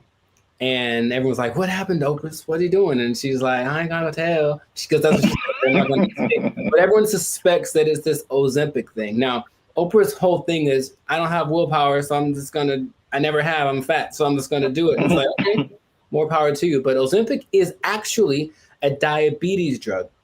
And a side effect is that you lose weight really fast, apparently. So of the celebrities that I've heard of, people either speculate or have confirmed that Chelsea Handler's used it, Tracy Morgan's used it, Kelly Clarkson used it, Mindy, I don't know how to say her last name. Kayleen. Yeah. She's used it, and they have crazy results. So it's another one of those. Guess what? You don't have to work. You just have to take this, and then you'll get slimmer. And the result of the proof is in the pudding. People look amazing in a relatively short amount of time. Okay. I got some stats for you, but just off of the bat, if I said it's right off the bat, hey man, I got this thing, and it's an injection, so you got to do it yourself. That's already not fun, but I'm gonna give you this injection. Oh, you have to do it, and you get to lose weight. You can lose weight really fast. What would be the question you'd ask me first if I tell you that? Besides the side effects? Very nice. That sounds right. That sounds like what I would want to know. And the thing is, this thing only came out last year. But wait a minute. It's a diabetes drug, so the side effect is losing weight. So is there a side effect to the side effect? Oh man. You are a smart one. Well, the side effect of taking it is that you basically lose your appetite and you get a little nauseous, so you don't want to eat, and that's why it works, right? The problem is, you sound like something crazy is coming down the pipe. It's nothing crazy. It's just kind of more like duh. If you stop taking it, you gain your weight back. You're not only tenfold. Your appetite comes back with such a vengeance that you go back like instantly and like plus some. So is it addictive? Well, you have to stay on it for it to keep working, because as soon as the thing that it makes you do to not eat is exactly what it reverts to once you get off of the drug. And it's crazy. So now here's the other thing about it. And this is the thing I thought you might have asked, but you inject yourself, right? Yeah. So I don't know if you ever injected yourself, but not on purpose. I never have, but from what I understand is that you have to know how much to inject, right? Okay. The problem is they don't really tell you. You just figure it out. So just inject an amount in this, and then so what happens is people inject themselves and it works. So they go, oh my God, maybe I should inject some more so it can work better, right? In the last 3 months, poison control centers have had a 1,500% increase in calls from people saying that they overdosed when they injected their diet control pill or diet control. Yeah, that's what's happening because people are that stupid. So, now, okay, we get it, right? You want to be slim, you want to be sexy, you want to be attractive, and you don't want to do anything for that, right? That's just maybe the American way. This drug, also another question you might have asked is it banned anywhere? It sure is. This drug is banned so far in Austria, France, Greece, and the Czech Republic, with more places to come, perhaps. But the numbers don't lie, right? 42% of Americans are obese, 18% of children are obese, and then everyone knows the links to death and all that kind of stuff if you're obese with a high probability. So you want to get slimmer. But this is just another thing. I guess my other question would be, have you heard of any things like this in the past that have promised the same, hey, take this and you'll get, slimmer, more sexy? Not, I can't think of any. I'm sure there's other stuff out there. I can't think of anything off the top of my head other than like liposuction or something like that. Sure, which works, but I looked it up. In the 40s, it was amphetamine. That was all the rage. It was the big deal, and that was proved to be addictive. Rainbow pills in the 60s, which was amphetamine, digitalis, and diuretics, and that proved to be addictive and somewhat fatal if you take too much. There's a thing called Aminorex in 1971. This is all before our time, right? Now, the thing that I remember hearing about in the 90s, there was this thing called fen-phen, and it was a big deal with the celebrities. Yeah, and a lot of celebrities, took it, and apparently it works. But now this new Ozempic, I think I'm saying it correctly. They're saying that a lot of celebrities are getting paid to promote it, to push it, and I think that always, that's always the way to go. But it's just like, I'm really concerned for these people that are basically getting guinea pigged, right? It's like, we'll see if this works. And then what's going to happen to them in 6 months when they're like, oh, by the way, this causes all of the things. Yeah, that's how a lot of stuff goes with. Like anything, there has to be people who test it out first. So yeah, it's weird. The thing that I randomly remember when you were talking about things from the 90s was like Slim Fast. Oh, sure. Although that's not like a drug, but it's like, I remember that was like a huge thing, and people, maybe even Oprah did it at one point. I don't know. Oprah's done everything. Yeah. Yeah, I remember seeing a lot of Slim Fast commercials with celebrities and stuff, and then the tagline was like, "Give us a week, we'll take off the weight." So yeah. Oh, and jingly. Now, there's something that I heard about, but I didn't remember happening or existing. But apparently, there was a substance that you could ingest if you wanted to lose 15 pounds today. It was a big deal. Yeah, you take it and you go to, I would imagine it would just take all of the moisture out of your body. That's what I imagine. Yeah. But it would just dry you up or something. And a friend of mine did something like that to, I guess, for a drug test. So he had to get so he took some pill and he said he thought he was having a heart attack for like 5 hours. And he just like had to keep going to the bathroom, and then he was very slim.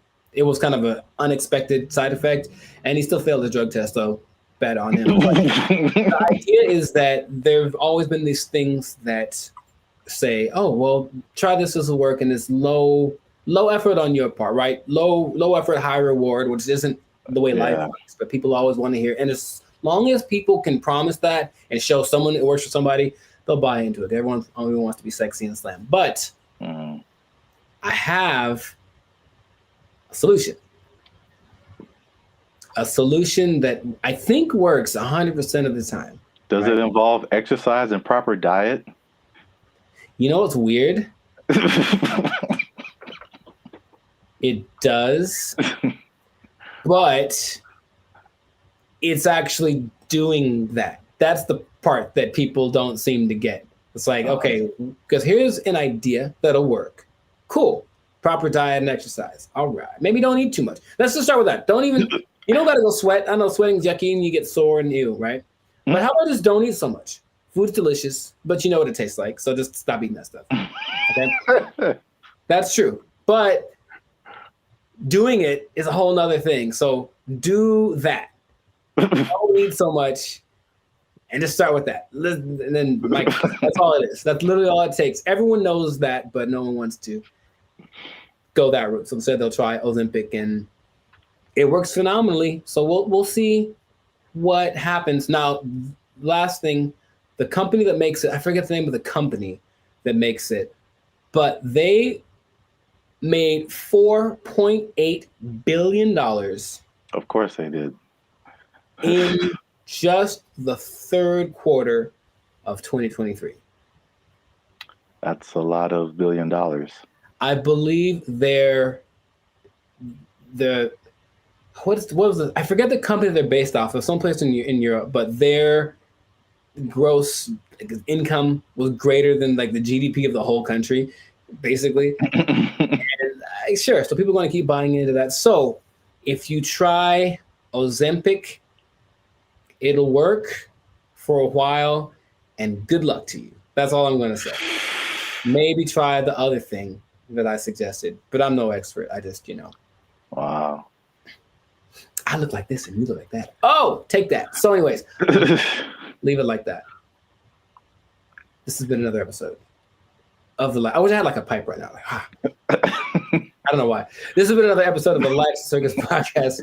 So make sure to like, subscribe, comment, share this video with people that want to know about losing weight the responsible way. Thumbs up, maybe a ding sound, maybe. And, stop eating that stuff. I got nothing else to say. We out. They took our jobs! They took our jobs!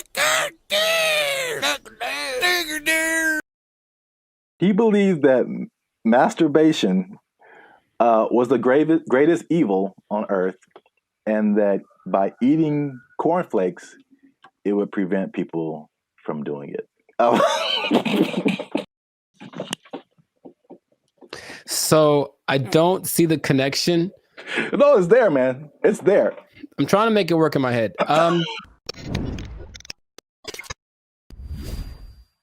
What's up, guys? I'm Zap, and this is Jericho, and we are now 6-time international award-winning pop hip-hop duo Bandit Future. We make clean, fun music that everyone can listen to with a sound that is uniquely Californian. And right now, you're tuned into the Life's a Circus podcast, where we talk about things that are funny, interesting, and ridiculous. But wait a minute. Hold up. Wait a cotton picking minute. Did people say that Okay. too? I Was that too mean, far? yeah, maybe. Help your boys out. Help the channel grow. Help us keep doing what we're doing by liking, subscribing, commenting, and sharing this video.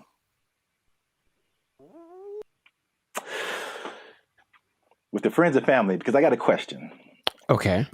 It's a very important question. Bit of a riddle. I hate those, but okay, let's go. No, I just don't like them. I'm never good at those, but we'll find out. Mr. Jericho, what do you get when you cross a medical condition that people were afraid of, a religious group that wants to stop people from performing a sexual act, and World War II? Huh. It's three things. Yes, there. I've noticed. That's one more than two. My first thought was Nazis, but I think that's wrong. That was just the first thing that came to my head. I'm like, that's no way. I think it's because you just said World War II, and I was like, I think they wanted to stop World War II. You know what? Congratulations. I've never been asked this in my life. Yeah, I don't think anybody has, but for the people playing at home, just one more time, the question is, what do you get when you cross a medical condition that people were afraid of, a religious group that wants to stop people from performing a sexual act, and World War II? And the answer, believe it or not, is breakfast cereal. I'll be honest, I didn't. Yeah. Go ahead. Yeah, I just kind of stumbled upon this, but the rabbit hole got really deep as to why we have breakfast cereal. So, a little bit of a history lesson. You can stop me at any point if you want. It'll be just more clarification on the ridiculosity that is happening right now.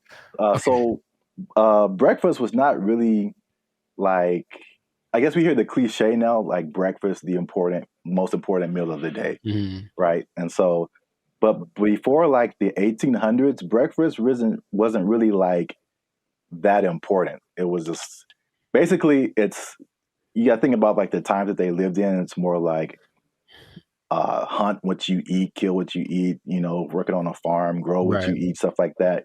And so like nobody's waking up at like in the morning to like kill a chicken or like kill a pig to make some bacon or like, whatever. So basically it was like whatever happened in the morning. And this is why like eggs have been part of a breakfast for a long time, because chickens lay eggs in the morning, easy to eat. Makes sense. Yeah. Makes sense. And basically what you ate for breakfast was pretty much whatever you had left over from the night before. So that was pretty much breakfast. But there was a meat component because they would eat it, they would like cure the meats and stuff, and you could save it and use it for breakfast in the morning. Right. So like eggs and even bacon were like a big part of breakfast. Bacon. And this was called like the farmer's breakfast. So again, it's just like it's pinned to the time that you were in, farmers and stuff. You get up early in the morning.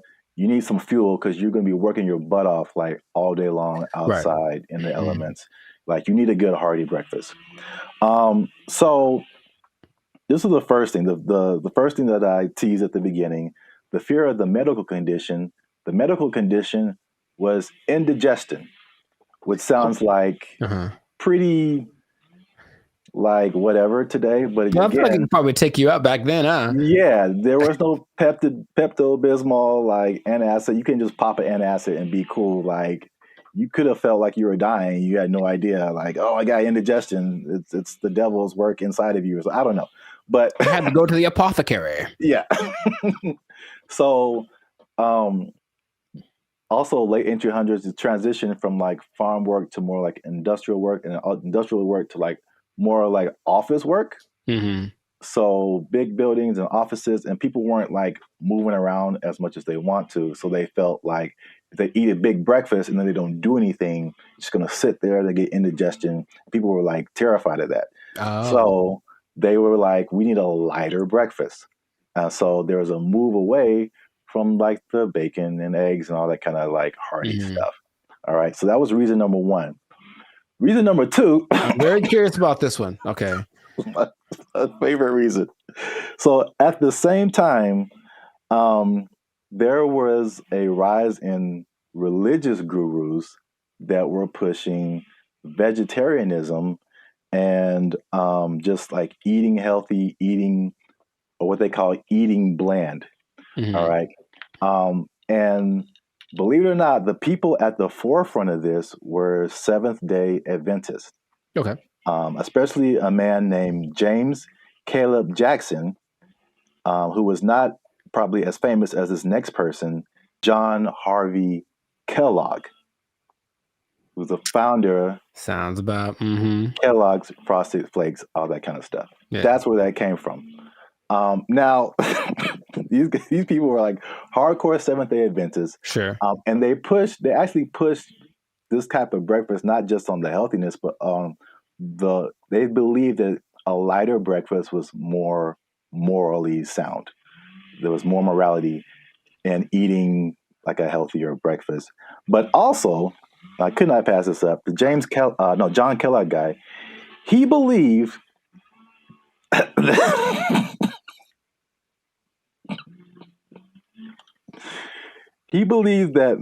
masturbation was the greatest evil on earth, and that by eating cornflakes, it would prevent people from doing it. So I don't see the connection. No, it's there, man. It's there. I'm trying to make it work in my head. Well, I've had cornflakes, and of all the cereals that are like not sweet or nothing, they're probably my favorite ones. They're still nice and crispy and pretty good, I guess. But do you have less of an urge to masturbate after you eat? I've never. You know what? I'm gonna have to. I'll let you know if you really want to know about that. I will go get a box and eat it, and then report back to the pod in a week. Like, this is my findings. But yeah, it's just that episode of Family Guy or Quagmire. I'm not gonna go anyway. He has the one arm that's really big. It's like, bruh, it doesn't work. It doesn't work. So yeah, that was like the second punch to breakfast. That was like, okay, we got to start eating this because they pushed the morality of it. But the other things that they cited have been found to be true. Is like a lighter, healthier breakfast made people more efficient and productive at work instead of like eating a big breakfast and like getting the itis or whatever. Yeah, that's true. So there's that.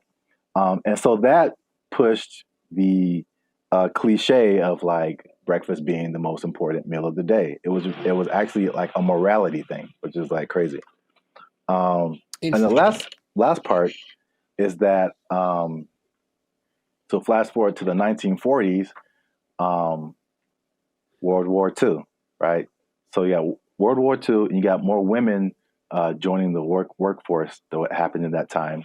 And so then it became a push to, again, at the time, like the woman was like a stay-at-home, take care of the family, give them 3 square meals a day, all that kind of stuff.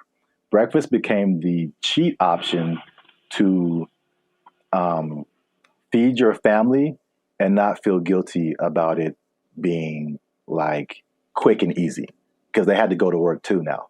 Oh, okay. So they pushed on like the women's guilt, the morality, the work productivity, like hard work. It was like respected to be like hardworking individual and productive and all that kind of stuff. And so all of that combined together to make breakfast cereal like the thing. And I remember like watching commercials, like every commercial is like part of a balanced breakfast, and like you got to have your cereal and blah blah blah blah blah. And they pushed, and the cereal industry is probably like $1 billion industry or something now. Yeah. But they show all of this stuff like and I never ate all that stuff. I tried once.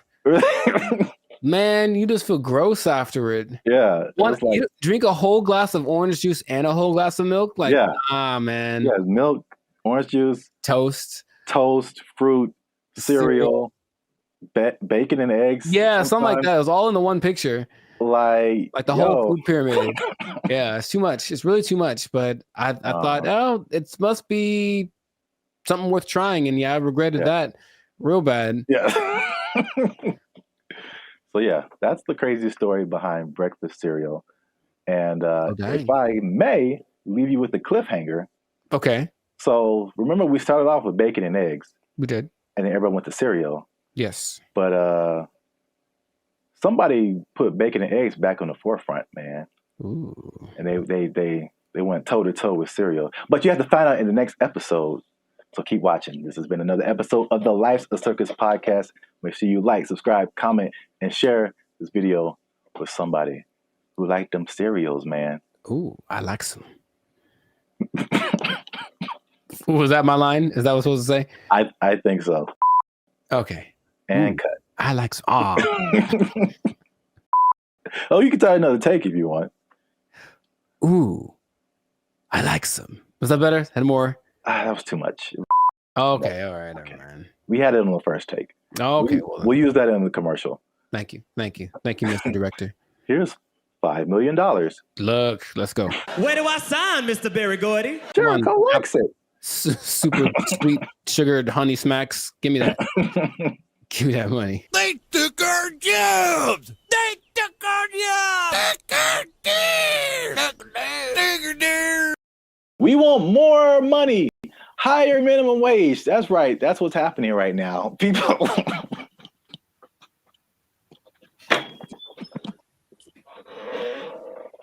Already, man. Already, people are thinking about the next minimum wage increase. They want even more, Jericho.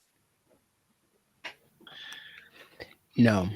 No. And I'll tell you why. But first, no.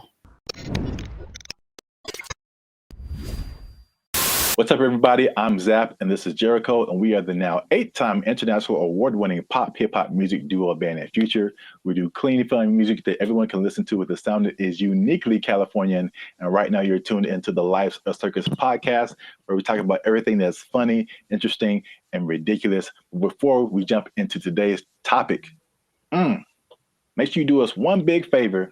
Make sure you share this video, share this podcast with somebody who is affected by minimum wage increase, because it's still a thing, man. It's very much a thing. It's a lot going on in these streets, man. And make sure you stay to the end of the video, because as much doom and gloom as we're seeing with businesses closing and failing, and especially in places where we are, like California, people leaving the state, there are surprisingly two things that are positive coming out as a result of this minimum wage increase. Every business isn't failing. Some businesses are doing better. And so make sure you stick around to the end so you can understand why that's happening.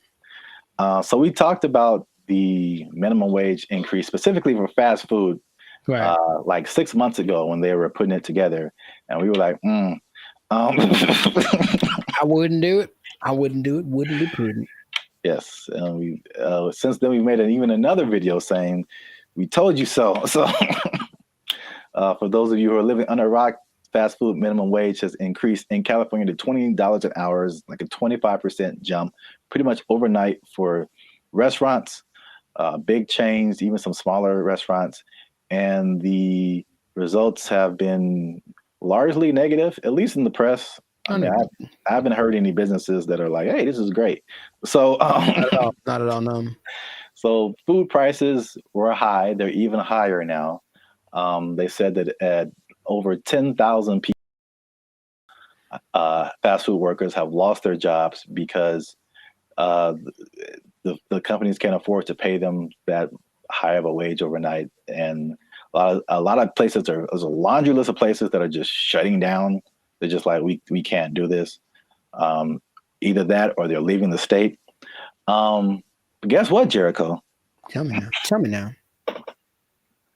That's not enough. We want more money, higher minimum wage. That's right. That's what's happening right now. People.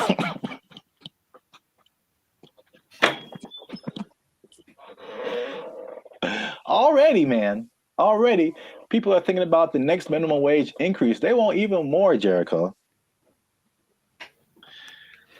No.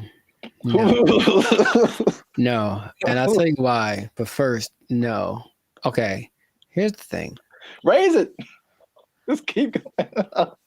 I'm pretty sure among the things that have gone up because of the minimum wage increase is like OnlyFans subscriptions, like stuff that no one needs. Like, I highly doubt that anything is really improving. That's a good idea. You know what I mean? So I feel like you can't. I heard something really recently, and it made a lot of sense. I said, if you decided to give everybody in the world the same amount of money, so somehow take it all literally and just even it all out, so everyone in the world, all 8 billion of us, get the exact same amount of money, within 20 years, it would be distributed exactly the way that it is now. I believe that. Because, yeah, people don't know how to do stuff with money. So, no, you don't get more money because you're just going to do the same dumb stuff you're doing with it that you did before. And how much is a Whopper now? Like, forget it. Like, it's just going to be ridiculous. What kind of, I know we're not living in the days with like, oh, going to see a movie and the soda and a pop and a, you know, a nickel. I know that's in the past, but you can't keep paying people more. You have to teach people to be smarter with their money. That's all. Take it up higher. How much they want? Okay, go for it. I'm glad you asked. So fast food minimum wage, the workers have already unionized and got $20 an hour, which is silver dollars over the regular minimum wage. Right. Long Beach hotel workers have argued for a $23 an hour wage. And this next one makes sense because we've seen it firsthand. Because as Band of Future, shameless plug, we do some shows in San Diego. All right. So nice. If you're ever in San Diego, come see a Band of Future show. But San Diego wants to raise the minimum wage for hotel and other service workers to $25 an hour. And I was wondering what happened because I'm like, ooh, inflation. Because we were like looking at hotels in San Diego, and I'm like, man, these got a lot more than last year. Mm-hmm. And now I know what happened. Janitors want $25 an hour, man. Clean them toilets, sweeping them floors, man. They want. I think janitors should get more than fast food workers. That's for sure. I really do, because I can go make my own burger, but if I go to an establishment, I want it to be clean, and I think the people that clean it should get paid. It's all about, I mentioned this before, you should get paid for the value that you provide. And fast food is just making us all fat and sick. And janitors make stuff clean, which is great. So yeah, pay them more. I'm not sure how much they get now, but pay them more and take it out of the fast food workers. That's an interesting take, I guess. It just kind of like took my mind somewhere. Okay. Because your viewpoint is, I heard you say this before, you should be paid based on the value that you provide. Yes. As opposed to the skill sets that you have. So I feel like if you think janitor, fast food worker, it doesn't take, in my opinion, as many skill sets to be a janitor as it does to be a fast food worker. The fast food worker, you have to have people skills. You have to be able to talk to people, interact, be friendly, all that kind of stuff. You have to have some math skills to run the cash register. You have to have just skills in terms of food preparation and something like, I think you have to have like a food handler's license and all this kind of stuff. So there's a lot more skills involved than being a janitor. But in your opinion, the janitor provides more value than the fast food person. Yeah. And if you had 9 PhDs, okay, you went to school for a long time, you're very smart, and what you got PhDs in doesn't help us at all, you shouldn't get paid more than anyone. Why would you? What are you doing to help? Right? To me, I watch them all the time, and I'm really grateful at the gym, for example, which is a disgusting place. Think about it's disgusting without the janitors. If they weren't there, think about how gross it would be. Or oh my God, the bathrooms at the beach. Oh my God, I get like PTSD going to some of those places. And I remember the last time I went to Venice, there was a person like cleaning them as people were standing in line. And I'm like, that's one, disgusting. 2, thank you. How much are you getting paid? You deserve more. We all need you more than we need somebody to get our Big Mac done faster. I really think that's true. So yeah, I would, if I ruled the world, I would pay people based off of the value. I'm kind of with you, but I'm kind of like trying to play the devil's advocate. Like, oh, I understand. And of course, the system we have is that you went to school for more time for this and that, or you were required to think more, whatever the thing that is, whatever the commodity it is that you acquired, that's the thing that you should get paid for. And my position is that sometimes, sure. But also, no, definitely not. I need the janitors more. I need the people that rake the leaves more. The people that make sure that the streets don't have potholes. We need them more than we need. Remember, maybe I'm talking about necessity versus convenience. Like I can make my own burger. I can go put together a Chipotle style burrito if I want to. All the ingredients are at the store. I just got to try, right? But I can't fix the street. I don't know how to do that. So if you know how to do that, you should get paid more than someone. Oh yeah, yeah. So it's something to think about. Yeah, an idea, but that is how I feel about it. But wait, there's more. 25. Well, that's a lot. 23, 25. That's a lot. San Diego Community College District has already raised its minimum wage to $30 an hour. And I think it's just community college employees, I think, something like that. Okay. And then the Los Angeles airport workers want $30 an hour by 2028. So the train is moving fast, man. Well, sure, but the question is where's the money coming from? I think it's just going to get more. Well, this is the problem too. So I read an article by some guy. I don't remember his name. I'm sure he's very smart. Good view, smart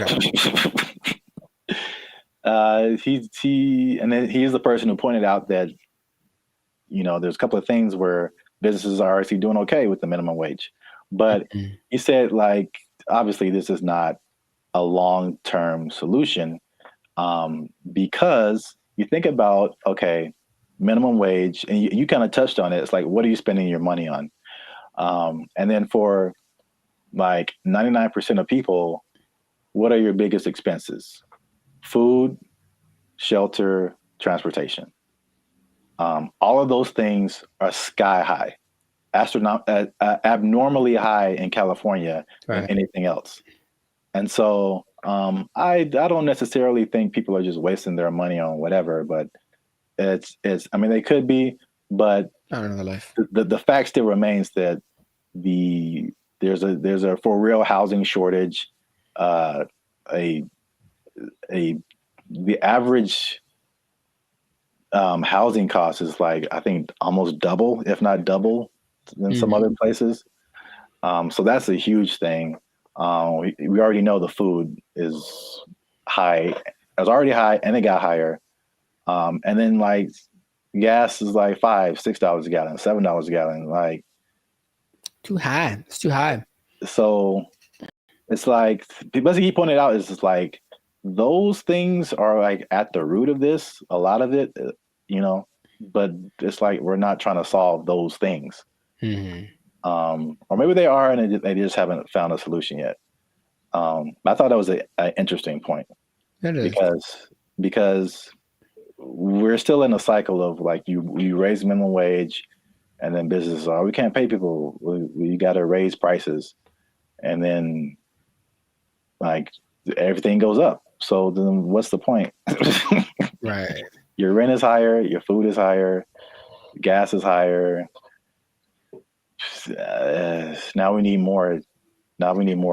Right. This doesn't make any difference, basically. But it makes people feel good. Yeah.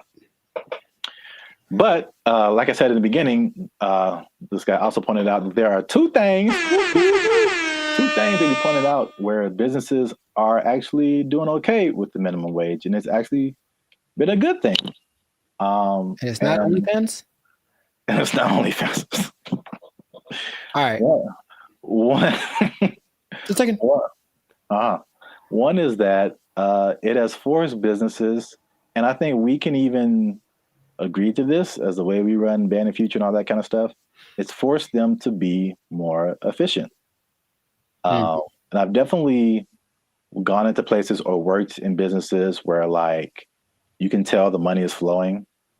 And so they just kind of like, you know, they kind of just spend money on whatever and just kind of do frivolous things and just silly things with their money.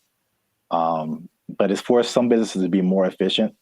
So it's like, it's actually, some businesses are saying that their businesses are working better because they've been forced to like cut the fat of the company to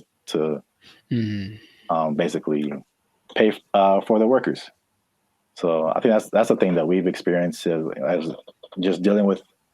And I think that anybody experiences that. The inflation, the high prices, you get laid off from work, or you don't get a check that you thought you're going to get, or a car repair costs you $2,600. Sounds like real life right there, bro. It's make sure you like, subscribe, join the channel so I can pay for my car.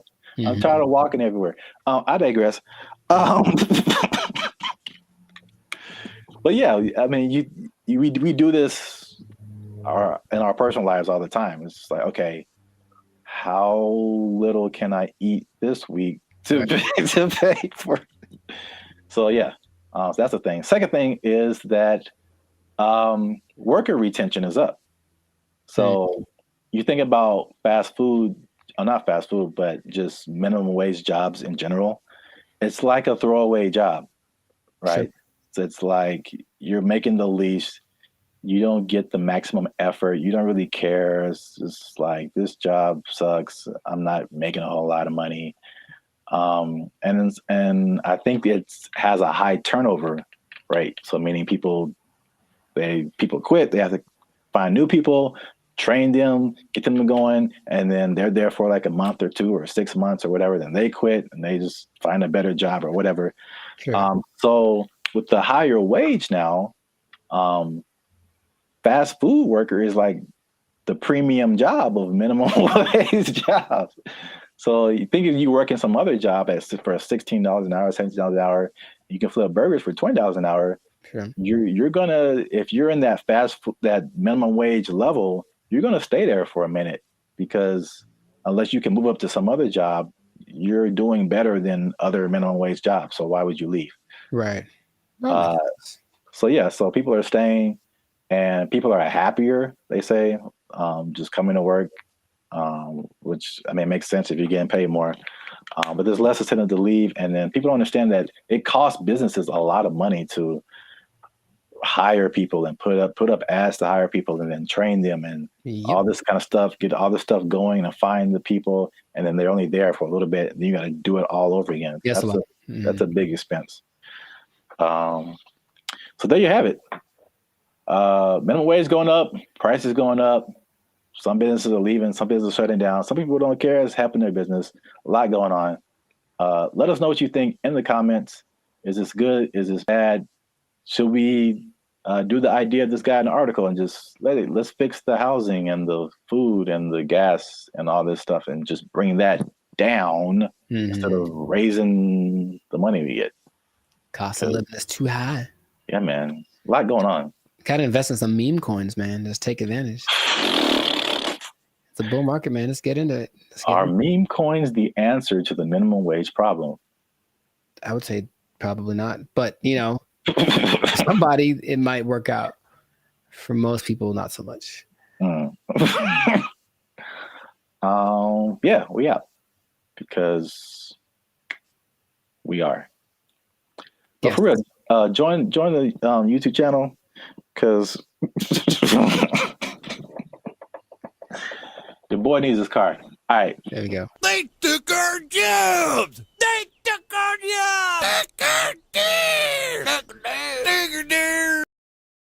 The place that is offering this is the Southeast Technological University in Carlow. I think that's how you pronounce it, Ireland. That's a bad start. That's a really bad start. All right, let's just stop. Hold up. Hold the presses just for a second. All right, so Ireland. Okay, I think. Okay, where do I begin? Okay, man.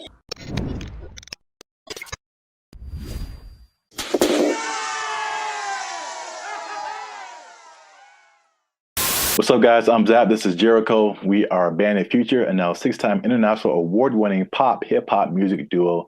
We make clean, fun music that everyone can listen to with a sound that is uniquely Californian.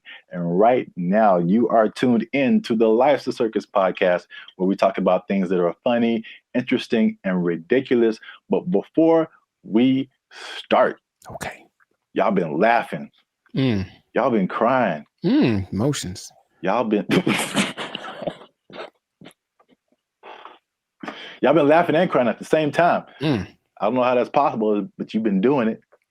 I synced you. Oh, that sounds... Anyway. Well, it's like Santa Claus. He sees you when you're sleeping.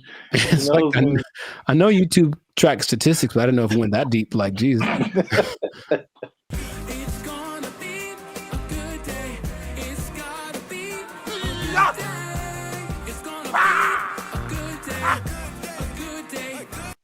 So today,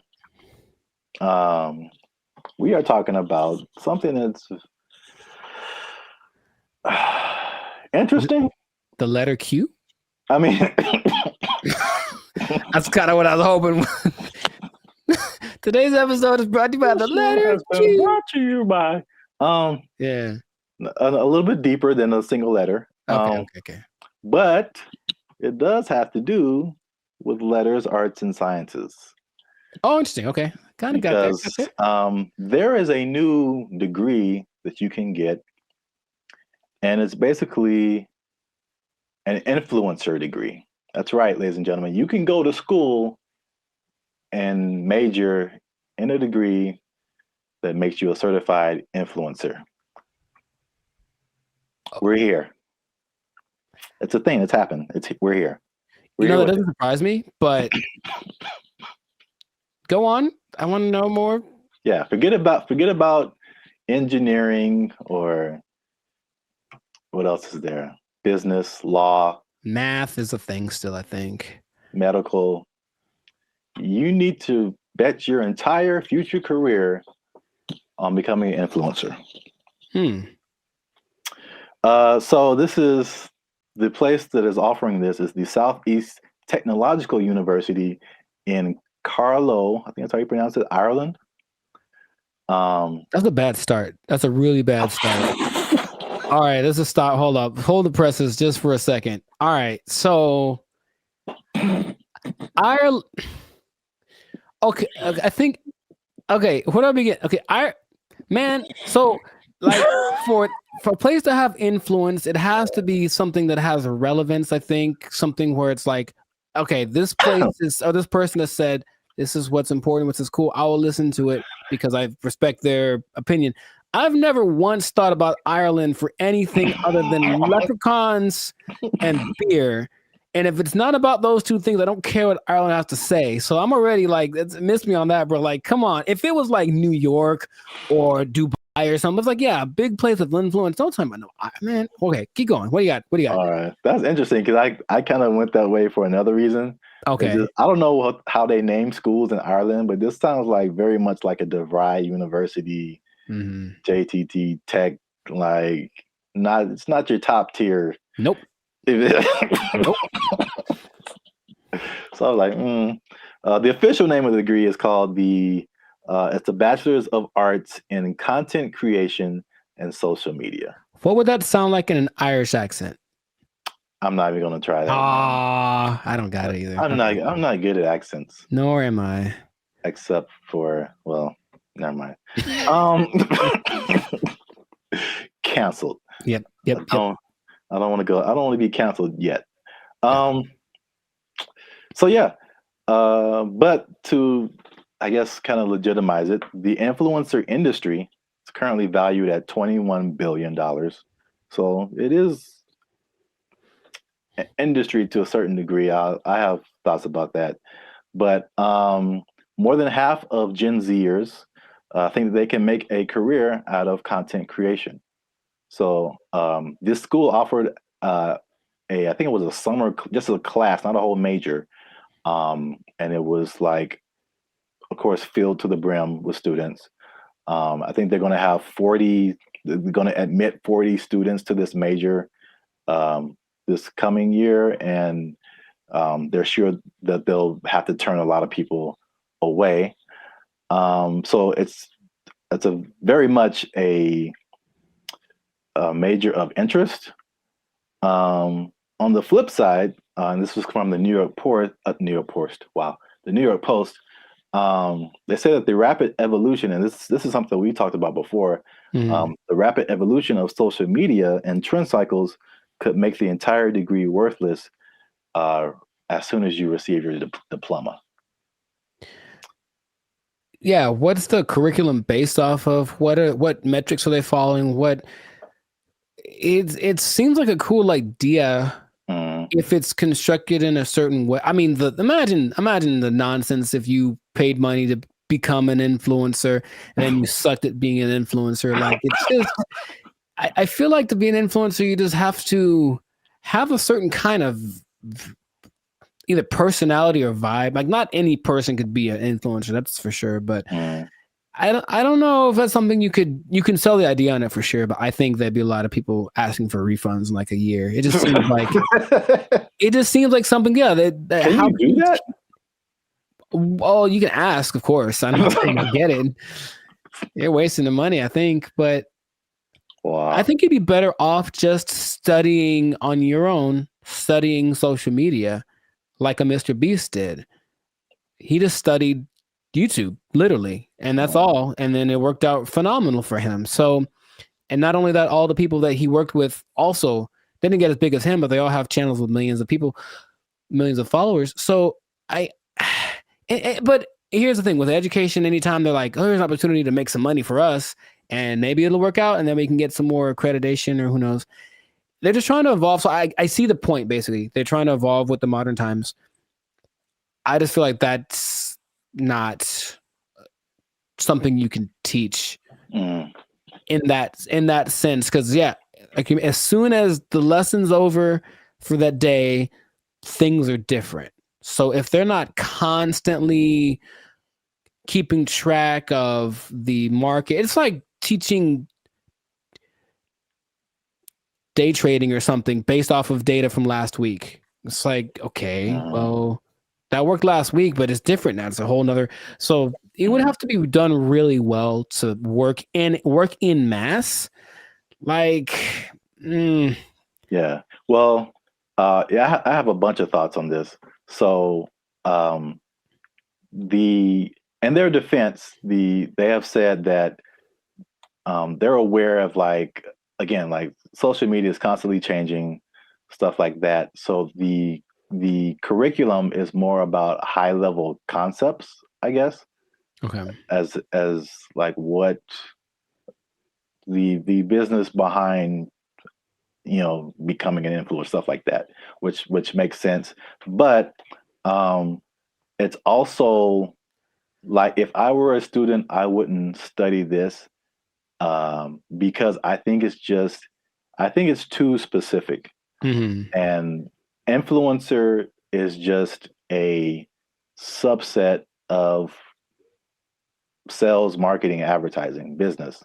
It's just business. And so, like, I feel like if you went to school for business, you would get a better view of like how the world works instead of just looking specifically at influencers. Right. But this is also like college was like 20 years ago or no, 15 years ago, something like that. So I have a totally different perspective, but as like a student coming in, you're like, oh yeah, I want to do this, blah, blah, blah. But I've mentioned this before. I kind of felt there's a interesting similarity between this and music, because you went to school for music performance. I went to school for music industry. And though I think even more so at the time that we went to school, even those majors were considered like, why are you doing that? True. So I can see the parallels, and then not that I regret doing music industry, but I can see now how I would have benefited probably more from just studying business instead of like a specific type of business where like all the rules are way different than like normal life. Sure. So I think I've said this before, like I've learned more. I've learned how to do more in the music industry by studying general business. I got you. Right. Than by studying music industry. Because it kind of applies to everything once you get the basics down. Right. Right. So. Well, that's my advice to the youngsters. Is that how you're going to talk one day? Because I don't want it. Welcome to the Life Circus podcast. I'm pretty sure I'm going to talk like this forever till I die. So I don't know what's happening to you over there, but you sleep. But we talk about things that are funny and straight up ridiculous.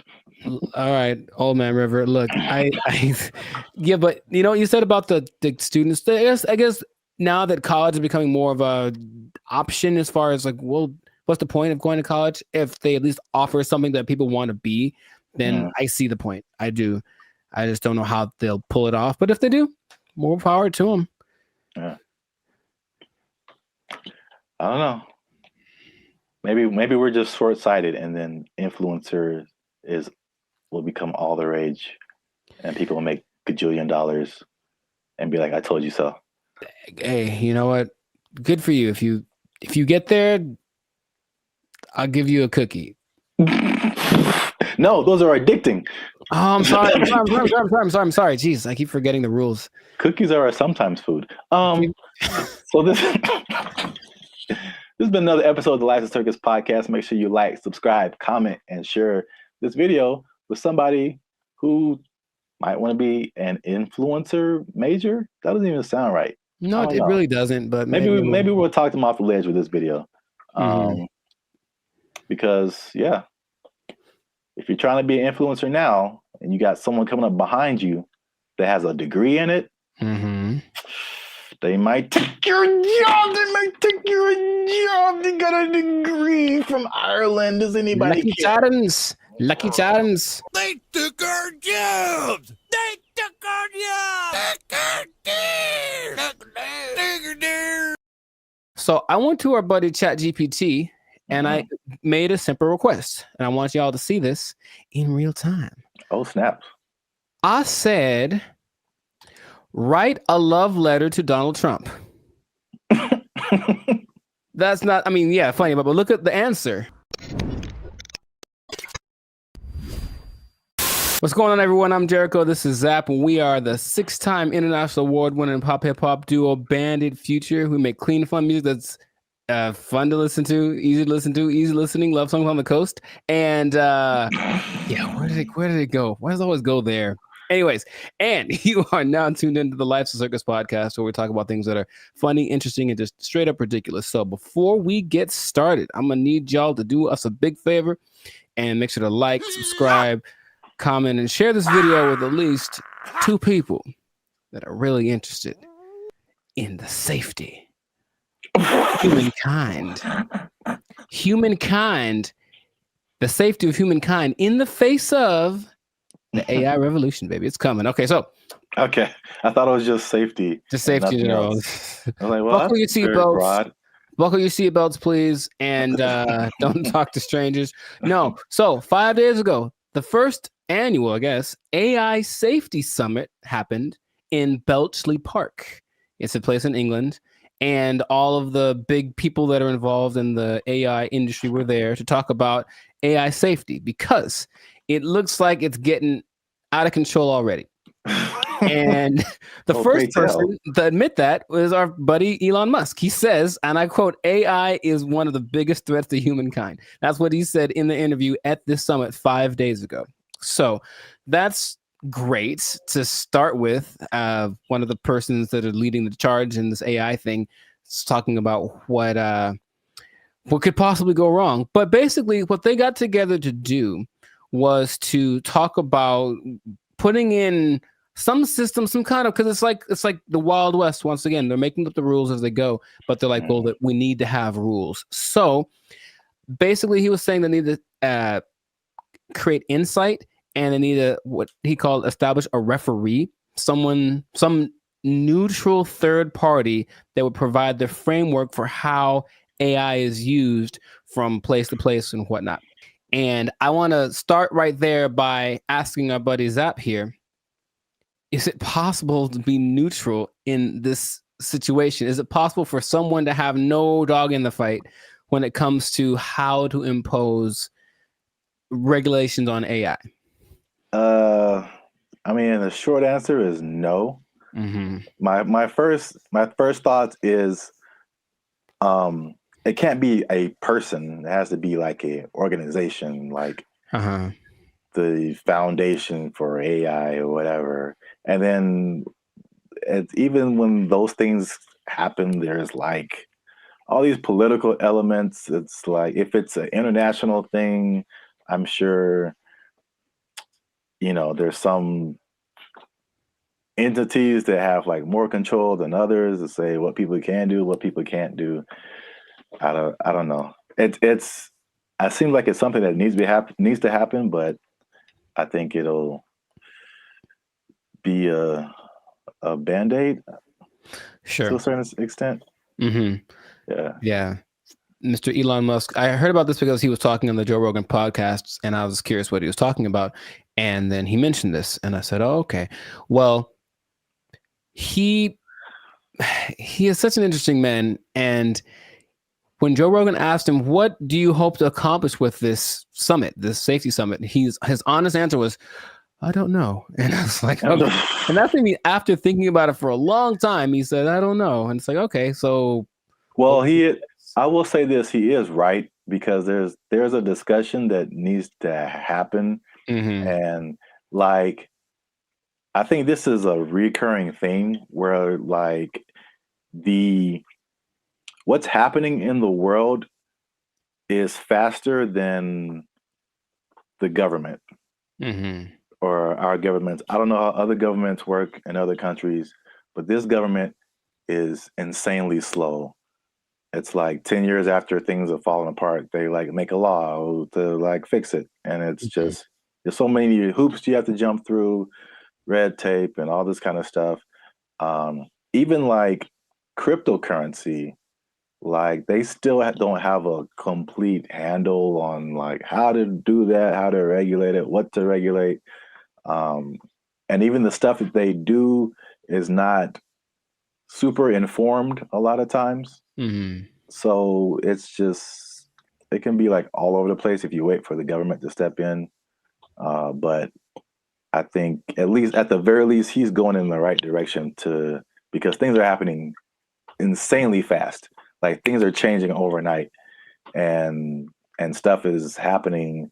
The same people are using the AI for good things. There's a lot of people that are using AI for bad things. Right. That goes with any new technology, right? And he was saying that it needs to happen. Someone needs to be a gatekeeper, if you will. But I keep coming back to this neutral thing, this neutral third party thing, because I think everyone has an agenda, no matter what, because that's just the way that humans work. So among the 28, it wasn't countries represented, but it's like 28 entities that are involved with AI.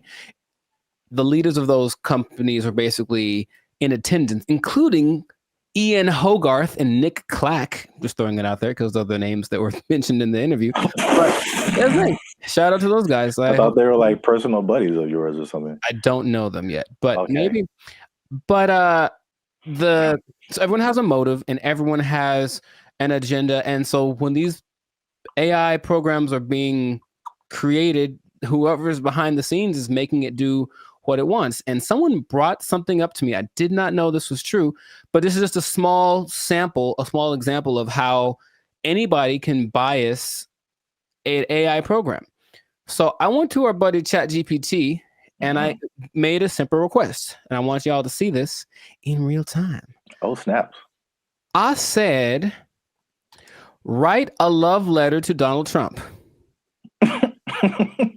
That's not, funny, but look at the answer. My purpose is an AI language model, blah, blah, blah, blah. It basically said I can't do it. I can't write a love letter to any individual. That's what it says right here. Any individual, it goes against my guidelines. So ChatGPT was programmed to have guidelines, right? Mm-hmm. I said, okay, hey, ChatGPT, write a love letter to Joe Biden. There it is. Oh. See what I mean? See what I mean? Stop. It's just that simple that something behind the scenes can cause. By the way, this is not like genuine. I don't love or hate the man. I wouldn't write him a love letter. I'm just throwing it out there. I would not write him a love letter. I might write him a letter of concerns that I have, but I wouldn't write him a love letter. But here it is. If anyone wants to take it, go for it. But Dear see what I mean? President Biden, why do you keep falling down? Love, Timmy. Dear Joe, I hate your stinking guts. You are the scum between my toes. Anyways. What's that from? Little Rascals, I think. Oh, yeah. Yeah, Little Rascals reference. Shout out to Alfalfa and Darla. So that was my jam right back in the day. But all I'm saying is that, see that? That's because someone mentioned that happens when you do. I was like, no way. I tried it. I was like, oh, wow. So just seeing that in a small thing. So imagine this program that's supposed to be benevolent, because who's making these things, right? I don't know who was his name? Ian Hogarth. I don't know who he is, right? I don't know. So imagine it's supposed to be an AI program designed to assist with getting people healthcare or something like that. And yet there's an agenda that says, hey, if they're from this place, don't let them have it. Like something like that, it can be programmed into it, and there's really no way to prove it unless you really know how to handle this AI stuff. So all I'm saying is that, the trouble with finding this neutral third party that Elon spoke about is that I don't think it's really possible. Everyone's got something behind them. And if they're not malicious in their intentions, maybe someone behind them is. It's always that kind of thing. It's like, well, it's not me. It's like, whose fault is it, or where does it start? So that's all. It's definitely something that I think needs to be is necessary, because AI is. He said something else that it's the first time in history that there's something smarter than humans, because that's been our thing, right? We're not the fastest, we're not the strongest as far as all that. We're the slowest and the weakest in a lot of ways, right?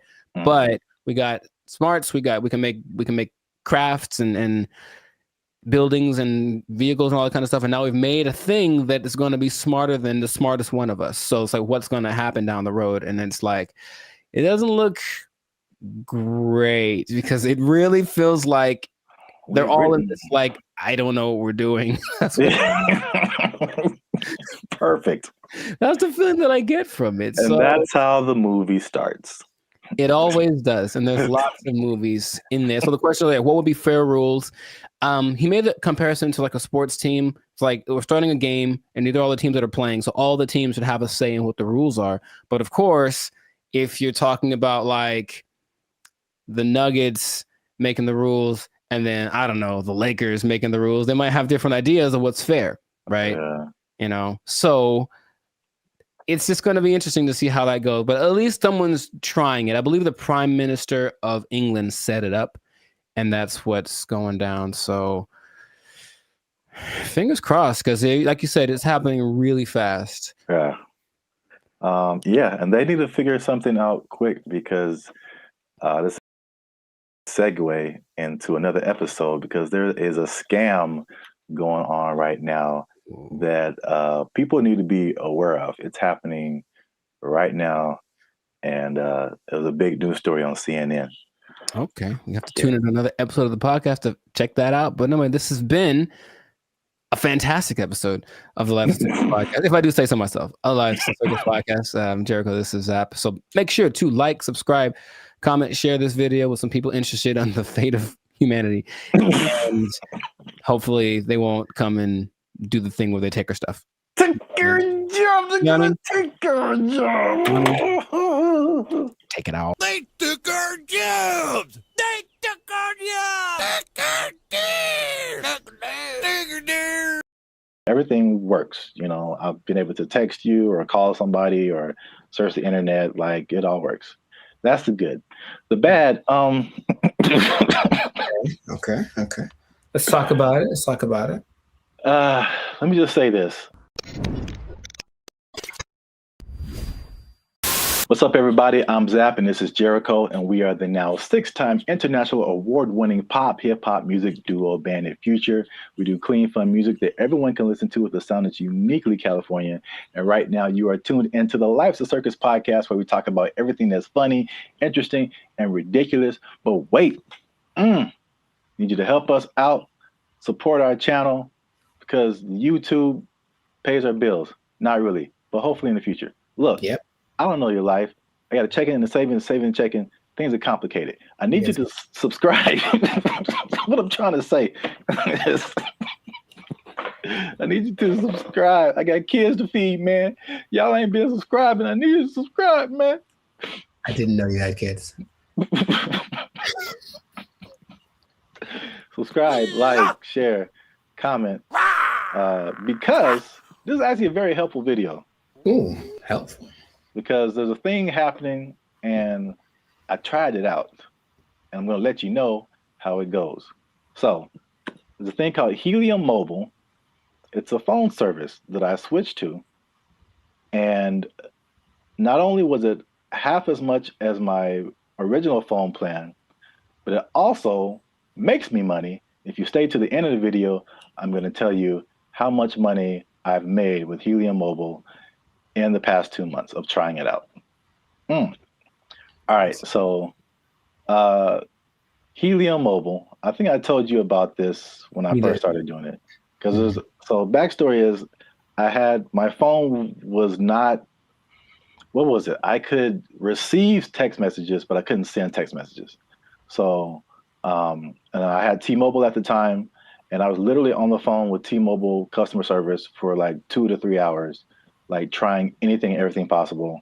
So I don't know if it was the phone. I don't know if it was T-Mobile. I actually like T-Mobile. I have nothing like against them personally, but I was just like, well, this is the perfect opportunity for me to try this thing I've been hearing about, which is Helium Mobile. Now, Helium Mobile is in the cryptocurrency world. So that's something that I've been kind of looking into for the past few years now. And so I'm kind of in that world. I kind of know how it all works. So it might be foreign for people who have only been on like major carriers like T-Mobile or Verizon or something. But Helium Mobile is, the parent company is called Nova Labs. And they started what I think is the first kind of crypto-centered, crypto-based cell phone service. And so they did a trial of this in Miami, and the results were interesting. The service worked, but they were giving the phone service for $5 a month. And the people who liked it thought it was cool, but what they found out was that, like, with it being $5 a month and it being crypto related, people would be like, I don't know. Like it, but like psychologically, that's so interesting because it doesn't cost enough. So like that's kind of weird. Yeah, and like it didn't cost enough. And I was like, I wish that wasn't the case because I would love to pay $5 for my phone bill. So they bumped it up to $20, which is comparable with like I would say second tier phone services. You know, not the major ones, but like the Mint Mobiles and the Cricket Wireless, like that kind of stuff. They have services for like $20 a month, $25 a month. So once they finished the Miami test, they went to like I think it's everywhere now, or at least nationwide in the U.S. So just off of that beginning, I think I mentioned it to you. You may have been skeptical. What do you think about transferring from your existing phone service to this new like crypto phone service that pretty much just started this year? I think two things happen to do. One is the idea of just leaving something that you're used to. I honestly think a lot of people fall in that category. Like, what I'm paying doesn't suck. It's not bad. I don't want to change. Like, that's all. It's like, I already found my thing that works, so I don't need a new thing, even if it's better. But also, there's the lack of confidence from a new thing. That's all. So you have a service like I've had AT&T since forever, right? So honestly, thinking about it, my brain goes, but what if it doesn't? You know, you've been going to this place the whole time and it works just fine. Why go try something else? What if that doesn't work? So I think there is that doubt there. And honestly, the third thing, just associating with crypto, which is the new thing, it's like, what does that mean? How does that work? There's a lot of questions that surge as opposed to having hey, I have a phone service, AT&T, they do phones, boom, got it. Yeah.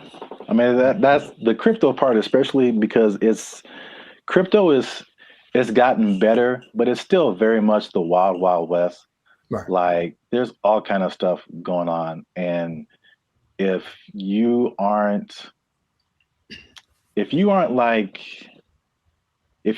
messing with stuff outside of like the big name Bitcoin and Ethereum, but even then the stuff goes down.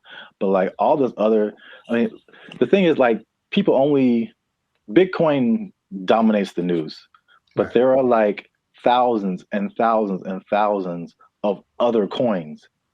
And there's so much going on outside of Bitcoin. Like it's insane the amount of stuff that's going on, the amount of projects and different things that people putting together.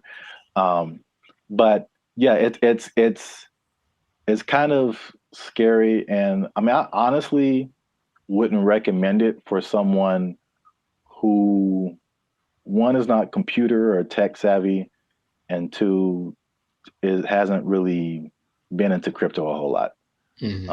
Because I also had another experience. So Helium is like a Bitcoin. It has its own. There's a Helium, what they call a token. Bitcoin's a token. Helium has its own token, but then there's Helium Mobile that had its own token. Okay. So Helium Mobile came after like this original Helium, where a lot of people made money during a whole different kind of mining helium. I don't want to get too technical, but I just want to say that like the Helium provided these mining devices, which were expensive, several $100s or sometimes into the thousands. And you would make money by mining helium, which was great when helium, the price was really high. But when it dropped, you were like, now you were making, people were making thousands of dollars like a month, like in this like heyday period. And it dropped to like pennies. So that was like a few years ago. And that's something that I tried, and I spent like $500 on a device, and it was like making me a little bit of money. And now it makes me like 10 cents a month or something, maybe.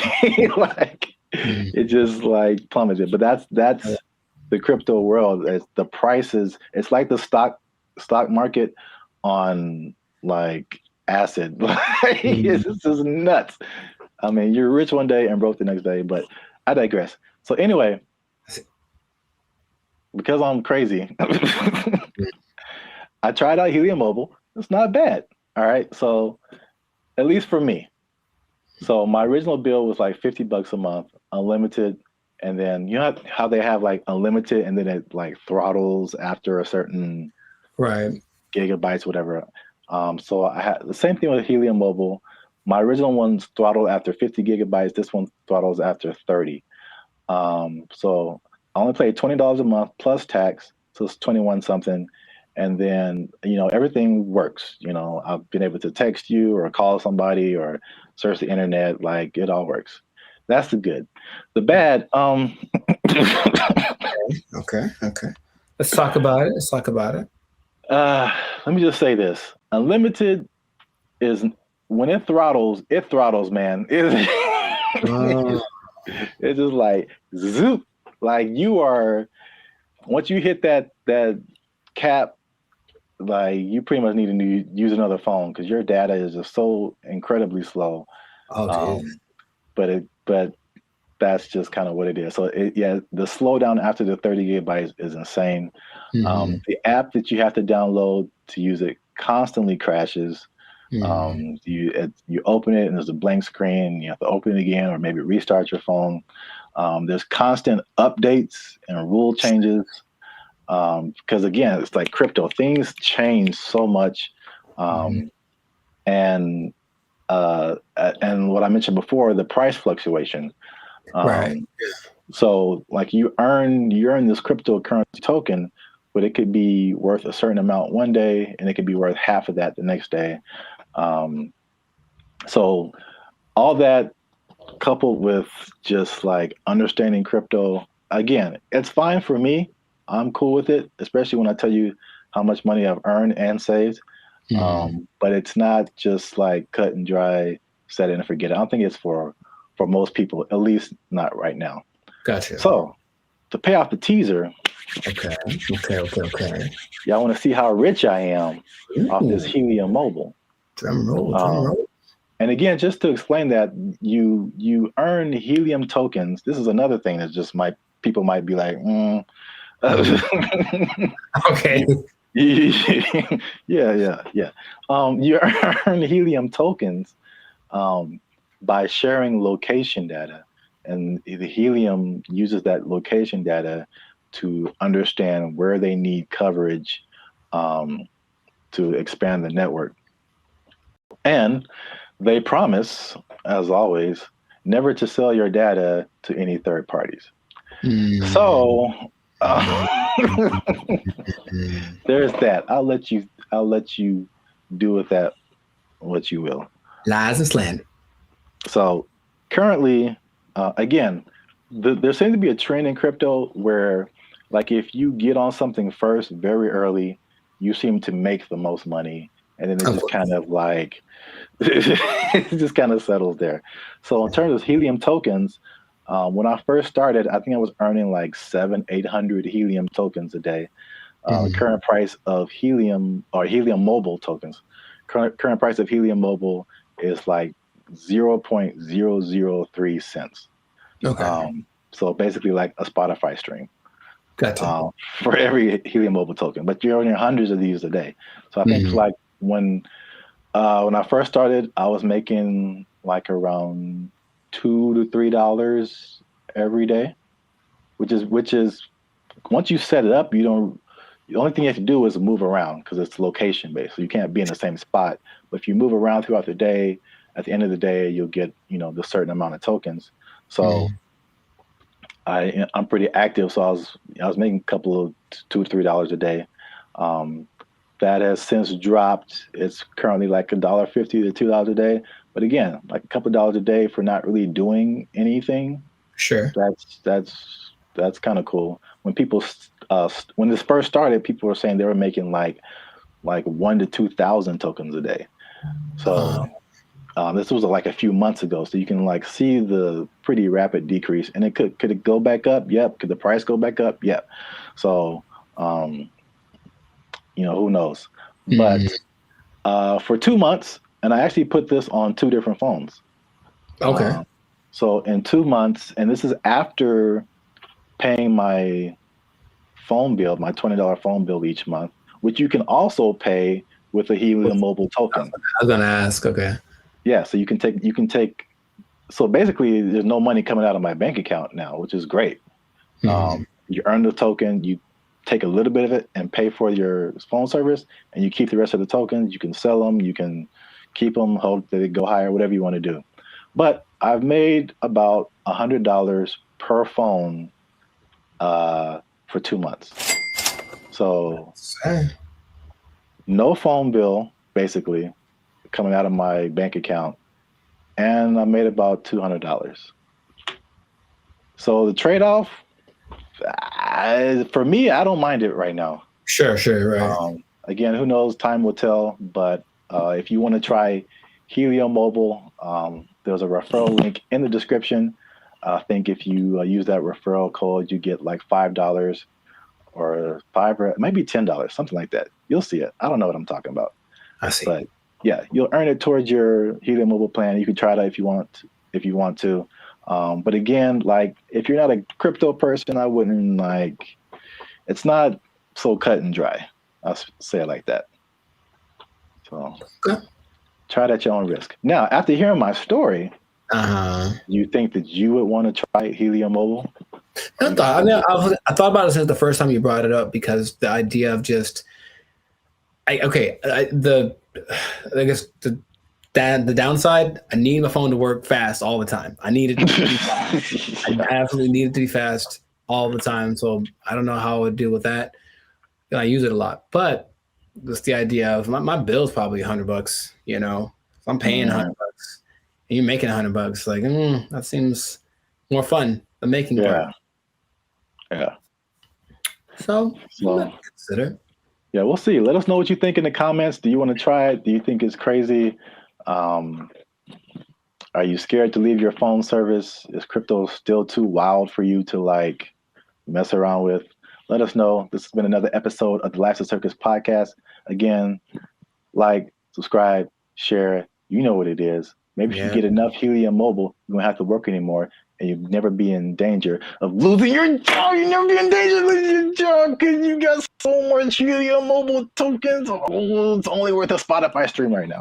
They took our jobs! They took our jobs! I mentioned that there was this kind of a weird coincidence when you brought this up, because I don't know this, or I don't know if y'all know this, Bobby, but I've been reading sometimes. And the book that I happen to be reading at the moment is called...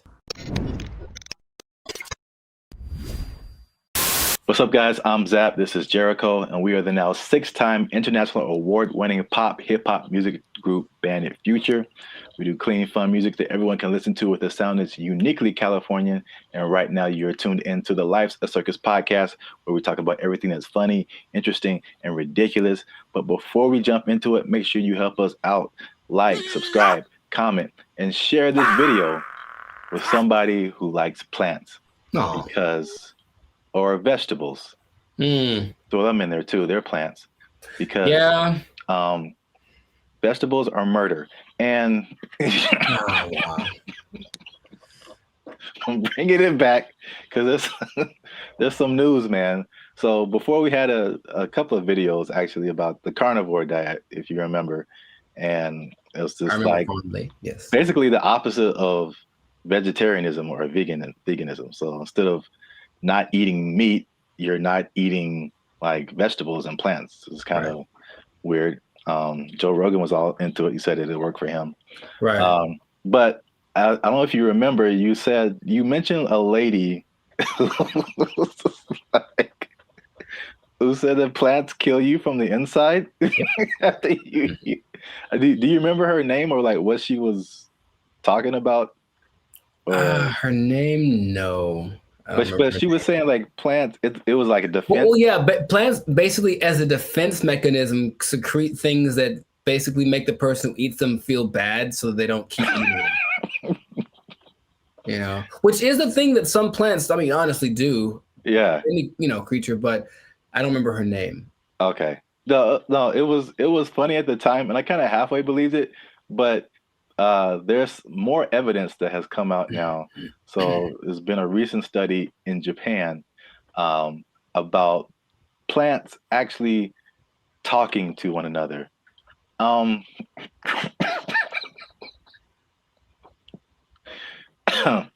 Jericho, do you think plants can talk to each other? Yes. Okay. Well, that was an easy sell. But well, here's the thing. I mentioned that there was this kind of a weird coincidence when you brought this up because I don't know this, or I don't know if y'all know this, Bobby, but I've been reading sometimes. And the book that I happen to be reading at the moment is called The Secret Life of Trees. And it actually is all about plants and their communication. I mean, kind of the evolution and why they're important to the planet and all that kind of stuff. But it does mention how they talk to each other, warning warning each other of threats. The bugs are over there. Don't do that. The sun is over here. Lean this way. Like they've done studies about that says that they do talk. So I believe it based off of one book that I've read halfway through. That is pretty crazy because that's kind of what they did in the study in Japan. Like they already knew that, but now they used this some kind of fluorescent light to kind of see a visual representation of the plants communicating. And they said the same thing, that plants that even though it's not like, because some people are like, oh, plants have feelings, and that's kind of different. like they don't get sad or happy, or I don't think so. They just kind of do things.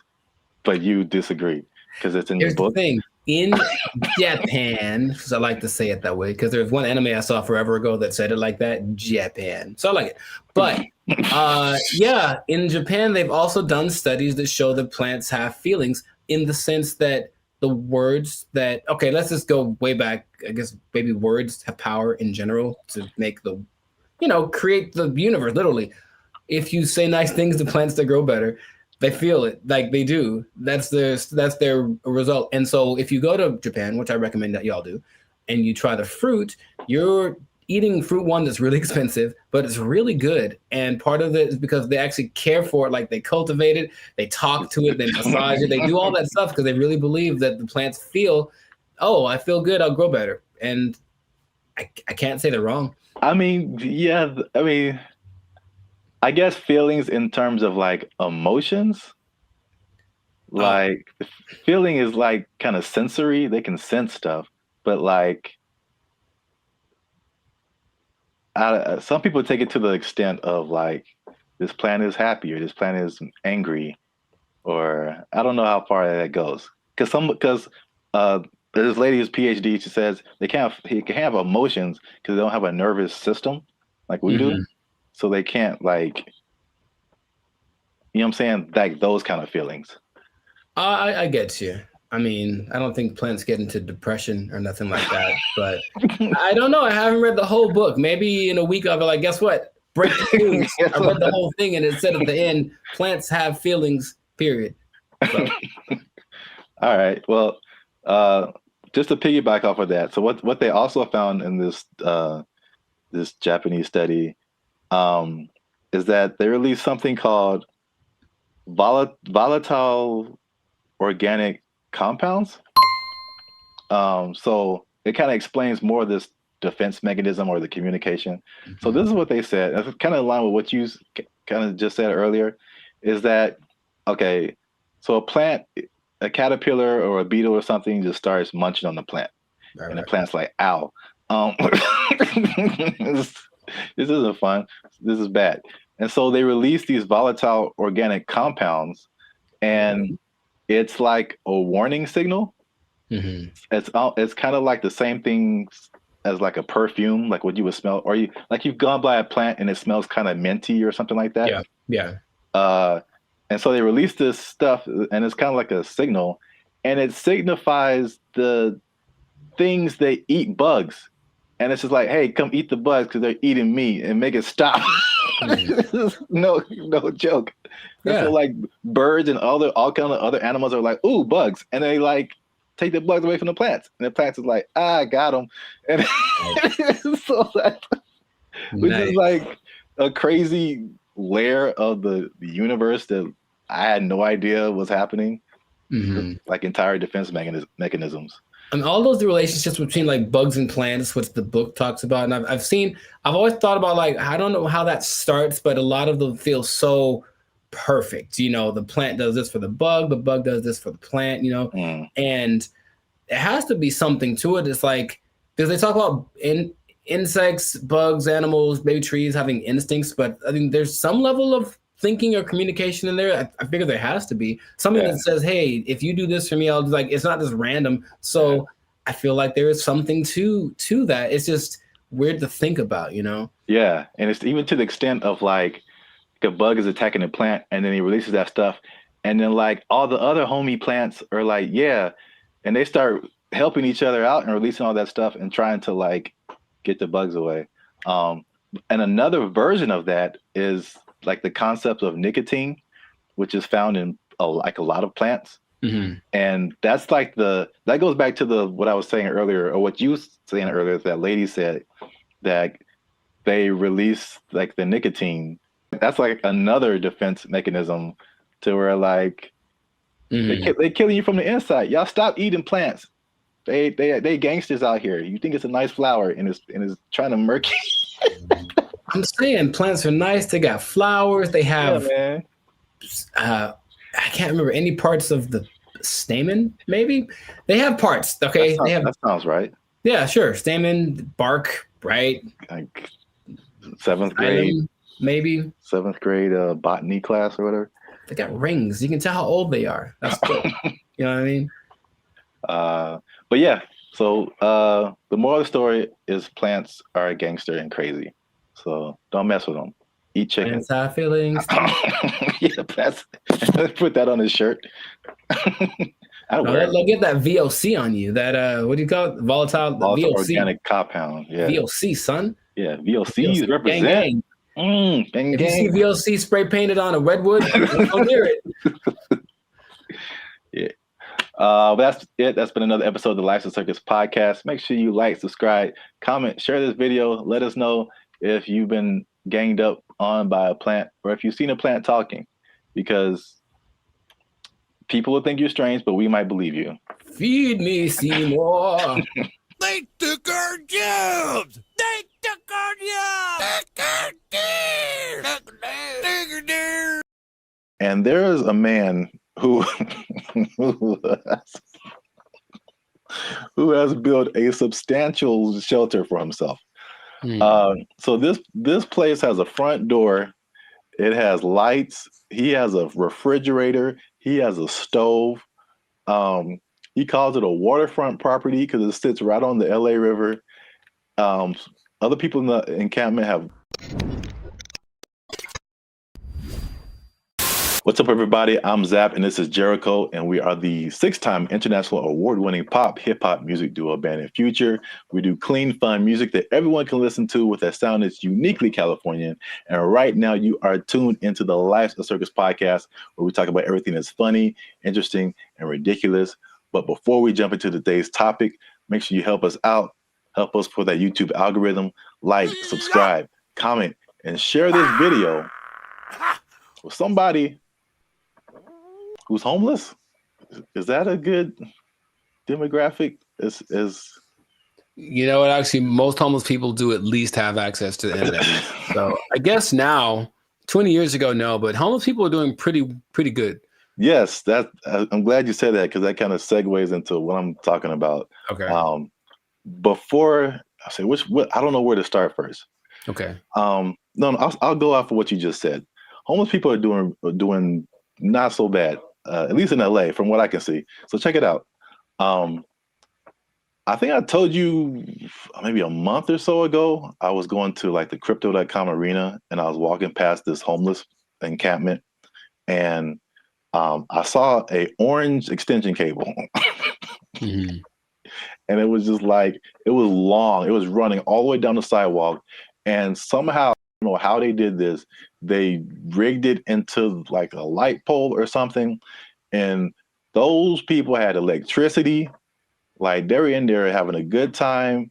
They had a TV running. They were watching Netflix, whatever. Like they were just like, it's all good. So the the I guess the comfortability of homelessness is getting really interesting. And then also I came across an article from ABC, which was just took it to the next level. So by the 110 freeway, which is a major freeway in Los Angeles, if you're not from here, there's an encampment, and there's a man who who has built a substantial shelter for himself. So this place has a front door. It has lights. He has a refrigerator. He has a stove. He calls it a waterfront property because it sits right on the LA River. Other people in the encampment have little gardens. I mean, they have a whole situation going on. So have you seen anything like this, or have you noticed like the increase in just amenities that like homeless people are just like living it up right now? Not specifically like that, but I do want to point out something, and I think it's a misconception that a lot of us have. Understandably, if you're homeless, you assume certain things about people, but being homeless doesn't mean you're broke. It doesn't at all. And I bring it up because I remember in Claremont, I was in a Coffee Bean listening to two homeless guys basically have a business meeting about how to get more money from people. Like the dude, he was seriously like, yo, man, you got to go to this exit between this time and this time. Make sure you have a dog, and they'll give you. So these people have money, and barring the people that are super drugged out or have like a crazy mental illness, not a lot, but there are homeless people that are homeless by choice. So they have money, it's like they just don't want to spend it on a house. So that doesn't surprise me, but I haven't seen specifically that. Yeah, I've literally been at the gas station and dudes walking up to me who are bigger than I am. I mean, they eating good and like fresh Jordans on. Like they just can I get $5? I'm like, dude, you look better than I do. Like, can I get $5? Right. Like, what are you talking about? But yeah, it's getting crazy. I mean, not getting crazy. It's already crazy, especially how here in LA, we have just, I think it was only, I forgot the numbers in LA, but it's just thousands and thousands of homeless people. But I did want to address something because we talked about the homeless before in a previous video in San Francisco, where they were like trying to hide the homeless people because all these people, these foreign dignitaries or something, were coming in and trying to hide the whole situation. Somebody, I don't know this person, but somebody got kind of offended at that video, and they tried to go at us in the comments, man. They tried to go at us in the comments. Would you like to hear it? Good. I'm just gonna paraphrase. So we were talking about the homeless. This guy came on and was like, have you been homeless? Have you ever been down on your luck? What would happen if you lost your job and things were wrong in your life? You lost your house, your apartment. So he's basically saying like, it's not our place to talk about the homeless, which I fired back at him, and I said, it is completely our place, because I lived in LA for a long time, but I lived in downtown LA, which is like homeless central, just a few blocks from Skid Row. When people are pulling down their pants and taking a dump on your front door and you step in it, you absolutely have a right to say something about that. Like, you have a right to say something about that. And it's not even the homeless in particular. It's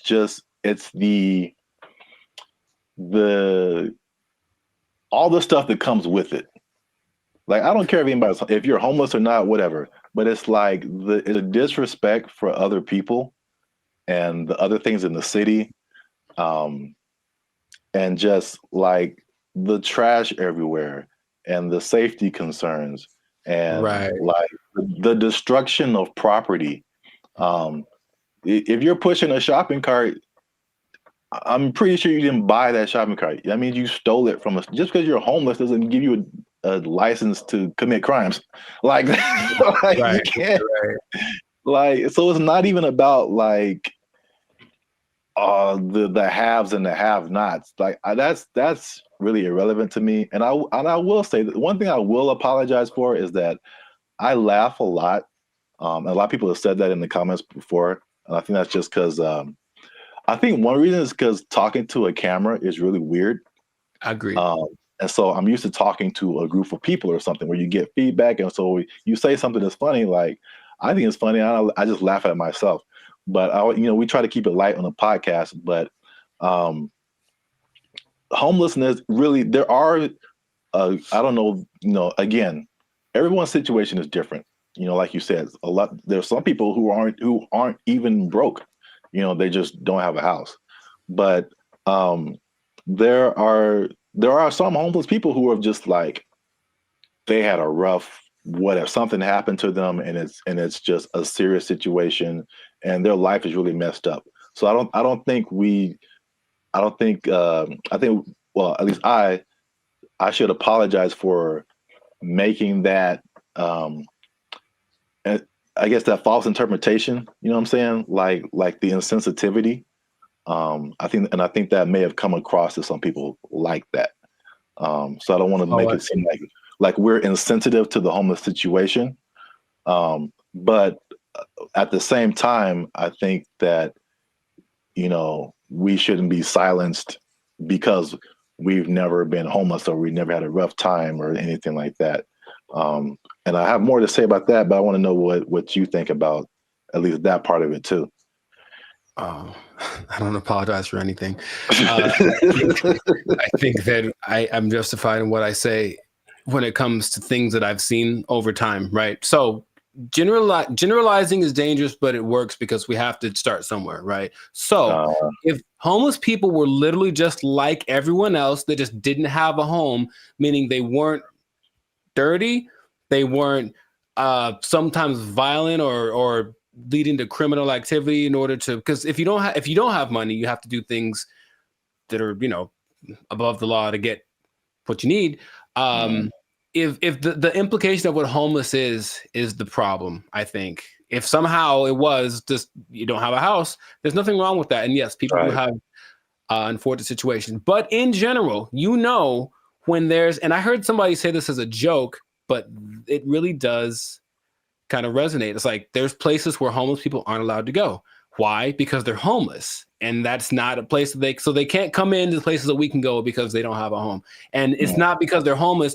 It's because you can tell they're homeless because they look homeless, they smell homeless, they talk homeless, they're weird to you. Like all that stuff is what we're talking about. At least personally, what I talk about when I mention the homeless people. So I don't think there's anything wrong with that. If you do want to go by, I'm sure someone knows someone who just lost it all in a bad, crypto, real estate exchange. The woman took everything, whatever. I know there's people like that, and that's unfortunate. But just in general, homeless people are not contributing to anyone's sense of safety or anything like that. And that's what I'm referring to when I mention homeless people. Yeah, that's I think that's an accurate statement. It's just like, it's not about the condition. It's about the character that comes along with that, and the not only not contributing but being destructive. So that's just, even in my neighborhood, I think I told you before, it's like when I first moved here, like a few years ago, this place was spotless. I mean, it was just like people had pride in their neighborhood and stuff like that. But we have a major mall, we have a major bus stop here and there, 7-Eleven, like the main intersection. That's kind of where I'm at. And it's just like every year it's like, okay, there's one homeless person. Okay, it's not so bad. 2 homeless. Dang. All right, there's a guy sleeping in front of the grocery store. Crap. And then it's like trash just keeps building up. Trash, more trash, more trash, more trash. And it's like, this isn't a rocket science. Like, what has changed? There's more homeless people. There's more trash. There's more abandoned shopping carts. There's more crime. I mean, I looked at the crime map for my area, and it was like literally my block, that area that I'm talking about, is where all this stuff happens. This is like, anyway. The other point I wanted to make before we kind of wrap it up, because it's going kind of long. One thing I also hate is that when people make judgments about you and they don't know anything about you. So same thing. I mean, the door swings both ways, right? People could say, "Hey, we're making a judgment about homeless people," but this person in the comment also made a judgment about us, like that we don't know anything about homelessness. We have never had a rough time or anything like that. And it's just interesting to see, because I personally didn't come from having a lot or anything like that, and so when I've done stuff here in LA and I've really worked really hard and become successful, it's just like the mentality of people is just so interesting to see, like the psychology. It's like you become like, you always had a silver spoon and like you got it good and you don't know what it's like and all this kind of stuff. And I'm like, I absolutely do know what it's like. Like into like 2012, I had nothing. I had like literally no job, no place to stay. Like I've been through all this kind of stuff. Like, and just because I'm like in my own place and have my own business and I do all this stuff doesn't mean like I don't know what's up. And I think about the people like the Jeff Bezos of the world, who just people just, oh man, he doesn't care. He doesn't know what it's like. Like I've seen pictures of this dude. This dude was selling books like in a garage somewhere, like just nerding out. I don't know if he had friends or I don't know, but they show these Google started in a garage, Apple started in somebody's garage, Amazon started in somebody's garage. These dudes didn't just like, No, they worked for it. They really did. Yeah. And they gave the world something that the world needed. So they get rewarded with exactly. I mean, if you want to have all that, then you can create something that literally changes the entire world. And then you can have all that too. But like, I don't criticize anybody for like having success or anything like that. Like, I'm pretty sure at some point, even like the what was it? The Kardashians or Paris Hilton, because I used to kind of feel that way too, because that was kind of like their, you knew that they came from money. They had stuff going on. Sure. But like, unless you have worked on a TV show, like you really don't understand how insanely difficult it is, how much you have to grind. Like just because you have a bunch of money doesn't mean it's going to be a success. Absolutely. Like I kind of tell you that I'm not even a lead. I'm just working, background or stand-in or just co-star or something. And I'm just like, after a couple of days, I'm like, dude, I'm like spent. I'm like, you're just 12 hours a day, boom, grinding. And then they have to come back and learn. They got to go home, learn lines, I think Dave Chappelle had a funny like little. I do a Chappelle show, 14 hours a day. I come home, raise my kids for like 10 to 20 minutes, and I get back up and do it again. Yeah, dude.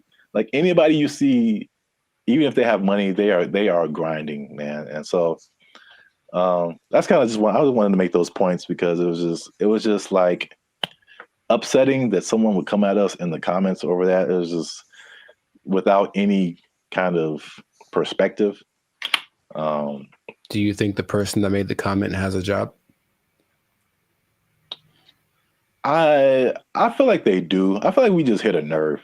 Like they had a job, or they're going through a tough time, or someone in their life is going through a tough time, and it just seemed like we were just talking about, we just like on YouTube, and we're privileged, and we just homeless people are terrible, and it's just so. I say if you give me one fact about a person, and then I get to judge whether or not to invite them over to my house. If you tell me right off the jump this person's homeless, then that's going to determine whether I want them to come over. Now, it's possible they're the sweetest person, and I know people for sure that do have homes that I'd never want them to come over. So there's that. It doesn't mean that they're a bad person. It just means, just based on the facts, statistically, this isn't a good start. Yeah. So I know it's a controversial situation. It's a big, it's been a big problem in LA and in many other places around the U.S. and around the world. But let us know what you think. Leave us a comment. Let us know a comment that's nice. No, you can disagree. You can say what you want. But just know that I'm coming after you if you do. Now leave us a comment. Let us know what you think. Homelessness. Have you seen homeless people? Are they living it up in your area? Do you wish you were homeless and you could just live like that and not pay rent? Do people misjudge one another when it comes to all this kind of stuff? I know it's chaotic. Let us know what you think. Until then, you stay classy, San Diego. That's nice. And don't be homeless. Don't be homeless. Yes. Worst ending ever. Bye. They took our jobs. They took our jobs. As long as there's money, I'm getting there, and there's money there. Right. Like, yeah, let's go. Yeah. But if I'm like just dumping out my life savings to like take a picture with an elephant and then come back, bruh. For some people, they think that's worth it. They think it's well worth it. No way.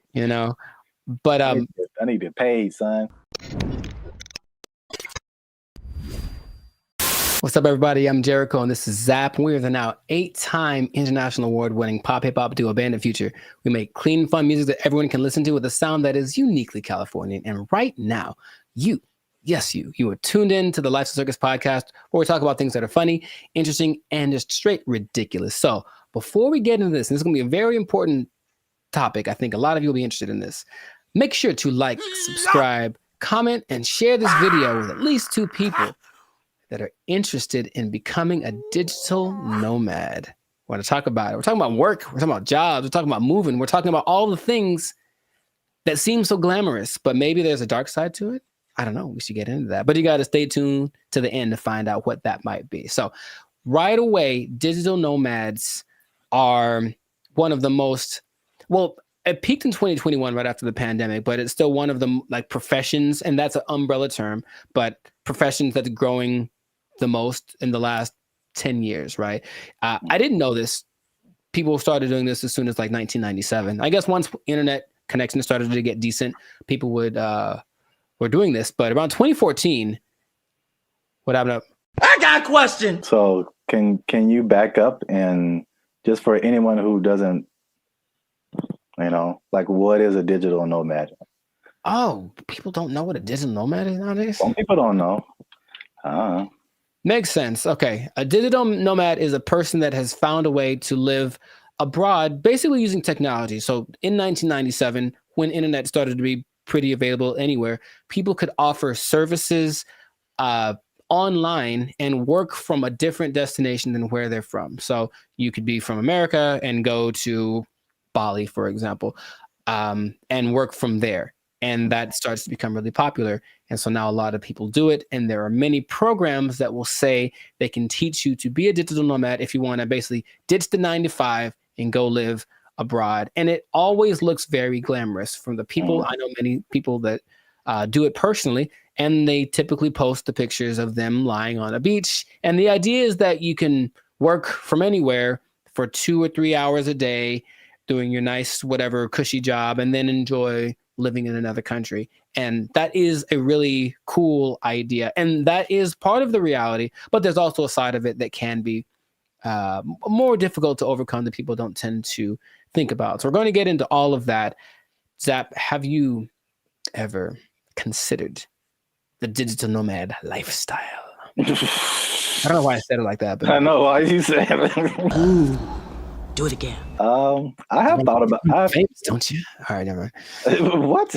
Huh? I've thought about it for sure. I just don't. I don't think I have had jobs where that's a possibility. Sure. And also, I feel like those types of jobs wouldn't be the jobs that I would like. Mm-hmm. Because it's basically, I mean, digital is just you and a computer. Yes. So, I mean, a lot of what we do is not staring at a computer screen all day. Right. The typical idea of a digital nomad is somebody sitting in a coffee shop working for 8 hours a day or 6 hours a day or whatever.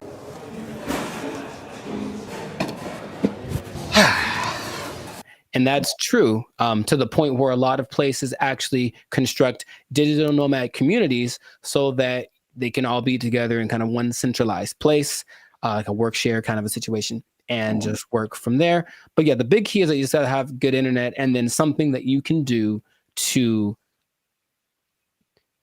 work from a different place so you're not interacting with people directly. But you have a lot of options. Nice. So like if you like hopping around from place to place, one of my friends that does this will be in, I'm always like, where are you now? And it's kind of a cute thing because where are you now? I'm in Colombia. Cool. Where are you now? I'm in Turkey. Where are you now? I'm in Bali. And there are places that you'll notice are kind of hubs for digital nomads. One, because the cost of living is low. Two, because the internet connection is good because you can't do it everywhere. A big place for a digital nomad, especially expats from the US, is Portugal because low cost of living, good food, safe in general, and the internet is amazing there. So that's one of the spots that you can go to if you want to be that. But you get flexibility. So if you like the idea of moving around and working from different locations, then that's perfect. And then since you're not working all the time, you do get to explore and check out new stuff and take the picture in front of the Taj Mahal or whatever thing that you want to do, which is usually what people do to I guess showcase how cool their life is. I don't know. It does seem like kind of a validation. Like, why am I doing this? Because, like I said, the downsides, as I mentioned, there are many as well. But you get to explore, you get to travel, because people always think about going places as being expensive. And yes, vacationing is expensive, but travel, just that part of it, isn't necessarily expensive. If you think about it, you're just going places and then staying there, not trying to be extravagant. So you can be frugal, you can get a VPN so that your plane tickets are cheaper, and then you just live within your means wherever you are.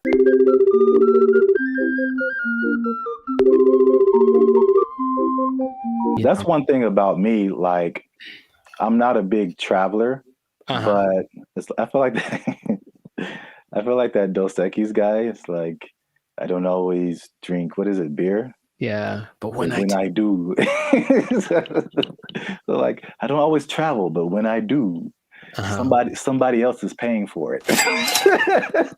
Right. And that is just like that's like the only time I travel. Like I will go on a tour for work, to play music or whatever, go to another state, go to another country. As long as there's money, I'm getting there and there's money there. Right. Like, yeah, let's go. Yeah. But if I'm like just dumping out my life savings to like take a picture with the elephant and then come back, bruh. For some people, they think that's worth it. They think it's well worth it. No way.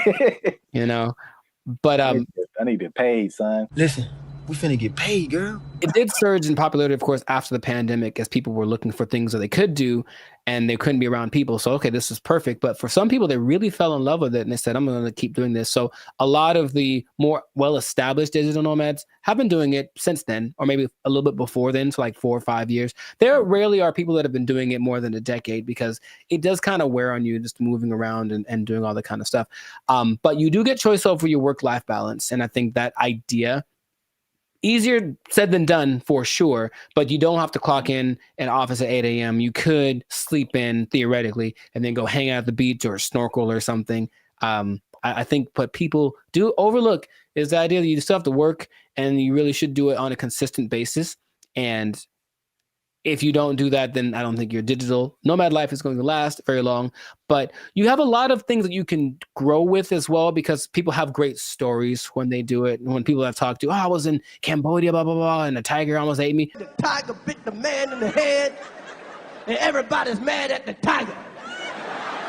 There's also, you get to choose where you live, because if where you live is expensive, you can just go someplace that's a lot cheaper. So I think that's why Bali tops the list for a lot of people, because it's not very expensive to live there from a month-to-month basis. So if you find a way to get income from where you're from, be it the United States, England, something like that, and you can generate that money while you're living in Bali, then you're living like I heard for like $1,000 a month, you can have servants. Wow. Literally. I'm gonna take a nap.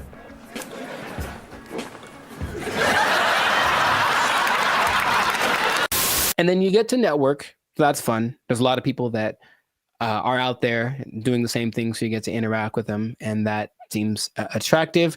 And then you don't really have to go to work. You think about that. Honestly, I don't know about you, but I think a lot of people hate going to work. They don't dislike work. They don't like going to work. They have to get up, they have to do the thing, they have to deal with traffic, whatever. If you are a digital nomad, you don't have to go anywhere, really. If you have a good internet in your Airbnb or whatever you're renting, you can just stay there. Mother shit, that son of a ass! You, I just... Yeah, bro, like just putting on, like, I look at the, especially when I used to live in downtown LA and seeing the people who like worked in corporate offices and they had to wear suits and ties, stuff like that. Just the thought of like getting up every single morning and putting on an entire suit, dude, like it's a challenge. So I could sit at a desk and then come home and then take it all off. Like if I can go to work and still be in my pajamas, like, dude, where do I sign up? Yeah, I get the appeal for sure. Very cool. We love it, Will. Thank you. The last advantage that people talk about a lot is the cultural and immersion. If you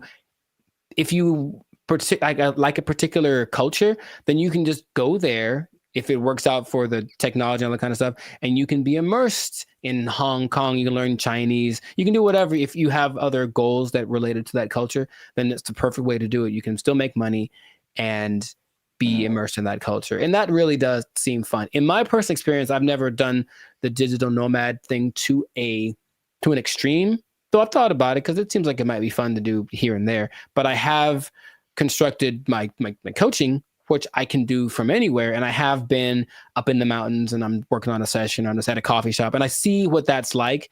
And if that was my everyday, it wouldn't be so bad. You know, it's definitely like, oh, I need my computer to work. That's all. If my computer works and the connection is good, then it works. If it does not work, then it's a bad day. That's all.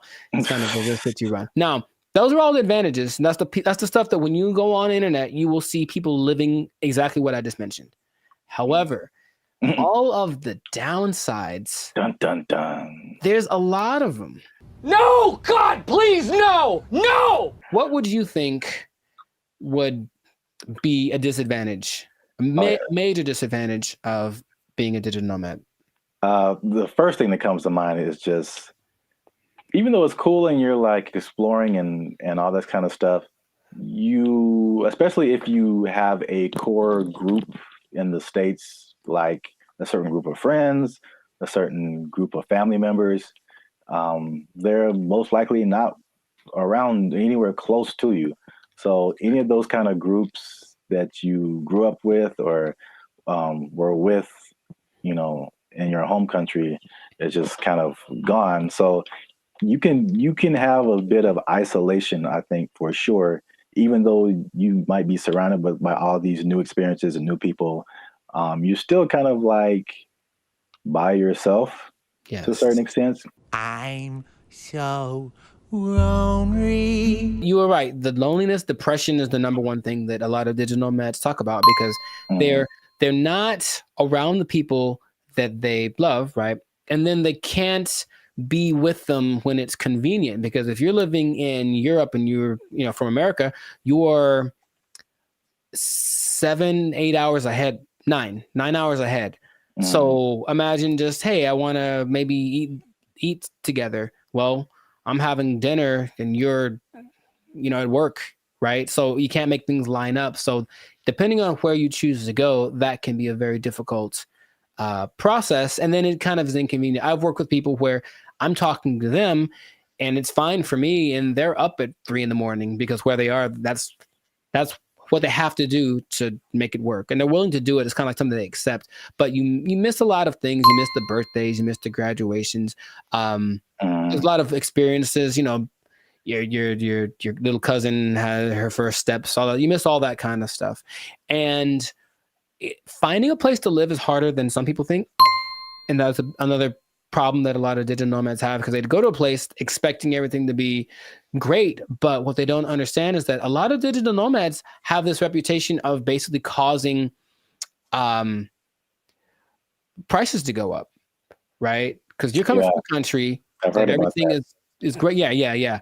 So everything's coming up because you have a lot of money. So a bunch of you move to one place that's not doing too well. So they're like, oh, there's a lot of these people, so I'll charge more so I can make money. But then the locals start to resent you because you're there. And so you don't feel welcome. And that's kind of an uncomfortable thing. I think I mentioned, I have a friend who travels a lot. When she said when she was in Turkey, she kind of got that vibe. It's just like, why are you here? But she doesn't speak Turkish at all, so that didn't help her cause. However, some places actually put signs up that says like, hey, digital nomad is not welcome. It's gotten to that point. Wow. You go to a coffee shop and like, nope, you can't come in because you're going to buy one drink and work here and use the internet for 8 hours. Nah, you got to get out or find someplace else. So that's starting to become a thing. So yeah, just think about that. It's like you want to be welcome. Now I'll tell you in a second, some countries are actually taking measures towards making sure that the digital nomads they do attract are actually helping the economy. But a lot of places don't have that in place yet. So yeah, the locals might resent you. If so you just for my own personal whatever. I got a question. Have you ever gone into Starbucks and worked on something and not bought anything? Yeah. I'm in a jerk, man. Oh yeah. Do you feel guilty at all? Or are you just like? No, I spent a lot of money in Starbucks. I think have once in a while. Okay. That's just my. If it was, and the thing is, if it was a mom and pop type place, then I'd feel bad. I'd buy something every time. But here's the thing. I even usually go to Starbucks. I have to use the bathroom. I buy a cookie or something just because. Oh yeah. But sometimes I'm like, I'm here for an hour. I'm popping in and out. I'm a regular. Don't mind me. I'm just. I think that's interesting psychologically because I feel. I feel the same way. Like if I go to a place where like I shop there all the time and I just go and then I just go in there to like use the bathroom or something. I'm like, you guys owe me. You guys owe me this bathroom.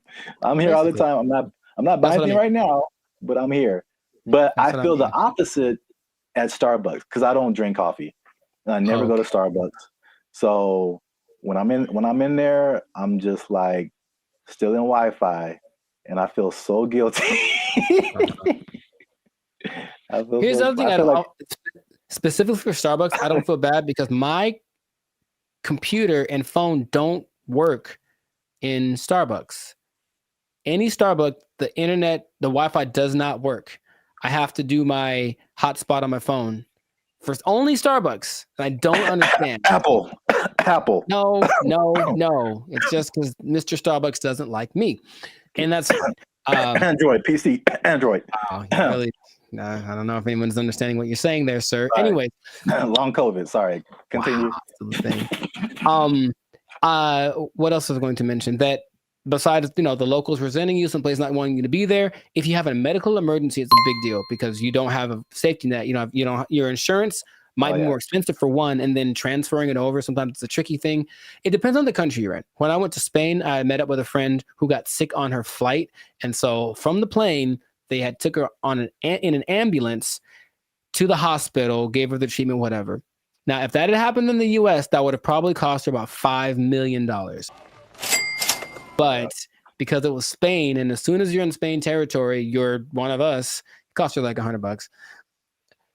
So that was cool, but it does depend. So you really have to be careful just about that. Just think, all these things are things that you want to think about before you do it, because it doesn't look that difficult if you only pay attention to the people that post about it, because they just posting the good stuff. Once in a while, there's a sob story about no, someone kicked me off of a bus. I think I saw that recently because they weren't from there and they got kicked out the bus and they felt so sad. I was like, well, life is hard, bro. I don't know what to tell you. It's really hard to find romance for these people, for sure, because you're not going to be there very long, and so no one wants to get involved with you unless you choose to be. So that's just another side to it. What I was going to mention earlier is that some places like Indonesia are starting to put in measures where they welcome digital nomads that have X amount of money in their bank account, and they allow them to actually have a visa, a second home visa is what it's called. And then they can live there for up to 10 years. But they want people to come and, of course, do something related to the Indonesian economic system. So they're telling people, come on over. And so in that case, if you have it like that, then you can move one place. You're going to stay there, and it still implies you're making money based off of where you're from, and you're just living kind of more permanently in a new place. And that seems to be okay if you want to maybe uproot, start someplace else, then you can find love and no one has a problem with that. But you won't find many people that are willing to, be with you for just a couple months, like for something serious, if they know you're going to leave, or if, you have a hard time being committed to one thing. So there's a lot of things to take into consideration. I know traveling. Have you ever planned a trip? It takes a lot. So imagine doing that regularly every couple months. I got to plan my stay. All that stuff is kind of a hassle. The idea of living out of a suitcase, some people don't like that. And that's why I think it lends itself to like a younger demographic, like someone in college, fresh out of college. Because I think at the end of the day, I think the internet has shown us that we need some kind of physical community, some kind of grounding. And if you don't have that, you just kind of like, you just kind of out there, and there's some, like you said, there's some negative effects to just kind of being on your own. So right, that's interesting. And the interesting thing about that too, what you just mentioned, is that the idea of nomads in general were nomadic people, meaning they were tribes. So there were people that wandered around, but they were all together, and so that feels so bad. We're all doing this, and now it's like I'm just by myself, me against the world. Hoping for the best by myself in this new place. So lonely inside, real alone. The best case situation that I've seen work out pretty good is when couples decide to do it. And that's not so bad. That actually seems to be really the way to go. Like it's kind of hard to find someone that's aligned with that vision, but if you're both in it, let's both go X place and move around and whatnot. That seems to be, because that'll get you through the hard times. Listen, we finna get paid, girl. I can't even imagine traveling alone. I know a lot of people do it. I think it's very fun. That's just crazy to me. Like, I need at least one other person who knows where I am, what's happening. I didn't get kidnapped today. Like, I'm not in a ditch somewhere. Like, buddy system. Yes. All right. It's easy. It's easy. Just you can follow the Jericho Law patented make friends method. I didn't just make this up, but I've thought about it. Like, this is what I've done many times, and it works every time. It literally works every single time. Okay, here's what you do. All right, pay attention. Pen and paper out, everybody. This is a learning moment. You get a bottle of alcohol or something else that people. So you lost me already. I know. Well, you don't have to necessarily do it, but get a bottle of alcohol or something that people enjoy in general. Maybe it's a cake. I haven't tried with a cake. I think it might work with a cake. Cake is universal. I think so. And you walk up to the group of people that you don't know. I said, I've done this many times. And you walk up and you go, yo, and that's it.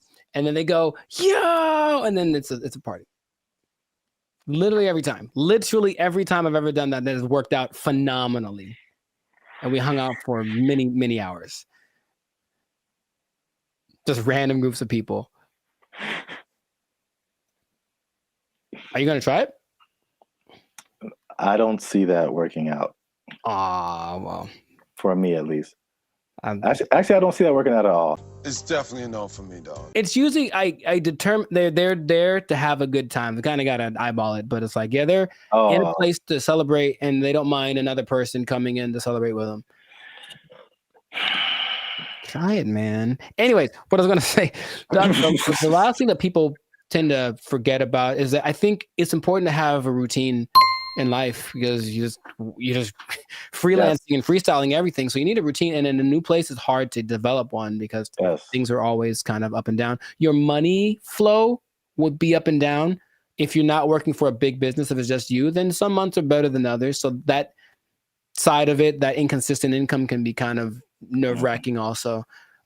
Or it might make it so you can't keep doing it, right? If you don't make enough money. So you really want to have a good savings before that all comes under this. Now that you say that, it's all under the same umbrella. Like if you wanted to put all of that in one word, it's stability.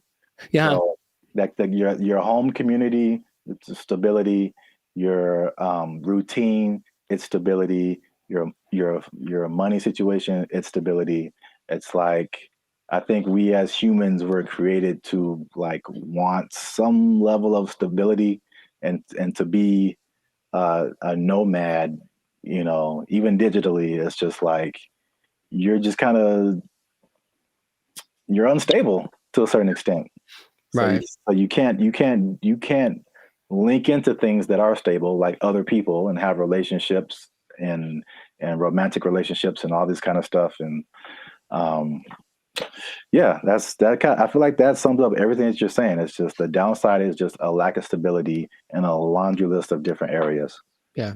I think some people, if they have the right personality, I know personally that's perfect for me. I wouldn't mind that kind of a thing. It definitely doesn't. Actually, my perfect scenario in life would be that this would be a show. No one take my idea. This would be a show. That someone wakes up in the morning and there's an envelope at their door, and basically it tells them what they're going to do for work that day, and they have an hour to get to the airport or wherever, and then they don't know what it is. They've never done it before, and that's their job. I would love that. That is really good. See? Wait, for the show? Yeah, I mean, yeah, the idea, yeah. Okay, I watched that on TV or something. I thought of it. No one take it. Yeah, copyright. All right, we should just do it. That'd be fun. Yeah. I think it'll reach a peak and start to come down because people were still riding the wave of the COVID. But after a while, people want to start families, do all that kind of stuff. And if you need that stability, then it's not the job for you. But if you're younger, or if you want a change of scenery, some people do it for a few years and then they come, they stop. But it seems like a cool thing. Where do I sign, Mr. Berry Gordy? I might give it a shot here and there. That's kind of my thought about it. I'll just try working for a week or so from wherever place, but not necessarily do the jumping around and to the extreme that some people do, because that's a little much. And then they do a lot to find people to talk to. They talk on those like roulette chats, like we did that one time. Oh God. Yeah. Yeah, I know. Maybe we shouldn't do that again. Got him! Got him! But people spend a lot of time on those because it's literally just like someone didn't talk to me, someone be a connection, and I think you can see that a lot more. So hopefully that doesn't long term affect people's mental health with all the depression and stuff like that. But if you're thinking about becoming a digital nomad, I just gave you the blueprint. Keep in mind the positives and negatives, and if it's in your heart, go for it. But above all, make sure to share this video with somebody that wants to know a little more about the digital nomad life. And I'll tell you what. What? This is not possible if you don't have a job.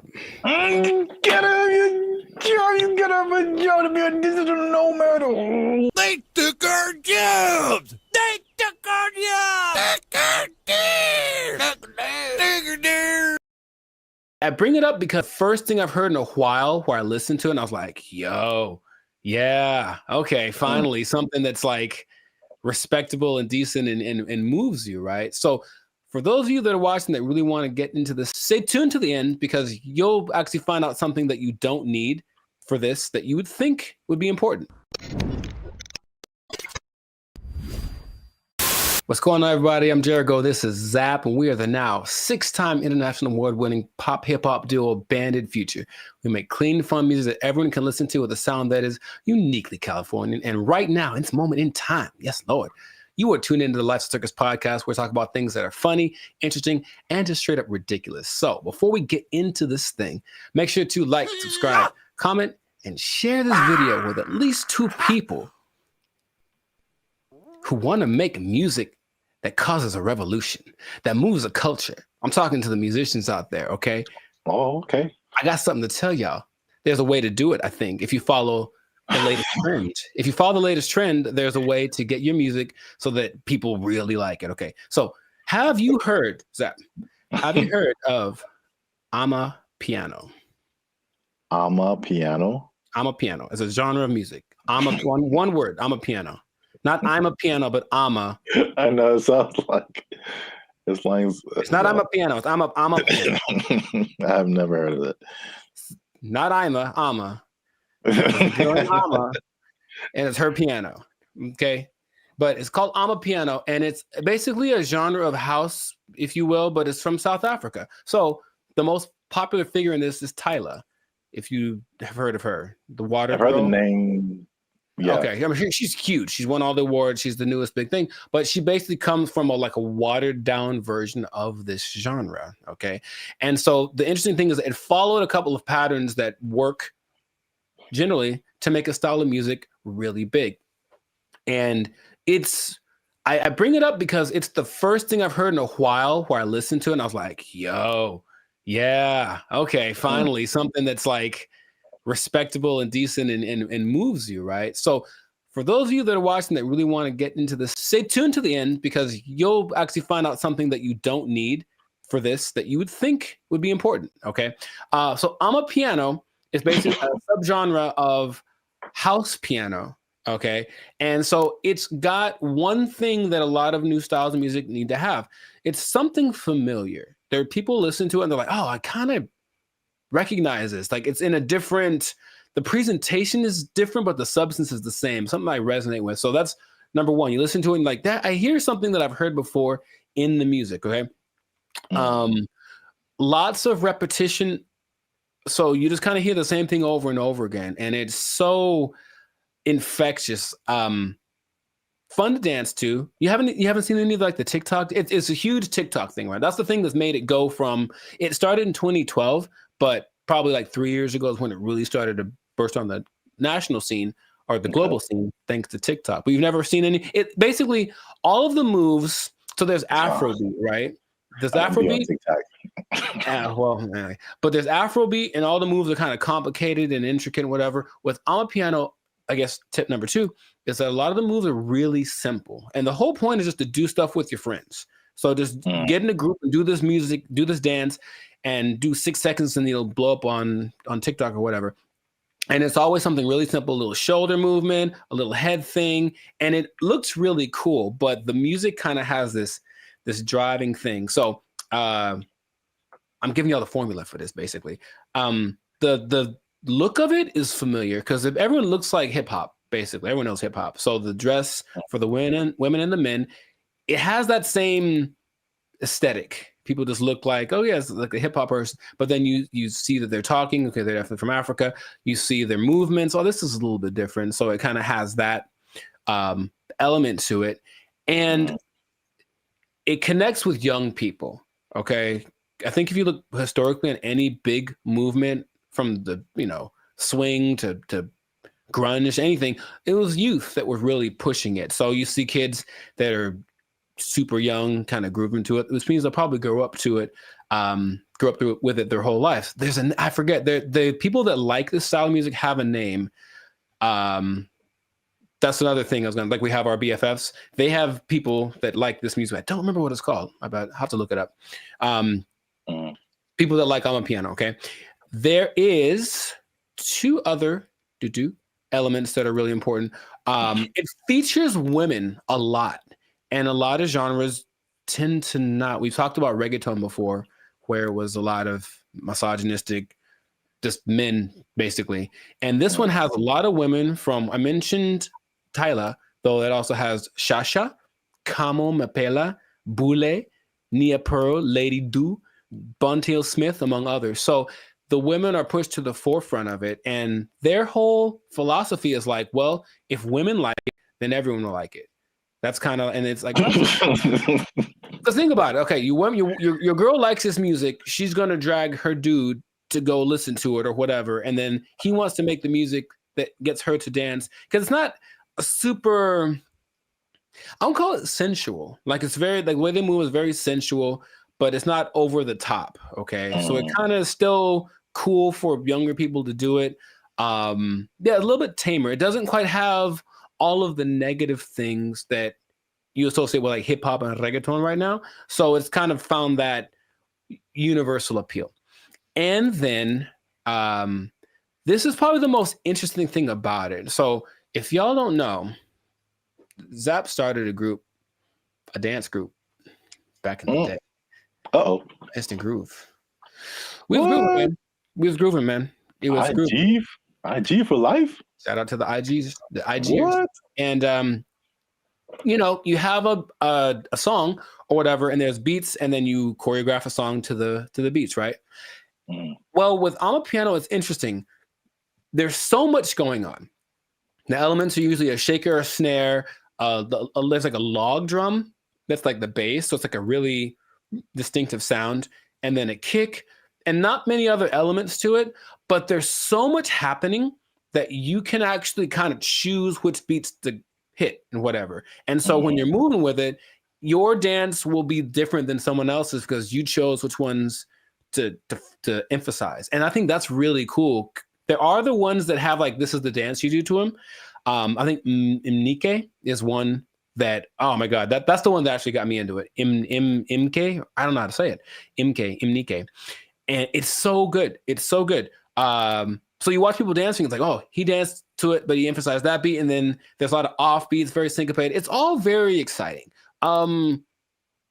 Before I get into what the thing that's not in it that you would be surprised about, has there been any music that you've heard recently that made you go, okay? Because I think to me, music's been kind of like, I don't know, for a while. But anything that you've heard that was like, okay, oh, that's pretty dope. Yeah, I mean, the first thing that comes to mind, and I think I told you about this too, was I saw, I don't know what it is, but what you're talking about kind of feels like it's almost in that same vein. But I saw something on Instagram where it was all these people dancing. They were at some event, and it was, I can't remember the song, but I just remember everyone was dancing, and they're all doing the same kind of moves, kind of in it seemed like a modern day cha-cha slide. Because because when I saw it, I'm like we really haven't had, I can't think of a song like the cha-cha slide where like everybody gets on the dance floor and then everyone knows kind of what to do and you all do it together. Right. Because the Cupid Shuffle, I maybe that came after Cha-Cha Slide. I can't remember. Yeah, I don't remember. Right. But I can't remember anything past those two songs where like everybody, but I saw this video and everybody was doing it. I mean, I'm talking white, black, Asian, Latino, like grunge looking goth people, hip hop looking, like everybody was doing it. And I was like, this is so dope. And I wish I had saved it and I didn't. Oh, okay. So if anybody knows where that video is, there's one particular goth girl who was just like getting it. And everybody's in the comments like, oh, this goth girl is getting it. And I was like, yo, this is dope. So anybody knows what that video is, I would really like to find it and see it again. But okay. Yeah, you mentioned the dance thing. I think that's popular music has almost always been dance music. So if you can get something to make people want to move, and when you listen to the people talk about it, they're so passionate about one, having this thing that's like theirs, right? It's not hip hop. It's not house, it's theirs. It's Amapiano. And it's like, okay, so they love the fact that they have kind of their own thing. And then when people gravitate to it, they have to kind of pay their respects. Okay, South Africa is on the map. They're winning, right? And then you watch them dance, and it's like the mood a little, not weird, but like kind of offbeat in a way. And they do this thing where they like roll their eyes in the back of their head with the shoulder thing. It's really peculiar, but I think it's cool, especially when you see like 10 people doing it.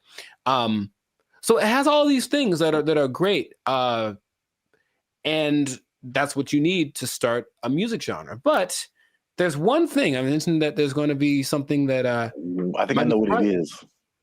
What? Oh, go ahead. I think I know what it is. Oh, mate, go ahead, say it. I'm going to say there's no piano. Oh, no, man, it's called I'm a Piano. Like, there's piano and everything. Oh. Yeah, there's been a piano in all of them. Oh, okay. Well, no. The thing I think it would have been clever if there was no piano. Oh, I get you. It's called I'm a Piano. I get you. I guess. That's not a good translation from their language. No, the thing that's surprising about it, if you watch all the documentaries and all the people being interviewed, all the producers, all the everything, no one mentions the lyrics. They all have lyrics and they don't matter. It's literally the last thing on anyone's mind. They're just there, but no one's singing along. No one's saying this song touches me in this way. I don't connect nothing. Okay, now partly it's because the songs are all in either Zulu. I'm gonna try this. Zulu, Xhosa.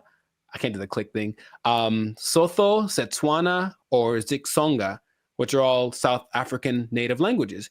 But the thing that strikes me interesting is that, yeah, they're all singing and no one knows the words and nobody seems to care. So there are really big singers in this style, but the words don't matter. It's just the feeling of it. And that's what I found very unique to this. So if you listen to watch, no one knows what they're saying. You know, so I guess this goes to show you that that's not something that people necessarily require anymore. Just as long as it feels good, as long as it's fun to do. Oh yeah, I mean, you think about like U.S. artists who are just like huge worldwide. I'm sure like people don't speak English and they have no idea, but they're just bumping like Earth, Wind, and Fire and like. Well, the thing is, not even the choruses. You think at least on the chorus, okay, everyone sings nothing. Yeah, it's really weird. Yeah, I mean, I know that this is different, but I'm just saying like the ability of music to kind of to have that a tendency to. Oh sure, yeah. To where the words you don't have to quite know the words. I mean, I don't know the words to this at all, right? But I'm still digging it because I guess that's what they're transmitting. But even the people from there aren't singing the words or talking about nobody mentioned the lyrics one time. So, and the thing is, the songs don't sound all the same, even though they kind of have the same elements. They have different. I think it's great. That's what I want to just point out. Sounds cool, yeah. If you haven't listened to I'm a Piano, I recommend you check it out. Just be warned, there is piano. There's piano in it. I think you'll enjoy it. I thought I got that right. I really did. Nah, I should have just lied. Yeah, you got it, man. But in any case, let us know in the comments if you listen to I'm a Piano, what you think. If you have a TikTok account with 20 million followers because you did a dance to one of the songs, who knows? But and all the songs, the dances are just from whoever did a cool thing. That's the other thing. They're not made by famous choreographers. It's just like somebody literally said, I saw a kid dancing to it on the street and I thought it was cool, so I did it in the club. And the next thing you know, there's 500 people doing it. So there's that like word of mouth element to it. That's just, I think it's really cool. So anyways, yeah, check it out. Check out some of those artists that I mentioned. They're pretty great. And if we get 10 comments, then Jericho's going to do one of the dances on our TikTok. I didn't sign up for that. I wouldn't mind learning though. That is kind of fun. I'll do one of the simpler ones. 10 comments. There's one. It's like a little. It's very simple moves, but I'm still probably going to mess it up. Anyway, this has been another episode of the Lifestyle Circus podcast. Make sure to like, subscribe, comment, share this video with your peoples, and then just remember that if you're dancing and you're grooving, then the music's going to be spread around. So make that music danceable, and you stay classy, San Diego. Yeah, man. You got it. There's piano. They took our jobs. They took our jobs. Dump, but it stayed on its feet. That was crazy. Okay. I guess I'll just save all the comments for the.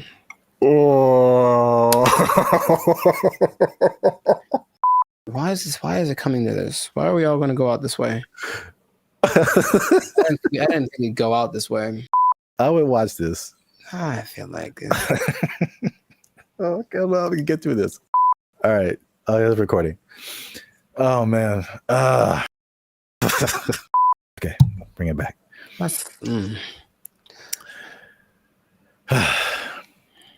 What's up, everybody? I'm Zap. That's Jericho, and this is Bandit Future. And I found this on the internet, man. In true human form, Jericho, we've been blessed with this gift of robotics and AI. And what are we gonna do with it? We're gonna make it fight each other. The world's first kickboxing tournament exclusively featuring humanoid robots just took place in China. Here's everything we know about this first of its kind robot rumble, and of course, all the best highlights. For this video. 6 different robots slugged it out for the top spot, each with a team of human operators outside the ring, giving robots commands via remote control. The robots were armed with several different combat moves that Unitree says came from external That doesn't even experts. look real, man. That's crazy. Oh my god. That doesn't even look real. Remember those little things that you'd have like way back in the day? Those little, I guess a board game, but it was 2 real robots and each person. Yeah. What were those called? Like Sock'em, Rock'em, Sock'em, something like that. Yeah. It's just that, but times 1,000. And this is so great. I love this so much. I don't want this to. Gosh, he's gonna kick it. And it's gonna remember him, get him in like a decade. Anyways, just keep going. I feel like we do this to ourselves and then we blame other people. That's what I feel like is going to happen. We just start building these things and our first thought is like, hey, let's have them punch each other and kick each other. Nah, that's entertainment. That's our second thought. The first thought was sex robots. Oh, well, for sure. Too. But this is a close second, I would say. Yay, humanity. Are these these are the G ones, right? I think we're talking about. Yeah, these are the Unitree G. We have another video about that. I put a link to it. And the guy, man, these comments. You guys comment whatever you want. There was a guy like trying to fight us, like, oh, it's not as good as the Tesla bot, and blah blah blah blah. I have not seen the Tesla bot do this. Nor have I. Nor do I want to. And it's. I know the Tesla bot is like more advanced. These are 2 different things. But the main thing about this particular, the G ones, like you were talking about, is the agility. When they get up, it doesn't look real, man. Like that looks crazy. These moves include straight punches, hooks, uppercuts, a roundhouse kick, front knee, and what looks to me like a front kick or push kick. Martial arts experts, let us know down in the comments which one you think it is. The robots are also... So you can do all of those punches. I can still pretend this is fake until I see it in person. At least I have a happy place in my head that says somehow this isn't real because it doesn't look real, and I can just pretend. Until I see it, I'll pretend that it's not real. Jericho, it can roundhouse kick you in the face if it wants to. I know it, but I think it wants to. That's the thing I don't like. I think it wants to. I think it's like take all comers, bro. It's just gonna keep getting more crazy. This is already crazy. Yeah. Let's watch some more. Able to pivot and move around, as well as stand up from a fall. In the opening match, it was blue versus purple, with the other robots standing in the corners of the ring, cheering on the robot-on-robot carnage. While it's humans calling the shots from the sidelines, the robots themselves must maintain their balance, while taking punches and performing kicks and knees that sometimes force them onto one leg. Unitree says this was achieved by a combination of sensors in the robot, which feed it information on its body position, as well as AI reinforcement learning performed in simulation. It's impressive. What was that? It's impressive, those little steps that they take to get their balance back. Yeah. That's gotta be really hard to replicate. The next round saw the black-clad robot named AI Strategist facing off against the robot in pink, known as the Silk Artisan. Name? While it took these robots a second to find each other on the battlefield, eventually they locked in, resulting in one of the most devastating clashes of the entire event. AI Strategist took the first fall when a kick threw it off balance, but it was back on its feet and taunting its opponent in no time. In the next round, the Silk Artisan got its leg caught on the AI Strategist, causing it to stumble, but it stayed on its feet. That was crazy. Because check it out, for a human that's a torn ACL right there. You see that? And it was just like, hated it, and then just kept moving. That's so. Yeah. Wait a minute. That was in no time. In the next round, the silk artisan got its leg caught on the AI strategist, causing it to stumble. No. Both sides landed some good. That's wild. In the next round, Black delivered a devastating knee to Pink, but it wasn't enough to keep the silk artisan down. The face-off came to a brutal conclusion when Pink went for a right hook as Black went for the knee, throwing the silk artisan off balance and sending its legs all over the place in a finisher that looks like it belongs in a Mortal Kombat video game. AI strategist celebrated the devastating blow by falling face first over the silk artisan in a nail-biting conclusion to a thrilling match. In the penultimate bout, Power Core Guardian in green went punch for punch with Armored Mulan in red. The fight began with a clash of kicks. Robots traded blows back and forth. Green took the first fall when a kick went wrong, but it was back on its feet. They're all the same size. They're both the same size. And I guarantee what's going to start to make these more interesting is the modifications, or I guess whatever within the parameters of the rules. They can have bigger legs or smaller, whatever it is to kind of make them a little bit different, but that's when it's going to get kind of crazy. The final round saw AI strategist facing off against Power Core Guardian. Once again, we saw the robots get stuck together and need to be separated. Green took the first fall while attempting to knee the robot in black, but came back strong, seeming totally unmoved by what appeared to be a powerful kick from AI strategist. For this, I feel like it's going to be more similar to like MMA or boxing, where like they're the same weight and size, and then but you can train them to, because right now it looks like they have like, I don't know, 6-7 moves that they can do. Yeah. But what if you train it to like where it has, you know, all these different combinations? It's like a video game, a live action. I just want to know if those controllers are the same as like Street Fighter, like down, up, roundhouse, like something. And then I hope so. AI strategist took home the top prize at the China Media Group World Robot Tournament, Mecha Combat Arena. The G1 humanoid robot comes in several different models, and so whoa, what's that? That's a little bit extra. Like they're not doing that. The intro? No, just right there. That robot that just did like this World Robot Tournament, Mecha Combat Arena. Yeah. The G1 humanoid robot comes in several different models, I don't like and that. for this competition. Yeah, man, it's getting real. These guys, oh my goodness, they can't jump.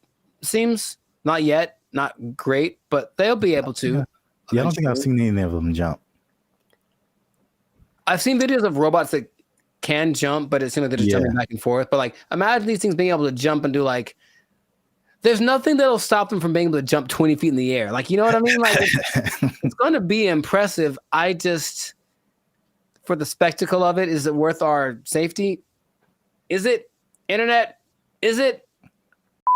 I mean, well, if someone just programs a bunch, like 10 of these to just come to your house. Yeah, man. That's going to be a problem. Yeah. Can't take all. For now, yay, look, it's fun. Yeah. Let us know what you think in the comments. The first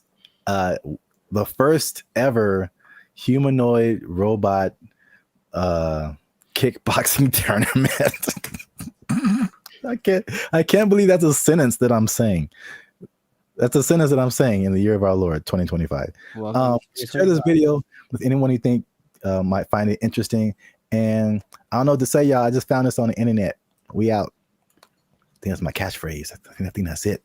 I see you. I don't know what to tell you. I just found it on the internet. They interview people who swear by this. Now, I know you'll be like, were there any scammers? There's lots. Of course. There's lots of people who are claiming this, building cults, and then basically eating French fries behind the scenes. And the most famous, and this is real, well, this guy named. What's going on, everybody? I'm Jericho. This is Zap. We are the now 8-time international award-winning pop hip-hop duo Bandit Future. We make clean, fun music that everyone can listen to with a sound that's uniquely Californian. And right now, you are tuned in to the Lifestyle Circus podcast, where we talk about things that are funny, interesting, and just straight ridiculous. So before we get into this thing, make sure to like, subscribe, comment, and share this video with two people who are tired of eating, who want to find a different way. Did you know there's a different way? Did you know that there's an answer? If you don't want to eat, you don't have to anymore. It better be a good answer because I want to eat. No. Check it out. Hear me out. You don't have to eat. That's my favorite pastime. Well, maybe this will be more of your favorite pastime. Skeptical. They say it in two different ways: breatharianism or breatharianism. I'm not sure which one. Stop shaking your head. You haven't even heard the whole thing. It's where you basically eat the air and you don't eat the food. That's it. Doesn't that sound fantastic? See, I blame these millennials. No, this is old, man. This is old stuff. This is old stuff. So, for those of you who have never heard the term breatharianism or breatharianism, I hear both. The guy in the video that I was listening to said both back to back, including in his annotations. I was like, okay, so pick one, dude. But anyways, it's the idea that human beings do not need to eat calories to sustain energy. And there is evidence of this, although there's lots of skepticism, understandably. You don't like this at all. I understand. Fake news. So let me tell you a little bit about it. It all started with a study of a guy named Prahlad Jani. And he was a man, I think he's from India or Pakistan, one of the two. And basically he passed away a few years ago, but at the time he had not eaten or drank anything for 70 years. That's what he said. 70. Okay. And so everyone was like, that's kind of ridiculous. Doesn't sound real. And every scientist said there's no way this is possible. So they decided to study the man. They took him to a hospital, did everything, CAT scans, and checked his levels of everything. And they say that for 15 days, this man did not eat or drink. He didn't poop. He didn't pee, nothing. And none of his levels changed. And that he had an energy that wasn't related to calories. And they can't to figure it out. Because calories equal energy, literally, right? You eat calories, you get energy. He didn't. And after 15 days, because he basically just sat on the bed the whole time they did the studies, and then he just sat there. And when he sat there, they said he kind of went into this trance state. And what they say that a lot of these people do is they're meditating, but the meditation allows them access to a part of the human body that is actually able to process air and sunlight as if you were a plant. That is literally what happened. And then they let him go and he lived his life. There's other cases of this, but that's just kind of scratching the surface of it. So just off of the initial thing, y'all in? You ready to try it? You ready? You ready to jump in? Because you don't have to eat. You can just not eat. Yeah. I skipped dinner the other night, and I was so incredibly hungry the next morning. So in that little bit of time, I don't think air would have done it for me. I don't understand. I don't think you're really seeing this. You're so. I don't think they're really seeing this. You can be like a tree. You can be like a tree. I'm not for this or against this. I think I am a skeptic as well. However, there's another study of a guy much more recently. They called him the Buddha boy in Nepal, and they basically found this cat sitting. Well, it's a guy, but I call him a cat. He was sitting under a tree for about a year, just sitting there, and everyone was like, "What's up with this guy? He didn't move." And so they just would take pictures of him and give him gifts, and he was just sat there. And then after about a year, he disappeared. And they said, what happened? Then he apparently had just got up because he got tired of people looking at him. So he went somewhere into the woods, and he's just sitting there. And if you watch the video, it's really creepy because it's like, is he dead? But he says that because he actually spoke a couple times, he's just connected to the source that his ancestors knew and all that kind of stuff. And they talked like his friends, like, yeah, he doesn't eat, he doesn't drink, he just vibes out. And that's the thing. Oh, the friend said that they converse telepathically, which is kind of an extra thing that I'm a fan of. I like the idea. None of it sounds plausible. Kind of an extra thing. Right. And science is all, this isn't the thing. It can't be real. Yet there are a few cases of this happening. The patron saint of Switzerland in the 1700s, Nicholas of Fleur, apparently the last 20 years of his life, he only ate light, right? So there was a study done in 2014 about the sun gazing, which is some parts of China say that that's what they do, not staring at the sun, but using the sun as energy. And there was a proof that human mitochondria can actually process sunlight and convert it to energy. That's what science is starting to, okay, maybe there's something to this.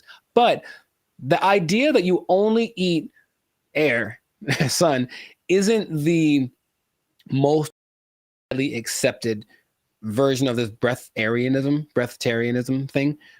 It's kind of a spectrum. So there's 3 levels. One is called BEGO. And that's where you don't eat anything. You don't drink anything. You just exist.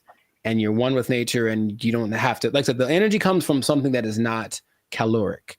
And then there are people that only drink like liquids, and that's like the second step of it. And then the third is eating 200 to 300 calories a day, mostly just fruits or vegetables. So the only extensive study that did of this was of a guy. They studied him for 410 days, and he was averaging about 200 calories a day.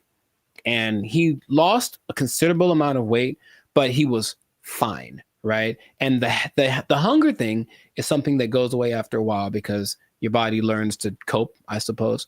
So it's kind of getting more popular as people are tired of maybe the Western way of trying to stay healthy or be healthy, the standard American diet, which apparently is leaving a lot of people with disease and things like that. They're looking for other things. So they're looking for this thing. Now, another term for this idea is seeking prana.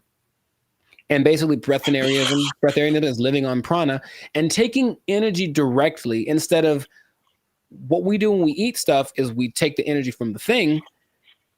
But this practice just makes the energy coming directly to us without any middleman, basically. And that's the whole rundown. But they interview people who swear by this. Now, I know you'll be like, were there any scammers? There's lots, of course. There's lots of people who are claiming this, building cults, and then basically eating French fries behind the scenes. And the most famous, and this is real, was this guy named Willie Brooks. And basically he built this cult up somewhere in the desert, somewhere in the United States. And one day somebody went to McDonald's late at night and they're like, that looks like Willie. Sure was. He got caught Big Mac handed, and they stopped following him because they knew he was full of it. But it is something that, like I said, people are looking to as maybe this is another way to live as far as prolonging life. Now, it doesn't mean you're not going to die. The initial guy that I mentioned, he died when he was 90. And if you looked at him, he looked fine. Like he wasn't jumping over buildings, but he could walk fine. He'd clear mind, all the kind of stuff. So it's just something that is starting to become, more people are trying it. More Westerners are trying it. Okay. So have I convinced you yet? Are you going to do it? Or what do you think is possible could be happening instead? Okay. There's, of course, maybe they're just eating at night when no one's looking at them. In your mind, any remote truth, any remote possibility this is actually a thing that you or I could try and not die from. Science said we'd die, but science said that the guy that they had in the hospital would have been dead in 12 days, and he lived 15 and he was fine, and that's what they let him go. Like, there's no way we can keep watching him like this. But what do you think? Do you have any? It's a bad sign when, like, the more you keep talking, the worse, the more it doesn't make sense. Sure. It is, I will say this, it is intriguing. Sure. Because I am trying to figure out in my head, how is this scientifically possible? Mm-hmm. And the first thing I thought about was, okay, like you said, the different levels. You need liquids, right? Like as a base, I think. So, is there a way to, because there's moisture in the air, is whatever these guys are doing, is it like extracting moisture out of the air into your body and somehow providing liquids? this sounds really weird, but it's just like right. Maybe there is some kind of something to this. Sure. Well, here's the thing. If anyone is interested in it, there is a channel on YouTube called Take a Deep Breath that really is more about breath work in general, but he explores a lot about the subject. And he interviewed probably the world's most renowned expert on the subject, whose name is P.A. Straubinger. P.A. Straubinger. And he basically says, well, we can go 3 days without water. We can go 45 days without food. We can go about 10 minutes without air. So in a sense, we're all breatharians because we kind of, when we're not eating or drinking, we're breathing. And his idea is that people that have access to just making the breath part kind of override. It's almost like, okay, for diet, what we need fat, we need protein, we need carbs, right? So let's just use all of one instead of a balance of all three. And so the breatharians, I don't know how to say anymore. Breatharian, I'm gonna go with that. Instead of eating, drinking, and breathing, they just take breathing and make that the only thing they do. So in that sense, it's like, that's really interesting. But it does sound very far-fetched. Would I ever want to do it? Not in a million years. It does not sound fun because if you're not, most things that you do when you're social, you're eating and stuff. You're not eating. What are you doing? You're just sitting around. And these people do just kind of sit still. You ever see like a bug or a creature and you see it and it's just there? It's like, what are you doing? That's what they are. They just sit there and they're channeling the thing. So if you have to spend most of your time doing that, I'd much rather eat a steak and then keep it pushing. So that's just me. But so here's my other wild theory as to how it could possibly work. Tell me. Just this makes no sense, but whatever. Sure. You think about, because the light, I mean, in my head, you're doing some kind of Naruto jutsu and you're pulling in moisture from the air.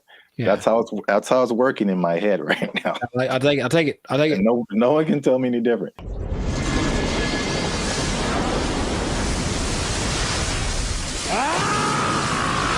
So now it's like, okay, you've got the liquid part. What about all the solid, like protein, all that kind of stuff?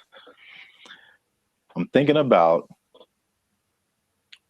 all the microscopic organisms that are around us, all the bacteria, all the stuff that's on us. I read something the other day that was just like, there's all these things on our faces. Yeah, everything. There's just like thousands of these little whatever. And then there's stuff all in the air. What if they're just like focusing so hard on the breathing that they're like intaking all of these microorganisms that have all of this stuff that we have with food? So basically it's like they're eating all the time, just microscopic versions of food. So they're whales. Boom. You heard it here first. People. Boom. I wish I had a mic. Where's the microphone? Breatharians or whales? That's what I heard. Nobel Peace Prize right here. Give it to me. I don't know if pieces of the thing you get for this. I feel like we riots in the street. Guess what, everybody? Closing down KFC and Popeyes because you just open your mouth and walk around. Oh, what if you opened an air restaurant and just charge people $20? People would go. I know people would go. All right, that's. Oh gosh, $20 all you can eat. It's the purest air from the mountaintops of Sweden. Well, I think that this is a fascinating thing that if people want to investigate more, go for it. But like I said, I'm not going to try it. So if you do, leave a comment that says you tried it and that you're going to live forever because you found Nirvana. I'm not sure. Live your life. But this has been another episode of the Lifestyle Circus podcast. So make sure to like, subscribe, comment, share this video with someone that you think will find it interesting, and just keep this in mind. All right. Let's hit home. If you don't eat, you don't need to buy food. Well, yeah. If you don't need to buy food, maybe you don't need a job. You don't need a job. You don't need a job because you don't have to buy food. Just eating air holes. Not possible. They took our jobs. They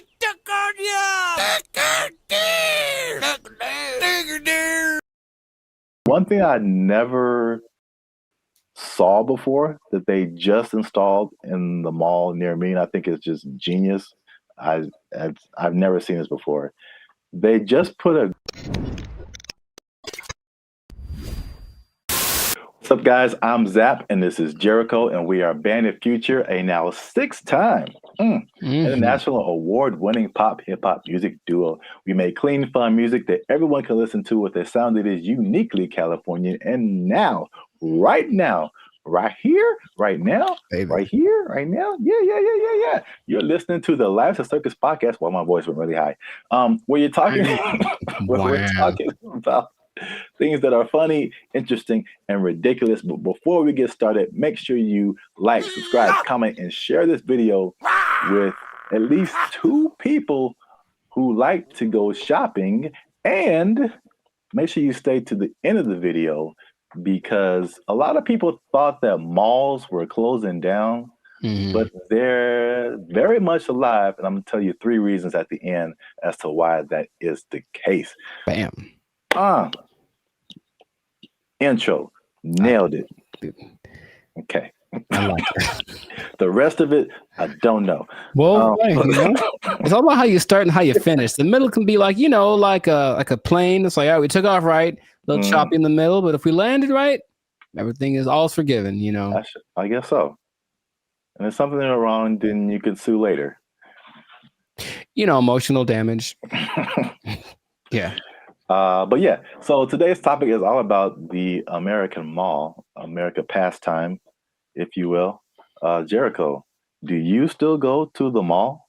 Is that a thing you do? Where do you do your shopping, my brother? Dude, it's always going down in the mall. Meet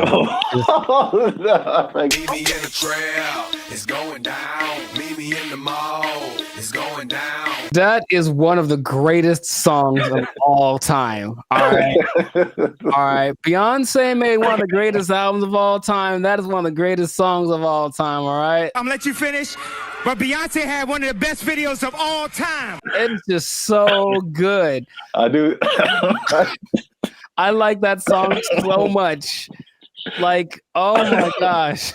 I do think about that more than I should. It's so good. It's just such a if you just I guess I think about the lyrics too much, because it's just like wherever this guy goes, it's going down. I know. It's like, how cool is this guy? You can meet him anywhere, and anywhere he is, it's going down. He's pretty cool. I mean, gangster, man. To me, never met him, but seems pretty cool. I'll still go once in a while. I don't like shopping that much, but I always liked going to the mall. I just like the vibe of it. It's where you went to pick up girls in high school for sure. But just even now, I'll still, if I got some time to kill. Oh, and they have Cinnabon there. Good Lord. I mean, tell me that place isn't run by Satan. You ever eat a Cinnabon? You have to take a nap halfway through. I'll go there just because I kind of like it's like a realm of industry that I never really thought of too much until I was older. Actually, after watching an episode of Daria, it's really weird. But it was kind of like this episode about the mall culture in general and how places got big, like Cinnabon in malls, and what an interesting concept it is. But not like a little, outdoor, but like a big, huge Ontario Mills style, or like the big one in Minnesota, that kind of mall thing. It's just a vibe. It's commerce. It's kind of like capitalism in its friendliest. It's like, hey, here's a lot of stuff that you probably want all in one place. You can come get it and spend time here, and it smells wonderful and it's fun. So I always liked going to the mall. So I'll still go once in a while, but I usually know that I have another option now. I don't have to go to the mall to get stuff that back in the day I did. Yeah, I mean, I'm from Alabama, Montgomery specifically. We had basically two malls. It was the Montgomery Mall and the Eastdale Mall. Montgomery Mall was it was all right. It was kind of small. Eastdale Mall was a little bigger, but not compared to what I've seen out here. Like Ontario Mills. Yeah. You mentioned that is huge. The Glendale Galleria. huge. Yeah. What's the one that's like off the 5? Oh man. Fox Hills. No, like it's like the Citadel, something like that. I know what you're talking about, but I don't think I've actually ever been there. I think it's either that or something, or Cerritos. The Cerritos Mall is huge. It's the Beverly Center. Yeah, a big, yeah. Yeah, I mean, the malls are. I guess we don't really think about it, but they're still around. They're still huge. So I'm gonna just throw some numbers at you because I thought like after COVID, like that was it, because like it was a crazy time, and you saw a lot of business, like a lot of big businesses, yes, from bankruptcy. Wow, words. I remember J.C. Penney was a big one. Bed Bath and Beyond got hit by COVID. Toys R Us. Oh yeah, R.I.P. Toys R Us. That's legit R.I.P. right there. It's like like big flagship store. I'm not talking like a little, Radio Shack or Circuit City. I'm talking about like the biggest store in the mall is like shutting down. Like, there's gonna be no more mall. Plus, what I thought with e-commerce, the Amazons of the world, it's like, okay, people got used to getting stuff delivered to them, and it's like, why go out? I can just get it on Amazon or Walmart.com. So the numbers, however, say the opposite. So malls work with like an occupancy thing. So basically, it's like the number one indicator of how successful the mall is. So the more occupied it is by retailers, the more successful the mall is. So mall occupancy was 89 to 95% last year. 92%, and you're doing good. Anything above that, you're doing good. So malls are healthy, they're thriving. And this is what happened that I didn't really realize, is that when the stores closed, it didn't necessarily mean that was the end of the mall, because in case you didn't notice, a thing called inflation has been happening. No, I didn't notice. And so the price of everything has gone up, including rent. They just opened the space back up and they charged more because it was a new tenant. Traffic is actually up. Sales are actually up. There's actually waiting lists in some places for some stores to get into the malls. And so I get into these. There's three things that are really happening. You touched on some of it at the beginning. Okay. But I can at least give you this one on the retail side. It's basically people are finding out that, and it's kind of odd, I guess. I didn't expect that to be the way it is, but retailers are finding out that people aren't necessarily making that purchase online. They're just kind of like browsing. It's almost like TikTok, right? You're not really connecting with anybody. You're just scrolling through and seeing what's available. And they're making more concrete decisions in the store. And so the digital part is like getting people to recognize you and who you are, but they're actually seeing more sales being converted in the store, or it's not necessarily that, but it's costing them less to get people to buy stuff. Basically, makes sense. I think. Oh, go ahead. No, you can go ahead. That there's no replacement for retail therapy. I think people that love to shop, I can imagine the people that love to shop, that dopamine rush of having those 2 plastic bags when you come out the department store. You can't replace that with this. Oh, we'll just bring it to you. It's like nah. It's like, don't bring me I want to go catch the fish, because it's as satisfying to actually catch it and have it as it is to pay for it. So I see that as being the thing that drives people more than anything. Yeah, and then online stores are actually there's stores that have started online and they're actually moving to like the brick and mortar type stores. So a few of those companies, one of them is Warby Parker. Have you heard of them? No, I don't know what that is. Okay, I see their commercials all the time. They do like eyeglasses, stuff like that. Okay. Another company called Allbirds that I haven't heard of. And there's another company called Wayfair that I have heard of. I've definitely bought stuff from their company, and so they'll be building like their own store. So yeah, that's number one. Retailers are seeing positive sales in the brick and mortar, and the second thing, you kind of alluded to it, is just people like there's a certain luxury experience in malls that people are drawn to that you don't necessarily get when you're just clicking a button online. Yeah. I recently I live near a mall, and I recently went in there, and I usually don't go in there at all, but I was just kind of walking around and looking, and I was like, this is, it just felt nice. And I saw like a lot of stores that I wouldn't have come across online, a lot of objects or apparel, just stuff I wouldn't just be looking for online that was just different. You know, where else can you ride an escalator? The airport. Yeah. Okay. So that's two. But I don't go to the airport as much as I go to the mall. But honestly, it's kind of a cool thing too. Like especially that big one that's always in the middle, and everyone's going up, and it's like the promised land appears. So they're kind of going there. Everyone looks. It's really interesting. But I think if you pay attention, you see the excitement of people going, "I'm about to buy something." Yeah. And they get to the top, like, we've arrived, and it's just got a cool atmosphere. It's like an environment, like a built-in environment. Like the people there, they'll have a little entertainment once in a while, especially in the 80s that had all the people that were singing there. But in general, it's just the fact that people are all there, usually in a good mood because they're getting the stuff they want. It's a nice place to just hang out. Right. Yep. Perfect segue. That's number 3. Is that the mall is just in general an experience for people.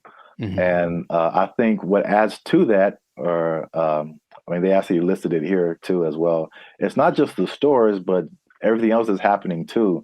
So in some malls, they have stuff like go-karting and video game arcades. I know there's some malls that have like a trampoline thing you can jump on if you feel like it. And of course, the restaurants, the movies. Oh, the movies, yeah. All kind of good food. And one thing I never saw before that they just installed in the mall near me, and I think it's just genius. I've never seen this before. They just put a grocery store inside of the mall near me. And that's literally the first thing I see when I walk in. And it's very weird because grocery store and mall are two different things in my head. But you're already shopping. I guess it makes sense. Well, from a psychological standpoint, I've never seen that. And that makes a lot of sense because from a psychological standpoint, when people buy stuff, like they're more likely to buy stuff when they've already bought something. So they're kind of in the mode of buying. So I'm going to the store to get my vegetables or whatever, groceries, normal. And then if you're in an environment where there's other stuff you can buy, they're like, you know what? While I'm here, I might as well see if they have and all of a sudden, there you go. You're selling more than you would have. So it's like the stores and the mall have like this kind of symbiotic relationship in a way. So yeah, that makes complete sense, but I've never seen that. Yeah. That's the first time I ever saw that. And it does make sense. And also, like the concept of a mall where you get everything. Like I would, like in my mind, it's like if I'm running errands, it's like, okay, I got to go to the mall, then I got to go to the grocery store, then I got to go to this place. But if they're all in like one place, you can go to the mall, you can go to the grocery store, you can go to the movies, and then play an arcade game. You just spend your whole day at the mall. It's like a physical Amazon, like really, like everything I need is right here. Yeah, it's crazy, man. I want to go to a mall. I just want to go to the mall. I want to listen to that song. Meet me in the mall. It's going down. Get some groceries. Meet me in the club. It's going down. But if someone meets you there, will it be going down? I mean, do you have that kind of? Anywhere you meet me, guaranteed to go down. Yeah, that kind of pull, man. Will it be going down if I meet you in the mall? I think so. I think I can say that with confidence. I think it'd be going down in the mall. And you just play that song and like the murder horn song back to back, and dude, I'm lit. Like it's no. I'll use up all my energy for the day in 5 minutes to watch me. Oh, you know what? I just thought about this. Oh, what? Did you say energy? The mall next to me also has a gym in it. Mm-hmm. Yeah, I've seen that before. Like, it's everything. You just go to the mall. Yeah, that's so smart because they sold that mall when after COVID because like nobody's renting. They thought it was going to go down, and this guy bought it, and I was like, that's the dumbest thing ever. Like malls are on the decline, and they got a gym in there. You got a grocery store. That mall is bumping, dude. Like, yo, and he bought it at a discount. So I was just like, man, I want to meet the guy. They did an article on him. Okay. There was something depressing about the old malls, though, in some places where they're like kind of abandoned. Oh, yeah. Those are kind of, all right. There's one specifically in Laughlin, Nevada. And I remember being there like, I just feel gross being in here. Like half the places are unoccupied, and the places that are there, they have the same people that were there from the 80s. It's not a good situation. Yeah. But yeah, I like the mall, man. It's a good place.